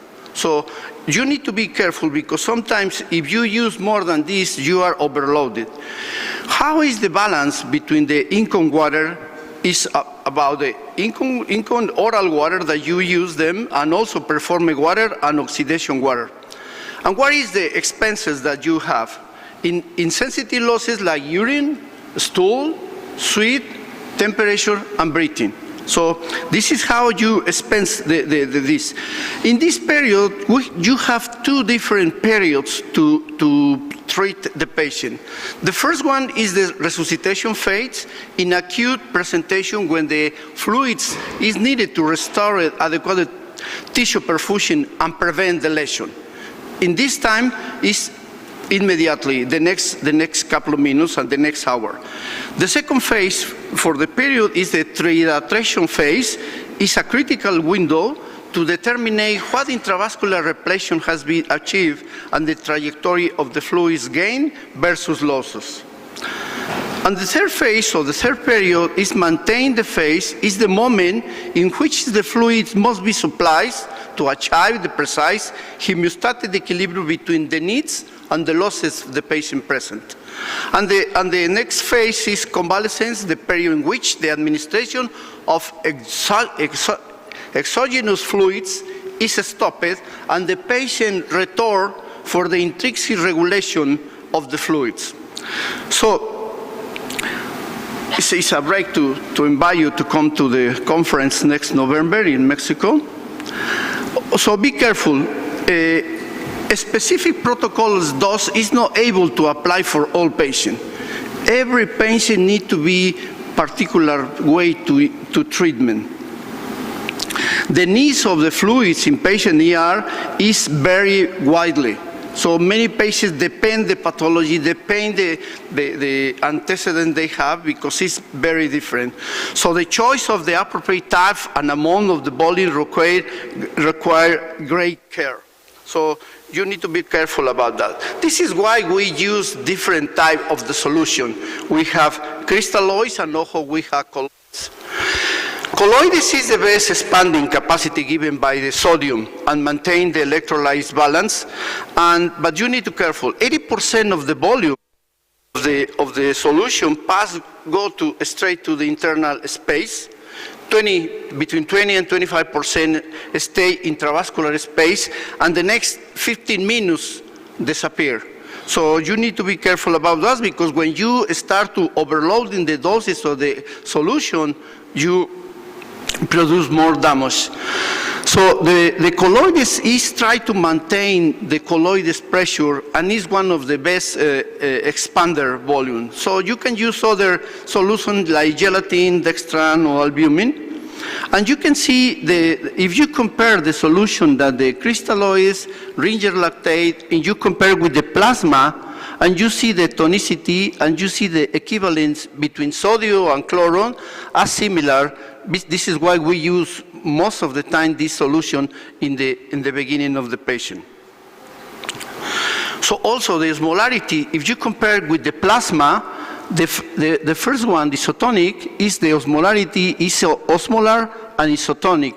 But also, if you compare with the plasma, the next one, the tonicity is the same. So it's osmolar and isotonic for the patient that they use isotonic crystal contain between 121 milliequivalents of the sodium per solution. So what is the indication if we want to use the solution?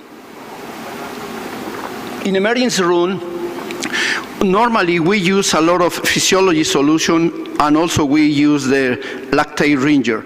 So what is the indication for this is for reposition volume, hypovolemic shock, and also when you use lactate is for hypovolemic shock and reposition. The other one is the artificial colloids that we use for replacement volume and also with the patient when present burns or ascites or nephropathy syndrome.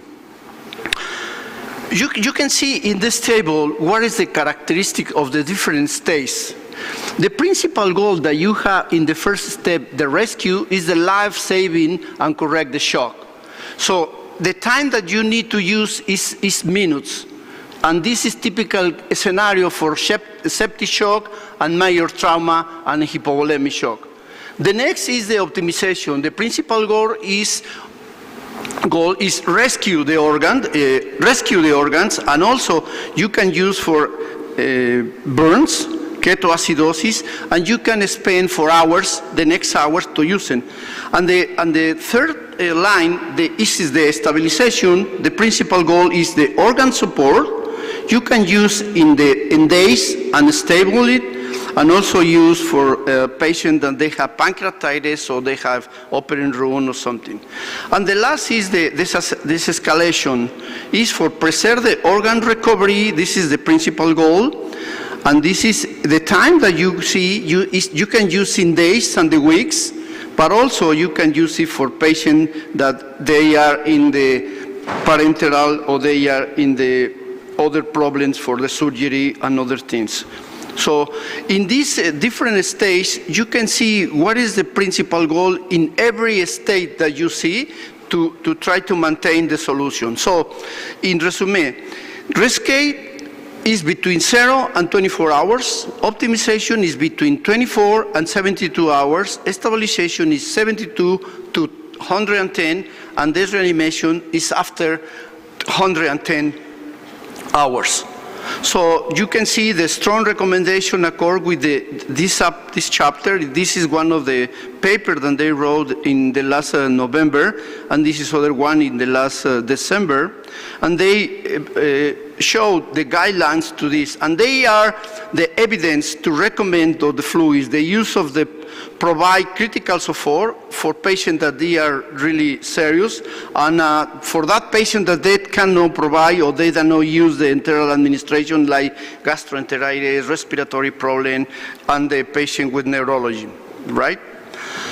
So in these papers that I show you, they recommend the administration of the hypotonic solution has been the standard in pediatrics. But most of them, they have incident for the hyponatremia.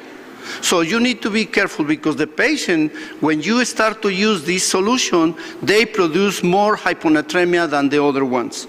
This is why in two of these papers, and other more than this, they recommend the isotonic solution for children that they need IV solution could be prevent the development of the hyponatremia.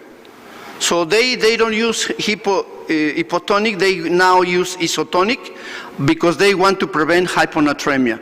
In this paper also, they have a strong recommendation on the isotonic solution between the patient to 28 days until 18 years old, they require solution and should receive isotonic solution because with appropriate potassium chloride and dextrosa, they significantly reduce the risk of developing hyponatremia. So in that way, you can prevent more complications than the benefits that you can do. Also, you can use the personalized fluid resuscitation. Require principal attention for this mnemonic. Context, indication, target, timing, among the fluids, infusion strategy, a type of diffusion that you want to use in case the patient requires. So this model using characterization is for every patient in particular. This was published recently in 2015, and they are not accepted, and because they are not normally accepted for all people that work in the emergency room in pediatric situation. But over the years, emergency room, we create the shock units or trauma units, and they have developed over the years. One could argue that the PER has offered the ultimate environment to the real-time personal medicine. When we treat patients in the emergency room, and specifically in the bay of the trauma or burns or ketoacidosis, we personalize the treatment for every patient. So remember, in emergency medicine are significant heterogeneous, the patient. Sometimes they have one disease, sometimes they have problem for genetics, sometimes. So we need to personalize medicine for different patients that we receive. But also we have other problem, the problem with the sepsis. The treatment remains remarkably weak and highly conflicting. If you see, the diagnosis of sepsis require interpretation, no specific signs, and can therefore be subjective and variable. So this is why you need to pay attention, because the heterogeneity and intervention may be benefit for one group, but could be harmful for the other group when you have patients with the sepsis or more pathology. The future is that we need to focus on several important issues. First, we need to educate the clinician about the risk of the fluids loading patients who are not fluid respondent. The potential of the harm caused by the fluid bolus therapy should be more clearly featured in the guidelines. Other implementation is the physiology and a hemodynamic guide conservative approach, the fluid therapy in patients with sepsis.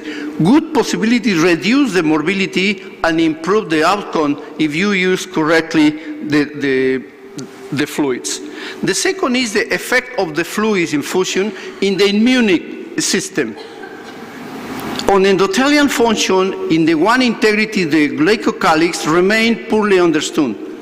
Degradation of the glycocalyx on the vascular luminal cell membrane has been identified to be early step for the sepsis, for the subvascular endothelial cell disorder. So if you see, when you start to use this in bolus, you can produce more damage than benefits for the patient because start to destroy and more damage for the different part of the human body. So the second one is the fluid therapy has the potential to the further damage for the glycocalyx, especially when you have rapid infusion, as used when the fluid infusion results in hyperkalemia. So you have alternative fluids volume therapy for the treatment in shock that the early use and vasoactive drugs. So in that way you can prevent more damage for the kidney and also for them. And the third concept is the hypertonic resuscitation may provide effective and rapid intravascular bovine resuscitation for the patient in the emergency room. So in conclusion, there is no ideal solution that guarantees the correlation with electrolytes and normality, and it's important to individualize the liquor measure according with the physiology and the pathology of each patient that comes to the emergency room. So in London in 2013, they proposed 3 points. One is the goals, the fluid therapy for goals to every patient. The method of monitoring the patient in the emergency room and the different clinical contexts about this patient. So in conclusion, the fluid resuscitation has been one of the cornerstones in the treatment. An increased body of literature suggests that the fluid volume therapy may contribute to the fluids overload and cause harm. The effect of the fluid bolus on physiological parameters are not well studied and seen small and short life and the best.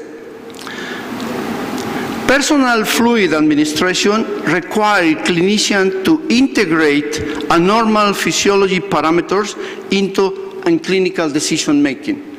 So personal fluid resuscitation therefore requires careful attention for each patient with the mnemonic name that I told you before. Context, indication, target, timing, amount, and everything, so and so. More of the progress that has been made in emergency medicine is the result of identifying and abandoning the potential harmful intervention in the treatment. So it's time, perhaps now, to add the indiscriminate use of the therapy for that list. Because sometimes when the patients come to the emergency room, it's like normally they order to, hey, they go glucosaline or they go glucose 5% and started this, and sometimes produce more hyponatremia or alteration in the electrolytes, and they produce more damage in the kidney or the perfusion in the cellular zone. So I think this is the new concept that they have now in the emergency room about the solution for the patient, pediatric patient in the ER. I don't know if you have a question.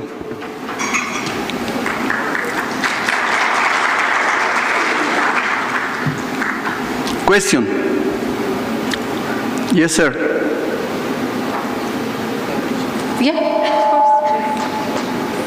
Thank you very much, Professor Carlos, for your nice presentation.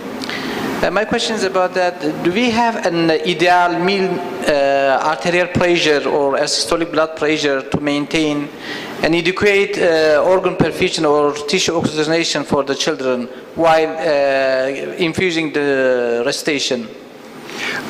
That I show you in the score depend what is the situation of the patient. You can see for the first one is for the rescue. So you can use the isotonic solution to prevent the alteration of the hyponatremia. This is how you use in the patient in the ER. The paper that I show you, they show that if you still use it, glucose 5%, you can produce more alteration in the electrolytes like the sodium hyponatremia than it's better if you use isotonic solution in the patient.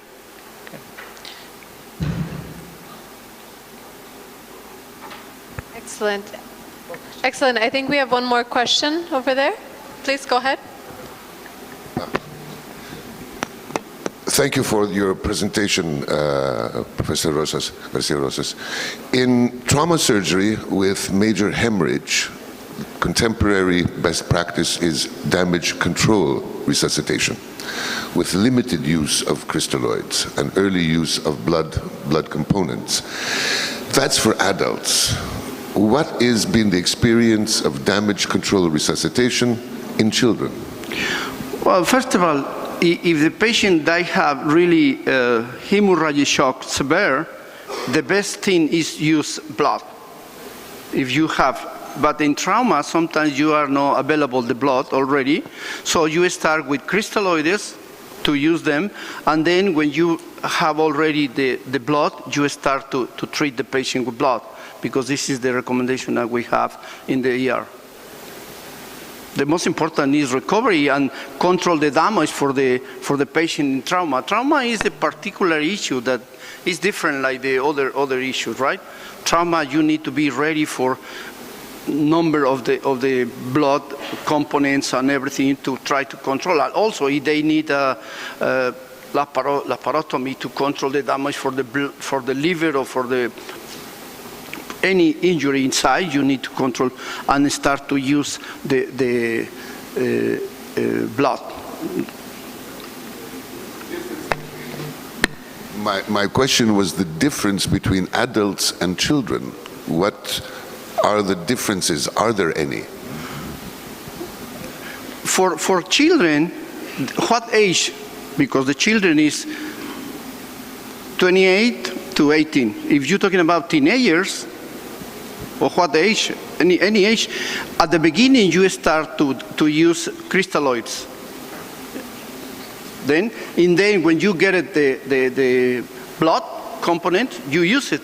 Because the point is, first of all, you need to control the bleeding.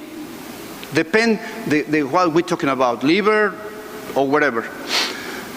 But the second one is you start if you have the elements for the blood, you use blood or component of the blood, right? But if you don't have it at the beginning, you use crystalloids and for treat the hypovolemic shock.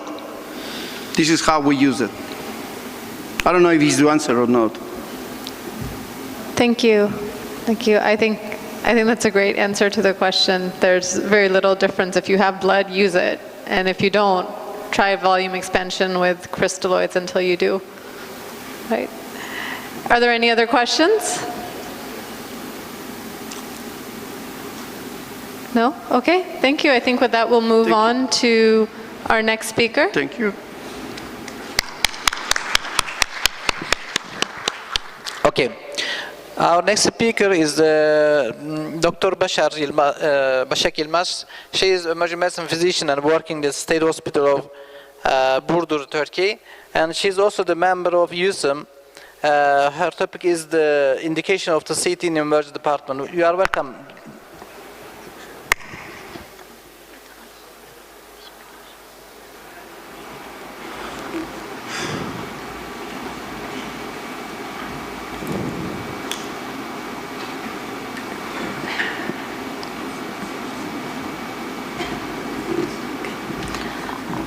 So they gave me some room to move. Thank you for that, and sorry for my sore throat and a terrible voice. Bear with me. I'm an emergency physician, a fresh one, and all emergency physicians have their interest areas.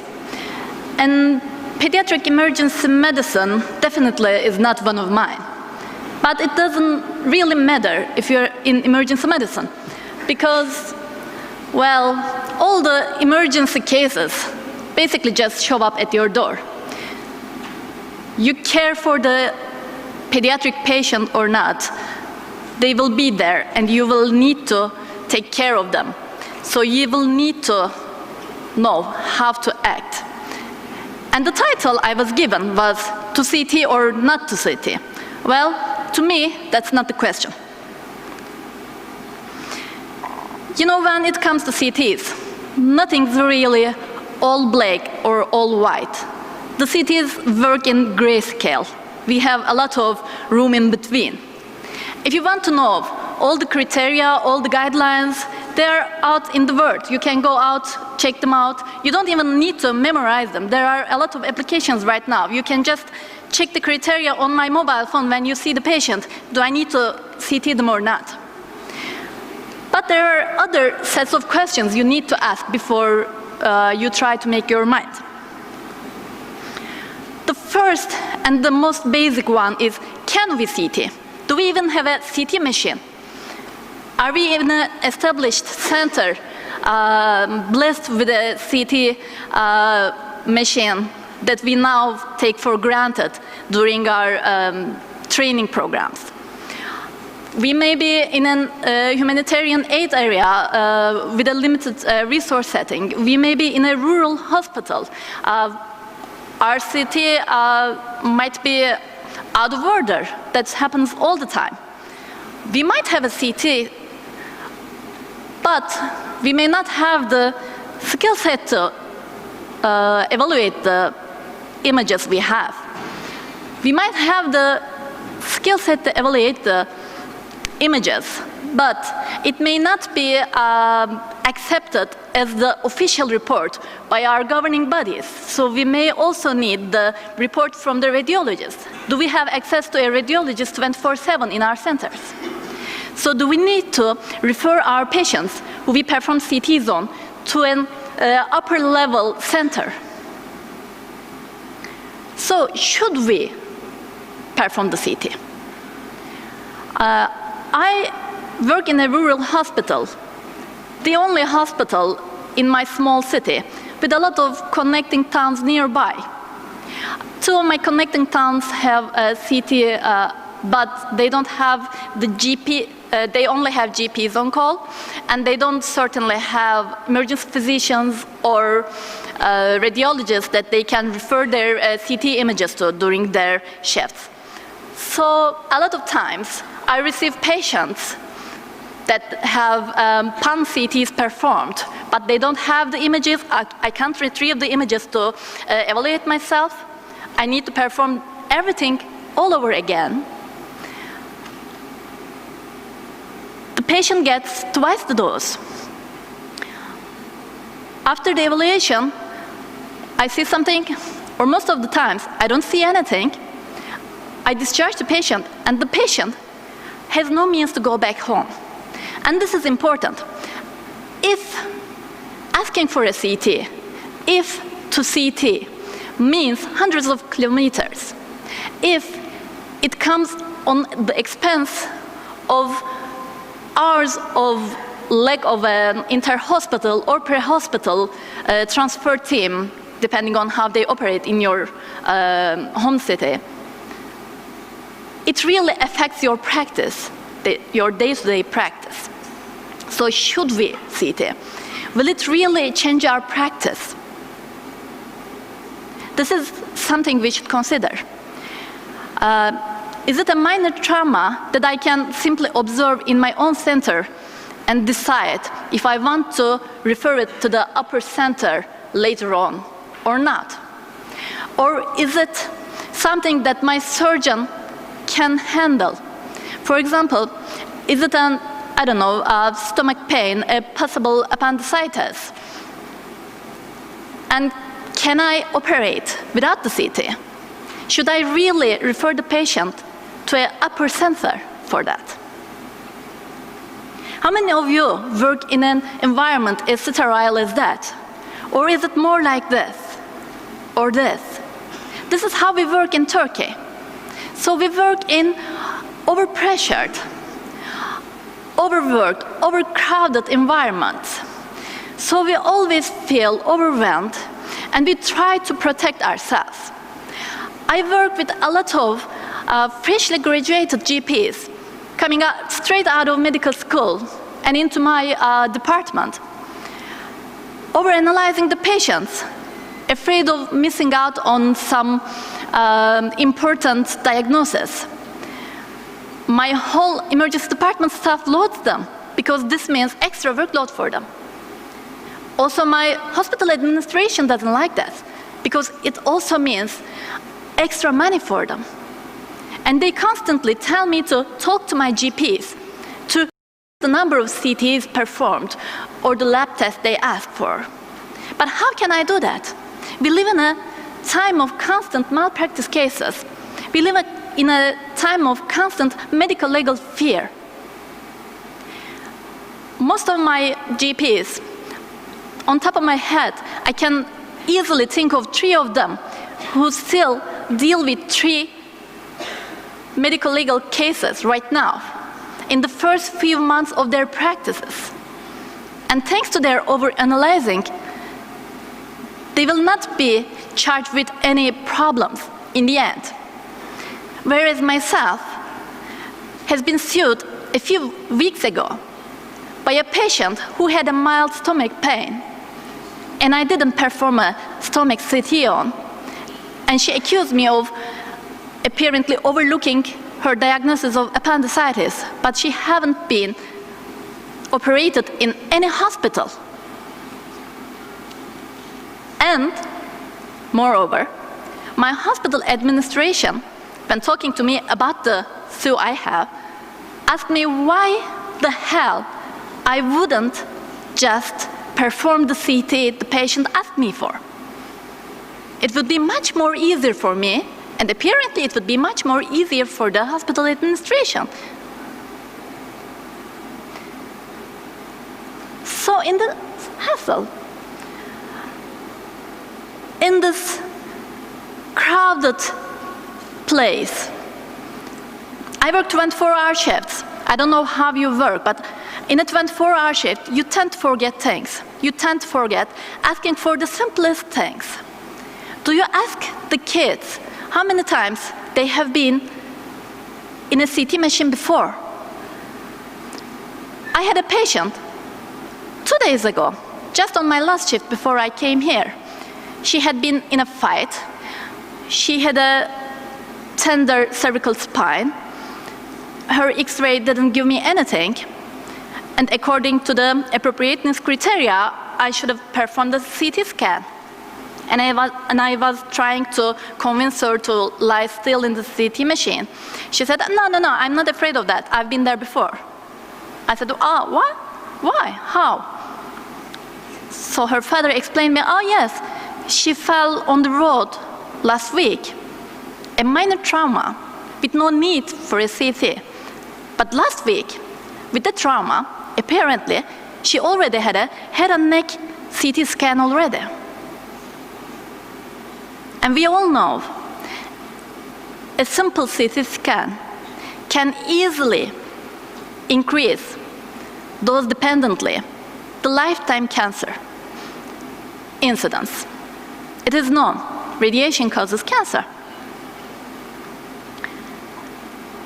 And the next question we should ask is it worth to CT? Adults, it's easy. You tell them to lie still and they do. But have you tried holding an infant or a toddler still in a CT machine? You don't want to sedate them because then it makes it harder to follow up with their neurological symptoms, etc. Then is it really worth the hassle? Or can I just observe them a little bit before performing the CT? Is it really worth all the effort? And then comes the important question. Can they ask for the CT? Because that happens a lot. Patients come in through our doors, ask for a CT scan. I want a CT for my son. I want a CT for my daughter. I want an MRI for myself. This happens all the time. Again, on my last shift, I had a woman yelling in front of my resuscitation door when I was dealing with another patient, saying that her son, age of 3, who had some food poisoning symptoms, but also happened to fell on the floor at home, was vomiting. And she thought that was worthy of a CT scan. And I couldn't convince her otherwise. And my emergency department at that time was like this. Do I have the time to convince her otherwise? On expense of all the other patients there, on expense of my mental health. So I told her to just try to put the baby to sleep. And if she manages to keep the baby still enough to stay in that patient CT machine, I will perform the CT. And eventually, the CT scan was completely normal and they went back home. Very happy. But on what expense? Is it worth it? So, my last question is, not to CT or not to CT, but have to CT. With a justifiable clinical indication, does the patient really need the CT? Is it really important for my practice?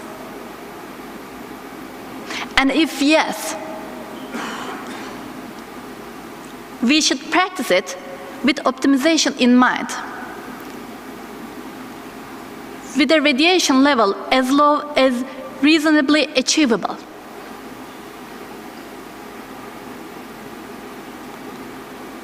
So to CT or not to CT is not the question, but the decision. Thank you for your time. Okay. Okay, thank you, Dr. Başak. Is there any question or comment from the audience? No questions? Okay, there is no question. Thank you very much for your nice speak. Are you going to present? Me? Okay. Okay. Our next speaker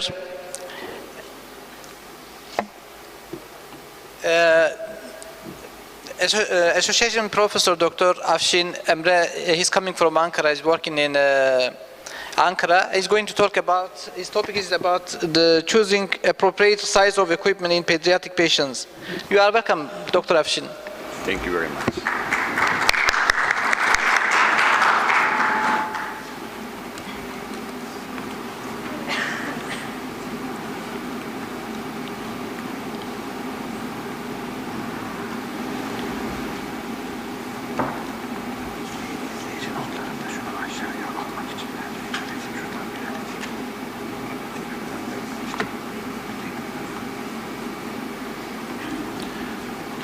Dear season moderators and dear audience, good morning from a beautiful Antalya morning. Welcome to our country and welcome to this nice city.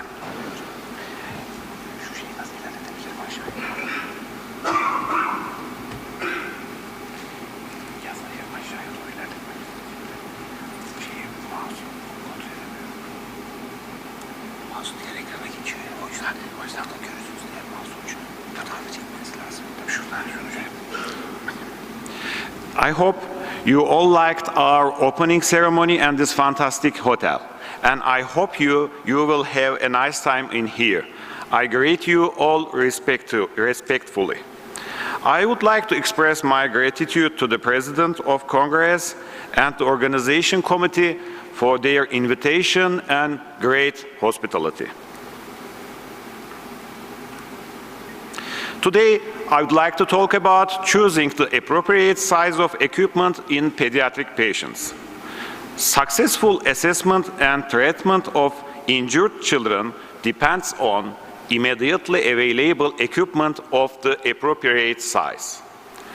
We can classify the equipments in 3 groups: airway and breathing, circulation, and supplemental equipments. A length-based resuscitation tape, such as the Breslow emergency tape, is an ideal adjunct for rapidly determining weight based on length for appropriate fluid volumes, drug doses, and equipment size. By measuring the child's height, clinicians can readily determine his or her estimated weight. One side of the tape provides drugs and their recommended doses for pediatric patients based on weight, and the other side identifies equipment needs for pediatric patients based on length. Clinicians and emergency physicians should be familiar with length-based resuscitation tapes and their uses. The A of the A, B, C, D, E of initial assessment is the same in the child as for adults. Establishing a patent airway to provide adequate tissue oxygenation is the first objective. The inability to establish and maintain a patent airway with the associated lack of oxygenation and ventilation is the most common cause of cardiac arrest in children. Therefore, the child's airway is the first priority. Several anatomical features of children affect airway assessment and management. The 10th Advanced Trauma Life Support Guideline divided the essential equipments to 6 groups according to age and body weight. Hereafter, I will try to explain the equipment size according to this classification. Premier means 3 kilogram child, 0 to 6 months, 3.5 kilogram child, 6 to 12 months, 7 kilogram child, 1 to 3 years, 10 and 12 kilogram, and 4 to 7 years, 16 and 18 kilogram child, and 8 to 10 years means 24 and 30 kilogram child. These 6 groups, we will classify the equipments. After the mouth and oropharynx are cleared of secretions and debris, we should administer supplemental oxygen.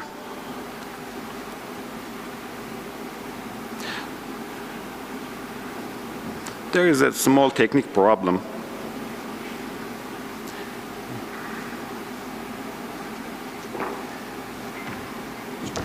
Kullandığınız için diğer ekranda kalıyor maç. O yüzden sola doğru çekerseniz dur sola doğru çekin. Tamam.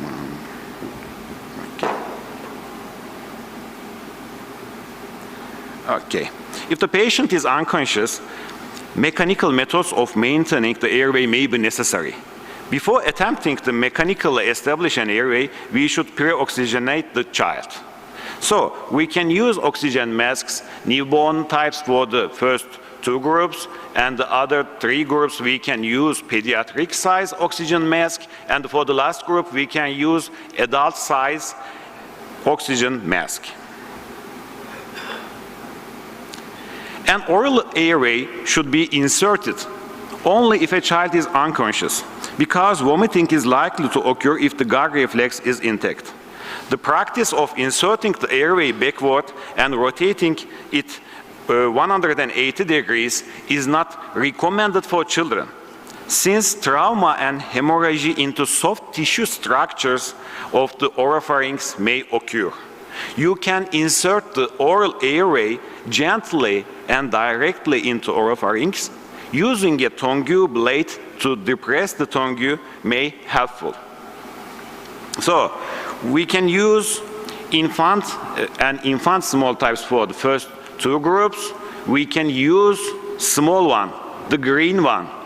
For the other 2 groups, we can use medium size for 5th group, and for the last group, we can use medium or large size oral airway, the yellow and red color. In this slide, you can see three sizes of bag valve masks: infant size, pediatric size, and adult size.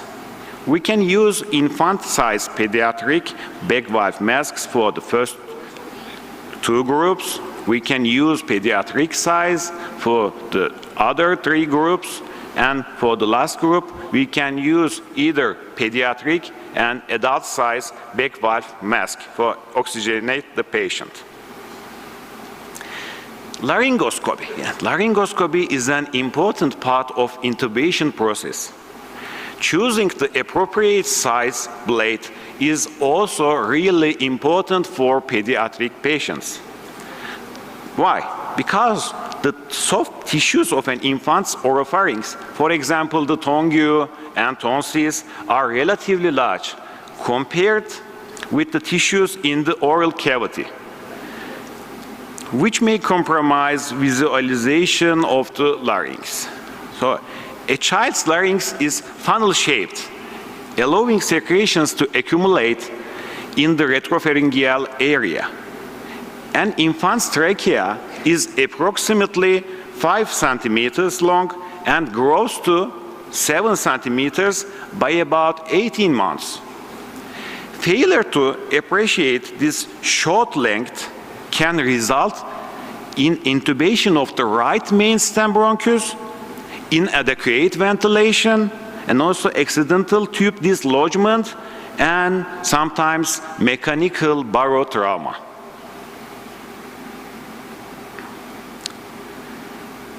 Orotracheal intubation, maybe we can also discuss the sizes of laryngoscope blades.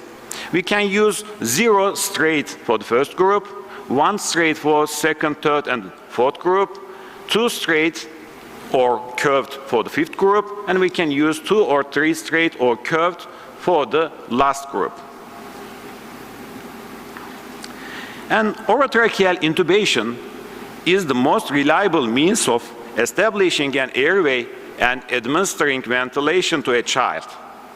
The smallest area of a young child's airway is at cricoid ring, which forms a natural seal around an uncuffed tube, a device that is commonly used in infants because of their anatomic features. However, the use of cuffed tubes, even in toddlers and small children, provides the benefit of improving ventilation and carbon dioxide management, resulting in improved cerebral blood flow. Previous concerns about cuffed endotracheal tube causing tracheal necrosis are no longer relevant due to improvements in the design of the cuffs. Ideally, cuff pressure should be measured as soon as is feasible, and below 30 millimeter mercury is considered safe. A simple technique to gauge the tube size needed for a specific patient is to approximate the diameter of the child's external nares or the tip of the child's smallest finger and use a tube with a similar diameter. We should ensure that also the ready availability of tubes that are one size larger and one size smaller than the predicted size. The optimal endotracheal tube depth can be calculated as 3 times the appropriate tube size. For example, a number 4 tube would be properly positioned at 12 centimeters from the gums. Yes, let's talk about stylets. Stylets is a device that can facilitate the intubation, and we use stylets in our routinely emergency departments. If we are using a stylet to facilitate intubation, we should ensure that the tip does not extend beyond the end of the tube. So, we can use 6 French stylets for the first 4 groups and 14 French stylets for the last 2 groups. What about suction? We can use a color reference chart to determine the appropriate catheter size for suction. Any of these catheters can be used to suck the oropharynx or gastric content or airway.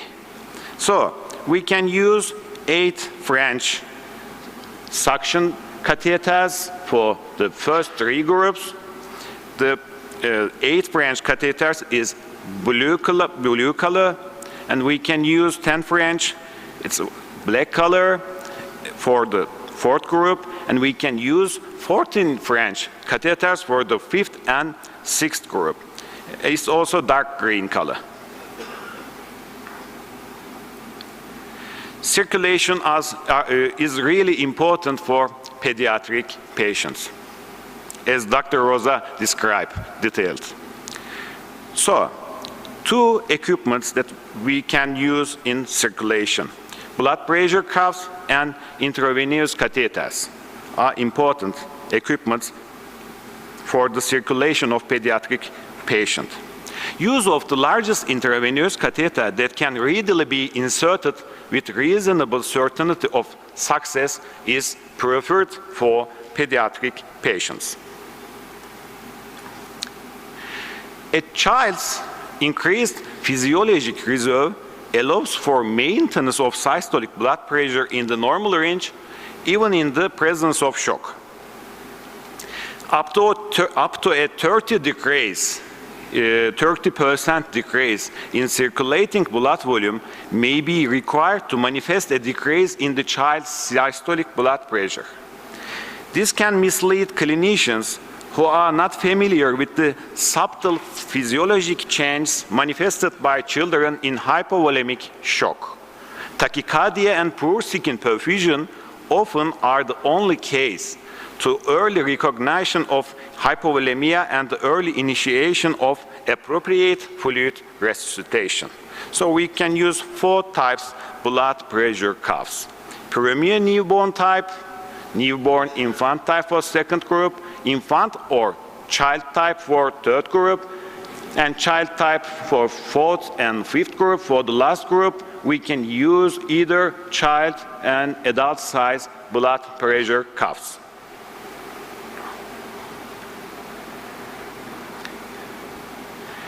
Changes must be treated by a rapid infusion of both isotonic crystalloid and blood by using an intravenous catheter.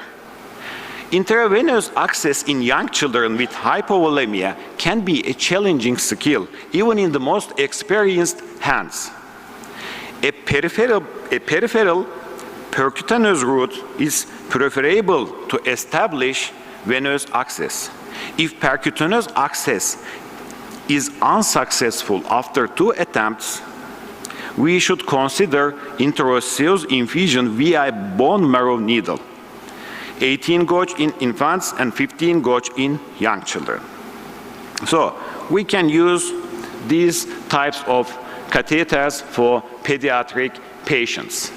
The yellow one, the smallest one, we can give fluids by a flow rate 20 milliliters per minute. And with the green one, the largest for pediatric patients, we can give 90 milliliters per minute fluids by using green intravenous catheter.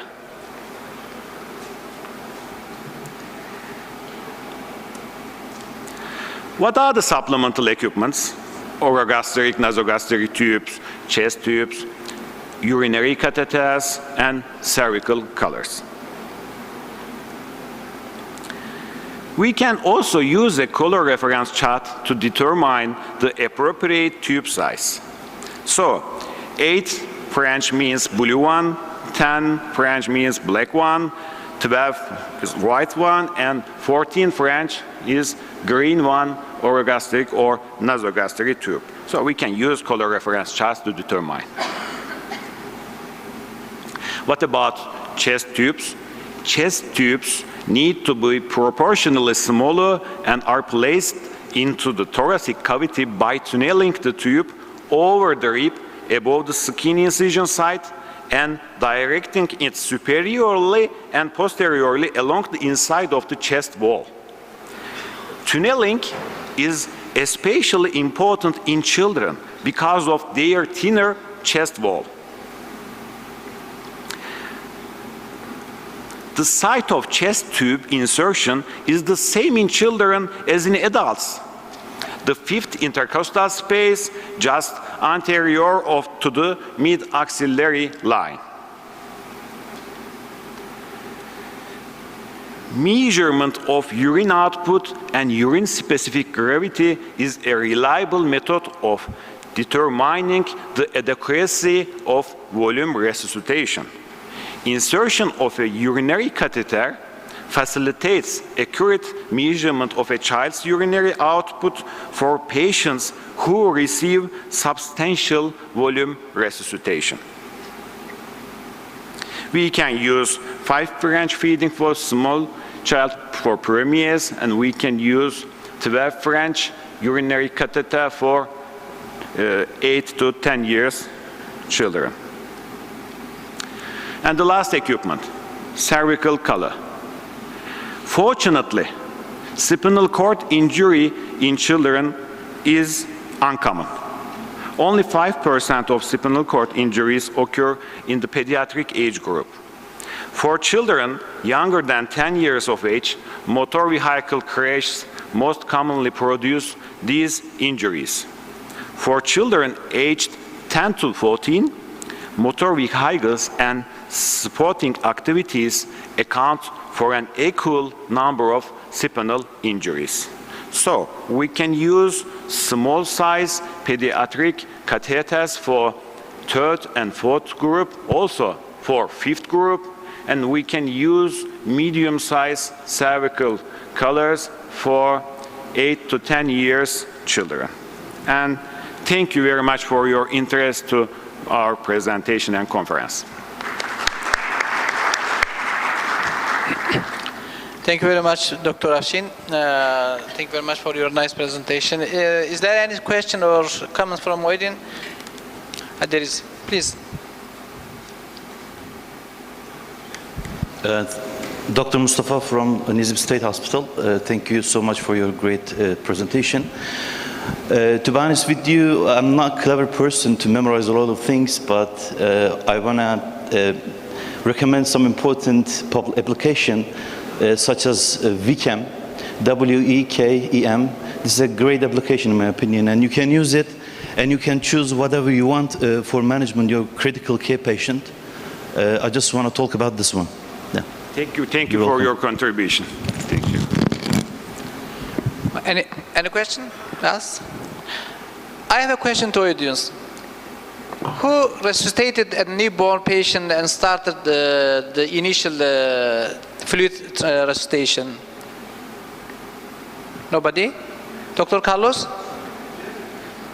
I said my question, who resuscitated a newborn patient and started the initial fluid resuscitation to a newborn from audience? Anyone? No. A second question, who is the patient less than 3 years old, pediatric? There is one. Only 2, 3, okay. As you see, this is a challenge for us. We are emergency medicine physician, but we are caring the adult patient. When we face such pediatric patient, you know how it is a challenge, and it is difficult for us to resuscitate, to control the airway or start the initial resuscitation for such patient. So we have to learn it. In Turkey, some emergency department, they are caring just traumatic pediatric patients, not normal patients. What about you, Carlos, in your country? Can you care all pediatric patients? Just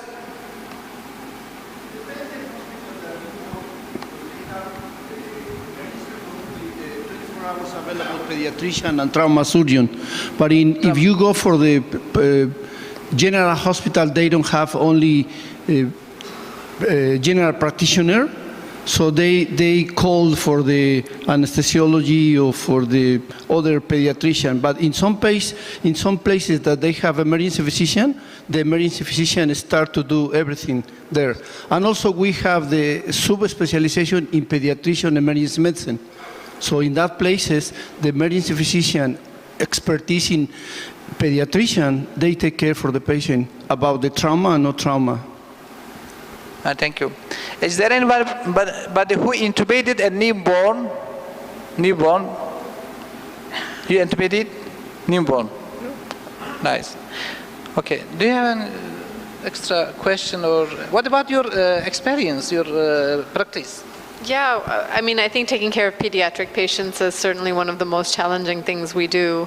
In my hospital, we do see newborns. We sometimes end up having women that deliver in the emergency department, and then of course you have to resuscitate from, day one, minute one of birth. And one of the challenges that we do have is that we have a separation of our pediatric emergency area from the adult emergency area. And not all of the sizes of things are stocked everywhere. And so, definitely I think that these are challenges that we run into, but like emergency medicine doctors everywhere, we do what we can with what we have. I think that's our job. Yeah. I know the position in Turkey, but I'm wondering about our guest. Which country has emergency medicine pediatric training? Emergency medicine pediatric training. Especially this question for foreigner guests. Who has? You. Microphone, can you give it, please? We have time. We started the emergency medicine in pediatric 20 years ago in Mexico, and we have pediatrician plus subspecialty in emergency medicine. And in the big hospital, they treat the patient exactly right there in the ER, but they are specialized in emergency medicine in pediatrician. If they want to board certify, now we have a chapter special for emergency physician, pediatrician for board certified. You have. Okay. Dr. Garcia, do you have? No. We have two different paths to emergency medicine in the United States for pediatrics. You can do a pediatric residency. Fellowship or? Yeah, you can do a pediatric residency and then do a fellowship in emergency medicine for pediatrics, and then you only practice pediatrics. It is not mandatory to be a pediatrician. No, you can also just do an emergency medicine residency and you are trained to take care of pediatric patients also. But if you are a pediatrician, you have to do a fellowship in emergency medicine for pediatrics. Okay. Okay, any question or comment for this section?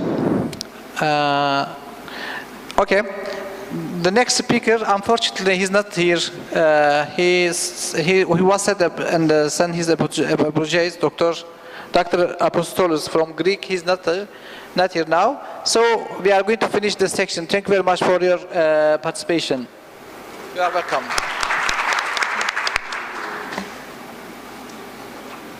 Kongremizin ilk uydu sempozyumunda bir aradayız. Hepinize bize katıldığınızdan dolayı teşekkür ediyorum. Acil tıbbın en önemli başvuru semptomlarından biri alerjiler. Özellikle bahar aylarında da bunun daha çok karşımıza çıktığını biliyorsunuz. Yapılan araştırmalarda alerjik şikayetlerle başvuran hasta sayısının oldukça yüksek bir oranda olduğunu göstermişler. Siz de biliyorsunuz tabii ki deneyimlerinizden. Bu yüzden bu konuda bilgilerimizi tazelemeye ihtiyacımız var. Ayrıca hani yeni bir yol haritası çizmemiz gerekiyor mu? Yenilikler nedir? Bunları incelemek amaçlı çok değerli yönetim kurulu üyemiz Profesör Doktor Hakan Oğuztürk'ü bu konudaki bilgilerini bizimle paylaşmak üzere sahneye davet ediyorum.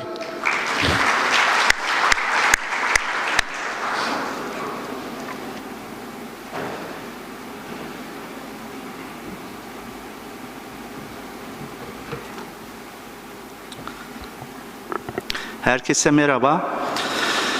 Uluslararası Acil Tıp Kongresi'nin bu ikinci günündeki birinci oturumun sonundaki uydu sempozyumdan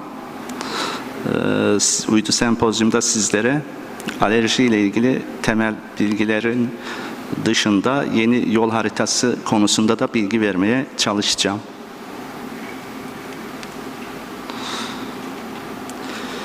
Şimdi alerji dediğimiz zaman iki ana konu üzerinde ben durmaya çalışacağım. Bunlardan bir tanesi saman nezlesi, diğeri ise ürtiker.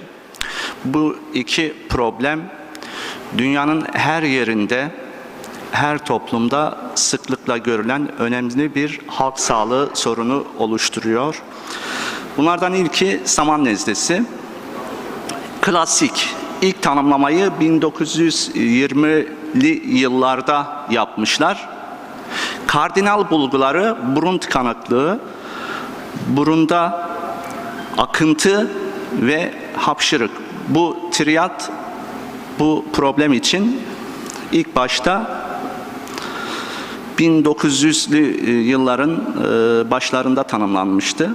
Fakat daha sonra başka bilgiler de bu probleme eklenmişti. Gözlerde kaşıntı gibi şikayetlerle kendini gösteren, klinikte alerjik rinit veya alerjik rinokonjüktivit olarak tanımladığımız tip 1 alerjik hastalıklarla ilgili klinik semptomları tanımlamak için kullanılan bir terimdir. Tüm ülkelerde görülüyor dedik. Gelişmişlikle veya gelişmemişlikle direkt bağlantısı yok. Tüm etnik gruplarda ve tüm yaştaki insanlarda bu problem görülebiliyor. Dünya üzerinde yaklaşık 800 milyon kişinin bu problemle birlikte olduğu söylenmekte. Slaytta da görüldüğü gibi dünyanın muhtelif coğrafyalarında %10 ile 30 arasında değişen bir rakamsal range var. Amerika Birleşik Devletleri'nde de kronik hastalıklar arasında 6. sırada olduğu ifade edilmiş. Yani görülme oranının oldukça yüksek olduğu bir sağlık problemini biz şu an görmekteyiz. Peki bu problemde olay ne? Bir enflamasyon olayı durumu söz konusu. Nazal mukozanın hücresel enflamasyonu ile karakterize immunoglobulin E'ye bağlı bir alerjik reaksiyon sonucunda ortaya çıkan bir hastalık. Bu da diğer tanımı. Yani farklı tanımlar var fakat bir enflamasyon ve ona bağlı immunoglobulin E'ye bağlı alerjik reaksiyon sonucunda ortaya çıkan bir problemden bahsediyoruz. İki faz var. Erken faz ve geç faz. Fakat klinik bulgular özellikle geç faz sırasında ortaya çıkıyor. Ne oluyor? Mast hücresi yüzeyindeki immunoglobulin E reseptörlerine alerjen ve alerjene spesifik olan immunoglobulin E bağlanıyor ve bunun sonucunda histamin, prostaglandin ve lökotrienlerin salgılanması gerçekleşiyor. Klinik bulguların daha çok görüldüğü geç faz bölümünde ise yine eozinofil, nötrofil ve bazofillerin infiltrasyonu sonrasında çeşitli sitokinler, kemokinler, adezyon moleküllerinin salınım durumu söz konusu. Alerjik rinitin sınıflandırılmasında arkadaşlar en sık kullanılanlardan bir tanesi iki alt grupta oluşturulmuş olanı. Bunlardan birincisi mevsimsel, diğeri de perirenal denilen yıl boyu problemle karşılaşma durumu ile karakterize alt grup. Şimdi tabii ki yani bu iki grup oluşturulmuş ama keskin bir ayrım durumu söz konusu değil. Yılın herhangi bir zamanında veya mevsimsel olan durumda yine farklı sebeplere bağlı problemler alerjik rinit oluşturabiliyor. Mevsimsel ilkbahar ve yaz mevsimlerinde ortaya çıkıyor. Polen ve küf alerjenlerini örnek olarak gösterebiliyoruz. Devamlı yılın her ayında görülme durumu olan yıl boyu alt grubunda ise ev tozu akarları, akarcıkları, mite dediğimiz canlılar özellikle etiyolojide önemli bir oran oluşturmakta. Yine küfler, hamam böceği ve ev hayvanı alerjenleri de yine bu alt grubu oluşturmakta.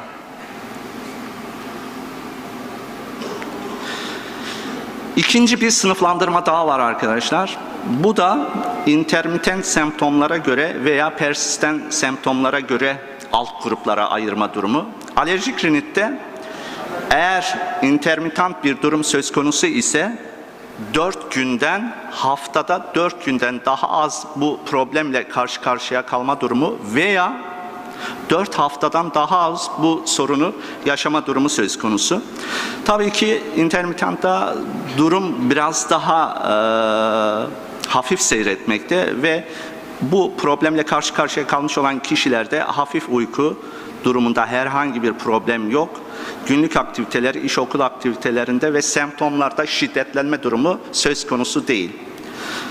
Buna karşın persistan semptomların olduğu durumda ise haftada 4 günden daha fazla veya 4 haftadan daha uzun olan bir durum söz konusu şikayetlere maruziyet açısından ve bunun dışında da orta ve ağır uyku, günlük aktiviteler, iş ve okul aktiviteleri ve şiddetli semptomların varlığı, aktivitelerin bozulması durumu veya rahat bir şekilde günlük aktivitelerini ifade etmede kısıtlılık durumu söz konusu olabilmekte persistan semptomlar. Bu anlattıklarımdan da görüldüğü üzere arkadaşlar bu problemler insanın günlük sosyal aktivitelerini yapmada ciddi anlamda soruna sebebiyet veriyor. Yaşam aktivitesini ciddi anlamda kısıtlıyor. Öyleyse bu problemin çözümü için öncelikle bu problemin tanısını netleştirmekte, diyagnozda bir kesinlik sağlamakta fayda var diye düşünüyoruz. Peki ne yapacağız? Alerjik tanısında en önemli adımlardan bir tanesi arkadaşlar aile öyküsü.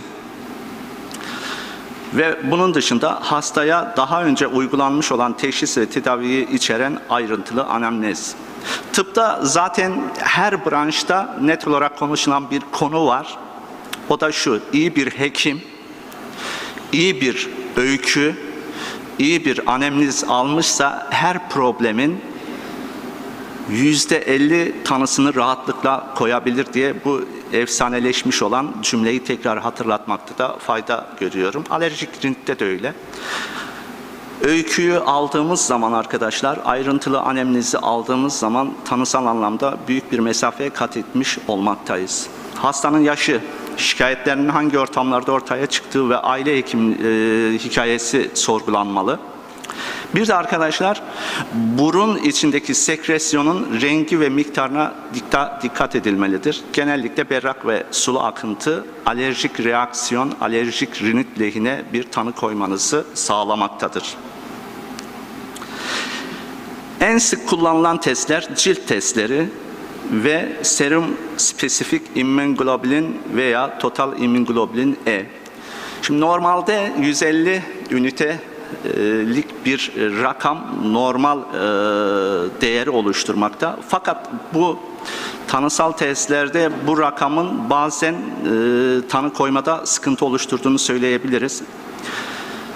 Tabii ki ekstraordinary paraziter hastalıklarda bu oran artabilir alerjik reaksiyon dışında veya normalde bu problemle karşı karşıya kalmış olan kişilerde de her zaman %100 oranında bu değeri yüksek göremeyebiliriz. Preventif mekanizmayı ilk başta devreye sokmak gerekiyor tedaviye başlamadan önce. Dedik polenler önemli bir risk oluşturmakta. Bu anlamda açık havada uzun süre polen mevsiminde bu probleme sahip olan kişilerin dolaşmaması gerekiyor. Evlerin havalandırılması da yine akşam saatlerinde gerçekleştirilmeli. Ev tozu akarları. Mite dediğimiz bu mikro canlılar parazit dünyasının en önemli unsurlarından bir tanesi ve herkesin ekonomik durumundan bağımsız olarak evlerinde rahatlıkla yaşamlarını idame ettirebilecek olan canlılardandır bu mite'lar.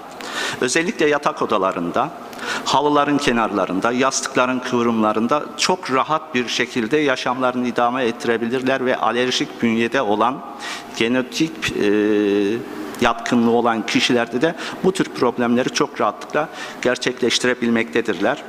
Bu anlamda evlerdeki nem oranını %50'nin altında tutmak, yerlerin halı ile kaplanmaması gibi basit tedbirlere başvurulabilir. Nevresim takımları da 60 santigrat derece ısıda yıkanmalı. Akaresit HEPA filtreleri ve akar geçirmeyen yatak kılıfları doktor mutlaka önerilmişse kullanılmalıdır. Bunlar basit temel mite'lardan korunma yöntemleri. Bunları uygulayarak bu kişilerin mevsimsel ataklardan korunması daha da başarılı bir orana yükseltilebiliyor.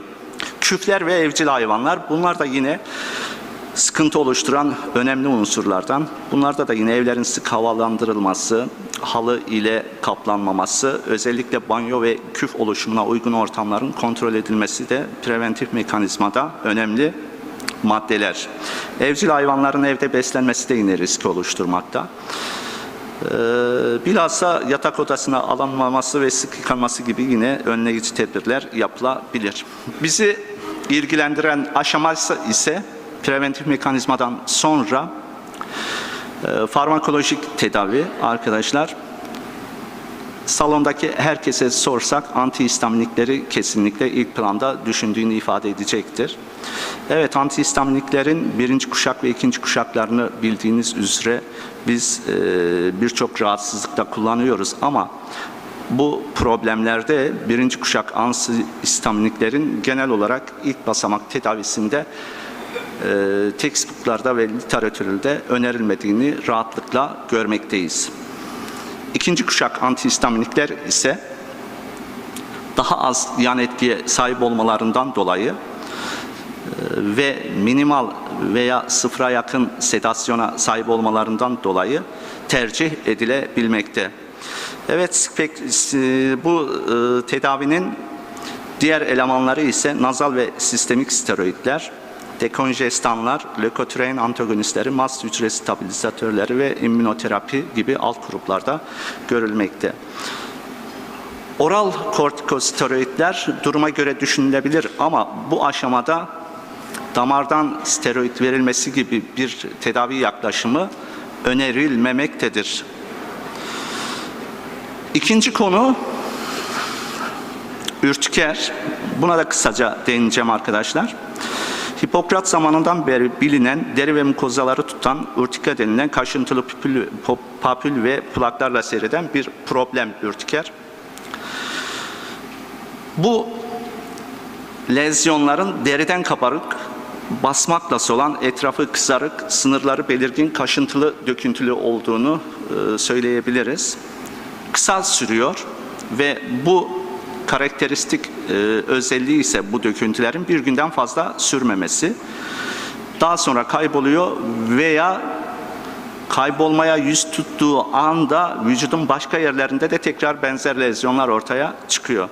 Karakteristik özelliği bu ürtikerin. Oldukça sık görülüyor.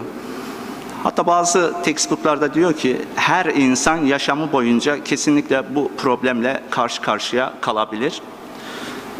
Ortalama da veriyorlar. 2 veya 4 defa her insan bu problemle muhatap olabiliyor deniliyor.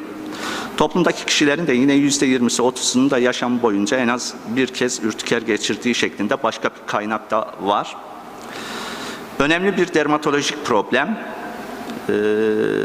Akut ve kronik anlamda değerlendirdiğimiz bu problemin kronik olan grubunda ise yine %0,5 ile 1 arasında bir tüm yaşam boyunca görülme durumu söz konusu. Evet, bu benim çalıştığım hastaneden bir görüntü.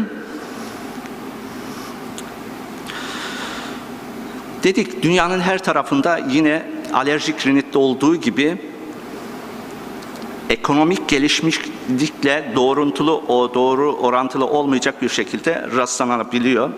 Şu coğrafyada daha fazla, şu coğrafyada daha az diye bir genelleme kesinlikle yapılamamıştır.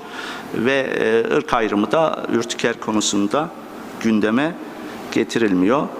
Akut ürtiker çocuk ve gençlerde sık görülmesine rağmen kronik ürtiker orta yaşlı kadınlarda daha sık görülüyor.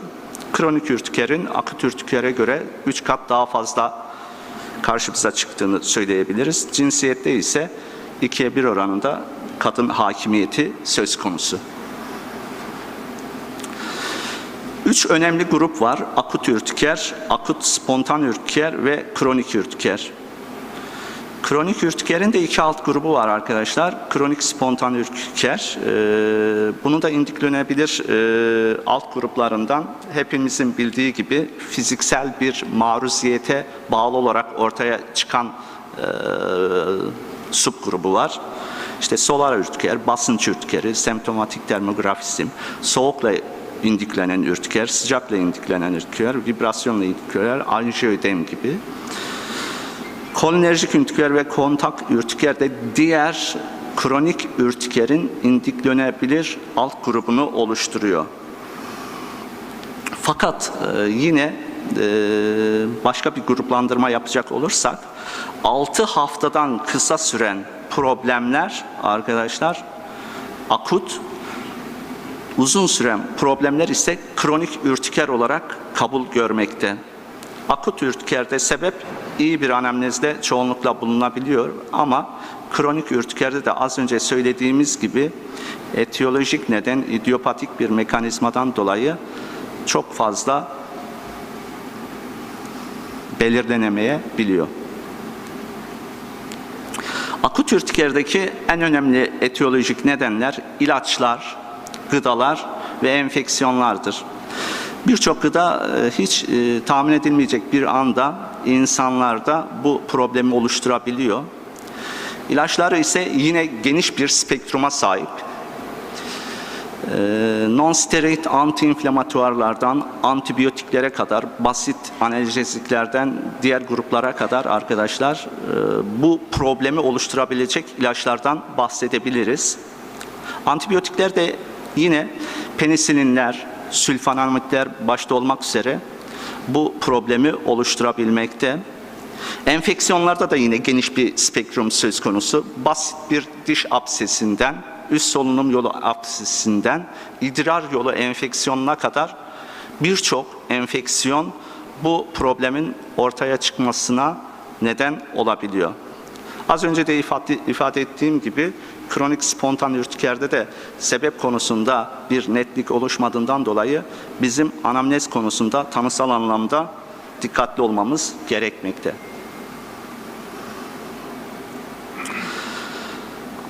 Histaminin etkisiyle ortaya çıkıyor bu problem arkadaşlar. Histamin hepimizin de bildiği gibi damarlarda genişlemeye, damar duvarlarında geçirgenliğin artmasına ve bu geçirgenliğin artmasından sonra damar dışına bir çıkışa sebebiyet vermekte.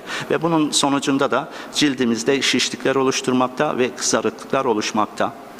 Eğer sıvı cilt altına oluyorsa mukozal bir problemde birlikte olduğundan dolayı hepimizin bildiği anjiödem problemini ortaya çıkarmakta. Anjiödem, cilt altı dokusunun göz çevresi, ağız ve genital bölgelerimizde daha gevşek olmasından dolayı bu bölgelerde diğer bölgelere göre daha fazla oranda görülebilmekte. Akut ürtikerde arkadaşlar tanısal anlamda çok fazla bir derinlemesine araştırmaya gerek bulunmamakta. Kronik ürtikerde ise sedimentasyon, tam kan sayımı, CRP, tam idrar tahlili istenebilir. Bunların hepsini bir arada isteyeceksiniz diye bir durum söz konusu değil. Detaylı analize göre seçiciliği açığa çıkarabilirsiniz. Onun dışında bizim ayrıcı tanı önemli arkadaşlar. Ayrıcı tanıda herediter anjiödem ve otoinflamatuar hastalıklarında atlanmaması gerekiyor. Ürtikerdeki en önemli problemlerden bir tanesi başta da ifade ettiğim gibi kaşıntı arkadaşlar. Otoinflamatuar hastalıklarda benzer lezyonlar olmasına rağmen kaşıntılı bir süreç ürtikere göre daha nadir görülebilmekte. Yani iş anamnezde bitiyor.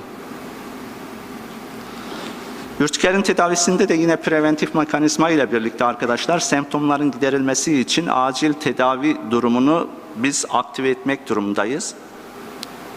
İlaçların, gıdaların ve stres gibi ürtikeri alevlendirebilecek etmenlerin uzaklaştırılması ve sakınılması tüm hastalara zaten önerilmekte.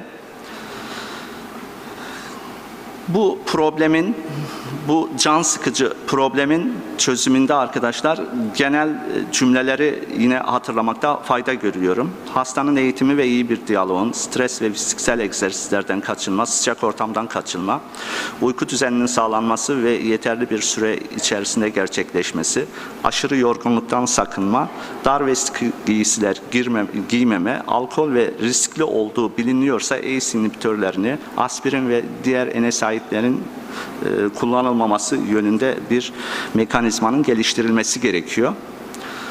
Akut ürtiker tedavisinde oral antihistaminiklerin 3 hafta kullanımı gibi bir durum söz konusu. Bu 3 hafta kullanım olayı şikayetlerin giderildi, artık ben keseyim şeklindeki bir sürece girmesi maalesef arkadaşlar tedavi anlamında sıkıntılara yol açmakta. Eğer biz durumun daha şiddetli olduğunu gözlemlemiş isek tedaviye steroidleri de ekleyebiliyoruz. Daha şiddetli ve anjiyodemin mukozal tutulumunun da olduğunu görmüş isek arkadaşlar, klasik yine o probleme ait tedavimizi aktive ediyoruz. Adrenalin, steroid, antihistaminik veya anaflaksi de varsa o açıdan da hastanın dikkatli bir şekilde değerlendirilmesi gerekiyor. Diğer grup olan kronik ürtikerde ise arkadaşlar ikinci kuşak antihistaminikleri biz ilk planda aklımıza getiriyoruz. 2 hafta sonra semptomlar sebat ediyorsa ikinci kuşak antihistaminiklerde bir doz artımını sağlıyoruz. 4 kata çıkarıyoruz. Daha sonraki aşamada yine 1-4 haftalık bir süreçte semptomlar sebat ediyorsa daha farklı ilaçları aktive ediyoruz. Omalizumab, siklosporina ve lökotriyen antagonistlerini ekleyebiliyoruz. Akut ataklar sırasında ise kısa süreli sistemik kortikosteroid de denenebilir diyoruz. Ama burada vurgulamak istediğim husus şu: ikinci kuşak antihistaminikler tedavinin başlangıç aşamasında bizim aklımıza getirmemiz gereken ilaç grupları. İşte bu gruptan bir tanesi de Bilastin arkadaşlar. Sedasyona yol açmayan yeni kuşak, ikinci kuşak bir reseptör antagonisti olan preparat. Bilastinin piperidin grubuna ait bir antihistaminik olduğunu söylüyoruz. Evet, bu da bu ajanın kimyasal yapısı. Bu ikinci kuşak antihistaminik bilastinin etkinliği ile ilgili birçok çalışma yapılmış. Literatürden araştırdığım kadarıyla bu çalışmalardan birkaçını sizinle paylaşmak istiyorum. Reseptöre afinitesi setirizinden 3 kat daha fazla, fexofenadinden 6 kat daha yüksek olan bir kimyasal ajan. Mix, hidrojen 1 antagonisti olarak davranmasına rağmen güçlü ve spesifik bir antihistaminik etki gösteriyor bu ajan. Bilastinin yine interleukin 4 ve tümör nekrozis faktör alfa gibi proinflamatuar sitokinlerin salınımını azaltan antiinflamatuar bir özelliği olduğuna dair de yayınlar yapılmış durumda. Yine başka bir çalışmada, ratlarda yapılan başka bir çalışmada histaminle uyarılan endotel permeabilitesinde, mikrovasküler ekstravazasyonda ve bronş düz kaslarında gevşeme ile bronkospazmın azaltılmasında setirizine göre 11 kat daha etkili olduğu gösterilmiştir. Setirizine göre lezyonların gerilemesinde ilk 1,5 saatte daha hızlı etkinlik gösterdiği bildirilmiştir. Bu ilacı kullanırken daha fazla fayda sağlanabilmesi için kriterimiz aç olarak kullanılması. Yemeklerden 1 saat, 2 saat önce veya 1 saat önce veya yemeklerden 2 saat sonra kullanımı ve aç karna olduğumuz zaman yakın bir zaman aralığında da yine C vitaminli preparatların alınmaması ilaç etkinlik düzeyinin sağlanması açısından önem arz ediyor. Yaklaşık 1 saat sonra maksimum plazma konsantrasyonuna ulaşabiliyor bu ilaç. Etken madde. Oral biyoyararlılığı ortalama %60 ve önemli bir özelliği de yaklaşık olarak arkadaşlar %90'lık bir durumunun yüzdesinin metabolize olmadığı, karaciğer stokrom P450 enzim sistemi üzerinden herhangi bir etki göstermediği, ketokonazal eritromisin ya da diltiazinle birlikte alındığında blastin dozunda değişikliğe gerekli olmadığına ait de literatürde bilgiler mevcut. %95'i vücuttan atılıyor, dışkı ve idrarla atılma durumu söz konusu. Bu cümleye dikkat çekiyorum. Ortalama yarı ömrü 14,5 saat. Yine yapılan bir faz 2 çalışmasında arkadaşlar 20 mg blastinin alerjik rinitli hastalarda 10 mg cetirizin veya 120 mg fexofenadine göre 1 saatte göz semptomlarını azaltmada daha etkin olduğu ve alımdan 26 saat sonra dahi bu etkinliğinin devam ettiğini bildirmişler. Blastine santral sinir sistemi etkileri yönünden iyi bir güvenlik profili sahip olduğu söylenebiliyor. Cetirizinin aksine alkol ve lorazepamın santral sinir sistemi depresan etkilerini de artırmadığı ifade edilmekte. Şimdi tabii ki bir ilaç kullanıldığı zaman kardiyovasküler sistem ve santral sinir sistemi etkinliği konusunda da araştırmaların ve netliğin sağlanması gerekiyor. Bu anlamda bu etken madde ile ilgili terapötik dozlardan daha yüksek dozlarda kullanımında dahi herhangi bir EKG problemi oluşturma konusunda sıkıntı oluşturulmadığı ifade edilmiştir. Yine EKG'de kalp atış hızında veya sistolik ve diastolik kan basıncında da klinik olarak bir değişiklik saptanmadığı söylenilmekte. Blastin sağlıklı kişilerde tüm dozlarda iyi tolere edilebilmekte. Tabii ki her ilacın bir yan etki durumu söz konusu ama bunlarda şiddetli veya hafif olma durumu bizim için önem arz etmekte. En sık görülen yan etkiler günde bir kez 10 mg alan, cetirizin alan hastalara göre daha az bildirilen baş ağrısı, uyku hali ve yorgunluktur. Yapılan başka bir çalışmada randomize çift kör plasebo kontrollü bir çalışmada 20 sağlıklı gönüllü art arda bir hafta boyunca tekrarlayan dozlarda 20, 40 ve 80 mg dozlarda birinci jenerasyon antihistaminik hidroksizin alıyor ve 40 miligrama kadar subjektif sedasyon raporu veriliyor bu ilacın bu sürede kullanımı ile ilgili. Ama blastinde ise bu problemin olmadığını, plaseboya göre dahi daha bir rahatlık olduğu ifade ediliyor. Yine benzer bir şekilde blastinin 40 miligrama kadar tek veya tekrarlayan dozlarda alınması durumunda dahi bir sürüş bozukluğu, araba kullanma durumunda herhangi bir sürüş bozukluğu oluşmadığı ifade edilmiştir. Genel olarak yan etkilerde plasebo ile eşdeğer bir durum söz konusu. Cetirizine göre yorgunluk ve uyku hali daha az oluşmakta bu ajanda. Yine çim alerjisi olan alerjik rinitli hastalarda blastinin fexofenadinden daha etkili ve en az cetirizin kadar etkili olduğu gösterilmiştir. Yine desloratadin ile karşılaştırılabilir bir çalışmada da daha anlamlı bir etkisi olduğu ifade edilmiştir. Birçok çalışma yapılmış arkadaşlar. Derlemelerden meta analizlere veya olgu sunumlarından makale araştırmalarına kadar bu yeni kuşak antihistaminikle ilgili olan çalışmalarda birçok detaylı veriye rahatlıkla ulaşabiliyorsunuz. Bunlardan birkaç örnek. İşte rinokonjüktivit ve ürtikerdeki tedavisiyle ilgili ana iki problem, endikasyonu ile ilgili ana iki problem bunlar. Alerjik rinokonjüktivit ve ürtiker.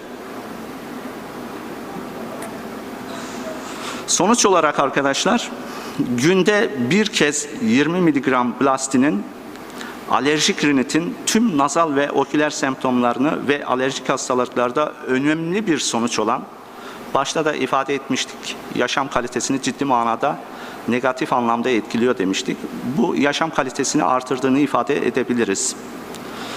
Bilastinin alerjik rinit tedavisinde kullanılan ilaçlar için mevcut ARIA kriterlerini de karşıladığı sonucuna meta-analizlerde rastlamaktayız. Ürtiker semptomlarında da bilastinin etkinliğinin günde bir kez 20 mg bilastin tedavisinin semptomların düzelmesinde ve kronik ürtikerde de yine yaşam kalitesinin artırılmasında önemli bir etkinliği olduğu sonucuna varılmıştır. Mevcut uluslararası rehberler bundan dolayı alerjik rinit ve ürtiker için ikinci nesil antihistaminiklerin kullanılmasını tavsiye etmekte arkadaşlar. Yaşam kalitesiyle ilgili veriyi az önce ifade etmiştim. Bu anlamda bu etken maddeye ait olan preparatı da sizlere hatırlatmak istiyorum. Bilaksen deride kızarıklık ve şişlik ve kaşıntı gibi belirtileri içeren, halk arasında da kurdeşen dediğimiz ürtikerin ve nedeni belli olmayan kronik ürtikerin tedavisinde buna ek olarak boğaz, burun ve gözlerde kaşıntı, hapşırma, gözlerde sulanma, burun tıkanıklığı veya burun akıntısı gibi belirtileri içeren mevsimlere bağlı alerjik nezlerin tedavisinde kullanılmaktadır. 20 mg'lık tabletleri olan bu preparatın etken maddesi az önce de ifade ettiğimiz bilastin. Histaminin yol açtığı az önce de bahsettiğim bu problemlerin, alerjik belirtilerin tedavisinde etkili bir antihistaminik ilaç. 12 yaş ve üstü çocuklarda ve yetişkinlerde günlük önerilen dozu günde bir defa bir tablet arkadaşlar. Yaşlı hastalarda da ciddi bir sistemik problemi yok ise önerilen doz aynı düzeyde. Hatta böbrek yetmezliği olan hastalarda dahi ek bir doz ayarlama durumunun gerekli olmadığı ifade edilmekte. Sonuç olarak arkadaşlar, alerjik problemler hastanın yaşam kalitesini etkileyen ciddi sorunlar. Dünyanın her yerinde, her ırkta oldukça fazla bir yüzdeyle karşımıza çıkıyor demiştik. Bu anlamda arkadaşlar dünya üzerinde de 1 milyara yakın insanın bu problemlerle maruziyeti durumunu da ifade ettikten sonra çözümsel anlamda iyi bir hasta-doktor iletişiminin takip sürecinde olması gerektiğini, yeni ilaç tedavilerinin şu anki tedavi seçeneklerinin semptomatik yaklaşımda fayda gösterdiğini ifade ederek bizim yine hasta endeksli tedavi yaklaşımlarını en akılcı şekilde uygulamamız gerektiğini ifade edebiliyoruz. Ben dinlediğiniz için çok teşekkür ediyorum. Katkı veya sorusu olan var ise dinleyebiliriz. Evet, çok teşekkürler Hakan Hocam.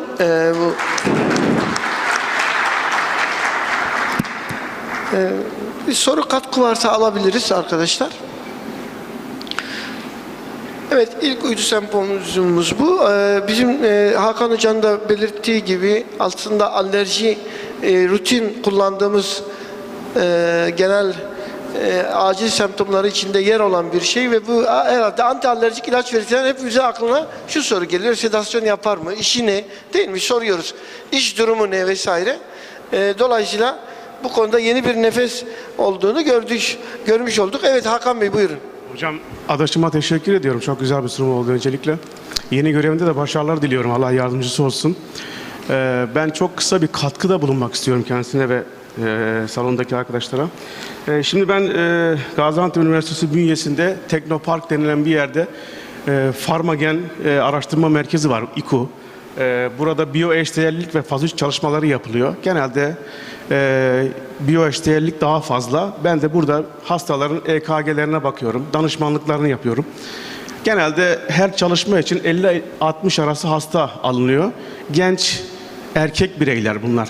Sağlıklı, tamamen sağlıklı.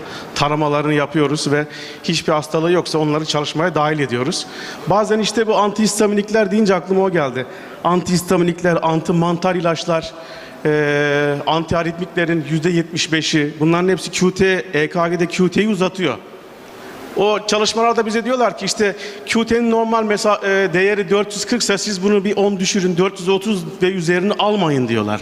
Çünkü vereceğimiz ilaç da QT seviyesini ve düzeyini uzattığı için sıkıntı olabilir diye. Ben 60'a yakın hastanın 2 tanesini, 3 tanesini eliyorum. Niye? Bunların QT'leri hep yüksek geliyor, uzun geliyor. İşte biz de bunları veriyoruz, körlemeye veriyoruz değil mi? Mesela EKG çekip antihistaminik veren var mı içimizde acaba? Veya antihistaminik vermeden önce EKG'sine bakan var mı? Sanmıyorum yani. O nedenle benim naçizane değerlendirmem şu yönde olacak. Özellikle bu QT, konjenital QT hastalıkları var. Onları hiç katmıyorum bile zaten hesaba. QT'yi uzatan ilaçları hastalara reçete ederken bir nebze bunları düşünmek gerekiyor. Belki de ailede hikayesi olanlarda erken ölümler sorgulanması gerekiyor. Çünkü artık öyle bir seviyeye geldik ki insanlar neresinden tutsa bizi şikayet etmeye çalışıyorlar. Yani bir ucunu tutuyorlar ve bizi şikayet ediyorlar ve muhteşem paralar kazanıyorlar. O nedenle bence bunlara dikkat etmek gerekiyor. Naçizane benim görüşüm bu yönde. Teşekkür ediyorum. Teşekkürler. Başka soru katkı var mı?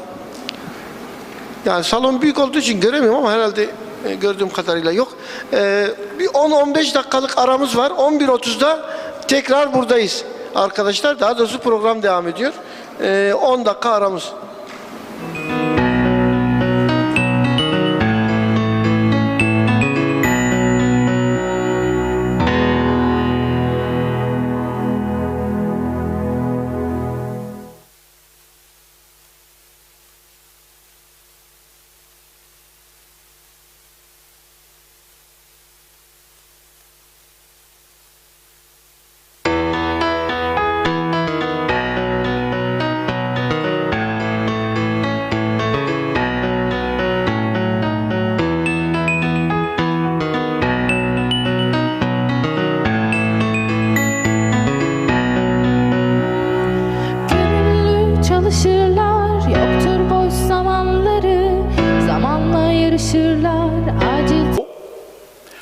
I was crossing the street in front of my house, and my assistant chief called me on my mobile phone. And I thought, why is she calling? For once I'm late, and she's on my back. So I was a bit irritated, and I picked up the phone quickly, and I said, okay. I said, what is it? And she said, are you coming in today? And that even irritated me. I said, what do you mean? Of course I'm coming in today. I come in every day. And I thought, just because I'm late, she's on my back. And she said, there's been an explosion at the airport. And because I was a bit irritated, I really answered back to her, there was no explosion at the airport. It was either a plane crash or bombing. And if it were a plane crash, it would have been said there was a plane crash. I'll be right in. So I started walking a bit faster, and then I started running, actually, because I thought, oh my God, what's going on? I arrived in the department. We started scaling up, and I could see the fear in the eyes of my colleagues. And I thought, I must be the example of calm here. And at the same time, I thought, this is a new department. We're just getting used to moving patients from here to there, and now this happens. How many patients would there be? How severe would they be? How long will this last? Do we have enough staff? And were we really prepared? Sure, we did tests and all this, but were we really prepared? This is the real test. And I didn't have too much time to think of that either, because at about 9:15, on the television in one of the patient rooms in my department, smoke was coming out of 2 metro stations in Brussels. And that was the moment where I was terrified. I thought to myself, my world is being attacked. My city is being attacked. My home. But I knew at the same time, I really had to be the stay for my team. So I just put myself into a sort of organizational mode, focused only on practical aspects of what had to be done, and we began receiving patients. Well, I was quite proud of my team, actually, because they were working on very difficult situations. But I saw the fear and I saw the stress. And, you know, one of the policemen they were going from emergency department to emergency department, one of the policemen came in, who I know quite well, and said to me, "Hey, it's really calm in your department." And I could tell I was stressed, because normally I'm not very sharp with the police officers. And I said to him, I said, "Well, what do you think?" I said, "We don't have time to be running around screaming." Because he had said to me, in the other departments where he had visited, people were yelling, people were running around, and he said, "In your department, it's so calm." Now, we received the largest number of patients from the metro station, so that does not mean that we had 2 patients in the hospital, in my department. And it was at that time where I thought, we're calm, however, we're accumulating stress. And this is just not going to go away. So I thought, what can I do? It's not with a cup of coffee, even though this one looks not so bad, that we could just sit down, grab a cup, talk a bit, and go home. It would have to take something a bit more, something organized, something structured. More or less what I imagine a board meeting to be, with the CEO and all the different operating chiefs. And I thought, I have to do it? I'm the chief. At the same time, I'm no CEO. I'd never had to address this sort of significant event before. And so the first thing that came to my mind was that horrible word that evokes a lot, debrief. And so I said, yeah, it has to be done. Because why do we debrief? To avoid errors and to maintain wellness amongst our team. So I thought, where to go from here? Well, I may surprise you with this next slide, because I used, if you want, and again, this is very important, I'm explaining to you my experience. I am not giving a recommendation. This is not evidence-based. It is a, if you want, a case study. And what I used as a basis, well, I can't, well, what I used is the critical incident stressing debriefing, okay? Why? Because it was structured. And I thought this will be helpful for me. I contacted the Department of Psychiatry, talked with the psychologists, and said, hey, look, I've never done this sort of debrief. This is what I'm thinking. What do you think? We discussed it, and we came about with a compromise. The CISD, of course, for those who read medical literature, especially on debriefing, they know that my neighbors in Amsterdam, they published a meta-analysis saying that CIDS or no CIDS makes no difference to the patients, or the victims, I should say, to the victims. So I took the chance anyways, because of course there are many, the SMD, there are plenty of debriefing methods used for rescue workers, used for victims, used for adverse effects. Let's be honest, when one debriefs for the team. When you have an adverse effect in your department, someone gives the wrong medication to a patient, you discuss it afterward. The patient has already received the medication. They are the victims. If the patient has complications, it's the family also that is the victim. However, there are secondary victims, and the secondary victims are the healthcare givers. So, what I decided was we're going to use this, but modified. Now, there were 7 steps. I did not use all 7 steps because I adapted it to this situation. Assessing the individual impact, that's sort of easy if you want. I know my team. I was there when the patients were coming in. I saw how people were reacting. I could imagine who needed a bit more care, a bit more attention, and who didn't. The second topic I really didn't use, identifying surrounding sources, that's sort of safety and security and all that sort of thing. It's not the context here. As I said, I adapted this CISD. Diffusing, I thought this was the most important aspect, because here people had to express themselves, and at the same time the discussion could go anywhere.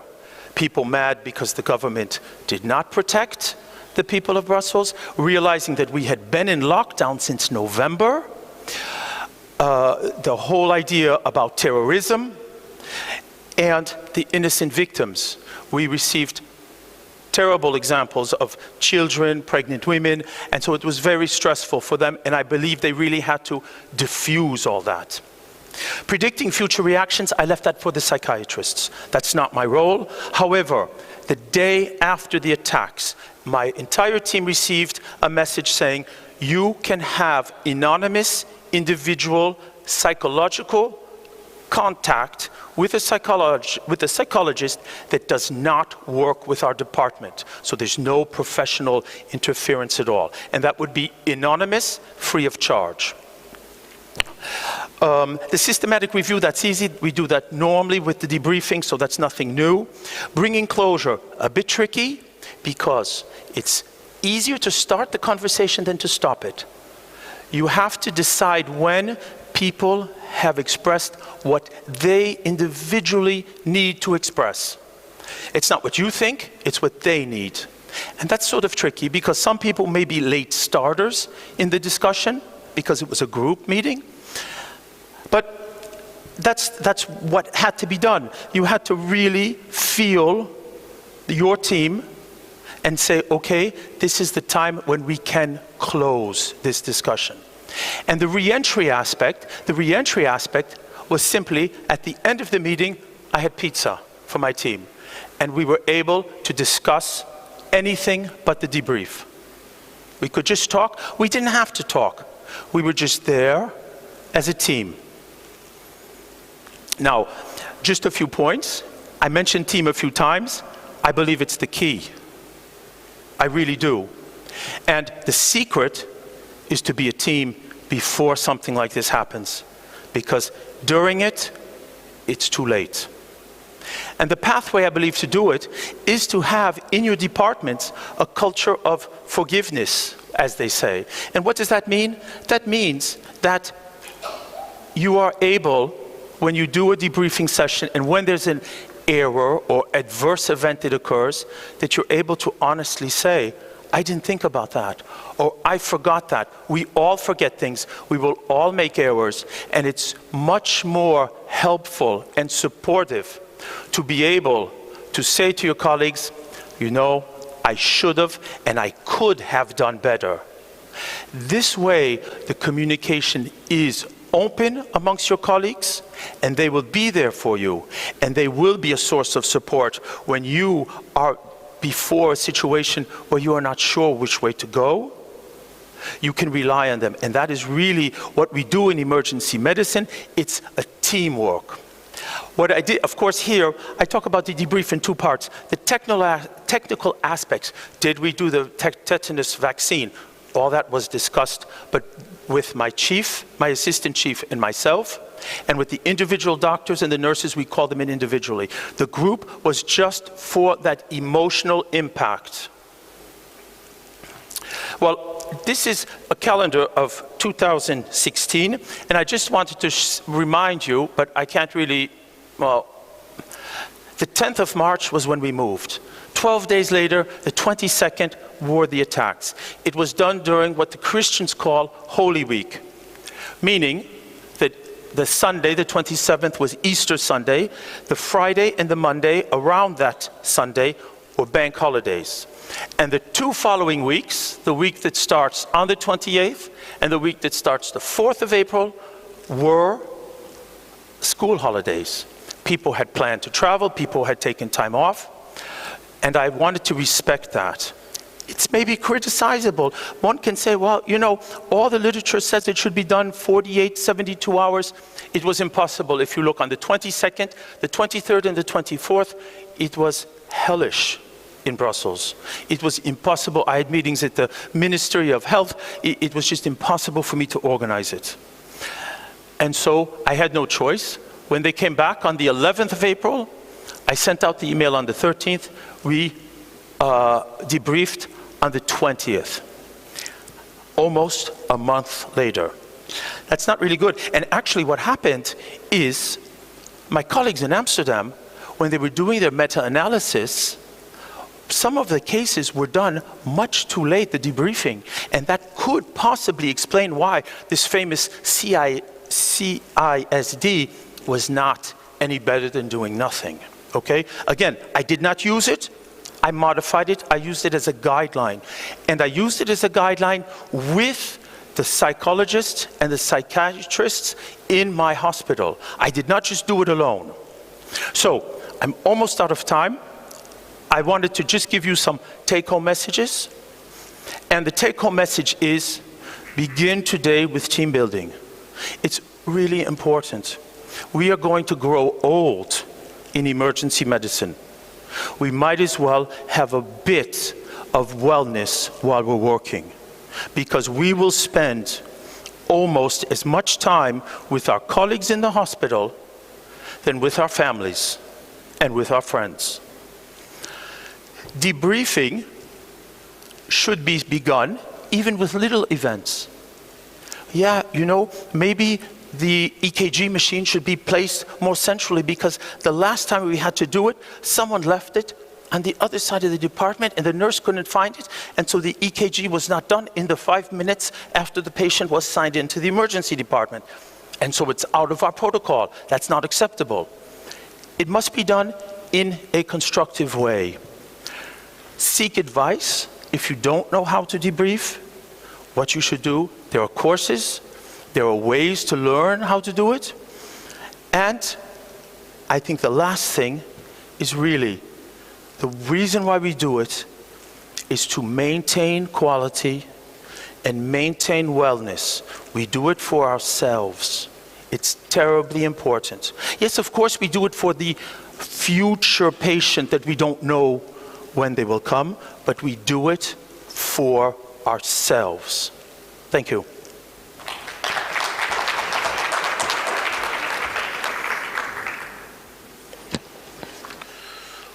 Thank you very much, Dr. Leach. Excuse me, I just forgot one thing. Oh, it's too late. Okay, thank you for attention. I won't dare try to pronounce this. And I just wanted to have a quick reminder. There is going to be an emergency and disaster congress again in Turkey, in Istanbul, in June. It's done with IMAT, and USAM, and a lot of the Balkan states. And I hope to see you in Prague. Now I'm finished. Okay, well, thank you very much. We do have a minute or two for questions. Do we have any questions for Dr. Leach about this important topic?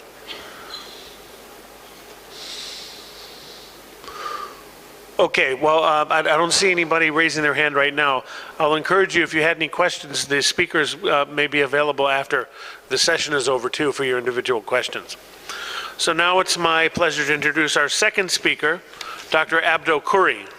Dr. Khoury is a member of the Department of Emergency Medicine and Critical Care at the University of France. He's a vice president of the International Pan-Arab Critical Care Medicine Society. He's a member of the research committee at the French Society for Emergency Medicine, and also the industry liaison officer at the European Society for Emergency Medicine, and is very active politically in the European Society of Emergency Medicine and in a lot of places in the MENA region. Dr. Khoury's talk this morning is entitled Difficulties in the Field Hospital. So it's my pleasure to introduce Dr. Khoury. Thank you, Mr. Chairman, for this extensive presentation. Thanks a lot. I'm really happy to be here. I'm really privileged to be here. I want to thank the Professor Bashar Khan Chander for this invitation. I've been here for the past, I think, 5, 6, 7 years, I don't know. I feel like I've been here eternally. And I'll try to speak in this disaster session about difficulties in the field hospital. So for those who don't know me, I'm going from Besançon, from the eastern part of France, very nice city. I invite you all to my city. This is our trauma center, level 1, 2 helicopters, EMS, dispatch center. We do lots of retrieval. For this talk, I don't have any conflict of interest in any kind of disaster. neither with Mr. Kalashnikov, but lots of acknowledgement for people I work with from different countries, from Turkey, from Belgium, from France, and everywhere. And especially with Maud Michalou from the Summit of Paris, because we work extensively in training in disaster medicine, in training also in dispatch and disaster on the field. As you all know, disaster was defined by the United Nations by a serious disruption of the functioning of the community or a society, and then the impact of this will exceed the ability of the affected community to cope with this disaster and to cope with this own resources. You know the cycle of disasters, and when the sudden onset of disaster occur, it happens with little warning, and it means that you don't have enough time to get prepared. So it's going to arrive at one night, in one morning, and if you're not prepared for that, you're going to be really, really late on the response. This is how usually it happens before and after. This is a picture from the tsunami, and I think you all remember these pictures. It was before and it was after, with nothing remaining. But it's the same when you have an earthquake, when you have a typhoon, when you have war in Syria or others, when you have flooding. This is what happens. You don't even have hospitals. And the massive number of casualties and the ability of your healthcare system to cope with this will be completely reduced or completely maybe unrealistic and unreal. So it's completely compromised. And this is why when we operate in these kind of situations, we operate derived from the military. We learned a lot from the military, and we started to use field hospitals from the military and from the military doctrine and to cope with these situations. And this is how it looks like a military field hospital. It's NATO standards. This is a French one, but these are NATO standards. But these NATO standards and these army standards are not really applicable for civilian disasters. And some years ago, in 2003, in San Salvador, there were a big gathering for United Nations, for WHO, and they started to define and try to define the field hospitals and what are the requirements for the field hospitals and what are these field hospitals and how can we implement them and how can we deploy them in disaster countries. So there are lots of roles of these field hospitals, but at least they should provide early emergency medical treatment and also provide follow-up, and sometimes act as temporary facilities or substitute completely damaged healthcare system. So it's quite a huge configuration. Although it was written in like 30 pages at that time, it's come kind of a huge configuration and a huge requirement. But the problem is that one day came Haiti. And I think that all of you remember Haiti and remember the extensive damage that Haiti have had, and still these consequences are up to today, 10 years later, we still are coping with these consequences of Haiti, in terms of destruction, in terms of lots of UN and lots of international help and aid. Everyone wanted to go to Haiti, everyone wanted to be on the picture, everyone wanted to be represented, and from everywhere we came to Haiti. 44 foreign field hospitals, more than 18 countries represented. And you see some from Turkey, from France, from Israel, from everywhere. And everyone wanted to be there. And in my opinion, in the opinion of lots of others, it was a complete mess. We really messed up in Haiti. And I think this is why some years later, in 2013, we've gathered the United Nations, and they once again have tried to work on these procedures and work on the deployment of emergency medical teams and foreign medical teams and emergency field hospitals to just try to regulate all this and not have the same picture that we have in Haiti. And Dr. Gianni, who is our next speaker, was extensively involved in this writing of these protocols. So this is how it looks like. It's derived once again from the military, but once again it's applicable much more for civilian. And you see that you have 3 roles or 3 different organizations or 3 different involvement. The first one, to be able to give triage, outpatient care, emergency medical care. Then if you are more important, you can also bring inpatient surgical care. And if you are much more important, you can bring also inpatient care and much longer term patient care and field hospital. And also they specified for some more roles some specialized team in burns, in pediatrics, in the dialysis for crash syndromes, and all this. So you see, once again, derived from the military field, but we just applied them for civilians, and we just configured this for civilians. So we trained, and we in France have also our response team, rapid response team, and to go and be deployed within hours outside France also. And we train a lot. We train in establishing our tents. We train in doing our field hospital.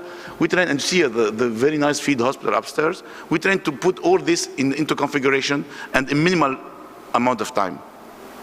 But unfortunately, it's not always what we expect when you arrive on the scene. We have lots of difficulties, and I won't talk about all difficulties that we can encounter. I'm going to talk about some which are important in my point of view. First of all, the configuration of the field. When you arrive somewhere, it's not that nice that we saw when we are training. Sometimes it looks like this. And this is field hospital from the Red Cross in Bangladesh. So you see, all are dispatched in the forest. All X-ray is far from triage far from OR. So it's not the way we trained for that. So it's something challenging for us, and you have to cope with this, and you have to adapt to this. Second difficulty, the security. And I think the security is much more important than other things. You are in conflict zones, you are in war, you have floodings, you have lots of things, and you have also riots, and people want all of them come and gather and have the medical equipment and medical health care and the medical aid. So they are all can be of threat for you, and so you have to discuss your own security, and something important. But also evacuation. When you evacuate your wounded or your people, how can you evacuate when the weather is bad? When you don't have place to land your helicopters? When you have lots of crowd that you cannot come and deliver proper aid? So these are things are challenging, and the evacuation should be considered and took in place. Otherwise, it can be very, very tough for you to do your mission completely. And when you evacuate, where do you want to evacuate? Is it close? Is it long?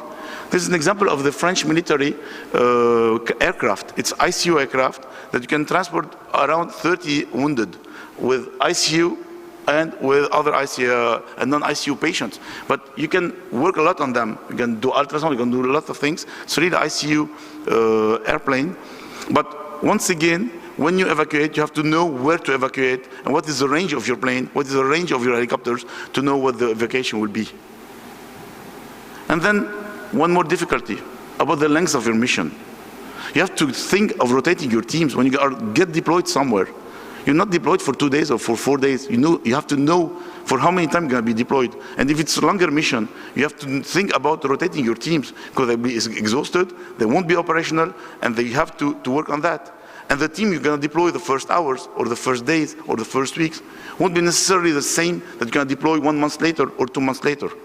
Not the same. So once again, you have to cope with this beforehand, and you have to think of this beforehand. You have to think about your supplies. How do you have supplies to your field hospital?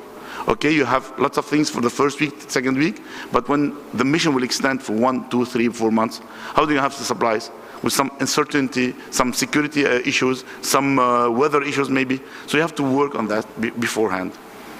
And as I told you have to adapt your mission, because at the first days, you are doing the emergency care, but afterwards you are doing the rehabilitation and you are doing regular health issues. And then you can cope with normal diseases, chronic diseases, and shortage of medication, shortage of supplies, and all that stuff that you have to supply for the population. So it's something quite tricky, and you have to work on that. And especially you have to have in your teams different profiles. Not only emergency physicians and surgeons and critical care physicians or anesthesiologists. You should have also internal medicine, pediatricians. This is because it's going to start longer, it's going to stay longer. So we train, and we were deployed all over the world almost, different configurations with field hospitals, without field hospitals. And we're working on differentiating the crisis typology. As you know, you have short crisis and long crisis, and you have to adapt on this. Every one of this is not the same. Objective global assessment.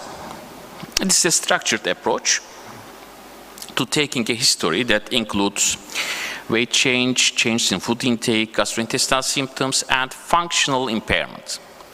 And is combined with a physical examination looking for evidence of the loss of subcutaneous fat, especially at the chest and triceps, muscle wasting, especially at temporal region, deltoids and gluteals, and also an examination for edema and acids.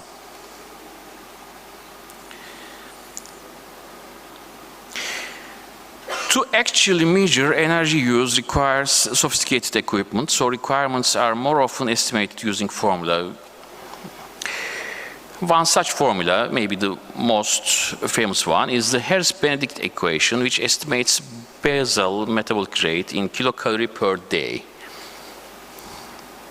The equation will usually give a result of around 25 kilocalorie per day, 25 kilogram per day, and the equation estimates basal metabolic rate in afebrile healthy individuals and will therefore need to be modified according to the situation to calculate resting energy expenditure. And when prescribing enteral or parenteral nutrition, the appropriate body weight from which to calculate caloric and protein intake, which is called the dosing weight, must first be determined. Guidelines indicate that protein requirements increase as illness becomes more severe.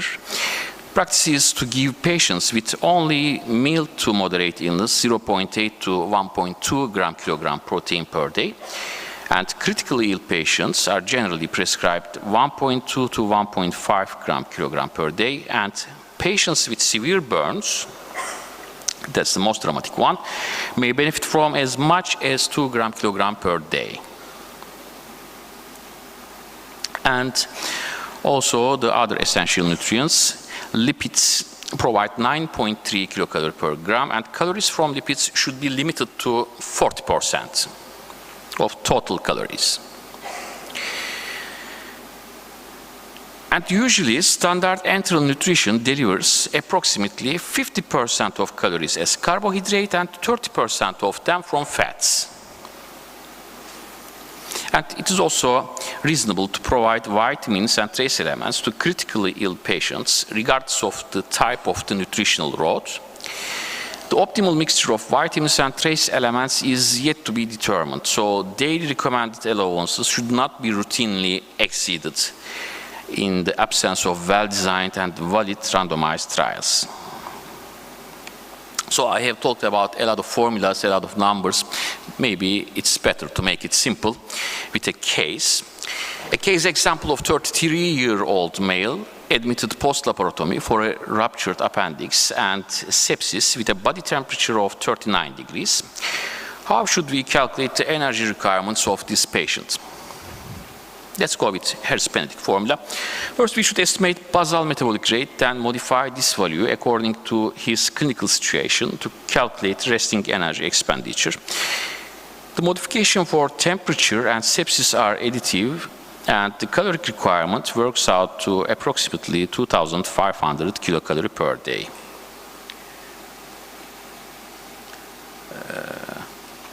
As you see, the basal metabolic rate we find with Harris-Benedict formula is nearly 1,800 kilocalories per day, and we have to add 20% for temperature, 9% for sepsis, and 6% for surgery.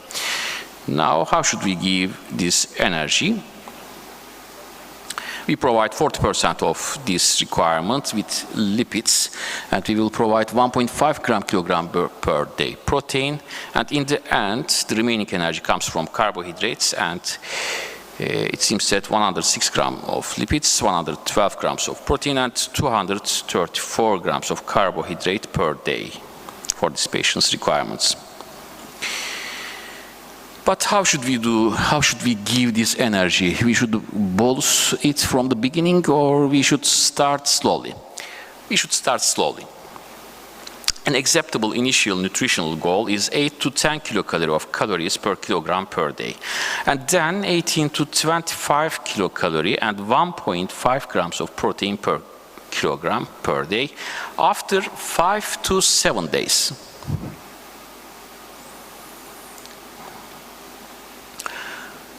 How should we administer it? Nutritional support can be given through oral, enteral, or parenteral routes.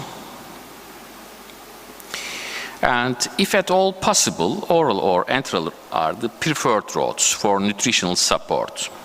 They are far cheaper, more physiological, reduce the risk of peptic ulceration, minimize mucosal atrophy, since food in the gut lumen is a potent stimulus for mucosal cell growth and may reduce translocation of bacteria from the intestinal lumen. And the nasogastric tubes is the most common method in ICUs, but it also has some disadvantages, like it can cause malposition, difficulty swallowing or coughing, discomfort, sinusitis, and nasal tissue erosion, but it is still the most common method for nutritional support. Also, oral tubes, enterostomy, and post-pyloric feeding are the other enteral nutritional methods. Parenteral nutrition is most often given via a central vein, as the solutions are usually hypertonic. Preparations for peripheral use are available, however, they have to be isotonic, which means that very large volumes would have to be given to provide adequate nutritional support, and this severely limits their usefulness. And for a successful enteral nutrition, there is much discussion about that, but there are some simple guidelines, some simple points. For example, the first one is, let's confirm the tube position. Because otherwise, the most common complication of enteral nutrition we will face aspiration. So it should be better to confirm the tube's position both clinically and radiographically if it is possible. And also there should always be a high index of suspicion that the tube may have become dislodged, which is an easy thing, and the patient should be set up to an angle of at least 30 degrees to minimize the risk of reflux and subsequent aspiration of gastric contents. This can still occur around a cuffed tracheal tube. And maybe the most important part of my presentation is early feeding. Early feeding has been shown to reduce septic complications, length of hospital stay, and readmission rates in patients after both upper and lower gastrointestinal surgery. And that's true for also the medical patients. Enteral feeding does not appear to increase and may in fact decrease the incidence of anastomotic breakdown.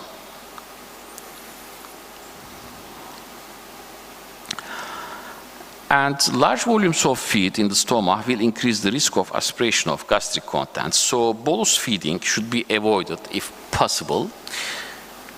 Also, if the patient is not tolerating enteral feed, then prokinetic agents, such as IV metoclopramide, should be given. Guidelines discourage early enteral nutrition in critically ill patients who are both hemodynamically unstable and have not had their intravascular volume fully resuscitated, since such patients may be predisposed to bowel ischemia. Hemodynamic instability by itself, unless severe, is not a contraindication for enteral nutrition if there is evidence for adequate volume resuscitation and tissue perfusion. Other contraindications to enteral nutrition include bowel obstruction, severe and protracted ileus, major upper gastrointestinal bleeding, intractable vomiting or diarrhea, severe hemodynamic instability, gastrointestinal ischemia, and a high output fistula. But despite these complications, still the most important route, the preferred route, is enteral route. And the best time is in the first 24 or 48 hours. And for parenteral nutrition, it may be given via peripheral vein if it is significantly more dilute, so-called peripheral parenteral nutrition. Because of the lack of benefit from short-term parenteral nutrition, peripheral parenteral nutrition is rarely indicated. In general, for short-term administration of total parenteral nutrition, peripherally inserted central catheter is the preferred route. Alternatively, but not preferable, total parenteral nutrition may be administered through a subclavian internal jugular or femoral central venous catheter if total parenteral nutrition is only needed for very short periods, like a few days. or if a peripherally inserted central catheter is not feasible or reasonable.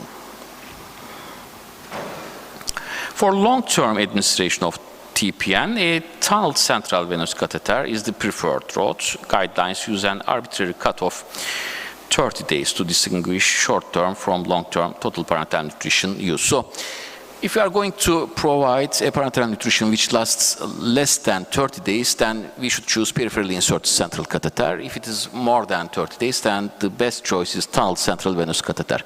We very rarely use peripheral veins, and if the peripherally inserted central catheter is not feasible or not reasonable, then we may use subclavian internal jugular or femoral central venous catheters, but that's not the best choice, especially for the femoral central venous catheter. We face a huge risk of infection. And contraindications to parenteral nutrition includes hyperosmolality, severe hyperglycemia, severe electrolyte abnormalities, volume overload, inadequate IV access, and inadequate attempts to feed enterally. Relative contraindications to parenteral nutrition are not well defined. However, parenteral nutrition is often avoided in sepsis, systemic inflammatory response syndrome, gastrointestinal bleeding, short-term mechanical ventilation, and conditions expected to reverse quickly that temporarily preclude enteral feeding. And usually we do not suggest to start parenteral nutrition for the first 5 to 7 days, unless the patient is severely malnourished and it is impossible to use the enteral nutrition. When it comes to complications, maybe the most problematic complication is refeeding syndrome. Patients who are severely malnourished or have undergone a significant period of starvation are at risk of refeeding syndrome during the first few days of nutritional support, regardless of the route. The clinical features include weakness, respiratory failure, cardiac failure, arrhythmias, seizure, and death. Starvation causes a loss of intracellular electrolytes secondary to leakage and reduced transmembrane pumping, and intracellular stores can become severely depleted even though serum levels may be normal.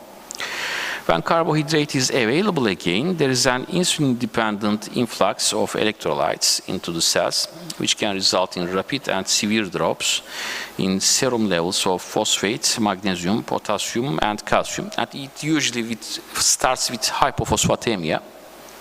So, based on this pathophysiology, it's better maybe to start slowly. But how? To the feeding.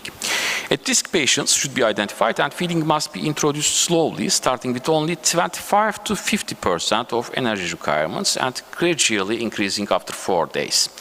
Electrolytes should be generously supplemented at the same time as starting feeding and should be closely monitored. Thiamine and other vitamin Bs should also be given IV before starting feeding and then daily for at least 3 days.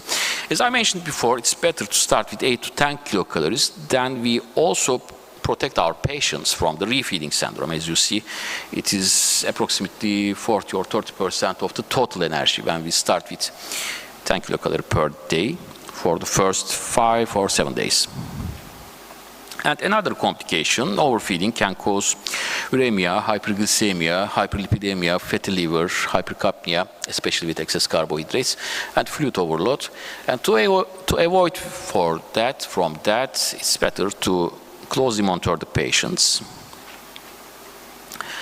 Another important complication, hyperglycemia, is shown that critically ill medical and surgical patients who are hyperglycemic have a higher mortality rate than patients who are normoglycemic. And hyperglycemia can be related to overfeeding, but it is often not. It is not a rare thing that critically ill patients become insulin resistant as part of the stress response. And it is an acceptable approach to have a blood glucose target of 140 to 180 milligram per deciliter in most critically ill adult patients. And there are some other suggestions like targeting 80 to 110 milligram per deciliter, but it is shown that when we target this, we have hypoglycemic attacks, and it is proven that are related to higher mortality rates. And when we choose a more liberate target like 180 to 200, it is also shown with poor prognosis. So it's a simple and a good approach to aiming the 140 to 180 milligram per deciliter. And the most common risk with enteral feeding is aspiration of feeding causing pneumonia. The implementation of a combination of measures as well as a nurse education program and good oral hygiene has been shown to decrease the risk of ventilator-associated pneumonia. Diarrhea can also be a problem, but is not an indication to stop feeds. Other causes of diarrhea need to be excluded, but if enteral feeds are the cause, then a feed with more fiber can be tried. The more common adverse metabolic consequences of enteral nutrition include hyperglycemia, micronutrient deficiencies, and refeeding syndrome, which we mentioned earlier. And the most common mechanical complication of enteral nutrition is constipation. Development of a fiber bezoar is a rare complication that can occur among patients receiving enteral feedings with fiber. And fiber bezoars may be more prevalent when peristalsis is impaired, such as in patients on pressors. So fiber should be used in such patients with caution. Either constipation or a fiber bezoar can cause impaction, bowel distension, perforation, and death if not treated early, although these sequelae are very rare. And insertion of a nasogastric or nasoenteric tube can also cause mechanical complications such as insertion into the lung. And the specific complications of parenteral nutrition, the insertion and presence of a central venous catheter has inherent risks, including pneumothorax, hemothorax, arterial or nerve damage, infection, central vein thrombosis, and erosion through the wall of the vein or right atrium. And it's thought that some of the increased risk of sepsis seen in patients receiving parenteral nutrition has actually been the result of overfeeding and uncontrolled hyperglycemia rather than due to parenteral nutrition itself. And nevertheless, infection is a serious risk, and the bags must be sterile and discarded within 24 hours of starting. And sterile precautions must be used when changing bags, and the lumen of the central venous line must not be used to take blood or give drugs or fluids. We should only use the parenteral nutrition rod for giving the nutritional support. And parenteral nutrition also predisposes to hepatobiliary disease, including fatty liver, cholestasis, and acalculous cholestasis, electrolyte imbalances, and micronutrient deficiencies. Thank you for listening. Thank you, Professor Yit. Are there any questions?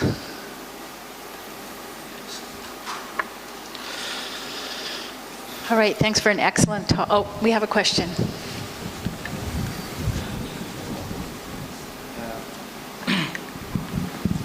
Firstly, thank you very much for your excellent presentation. There is our intensive care unit in university. Sometimes we ask some questions to our.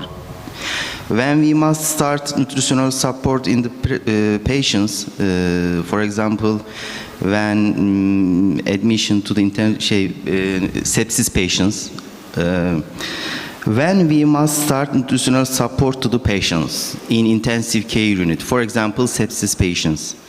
When admission to the intensive care unit, or maybe the other time failure of the feeding parameters or failure of the laboratory test, what time?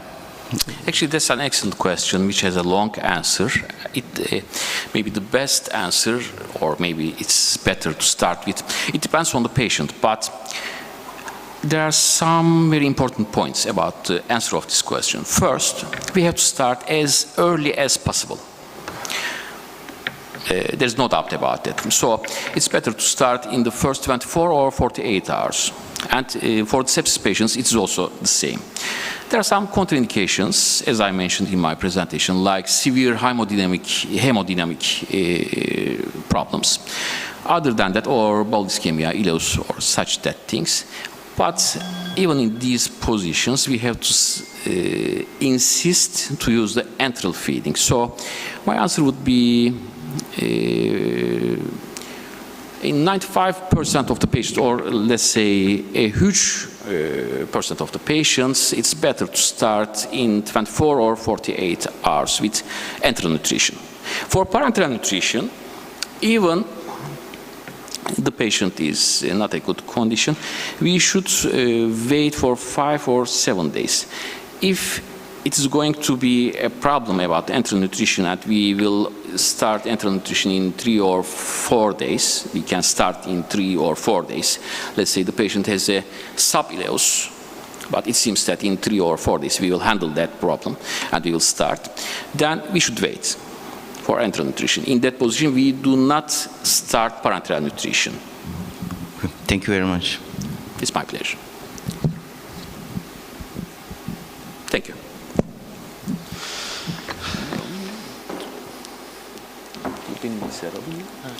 Dear participant, now the second speaker, in my opinion, he is pioneers of emergency medicine and international advocate of EM and past president of USM. I invite Abdullah Bello. Your topic, patient safety reporting system in the emergency. Stage is yours. Thank you very much, Chairman, and I'm happy to be here. First, I would like to thank again Bashar Kandar and Beset all and all the team, because it's a teamwork for this fantastic Congress. The first slide, can you, the only thing is important in the slide is my email. Please take my email. We are a project for the next Congresses to implement a global international course in quality and safety. And I do believe that this topic is one of the most important in medicine, and particularly in emergency medicine. I'm a basic researcher. I'm doing research in rat and mouse. This is my patient. And my second patient is quality and safety. I have two dreams.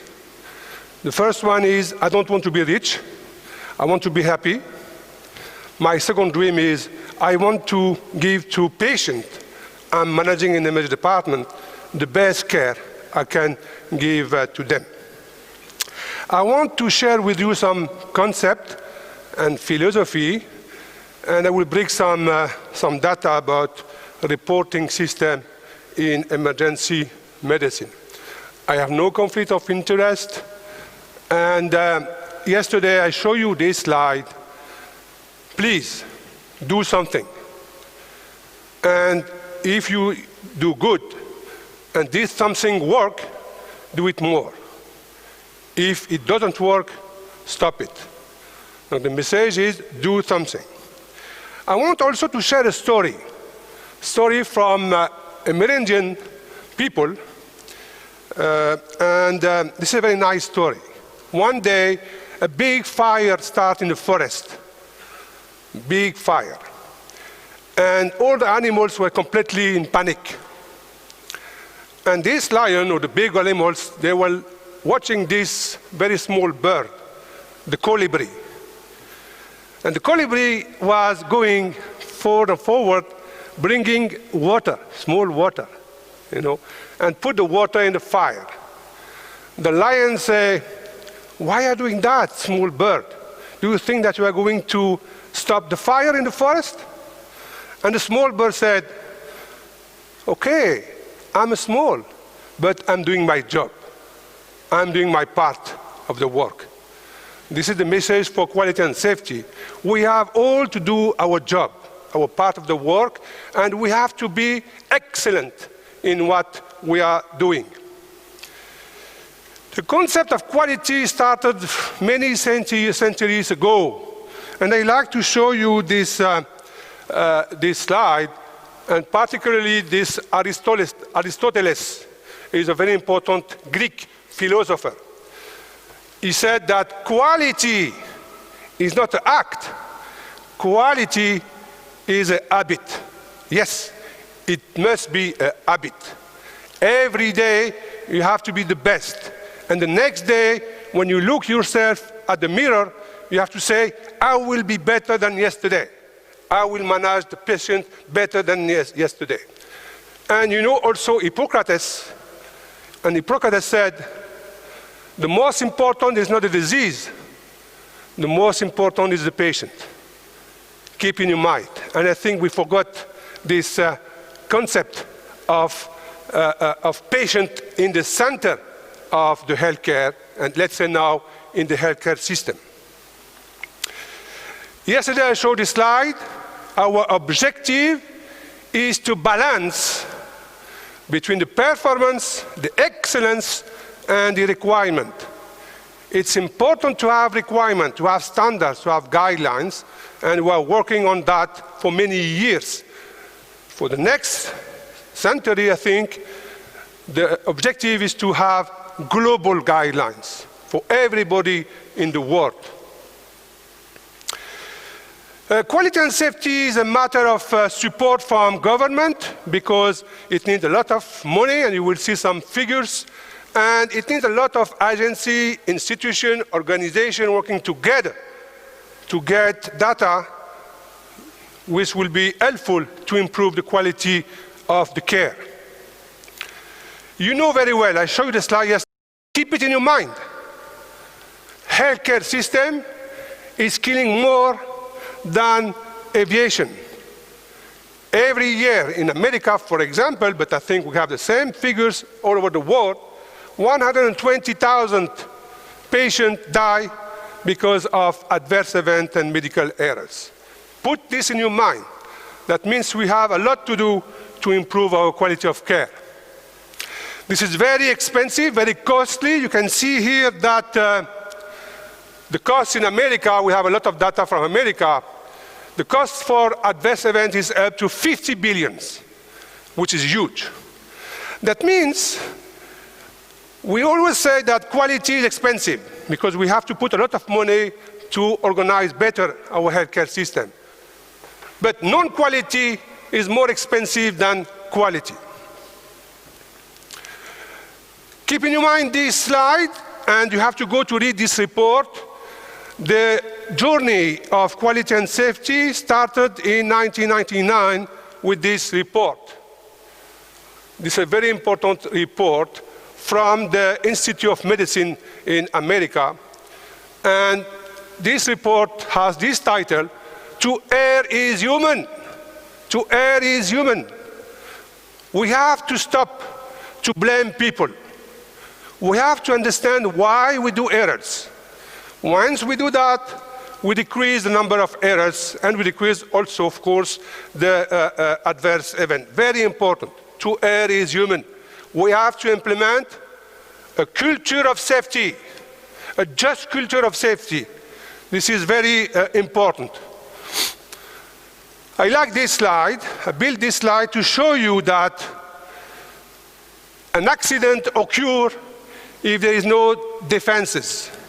Okay? There are a lot of errors, we don't see them. We don't see them. We call them latent errors. And we have to find these latent errors. This is very important if we want to prevent the accident. And you can see here that the healthcare is a complex. It's a huge complexity. Why? Because we are dealing with human. It's not a car, it's not a plane. We are dealing with human. And you know that humans are complex.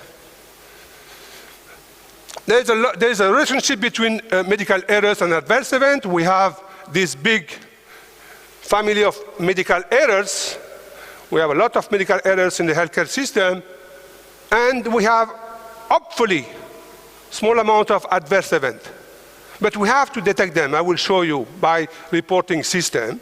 And among these adverse events, we have to abolish the preventable adverse event.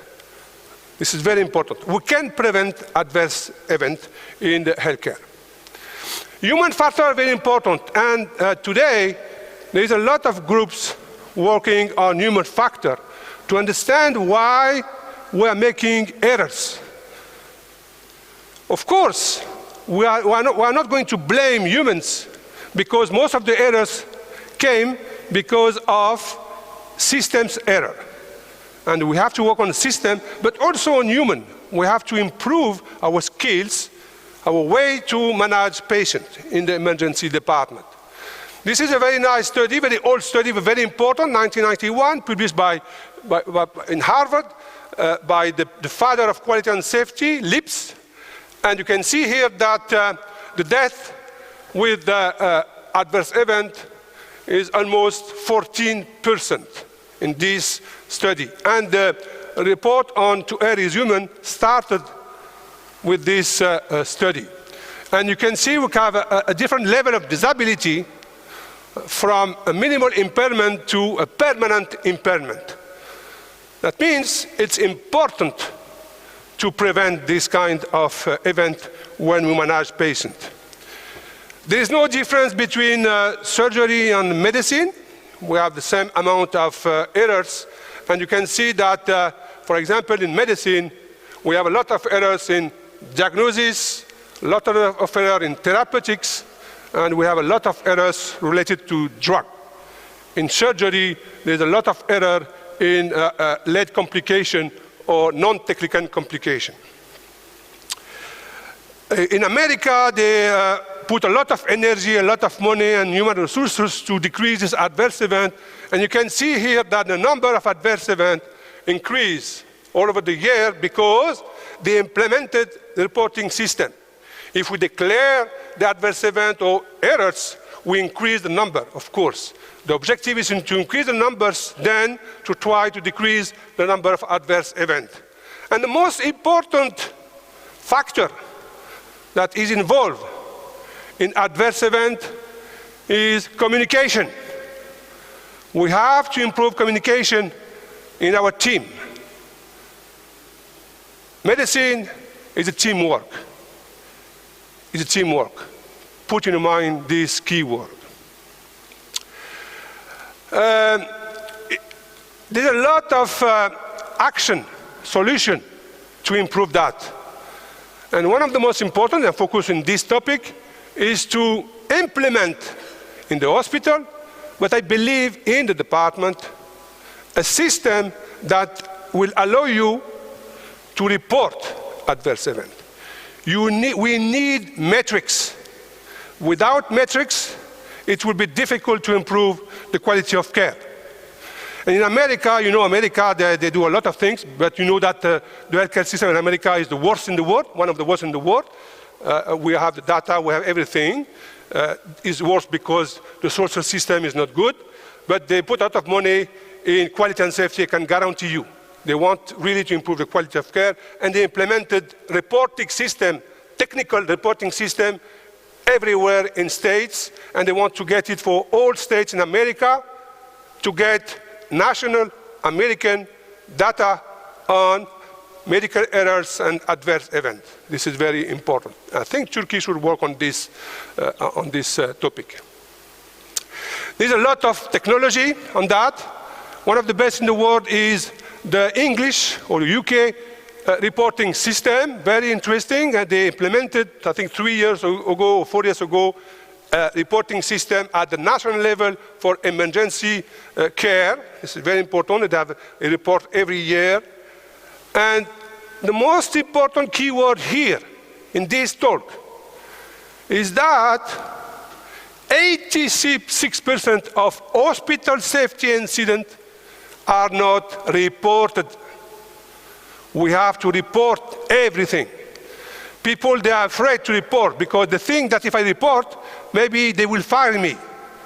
Because the culture of blame is still in the healthcare system. We have to abolish the culture of blaming the people. And the objective with this reporting system is to be in the green part here, okay? And to improve the quality of care by using these metrics. In the hospital where I was in Boston, 5 years ago, they were very bad. They were in a red line. They implemented quality and safety in all departments in the hospital. And now they are in the top. They are in the top now. They decrease medical errors. They decrease adverse event. That means it's possible. If there is a policy in the hospital, in each department, we can have this kind of achievement. But this is a very hard job. We have to do a continuous job. In the image department, you can read some papers, and this one is very good because this one is a systematic review, and you will see that the reporting of patient safety incident is from 0.36 to 6%. Not too much. I suspect that we are under-reporting adverse event and medical error, and 36% to 70% of these adverse events are preventable. And you know why? As I said yesterday, emergency medicine is a very special specialty. It's a unique specialty. In a short time, we manage patients, and we have to do the best for those patients. Organization is important. This is one of the examples in this hospital in Boston. It's a teamwork.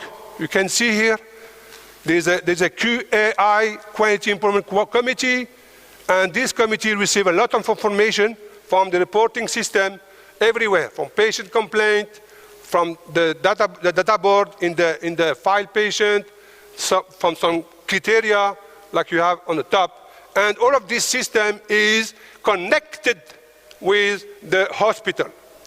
They work together, administration, doctors, nurses, all professionals, to improve the quality of care. Here is the system. They have electronic system. This is very important. And with this system, you can flag. You click here.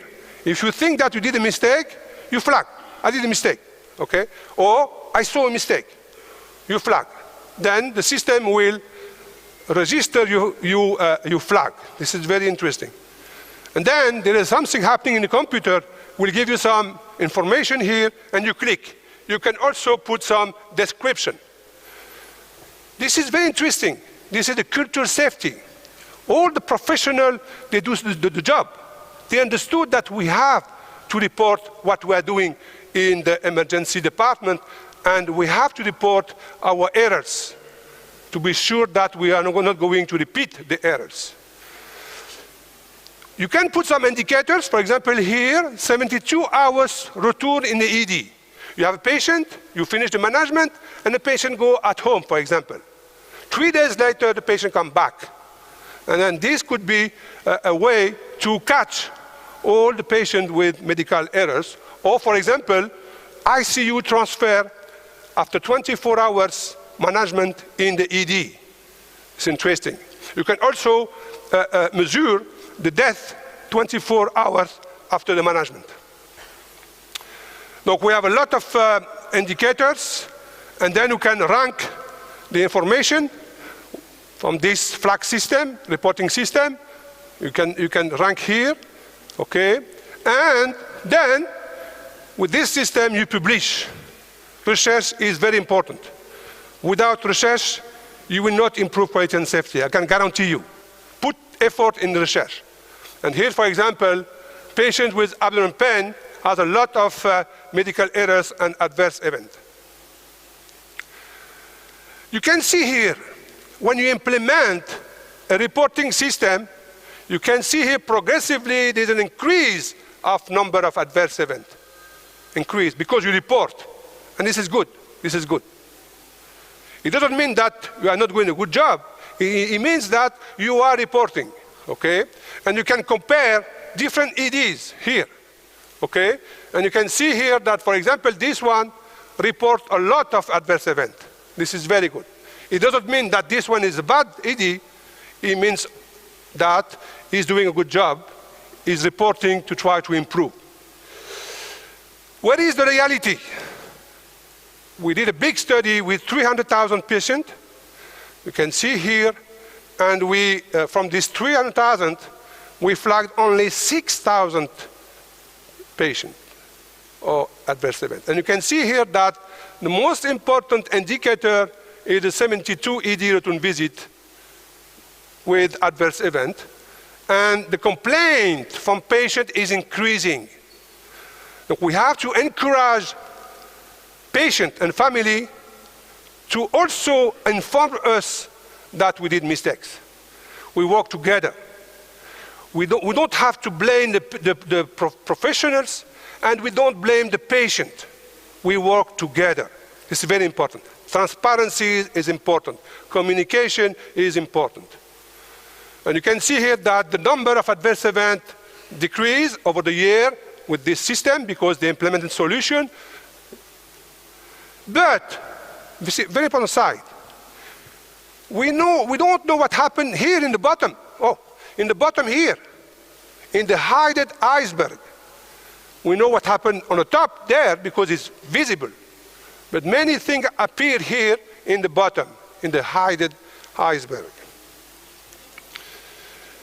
Evidence, we need evidence, we need research again, and again. We need to design, and we need to implement. And we are not very good in implementing what we've got from the research. Why? We need a continuous quality improvement. This is very important. Act, plan, do, check. This is the doing, the will, doing will. This is very important. You have to keep it in your mind. We have to be the best every day. We have to monitor also. And we have to use more and more. Yeah, more and more technology. More and more technology. But human is important. Without human, technology is nothing. And teamwork. Work together. We work together. And we have to work together, but in a right way. In the right way. Together in the same way. For me, this is personal. And I will be provocative. One of the problems we're facing in the healthcare system, we're increasing the administrators, a lot of CEOs, a lot of CIOs, CTO, a lot of people in the top, in the office, staying in the office, and we have a few doctors on the bottom and nurses. We have to increase this number over the number of administrators. I'm not saying that administrators are not good, but we need to have those people more, the doctors more and the nurse more. Last slide, last slide. If you want to go far, please go together. You have to be strong. And I like this animal. You know this animal. You cannot drink for maybe 1 month or 2 months. And you have to be a very strong emergency physician. Don't be afraid. Don't be afraid. You need a vision. Important. You have to look on the top. A vision to be excellent. We need spirituality. We need spirituality. Teamwork. We are not robots. We are human. It's very important. Thank you very much. Thanks for your valuable presentation. Dear participant, is there any question or contribution? Okay. Mr. Ram, please. Thank you very much, Dr. Bellew, for your nice talk. As we know, the one most important exhibition for a good quality is the supply and the request. The request that the patient are asking for us and the supply we have to present to them.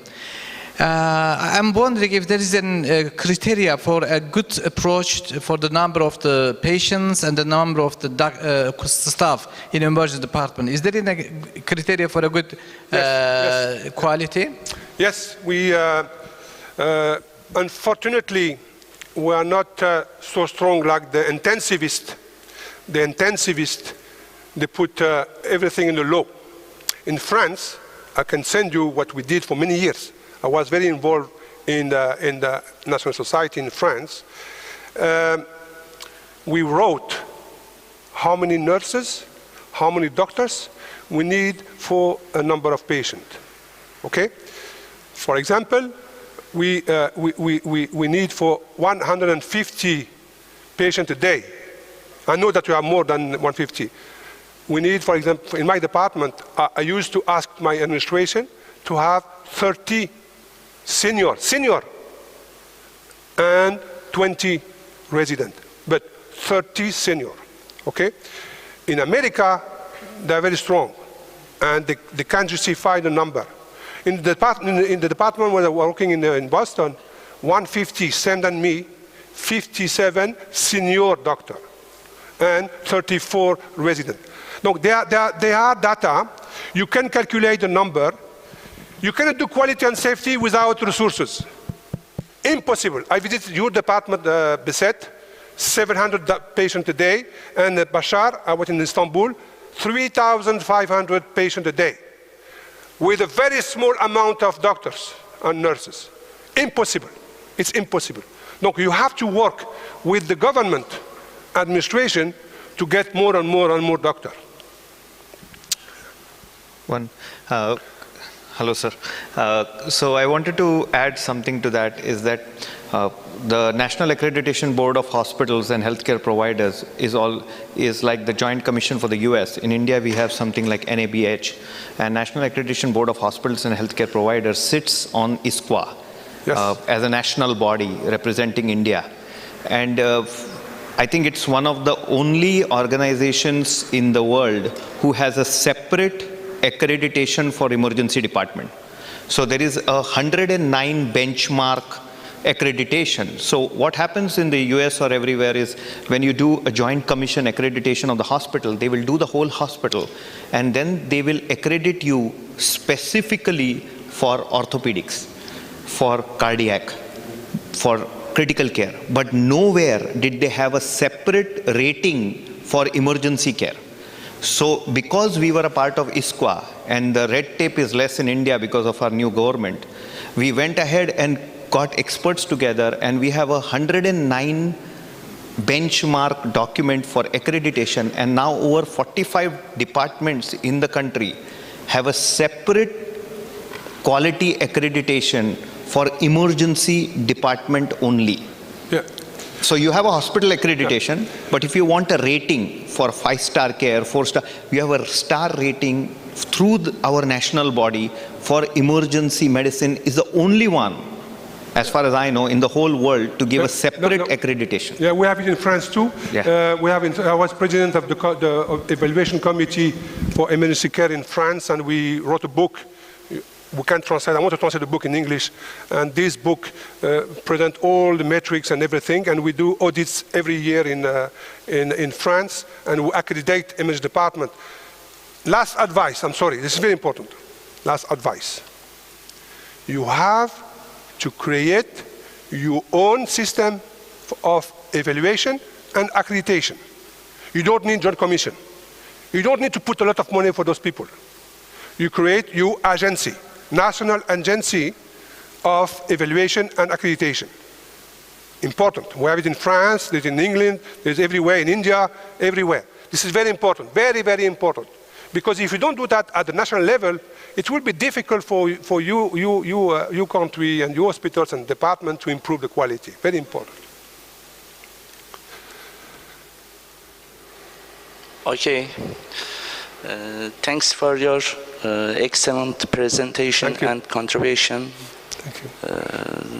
Unfortunately, time is not enough. Okay. So I'd like to introduce our next speaker, who's Dr. Ayman El-Manyar, who's the Director of Clinical Research in Trauma and Vascular Surgery at the Weill Cornell Medicine Hospital in Qatar. And he's going to be speaking on where are we in the management of ARDS.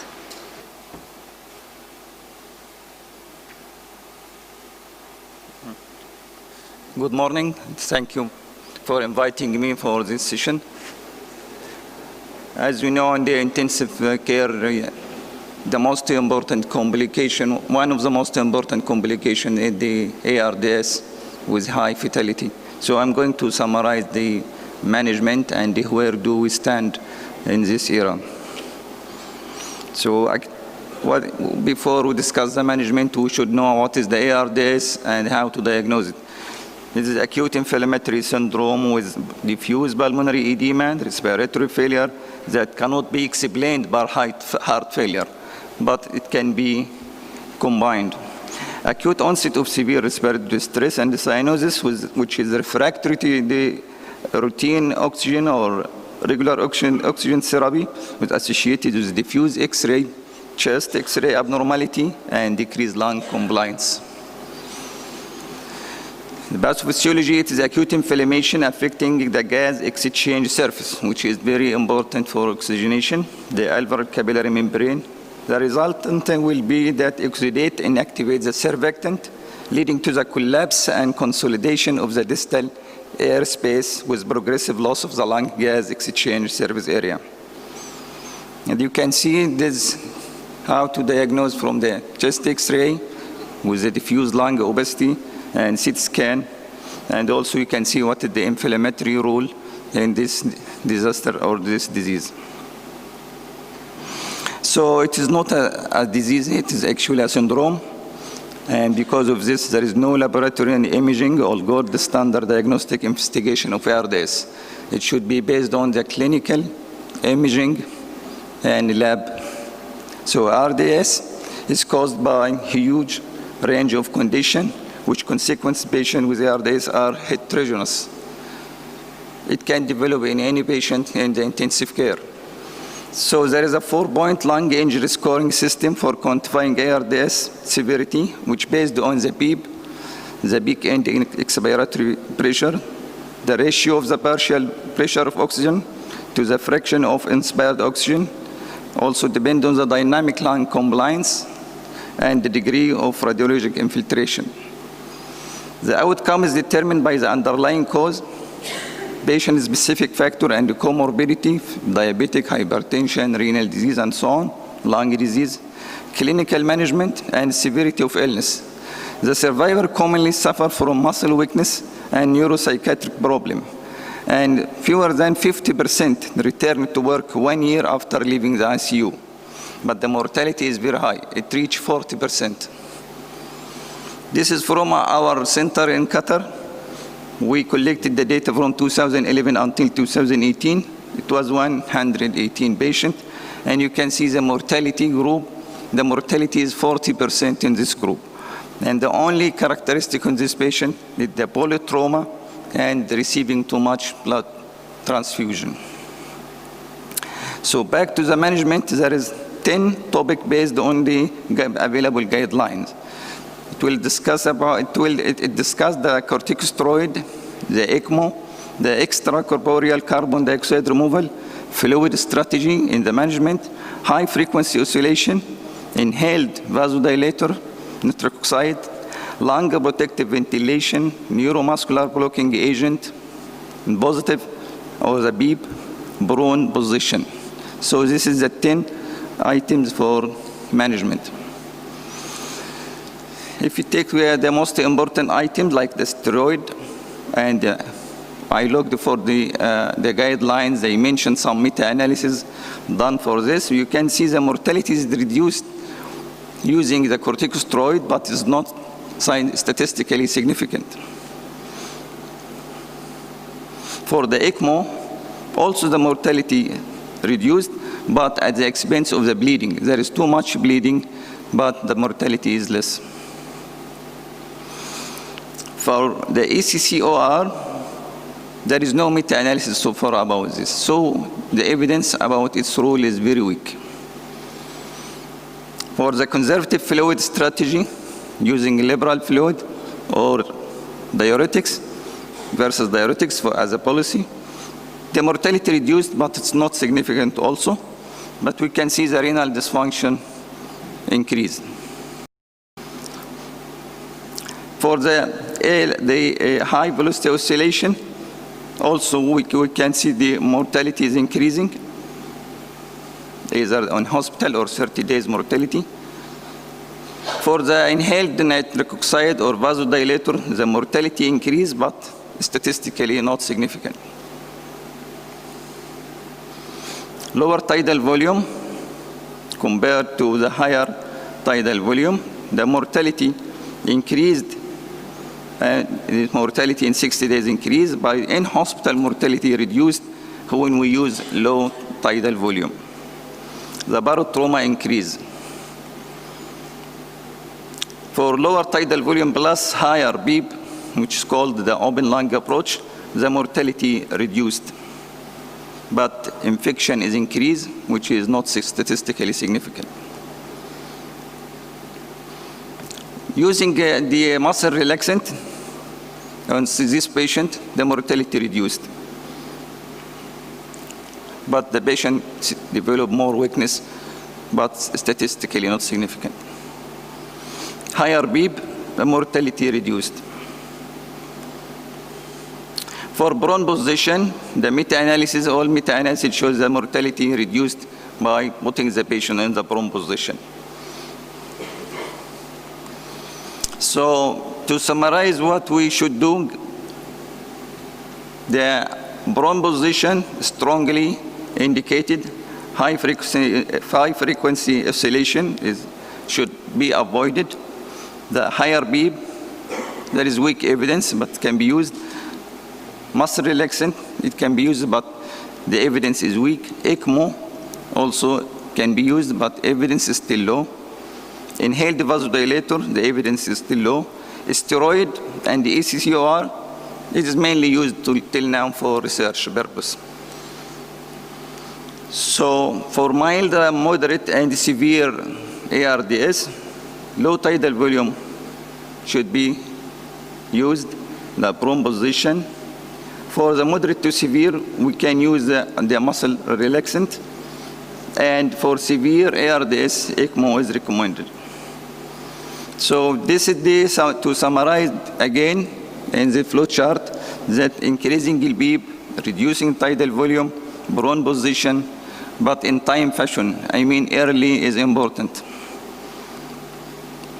For ARDS with refractory hypoxemia, again, we should play with the ventilator setting, reducing the tidal volume, increasing the beep, and increasing respiratory rate, and consider neuromuscular block, muscle relaxant, and prone position. ECMO only for severe cases. And thank you very much.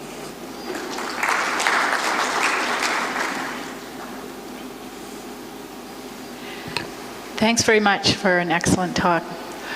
Are there any questions?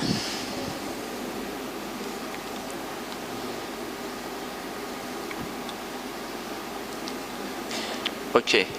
Yeah, in the interest of time, I think we'll go on to the next speaker. Thanks very much.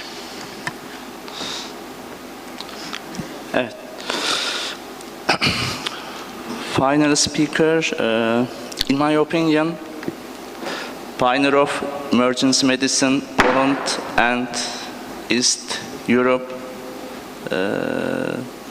According to me, an important topic in emergency medicine practice. When can I discharge my patient? Julius Jakubowski, stage is yours. Thank you. Thank you very much for the invitation being here with you. I'm already 6th time on this conference and I'm very proud observing how you are progressing. Thank you, Bashar Sander, for being with us all the time here. I'm representing Poland, Polish Society for Emergency Medicine, Polish Academic Emergency Medicine, but at the same time emergency medicine section from European Union of Medical Specialties, which I'm a member of this board.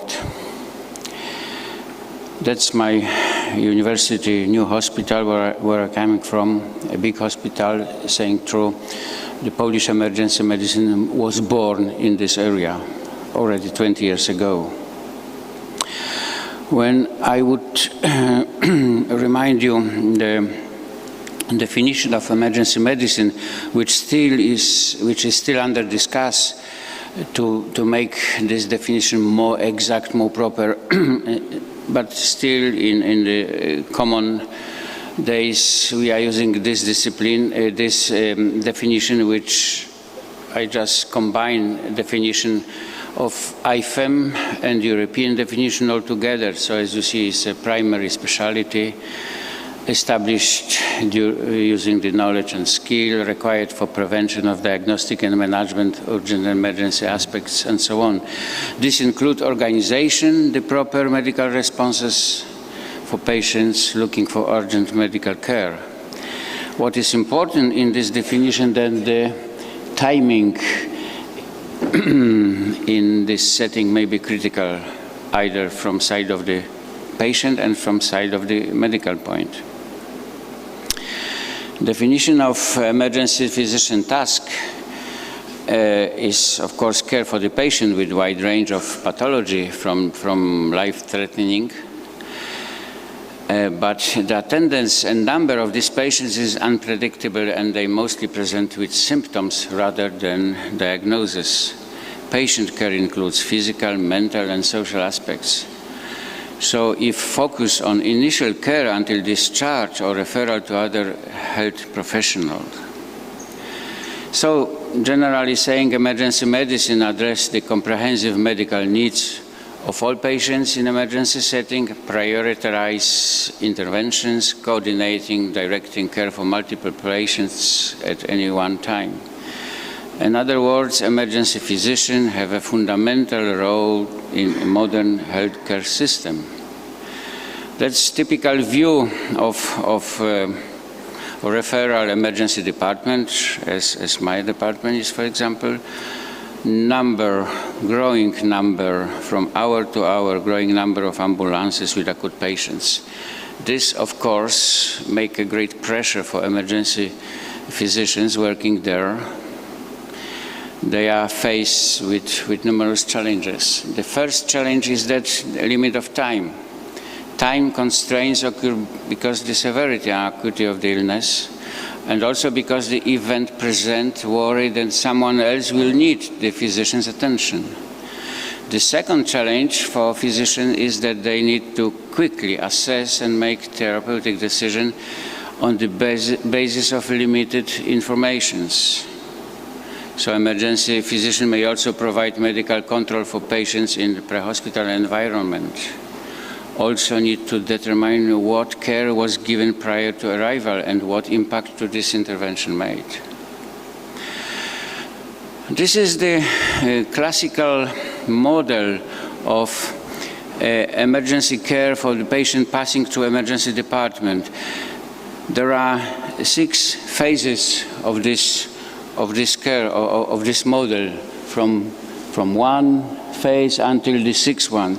So you see how the patient is passing through all facilities emergency department. What we are observing, the first moment when patient is arriving, the triage, allocation to appropriate clinical area.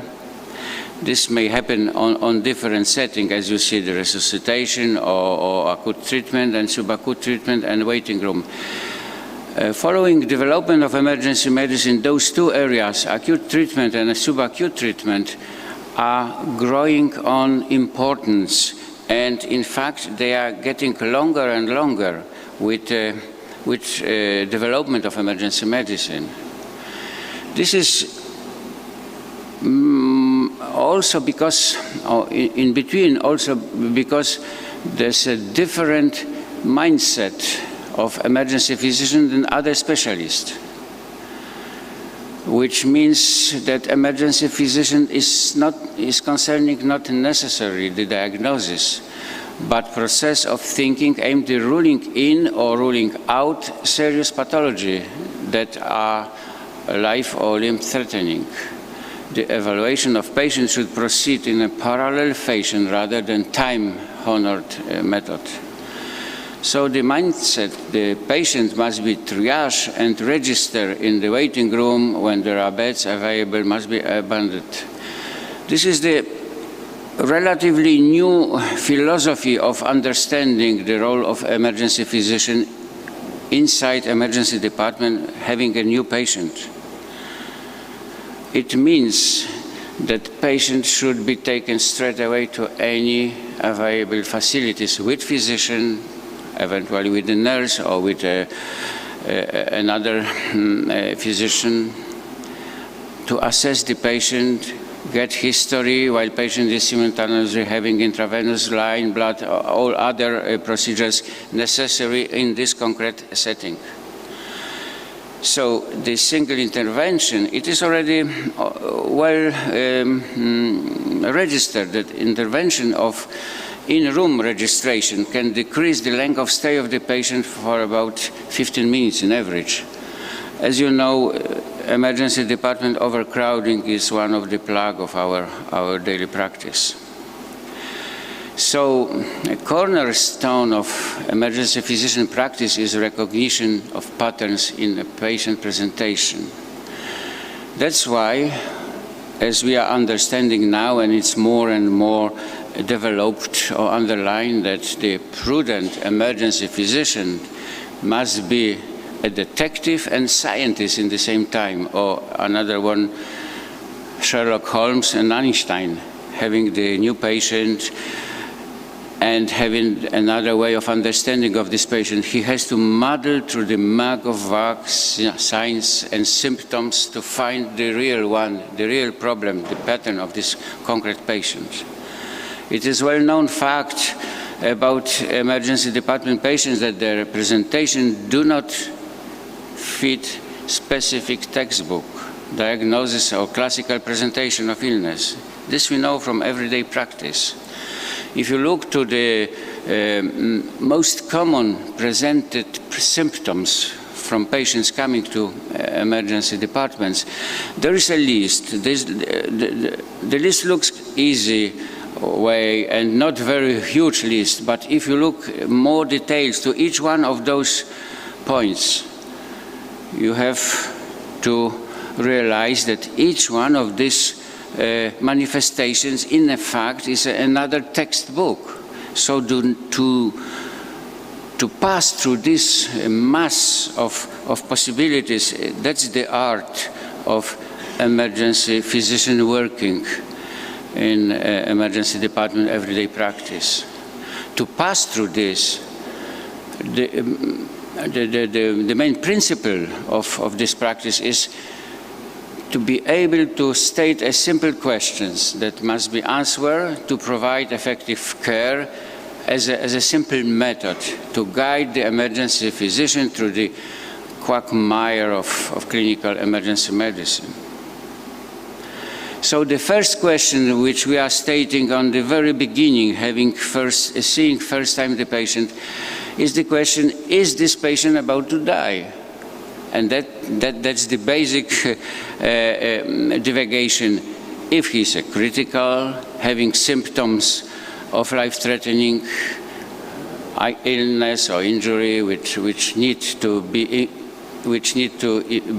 immediate intervened, or is this patient emergent? His symptoms of illness or injury that may progress in severity treatment is not begun quickly. So usually following the, let's say, standards still existing as a standards, this moment relations between emergency physician first seeing the patient and the patient should not take more than about 10-15 minutes. And then the non-urgent patient, having low probability of progression, but still looking for symptoms and for life-threatening emergency, not a specific disease entity. You still need to anticipate impending life treatment. The next step, the next question is, what must be the next step undertaken to stabilize the patient? You must be quick, stabilize the critically or injured patient, focus on the primary survey, make necessary intervention, do not delay necessity primary intervention while awaiting completion of ancillary testing. Again, the main point of thinking for emergency physician. The third question is, if this what you see, the serious case of the patient presentation, will this kill your patient or not yet? Maybe. Once this list is developed, you need to establish the history, examination brought, and ancillary assessment should identify to confirm if you are right or not. Then you are coming to another question, what saying true means. If there are another multiple causes of the patient's presentation, it means if this what you see is the only what you see, or maybe there is something else which may be covered somewhere and you need to be closer observing a patient. There is example, very, very classical example. If the near syncope and abdominal pain, a young woman apparently intoxicated from rupture ectopic pregnancy, or maybe there is ruptured spleen secondary to undisclosed physical abuse by her boyfriend. So again and again, frequent reassessment of patient condition is imperative. The next question, can treat assist the diagnosis in otherwise undifferentiation illness? Often in emergency medicine, treatment response further before diagnosis. In emergency medicine, philosophy and established diagnosis is not prerequisite to initiate appropriate treatment. So this, all those questions are running through your head during this second stage of patient's presentation in emergency department. And as I said before, this period is getting longer and longer in our daily practice in emergency departments, because we have more and more tools, first to diagnose, but then to intervene to the patients. In that point, I would like to underline that there is a changing character of emergency medicine. We are becoming more and more intensive care practitioners, which is very important, and in my opinion, it is the future of emergency medicine, become more and more practically intensive care area. So the further questions are if diagnosis is mandatory or even possible. Sometimes it's impossible.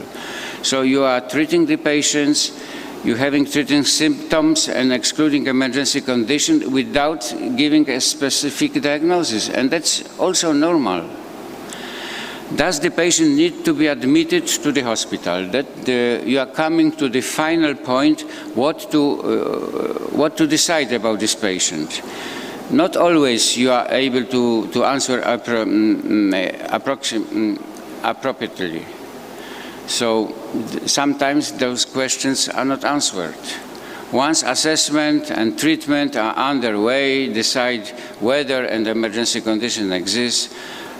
If you, as an emergency physician, are comfortable, not always. That's the point of your practice. So then you are coming to the final decision. What to do with the patients? Should he be hospitalized? Should he be discharged?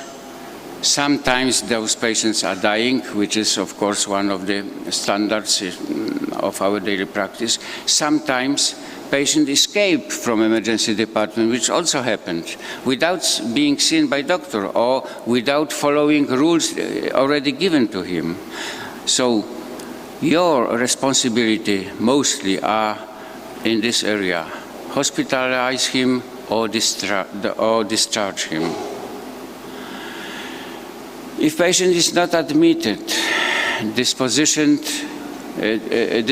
is safe and adequate. In many cases, more frequently than not, patients are discharged. And then the question, how this happened?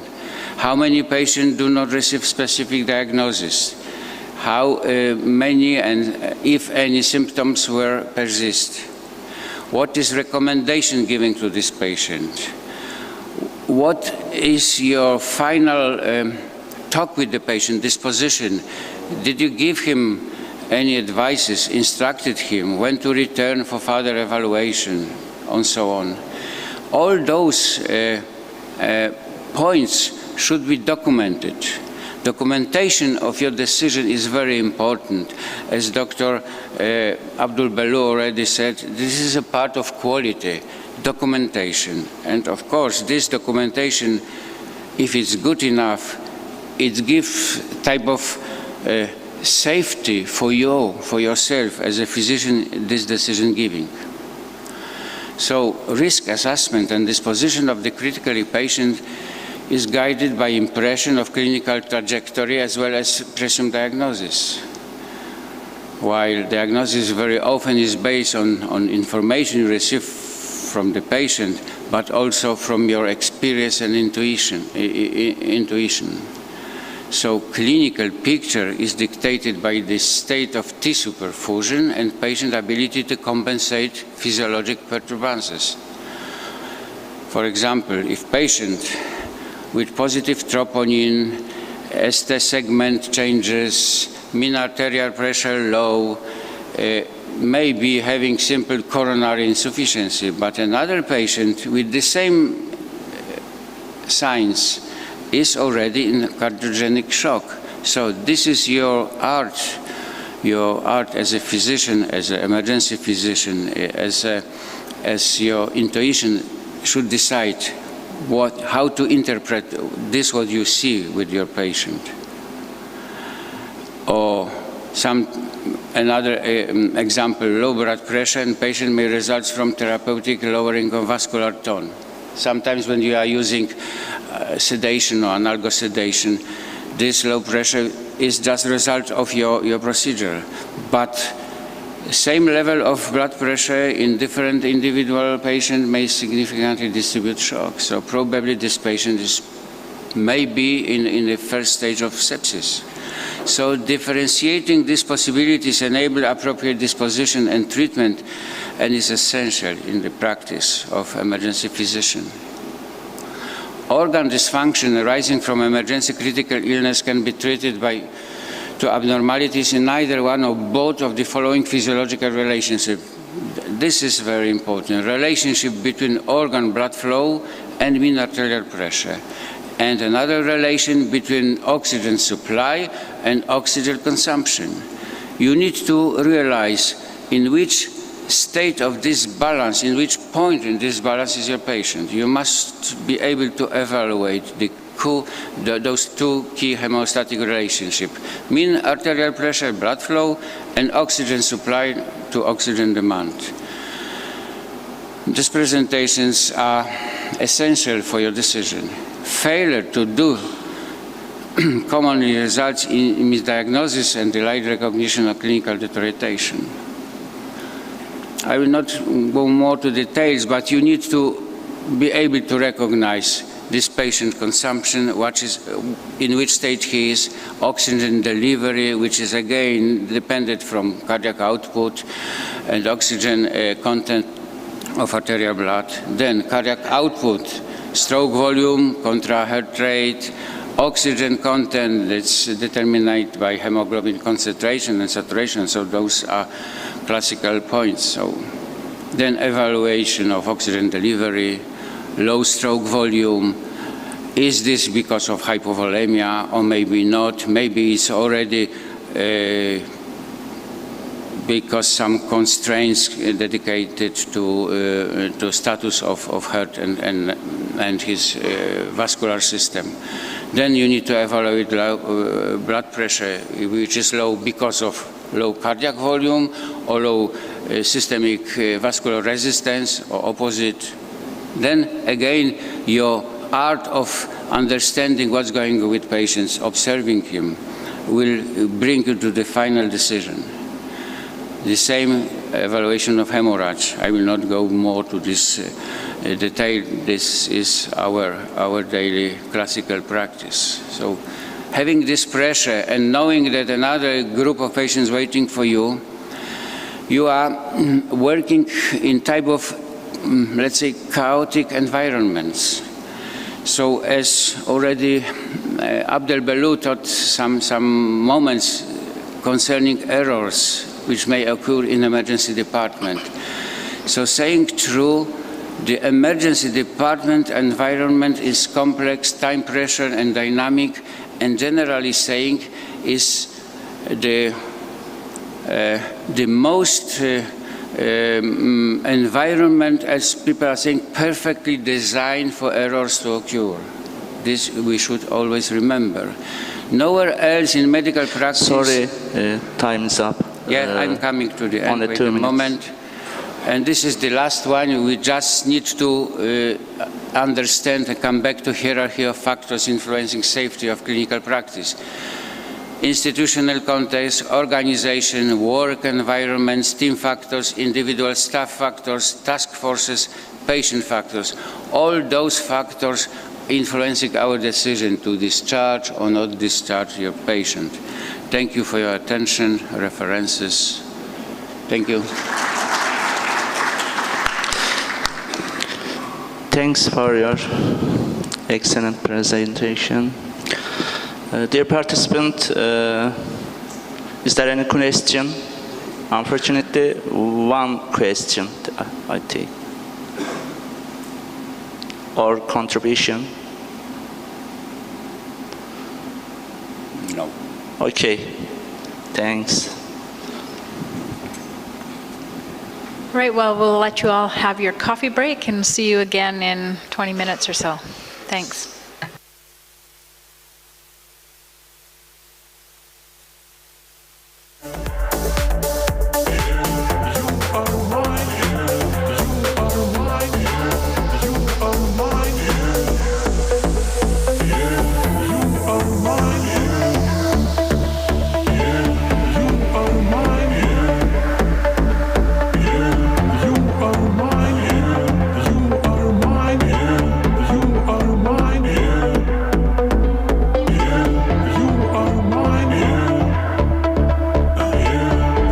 For the great presentation. I am Dr. Samir. I want to ask you, Doctor, do you use fibrinolytic therapy in the pre-hospital setting or care here in Turkey? Fibrinolytic therapy, or do you use tegretol or clopidogrel in the pre-hospital? Or if there is any study about to use it? Sorry, I cannot hear it. The voice is very, it is not clear to me. Hastane öncesinde fibrinotik kullanıyor musunuz diye sordu. Yok, buraya sesli iyi gelmiyor. Okay. Geliyor da. Do you use fibrinolytic therapy in the pre-hospital care in Turkey? Yes. Hocam siz cevap vermek istiyorsanız? Yani siz de söyleyebilirsiniz geneline, çünkü Türkiye'nin geneline soruyor. Ben çok her tarafa biz de hakim değiliz çünkü sonuç itibariyle. If your diagnosis is clear, is actually clear for pro-hospital, you are talking for pro-hospital, isn't it? Yes. Okay. If your diagnosis is clear, you have an ECG, and ECG, the patient is ST elevation or non-ST elevation, it is possible to start to initiate this fibrinolytic treatment for pre-hospital. But actually, it is not common. It is not common. Some centers are using it. It's possible. There is no contraindication to use it. And maybe there's we do it. Comment from my side. Sometimes if we have STEMI elevation, I think it's better to take the patient to cath lab direct without emergency department, so you save the time for it. Because we have in our practice, we have advanced unit who use ECG and STEMI, and we be on telephone or online with the cath lab if they have this patient. You are completely right. We are completely agree with you, because the time is very important. That is mentioned in this slide. We have to do it. We are using it, but not that common. Okay. Thank you very much. Thank you. Any comment or question from the audience? We have foreigner listeners. İngilizce geçiyoruz. Evet. Ben sorayım o zaman. Yani salona sormak istiyorum. Biraz basit bir soru olacak ama Acil serviste bunları başlamayan bir bölüm var mı? Niye sordum bunu? Çünkü bazı yerlerde kardiyologlar yapmayın biz başlayacağız. Serviste biz, anjiyografide biz vereceğiz falan. Öyle yapan yerimiz var mı acil serviste? Olmadığını düşünüyorum. Olmaması gerekiyor. Demek ki yani doğru yoldayız. Bunu tekrarlıyorum. Bazı yerlerde kardiyologlar siz vermeyin. Biz işte anjiyografide vereceğiz. Serviste çıkınca vereceğiz. Ve yoğun bakıma çıkarınca vereceğiz. Böyle bir şey yapmayacağız. Burada zamanın ne kadar emniyetli olduğu burada vurgulandı. Dolayısıyla acil servislerde bunu başlayacağız. Başta bir şey söylemiştim. Onu sormak istiyorum. Anjiyografinin de acil serviste yapılması gerektiğine inanmayan var mı? Çok güzel. Herkes istiyor, değil mi? Buyurun.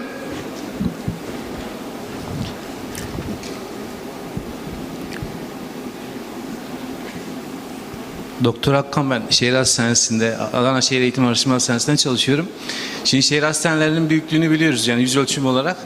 Biz ilk taşındığımızda anjiyo ünitesinin acil servise mesafesi yaklaşık bir kilometrenin üzerinde. Ve asansör kullanıyorsunuz. Bayağı uzun koridorlardan geçiyorsunuz. Acil servisten 1 kilometre ötede. Ötede koroner başka bir mahallede ünitesi. yani. Evet biz mesela B bloğun biraz daha iç şeyindeyiz, bacağındayız. İşte koroner anjiyografi ünitesi 2 kat yukarıda ve A blok. Diğer tam tersi bir alanda bulunuyor. Şimdi bu mesafe tabii çok önemli. Bizim gece saat 2'de 3'te arrest nedeniyle gelip döndürdüğümüz zaman dirençli fibrilasyon nedeniyle işte hastayı transfer ederken anjiyo ünitesine birkaç kez defalarca defibrilasyon uygulamak zorunda kaldığımız ama buna rağmen kurtarabildiğimiz hastalarımız oldu anjiyoya yetiştirirken. Şimdi siz bunu söyleyince direkt 1-1,5 yıldır bu yaşadığımız mesafe sıkıntılarından dolayı aslında acil servislerde özellikle şimdi bir de ülkemizde şehir hastanelerinin yaygınlaşmasıyla beraber bunun ciddi gündeme gelmesi gerekir. Evet. Acil serviste koroner anjiyografinin olması bu önemli bir adım olacaktır.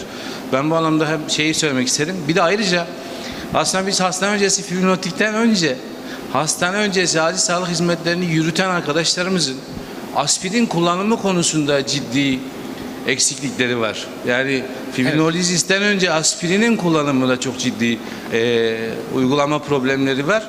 Ben sahada çalışan bir acil hekimi olarak gelen... Destekliyorsunuz bunu. Destekliyorum bir. İkincisi şunu şu sahada gördüğüm eksik. Gerçekten göğüs ağrısı, akut koroner sendromla gelen hastalara ne yazık ki hastane öncesinde aspirin dahi verilmiyor ne yazık ki. Teşekkür ederim. Sağ olun. Şimdi burada bu konuyla ilgilenen firmalarımız var biliyorum. Ben herhangi bir firma veya ajan ismini zikretmeyeceğim. Ama yılda 139 milyon acil servis başvurularının olduğu bir yerde, bir ülkede ve bu akut koroner sendromu hastaların ilk başvurduğu yerlerin acil olduğu bir yerde ki gayet doğal bir şey. Yani bu firmaların veya bu ajanları bu ülkede satışa sunan firmaların nerede durmaları gerektiği, hiç çıkmamaları gereken yerin neresi olduğu, kendilerini çok iyi tanıtmaları gerektiği gayet net bir şekilde anlaşılıyor. Sanırım onlar da bu durumun farkındalar. Değillerse de olmaları gerekiyor mutlak surette. Adeta acil servislerin etrafında nöbet tutmaları gerekiyor. Başka bir soru daha alalım. Evet, şurada bir soru daha var.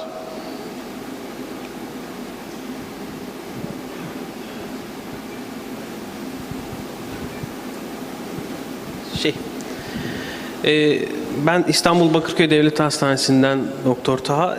Ben de az önceki katkıya benzer bir katkıda ve gözlemde bulunmak isterim. Elbette ki bu konudaki araştırmalar çok değerli. Fibrinolitik tedaviler, antitrombotik tedaviler ve bunun farmakolojisi, bunun ekonomisi çok büyük ve değerli. Çünkü bu hastaları daha öncesinde müdahale ederek daha morbid ve mortal gitmesini önlemek devletlerin işte sağlık politikalarının, ekonomik harcamaların da önüne geçmek açısından değerli. Ama bence bundan daha değerli ve önemli olan bir şey var ki sizin de bahsettiğiniz gibi acil sağlık hizmetleri artık bu konuda primer temas noktası oldu bizim ülkemizde veya acil tıp olan birçok ülkede. Biz kardiyologlardan veya kardiyoloji eğitimi alan eğitim araştırma hastanelerindeki asistanlardan veya alandaki herhangi bir kardiyoloji uzmanının olduğu merkezlerde göğüs ağrısıyla gelen sizin söylediğiniz sayıdaki hastalarla direkt temas eden klinik bizleriz. Dolayısıyla bu hastaları öncelikle görüp tanıması gereken tanımadığımız zaman çok kötü sonuçlara giden, sonuçlara ne yazık ki olabilecek yerler de bizleriz. Bence bu yüzden çok overdiagnoz gittiğimiz bu şartlarda işte beta anjiyoların artık acillerde bile neredeyse beta anjiyolar çekilebilecek hale geldi. Veya markerların güdümünde gittiğimiz bir yerde bizim için hem farklılık oluşturan hem de en önemli şey olan ki öyle bir tanı var ki unstable angina pectoris diye hiçbir marker veya görüntüleme olmadan sadece hekimlik bilgisi, tecrübesi ve olaya olan şeyiyle, efektivitesiyle tanı koyulacak bir şey. Angina pectoris'i bile tanıyamadan bu konudaki kötü sonuçlara neden olmamamız için bizim bu konuda çok daha dikkatli olmamız lazım. Bu farmakolojik şeylerden önce diye düşünüyorum. Evet, teşekkür ediyorum. Evet, kısaca yani Yunusur Hocam'ın bahsettiği şeyi iki cümlede söylemem gerekirse yani benim anladığım kadarıyla akut koroner sendromlarda etkisinin daha erken başlaması ve komplikasyonların daha az olması nedeniyle şu anda ticagrelor hakikaten önde görünüyor. Zaten çoğu merkezde aynı ajan kullanılıyor. Biz kendimiz de aynı şeyi kullanıyoruz. Eğer başka bir katkı yoksa ben bu oturumu kapatmak istiyorum. Çünkü hemen diğer oturumlara geçeceğiz. Bu arada bir şey duyurmak istiyorum. Biraz önce şurada da yansıdı. ATÜDER borç sınavı, 3. yazılı borç sınavı 12.40'da B salonunda yapılacak. İlgili olan uzman arkadaşlarımızı ve asistan arkadaşlarımıza duyurmak istiyoruz. Yunus Hocam çok teşekkür ediyoruz tekrar. Ben teşekkür ederim. Sizlerin de katıldığınız için sizlere de çok teşekkür ediyorum. Çok sağ olun.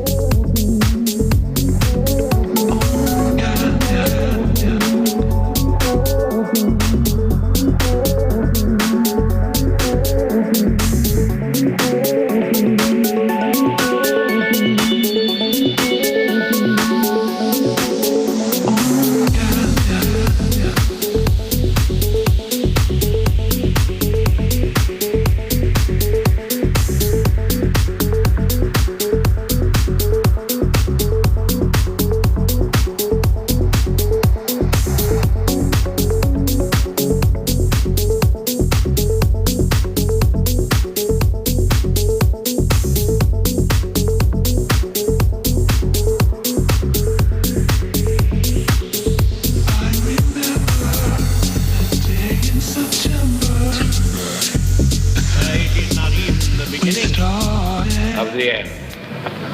But it is perhaps the end of the beginning.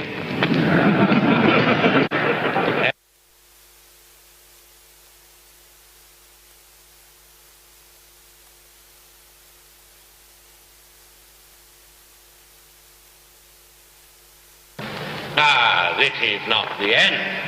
It is not even the beginning of the end. But it is perhaps the end of the beginning.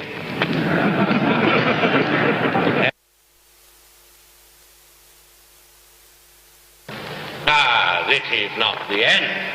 It is not even the beginning of the end.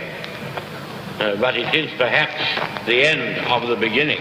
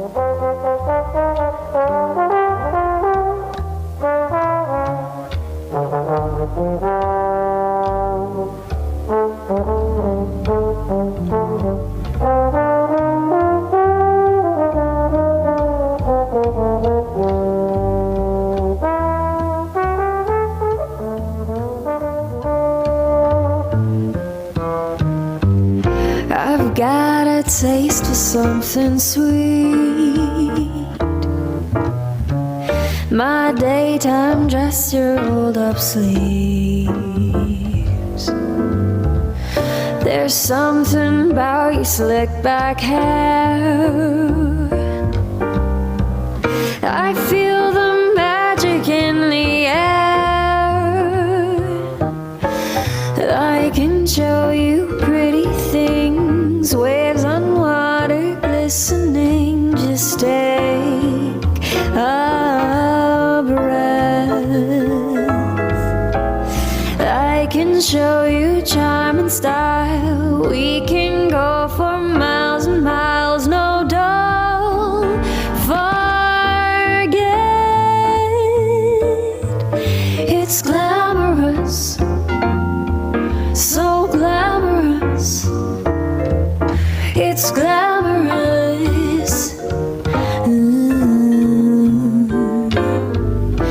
It's glamorous, so glamorous.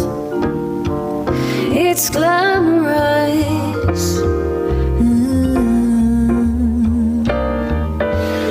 Diamonds in the sky, lovely lullabies. You know how I love to keep it classic. Sunsets on the sea, color change leaves. You know how I love to keep it classic. You know how I love to keep it classic.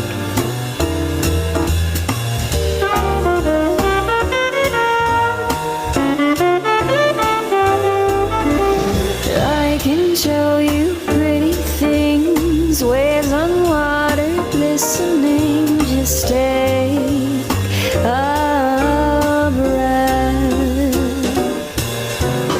I can show you charm and style. We can go for miles and miles. No, don't forget. It's glamorous, so glamorous. It's glamorous. It's glamorous, so glamorous.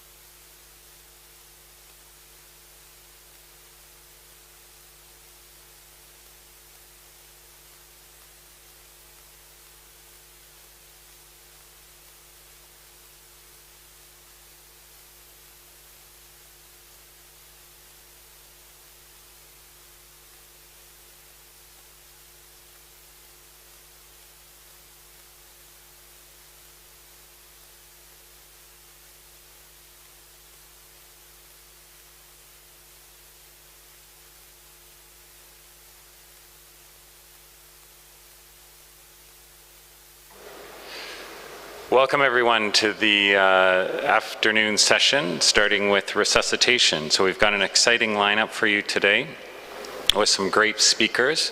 I'm Paul Pajot from Canada, And I'll ensure this is Dr. Luis Garcia from Spain.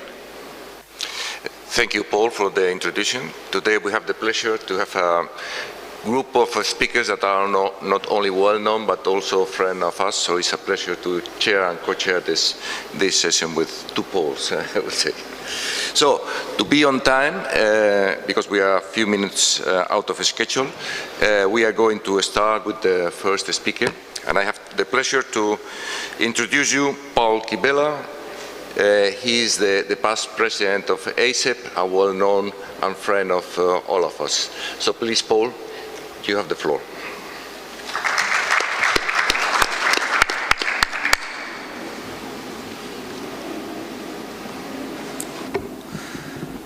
Well, thank you very much. I was asked to speak today about airway management. And in the United States, I do a lot on risk management and air reduction. And airway is one of the most stressful events that actually happen in the United States in the emergency department. In fact, in the hospital. And we talked a lot with my colleagues here, Luis, about what is value. And in the United States, the value of an intubation has been increased 3 times because of that stress value. And what I'm going to try to do is talk to you a little bit about how I approach a difficult airway and what to do when everything goes wrong. And I think the important thing here is to remember that there's a lot of options and there's not one single option, but you should have a strategy of how you deal with airways. You know, some airways that are going to be challenging when they come in. When you have the little old person that is flexed at the neck looking forward and has severe arthritis, you might want to anticipate a problem. And in the United States, we have a tremendous problem with obesity. And we will have patients come in sometimes that weigh 300 kilos or 400 kilos. And putting an airway in those patients can be extremely difficult. And so I'll talk about some of the strategies there. The other thing that can happen is patients can come in where they might have an airway problem. And there's some violence in Turkey, and this is my wife beating up a Roman gladiator at Aspendos. And so they might come in like this. And you don't know if this is going to be an airway problem or not. But with a broken jaw, with a crushed airway, they can oftentimes have a problem, so you have to suspect it. The other thing that happens, and this happens relatively commonly, unfortunately, as well, it's happened to me 4 or 5 times in my career, is you go into the airway and there's some type of cancer or a foreign body obstructing that airway. And that's when things get a little more scary because you weren't anticipating having a problem. And I'm sure in Turkey and the rest of the world, we all have a tremendous number of intubation assist devices. Pretty much everywhere, even when I go into Asia, they don't have a lot of technology, but they have glide scopes, they have CMAX, they have a lot of different devices. They also have LMAs, they have nasal airways, they have oral airways, and they have different types of stylets.